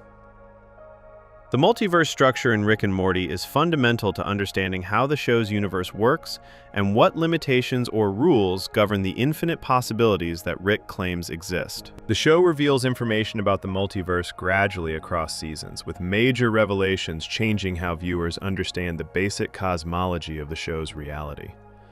The multiverse is not simply infinite possibilities without structure. It's a complex system with rules, boundaries, and organizational principles that become increasingly important to the show's mythology. The basic concept of the multiverse is introduced in the pilot episode when Rick uses his portal gun to travel to another dimension. The portal gun is Rick's most important invention. It allows instant travel to any location in any dimension. The portal gun creates bright green oval portals that appear in the air. Stepping through a portal instantly transports someone to wherever the portal is programmed to go. The technology seems simple when watching the show, yet portal travel is actually incredibly complex. Portal technology works by accessing something called the multiverse, or the infinite possible dimensions. The show establishes that every possible variation of reality exists somewhere in the multiverse. There are dimensions where small details are different, like everyone's chairs are slightly taller. There are dimensions where major historical events happen differently. There are dimensions with completely different physical laws and alien species. The possibilities are truly infinite. Early episodes use the multiverse primarily as a storytelling device. Rick and Morty can visit any location or type of world because infinite dimensions mean that any concept exists somewhere. The show can do a Mad Max post-apocalyptic episode, then do an alien planet episode, then do a dimension where everyone is a different species. The multiverse provides unlimited setting options. Rick Potion number 9 is the first episode to establish that the multiverse has practical limitations despite being infinite. Rick explains that he can only move to a replacement dimension a few times before running out of dimensions that meet his specific criteria. Rick needs a dimension where the love potion problem was solved, yet where that dimension's Rick and Morty died immediately afterward. This very specific combination exists in multiple dimensions, yet not in infinite dimensions. The multiverse contains infinite possibilities, yet not infinite copies of every specific situation. This concept is important because it establishes that even in an infinite multiverse, practical limitations exist. Rick can't endlessly jump between dimensions escaping consequences because eventually he'll run out of suitable dimensions to jump to. This means that Rick's dimension hopping has limits, and that consequences can catch up to him eventually. Close Rick counters of the Rick kind introduces the Citadel of Ricks, which reveals that Ricks across dimensions have organized themselves into a society. The Council of Ricks has created government structures that span multiple dimensions. They can track portal gun signatures across dimensions, which means portal travel leaves traces that can be detected and followed. The technology that seems to provide unlimited freedom actually creates trackable patterns. The Citadel episode also establishes that while infinite Ricks exist, most Ricks follow similar patterns.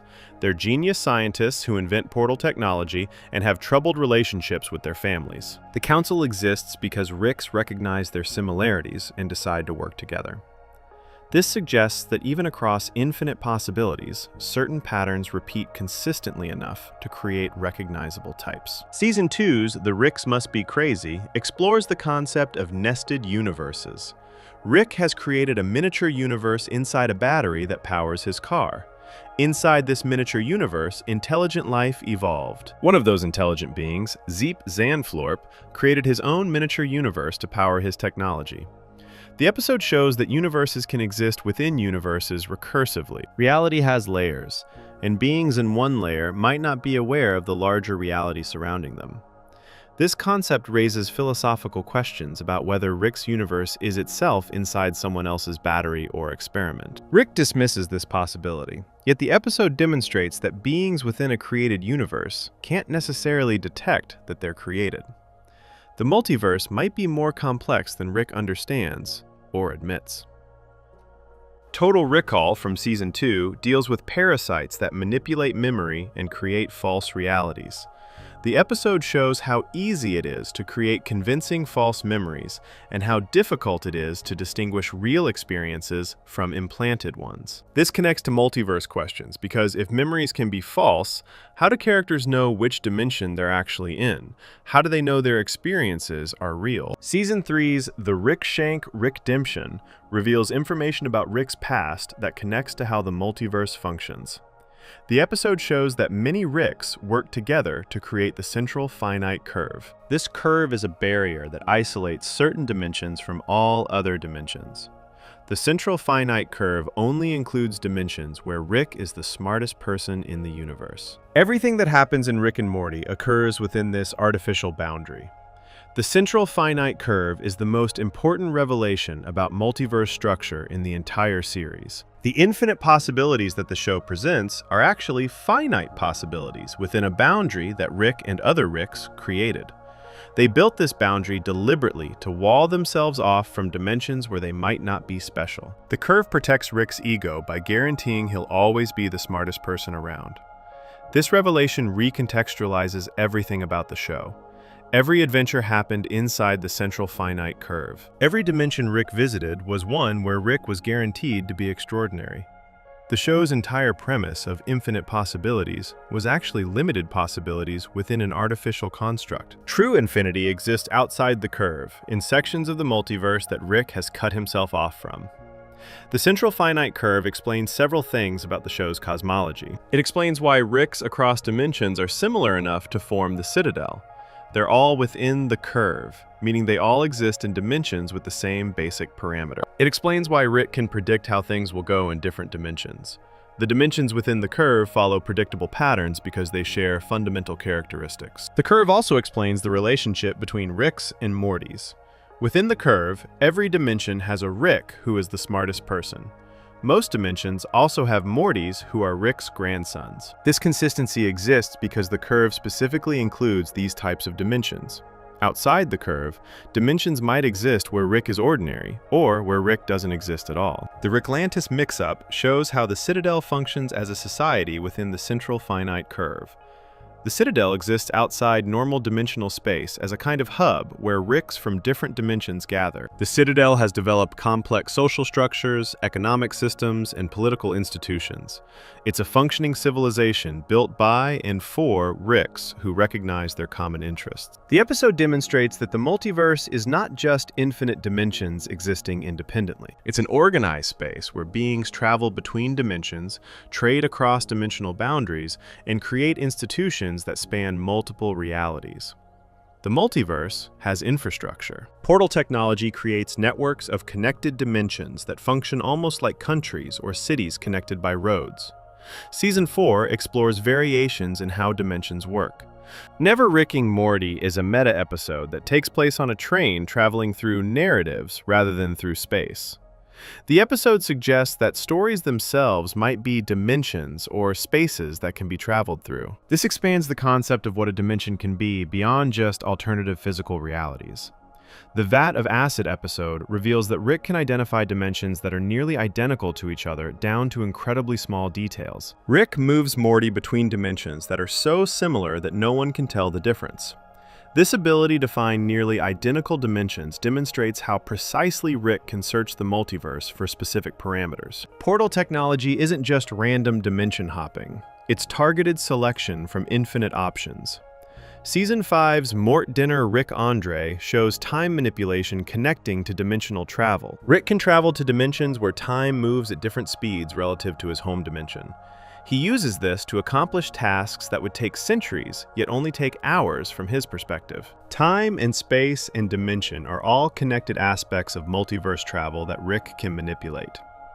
Rick Mirai Jack in Season 5 shows the destruction of the central finite curve. Evil Morty builds a weapon that tears apart the barrier separating curved dimensions from the larger multiverse. This destruction has catastrophic effects. The Citadel, which existed at a nexus point between dimensions, falls apart completely. The organized society of Ricks collapses. The boundary that defined which dimensions were accessible is breached. The destruction of the curve means that Rick C137 and other Ricks can now access dimensions outside the curve. They can travel to universes where Rick isn't the smartest person, or where Rick doesn't exist at all. However, beings from outside the curve can also now access the previously protected dimensions. The barrier worked both ways, keeping outside beings out just as it kept Ricks in. The episode reveals that the larger multiverse beyond the central finite curve is vastly more diverse and strange than anything shown inside the curve. Evil Morty travels through dimensions that look completely unlike normal reality. These are universes where the fundamental rules might be different. The multiverse outside the curve is truly infinite in ways that the curve-limited multiverse was not. This raises questions about what happens next in the show's continuity. Can Rick continue operating in the same way now that the curve is destroyed? Will beings from outside the curve become new threats? Will Rick explore the larger multiverse? The show hasn't fully answered these questions yet because seasons after the curve's destruction are still being produced. The multiverse structure also includes elements like the Galactic Federation, which governs across multiple dimensions. The Federation has laws and authority that span dimensional boundaries. They can travel between dimensions and coordinate activities across their territory. This shows that political and social structures can exist across the multiverse rather than being limited to single dimensions. Portal travel itself has rules and limitations that become clear through various episodes. Portal guns require power sources. They can malfunction or be damaged. They leave signatures that can be tracked by those with the right technology. Portal travel isn't perfectly safe. Characters can get lost between dimensions or trapped in dimensional rifts. The technology is powerful, yet not without risks. The show also establishes that some dimensions are harder to access than others. Certain dimensions are blocked or protected by various means. Some dimensions are inherently dangerous because of their physical properties. The multiverse isn't uniformly accessible. Some parts are easier to reach and safer to visit than others. The concept of dimensional coordinates exists within the show's cosmology. Rick's dimension is labeled C137, suggesting that dimensions have numerical or coded designations. The Citadel can track which Rick comes from which dimension. This organizational system allows navigation through the multiverse and communication about specific dimensions. Different types of dimensions are shown throughout the series. There are dimensions with advanced technology, primitive technology, or no technology. There are dimensions dominated by different species. There are dimensions where abstract concepts become physical reality. The variety of dimensional types demonstrates the scope of possibilities within the multiverse structure. The multiverse also includes pocket dimensions and artificial spaces. Rick creates small dimensions for specific purposes. He's built the miniature universe that powers his car. He's created Fruipyland for Beth. These artificial spaces exist within the larger multiverse structure. They're not natural dimensions that emerged on their own, yet they function as real spaces that can be accessed and inhabited. Timeline variations are part of multiverse structure. Different dimensions have different timelines where history unfolded differently. Some dimensions split from others at specific historical moments. This creates branching possibilities where dimensions are identical up to certain points and then diverge. Rick can identify when dimensions branched from each other by analyzing their histories. The show suggests, through various episodes, that consciousness, or identity, might not be tied to specific dimensions. Rick can transfer his consciousness between bodies across dimensions. The same person can exist simultaneously in multiple dimensions. This raises questions about what makes someone an individual if multiple versions of them exist and can potentially interact with each other. Before we move on, make sure to subscribe if you're enjoying this breakdown. The multiverse's structure revealed that Rick's infinite possibilities were actually a finite cage he helped build. Yet understanding the cosmology of reality couldn't answer the more immediate question of where the show's story currently stands, and where it might go from here. Section 11. Recent Seasons and Current State. After the destruction of the central finite curve in Season 5's finale, Rick and Morty entered a new phase that continues to unfold as the show produces new seasons. Season 6 premiered in September 2022, and the show has been renewed through Season 10, guaranteeing that Rick and Morty will continue for several more years. Understanding where the show currently stands requires looking at how recent seasons have handled the aftermath of major revelations, and how the show has evolved its storytelling approach. Season 6 begins with Rick and Morty returning to relatively normal adventures after the events of Season 5. The premiere episode, Solarix, deals directly with the consequences of the central finite curve's destruction. The portal gun stops working properly because the curve that defined dimensional coordinates no longer exists in the same way. Rick has to rebuild the portal gun to work with the new multiverse structure. The episode shows Rick, Morty, Jerry, and Beth all being scattered across dimensions and having to find their way back to each other. Solarix also reveals more about Rick's past. The episode shows that Rick's original dimension, where his wife Diane and daughter Beth were killed, is not the same dimension where the show has been taking place. Rick's backstory from the Rick Shank Rickdemption is confirmed as real. Rick's wife and daughter really were killed by another Rick. Rick really did spend years hunting for the Rick responsible. After that hunt ended, Rick chose to abandon his original dimension and move to a dimension where Beth was alive and where he could have a family again. The Beth we've been watching throughout the show is not the daughter Rick lost. She's a replacement daughter from a different dimension. This revelation adds complexity to Rick's relationship with Beth and with the entire Smith family. Rick chose this specific family from infinite options. He deliberately found a dimension where he could insert himself into a family structure. Rick's actions throughout the series take on different meaning when viewers understand that this family represents Rick's second chance at having what he lost. Rick, a Mort Well Lived from Season 6 shows Rick and Morty inside a die simulation game. They get trapped in a virtual reality and have to fight their way out.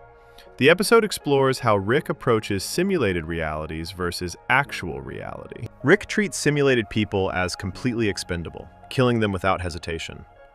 The episode questions whether there's actually a meaningful difference between simulated consciousness and real consciousness. Bethic Twinstinct features regular Beth meeting her alternate self from space. Space Beth is the version of Beth who chose to go on adventures with Rick years ago instead of staying with her family. The two Beths spend time together and develop a close relationship.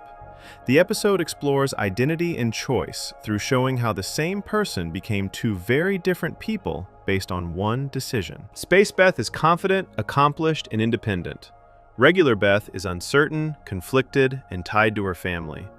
The episode doesn't judge either version as better or worse. It simply shows how different choices create different lives. Night Family takes a dark turn by revealing that the Smith family's bodies have been acting independently while they sleep. Their bodies perform tasks and live entire lives during the night that their conscious minds don't remember. The night versions of the family have been functioning as a separate family unit. When the day family discovers this, conflict emerges between the two versions. The episode explores questions about consciousness, identity, and what makes someone themselves. Final Dismissation parodies the Final Destination movie series by having Jerry marked for death by fortune cookies. Death itself pursues Jerry, trying to kill him in elaborate ways. Rick has to help Jerry survive against an abstract concept given physical form. The episode shows Rick genuinely trying to keep Jerry alive, despite usually having contempt for Jerry. Their relationship has evolved to where Rick will expend significant effort to protect Jerry when necessary. A Rick in King Mortur's Mort features Rick and Morty in a medieval fantasy world. They encounter knights, castles, and swords instead of the usual science fiction elements. The episode demonstrates the show's continued willingness to experiment with different genres and settings. Even in Season 6, the show avoids becoming too formulaic by constantly changing the type of stories it tells. Rictional Mortpoon's Rickmas Mortcation is a Thanksgiving-themed episode where Rick's attempts to make the perfect holiday go wrong in typical Rick and Morty fashion. The episode shows the family trying to have normal holiday experiences while Rick's interventions create chaos. The contrast between wanting normalcy and living with Rick continues to be a source of tension and comedy. Analyze Piss involves Rick being forced to attend therapy. A previous episode had established that Rick goes to therapy occasionally when the family insists on it. This episode explores Rick's psychology through his interactions with a therapist. Rick is resistant and dismissive, treating therapy as a joke. However, the episode suggests that therapy might actually be affecting Rick in ways he doesn't want to admit. The family dynamics are also examined through therapeutic framing. A Rick in King Mortur's Mort shows continued evolution in how Rick treats Morty. Rick involves Morty as a genuine partner rather than just a sidekick. They make decisions together, and Rick listens to Morty's input in ways he didn't in early seasons. The shift in their dynamic reflects how Morty has proven himself capable over multiple seasons of adventures. Season 6's finale, Rictional Mortpoon's Rickmas Mortcation, ends on a note suggesting that more changes are coming to the show's structure. The episode doesn't provide a major cliffhanger like some previous season finales. Instead, it focuses on character relationships and emotional moments. This represents a shift toward the show being more comfortable with emotional storytelling alongside its science fiction concepts. Season 7 premiered in October 2023 and immediately faced a major challenge. Justin Roiland, who voiced both Rick and Morty and was a co-creator of the show, was removed from the show following allegations of misconduct. The show had to recast both main characters with new voice actors. Ian Cardoni took over voicing Rick, and Harry Belden took over voicing Morty. This represented a significant change for a show where Roiland's voice work had been essential to the characters. The recasting was handled with minimal acknowledgement within the show itself. The new voice actors attempted to match Roiland's vocal performances closely. Most viewers adjusted to the new voices relatively quickly. The show continued without major changes to its writing or storytelling approach. This demonstrated that Rick and Morty had become bigger than any single person involved in creating it. Season 7 continues exploring the aftermath of the Central Finite Curve's destruction. Episodes show Rick and Morty encountering beings and dimensions that were previously inaccessible.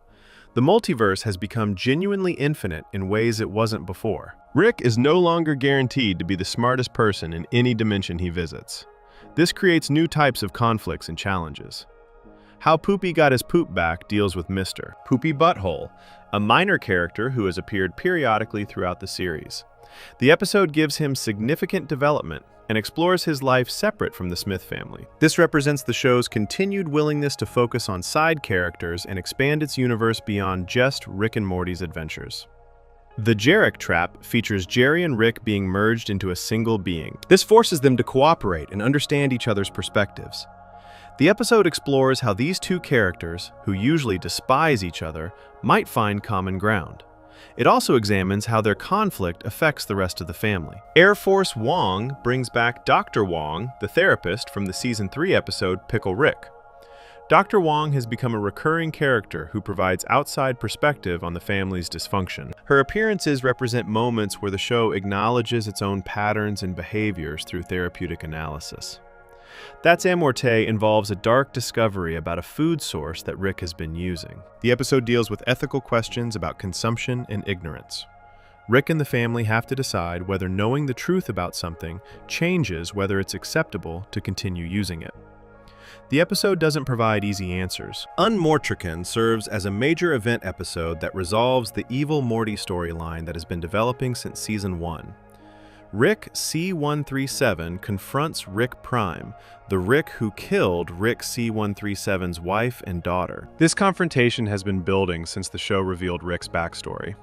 The episode provides closure to one of the show's longest-running mysteries, while also showing how much Rick has changed since the series began. Rick's conflict with Rick Prime demonstrates how personal revenge drove Rick's actions for years. Rick built his entire life around hunting this one person. When Rick finally achieves his revenge, he has to figure out what his life means without that driving purpose. The episode explores what happens when you finally get what you've been working toward, and it doesn't provide the satisfaction you expected. Evil Morty returns in this episode as well, having been absent since escaping the central finite curve. His return shows what he's been doing in the larger multiverse. Evil Morty has found relative peace and freedom outside the Rick-dominated section of reality. He wants nothing to do with Rick C-137's revenge quest. This demonstrates that Evil Morty's goal was always escape, rather than destruction. Season 7 continues through early 2024 with episodes that maintain the show's mix of science fiction concepts, family dynamics, and emotional storytelling. The show has settled into a pattern where it can tell standalone adventure stories while also advancing long-term character arcs and resolving ongoing mysteries. The current state of Rick and Morty reflects a show that has matured significantly from its early seasons. The show still features crude humor, violence, and nihilistic comedy. However, it also includes genuine character development, emotional moments, and exploration of meaningful themes. Rick himself has changed from the completely detached and invulnerable figure he appeared to be in Season 1. Rick's character arc over 7 seasons shows him slowly becoming more emotionally available and more willing to care about his family. He still maintains his defensive mechanisms and his tendency to treat everything as a joke. However, the mask slips more frequently now. Rick allows himself to be vulnerable in ways he didn't in early seasons. His relationships with Morty, Beth, Summer, and even Jerry have deepened despite Rick's resistance to emotional connection. Morty has grown from a frightened child into a capable young man who can handle himself in dangerous situations. He's accumulated trauma and psychological damage along the way. However, he's also developed confidence, skills, and a stronger sense of self. Morty no longer simply follows Rick's lead. He questions Rick's decisions and makes his own choices. The show's willingness to resolve long-running mysteries while creating new ones keeps the narrative moving forward. The Evil Morty storyline reached a conclusion while leaving room for potential future appearances. Rick's confrontation with Rick Prime resolved his revenge quest while opening questions about what Rick does next. The destruction of the central finite curve changed the show's cosmology while creating new possibilities for stories. Rick and Morty continues to be popular and culturally relevant. The show maintains strong viewership despite airing more than a decade after its premiere. New episodes generate discussion and analysis. The show has influenced other animated comedies and has become a reference point in pop culture. Characters, quotes, and concepts from Rick and Morty appear throughout internet culture. The guarantee of seasons extending through Season 10 means the show will continue for several more years. This extended future allows the show to tell longer stories and develop characters more gradually. The creators don't have to worry about rushing to conclusions or leaving storylines unresolved. The show can take its time, exploring ideas and character relationships. Before we move on, make sure to subscribe if you're enjoying this breakdown. 7 seasons of adventures, trauma, growth, and multiverse chaos have built toward understanding what Rick and Morty actually means beneath all the science fiction concepts and crude humor. Section 12: Meaning and Legacy.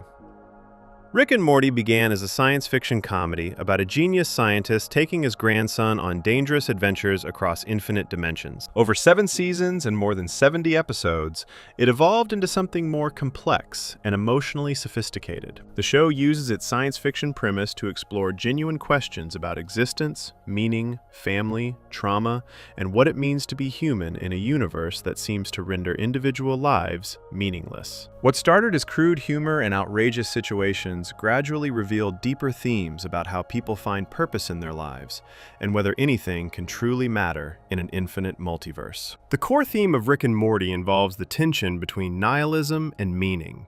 Rick represents pure nihilism taken to its logical extreme. He believes nothing matters because infinite dimensions mean that every possible outcome happens somewhere. Any choice you make, any person you love, any achievement you accomplish exists in infinite variations across the multiverse. This renders individual choices meaningless from a cosmic perspective. Rick uses this philosophy to justify treating people badly and avoiding emotional connection. He tells Morty repeatedly throughout the series that caring about anything is pointless because nothing has lasting significance in the grand scheme of existence. However, the show consistently demonstrates that Rick's nihilism is a defense mechanism rather than a genuine philosophical position.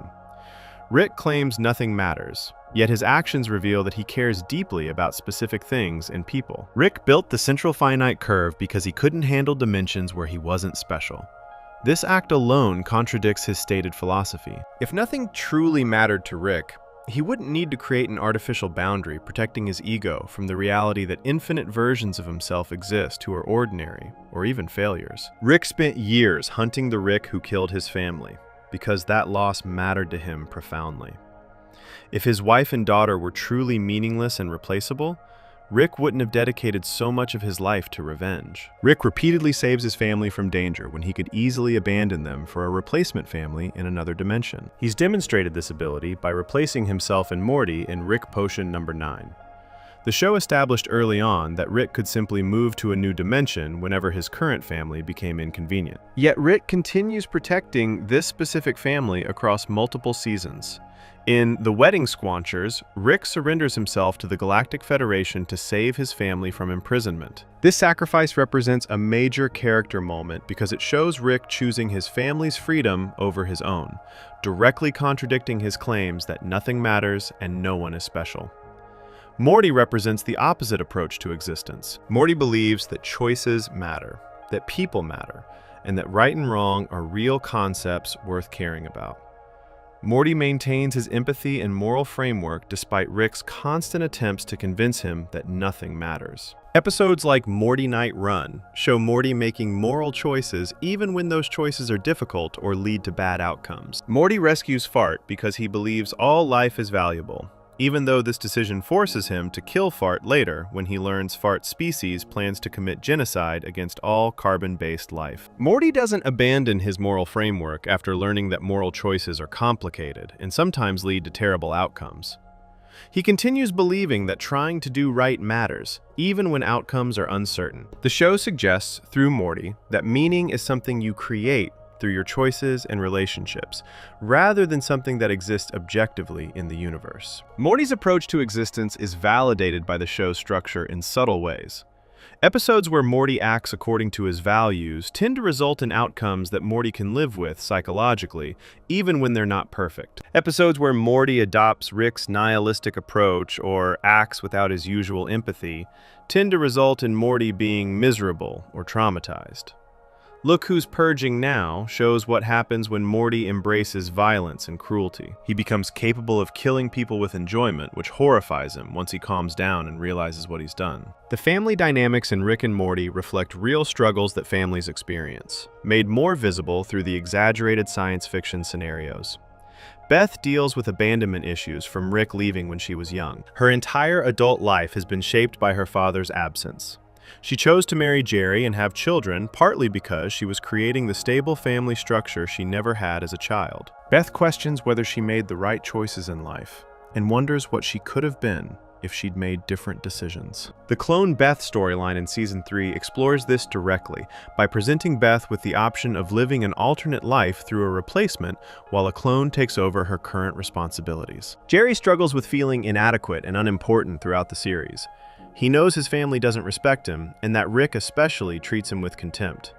Jerry compensates through defensiveness and occasional cruelty. He asserts authority when he can, and tries to make himself feel important through his job and through demanding respect from his family. Jerry's character represents people who feel diminished by those around them, and who struggle to find their own value in a world where they feel overlooked and underestimated. Summer wants to be valued and recognized, while also figuring out her own identity separate from her family's dysfunction. She starts the series as a typical teenager, concerned with popularity and social status. Over time, Summer develops into someone more confident and capable. She proves herself on adventures and earns respect from Rick through demonstrated competence. Summer's arc shows someone growing from needing external validation to having genuine self-confidence based on what she knows she can do.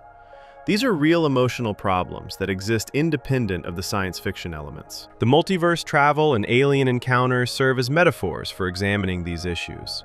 The show can explore abandonment, inadequacy, and identity through exaggerated scenarios that make the emotional truths more visible and more visceral. When Beth has to decide whether to leave a clone in her place, the show is exploring what it means to choose one life over another, and whether you can escape yourself by becoming someone else. Rick's character arc across 7 seasons involves learning to let people in despite his fear of loss and pain.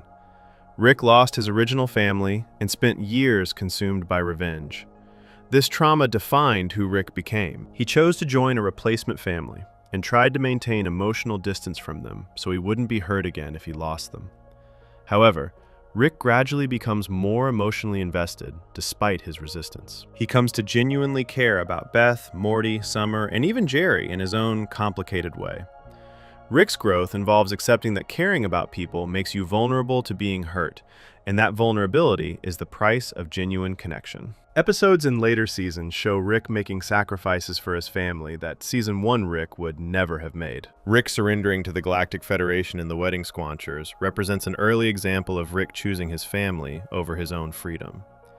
Later examples become more frequent as Rick's emotional walls gradually break down. In the Rick Churi and Morty date, Rick almost destroys his relationship with Morty entirely through his need to prove he's more important than the president. Rick realizes he's pushed too far and has to genuinely apologize and change his behavior to repair the relationship. The show explores trauma and how people carry psychological damage with them throughout their lives. Morty accumulates trauma from his adventures that affects him in lasting ways. He buries his own corpse in Season 1, and that image haunts him. He kills people in various episodes and has to process what that means about who he is as a person. He watches friends die and experiences betrayal repeatedly. This trauma doesn't disappear between episodes. It accumulates and changes Morty fundamentally over the course of the series. Beth carries trauma from Rick abandoning her as a child. Her entire personality is shaped by growing up without her father and wondering why she wasn't enough to make him stay. When Rick returns and becomes part of her life again, Beth prioritizes keeping him around, even when doing so harms her marriage and her children. Beth's desperation to maintain a relationship with Rick stems from childhood trauma that never properly healed. The show doesn't treat this as something Beth can simply get over. It's part of who she is. Rick carries trauma from losing his wife and daughter to violence. This loss changed Rick from someone who was apparently happy and normal into the cynical genius viewers see throughout the series. Rick's entire approach to existence developed as a response to unbearable loss. His nihilism protects him from feeling that kind of pain again. The show doesn't treat trauma as something that can be easily fixed or overcome. Instead, it shows characters living with their psychological damage and trying to function despite it. Evil Morty represents what happens when someone in the Rick and Morty universe rejects the system entirely. He recognized that the multiverse was structured to benefit Rick's at Morty's expense. He saw through Rick's philosophy and understood it as self-serving rationalization rather than genuine wisdom. Evil Morty escaped by being willing to destroy everything in his way. He killed thousands of Ricks and Mortys at the Citadel to achieve his goal of escaping the central finite curve. His character asks whether revolutionary change requires revolutionary methods, and whether escape from oppressive systems justifies the harm caused in that escape. The central finite curve revelation recontextualizes the show's entire premise. Everything that happened in Rick and Morty occurred within an artificial boundary that Rick helped create to protect his ego.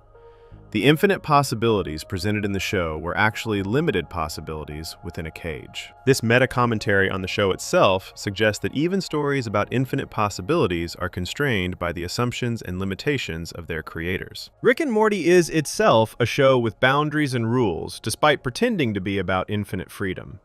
Rick and Morty's impact on popular culture extends beyond just being a successful animated show. The show influenced how people talk about multiverse concepts in popular media. It made certain philosophical ideas more accessible to mainstream audiences. The show's characters, quotes, and concepts appear throughout meme culture and online communication. The show demonstrated that adult animated comedies could be emotionally sophisticated while maintaining crude humor and science fiction concepts. The voice actor recasting in Season 7 proved that Rick and Morty had become bigger than any individual involved in creating it. The show survived losing one of its co-creators and the voice of both main characters. This demonstrates the strength of the show's writing, concepts, and characters. The show has an identity that exists independently of any single person. The transition was handled smoothly enough that the show maintained its audience and its quality through a change that could have destroyed a lesser show. The relationship between Rick and Morty serves as the emotional core that grounds all the multiverse chaos. Their relationship is complicated and often unhealthy.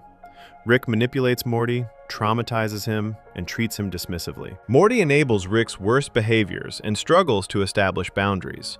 However, they also genuinely care about each other in ways that transcend the harm they cause. Their relationship evolves from Rick dragging Morty along on adventures to them functioning as partners who make decisions together. Ultimately, Rick and Morty argues that meaning exists in the connections we form with other people and in the choices we make, even if those connections and choices seem insignificant from a cosmic perspective. The show suggests that nihilism is intellectually defensible, yet emotionally unsustainable. Living as though nothing matters makes existence hollow and painful. Finding or creating meaning through relationships and purpose makes life bearable, even in an uncaring universe. This message emerges across 7 seasons of adventures, trauma, growth, and family dysfunction. Rick's gradual acceptance of emotional connection, despite his philosophical resistance, proves that humans need meaning even when logic suggests meaning is illusory. If you enjoyed the video, make sure to subscribe, and I'll see you in the next video.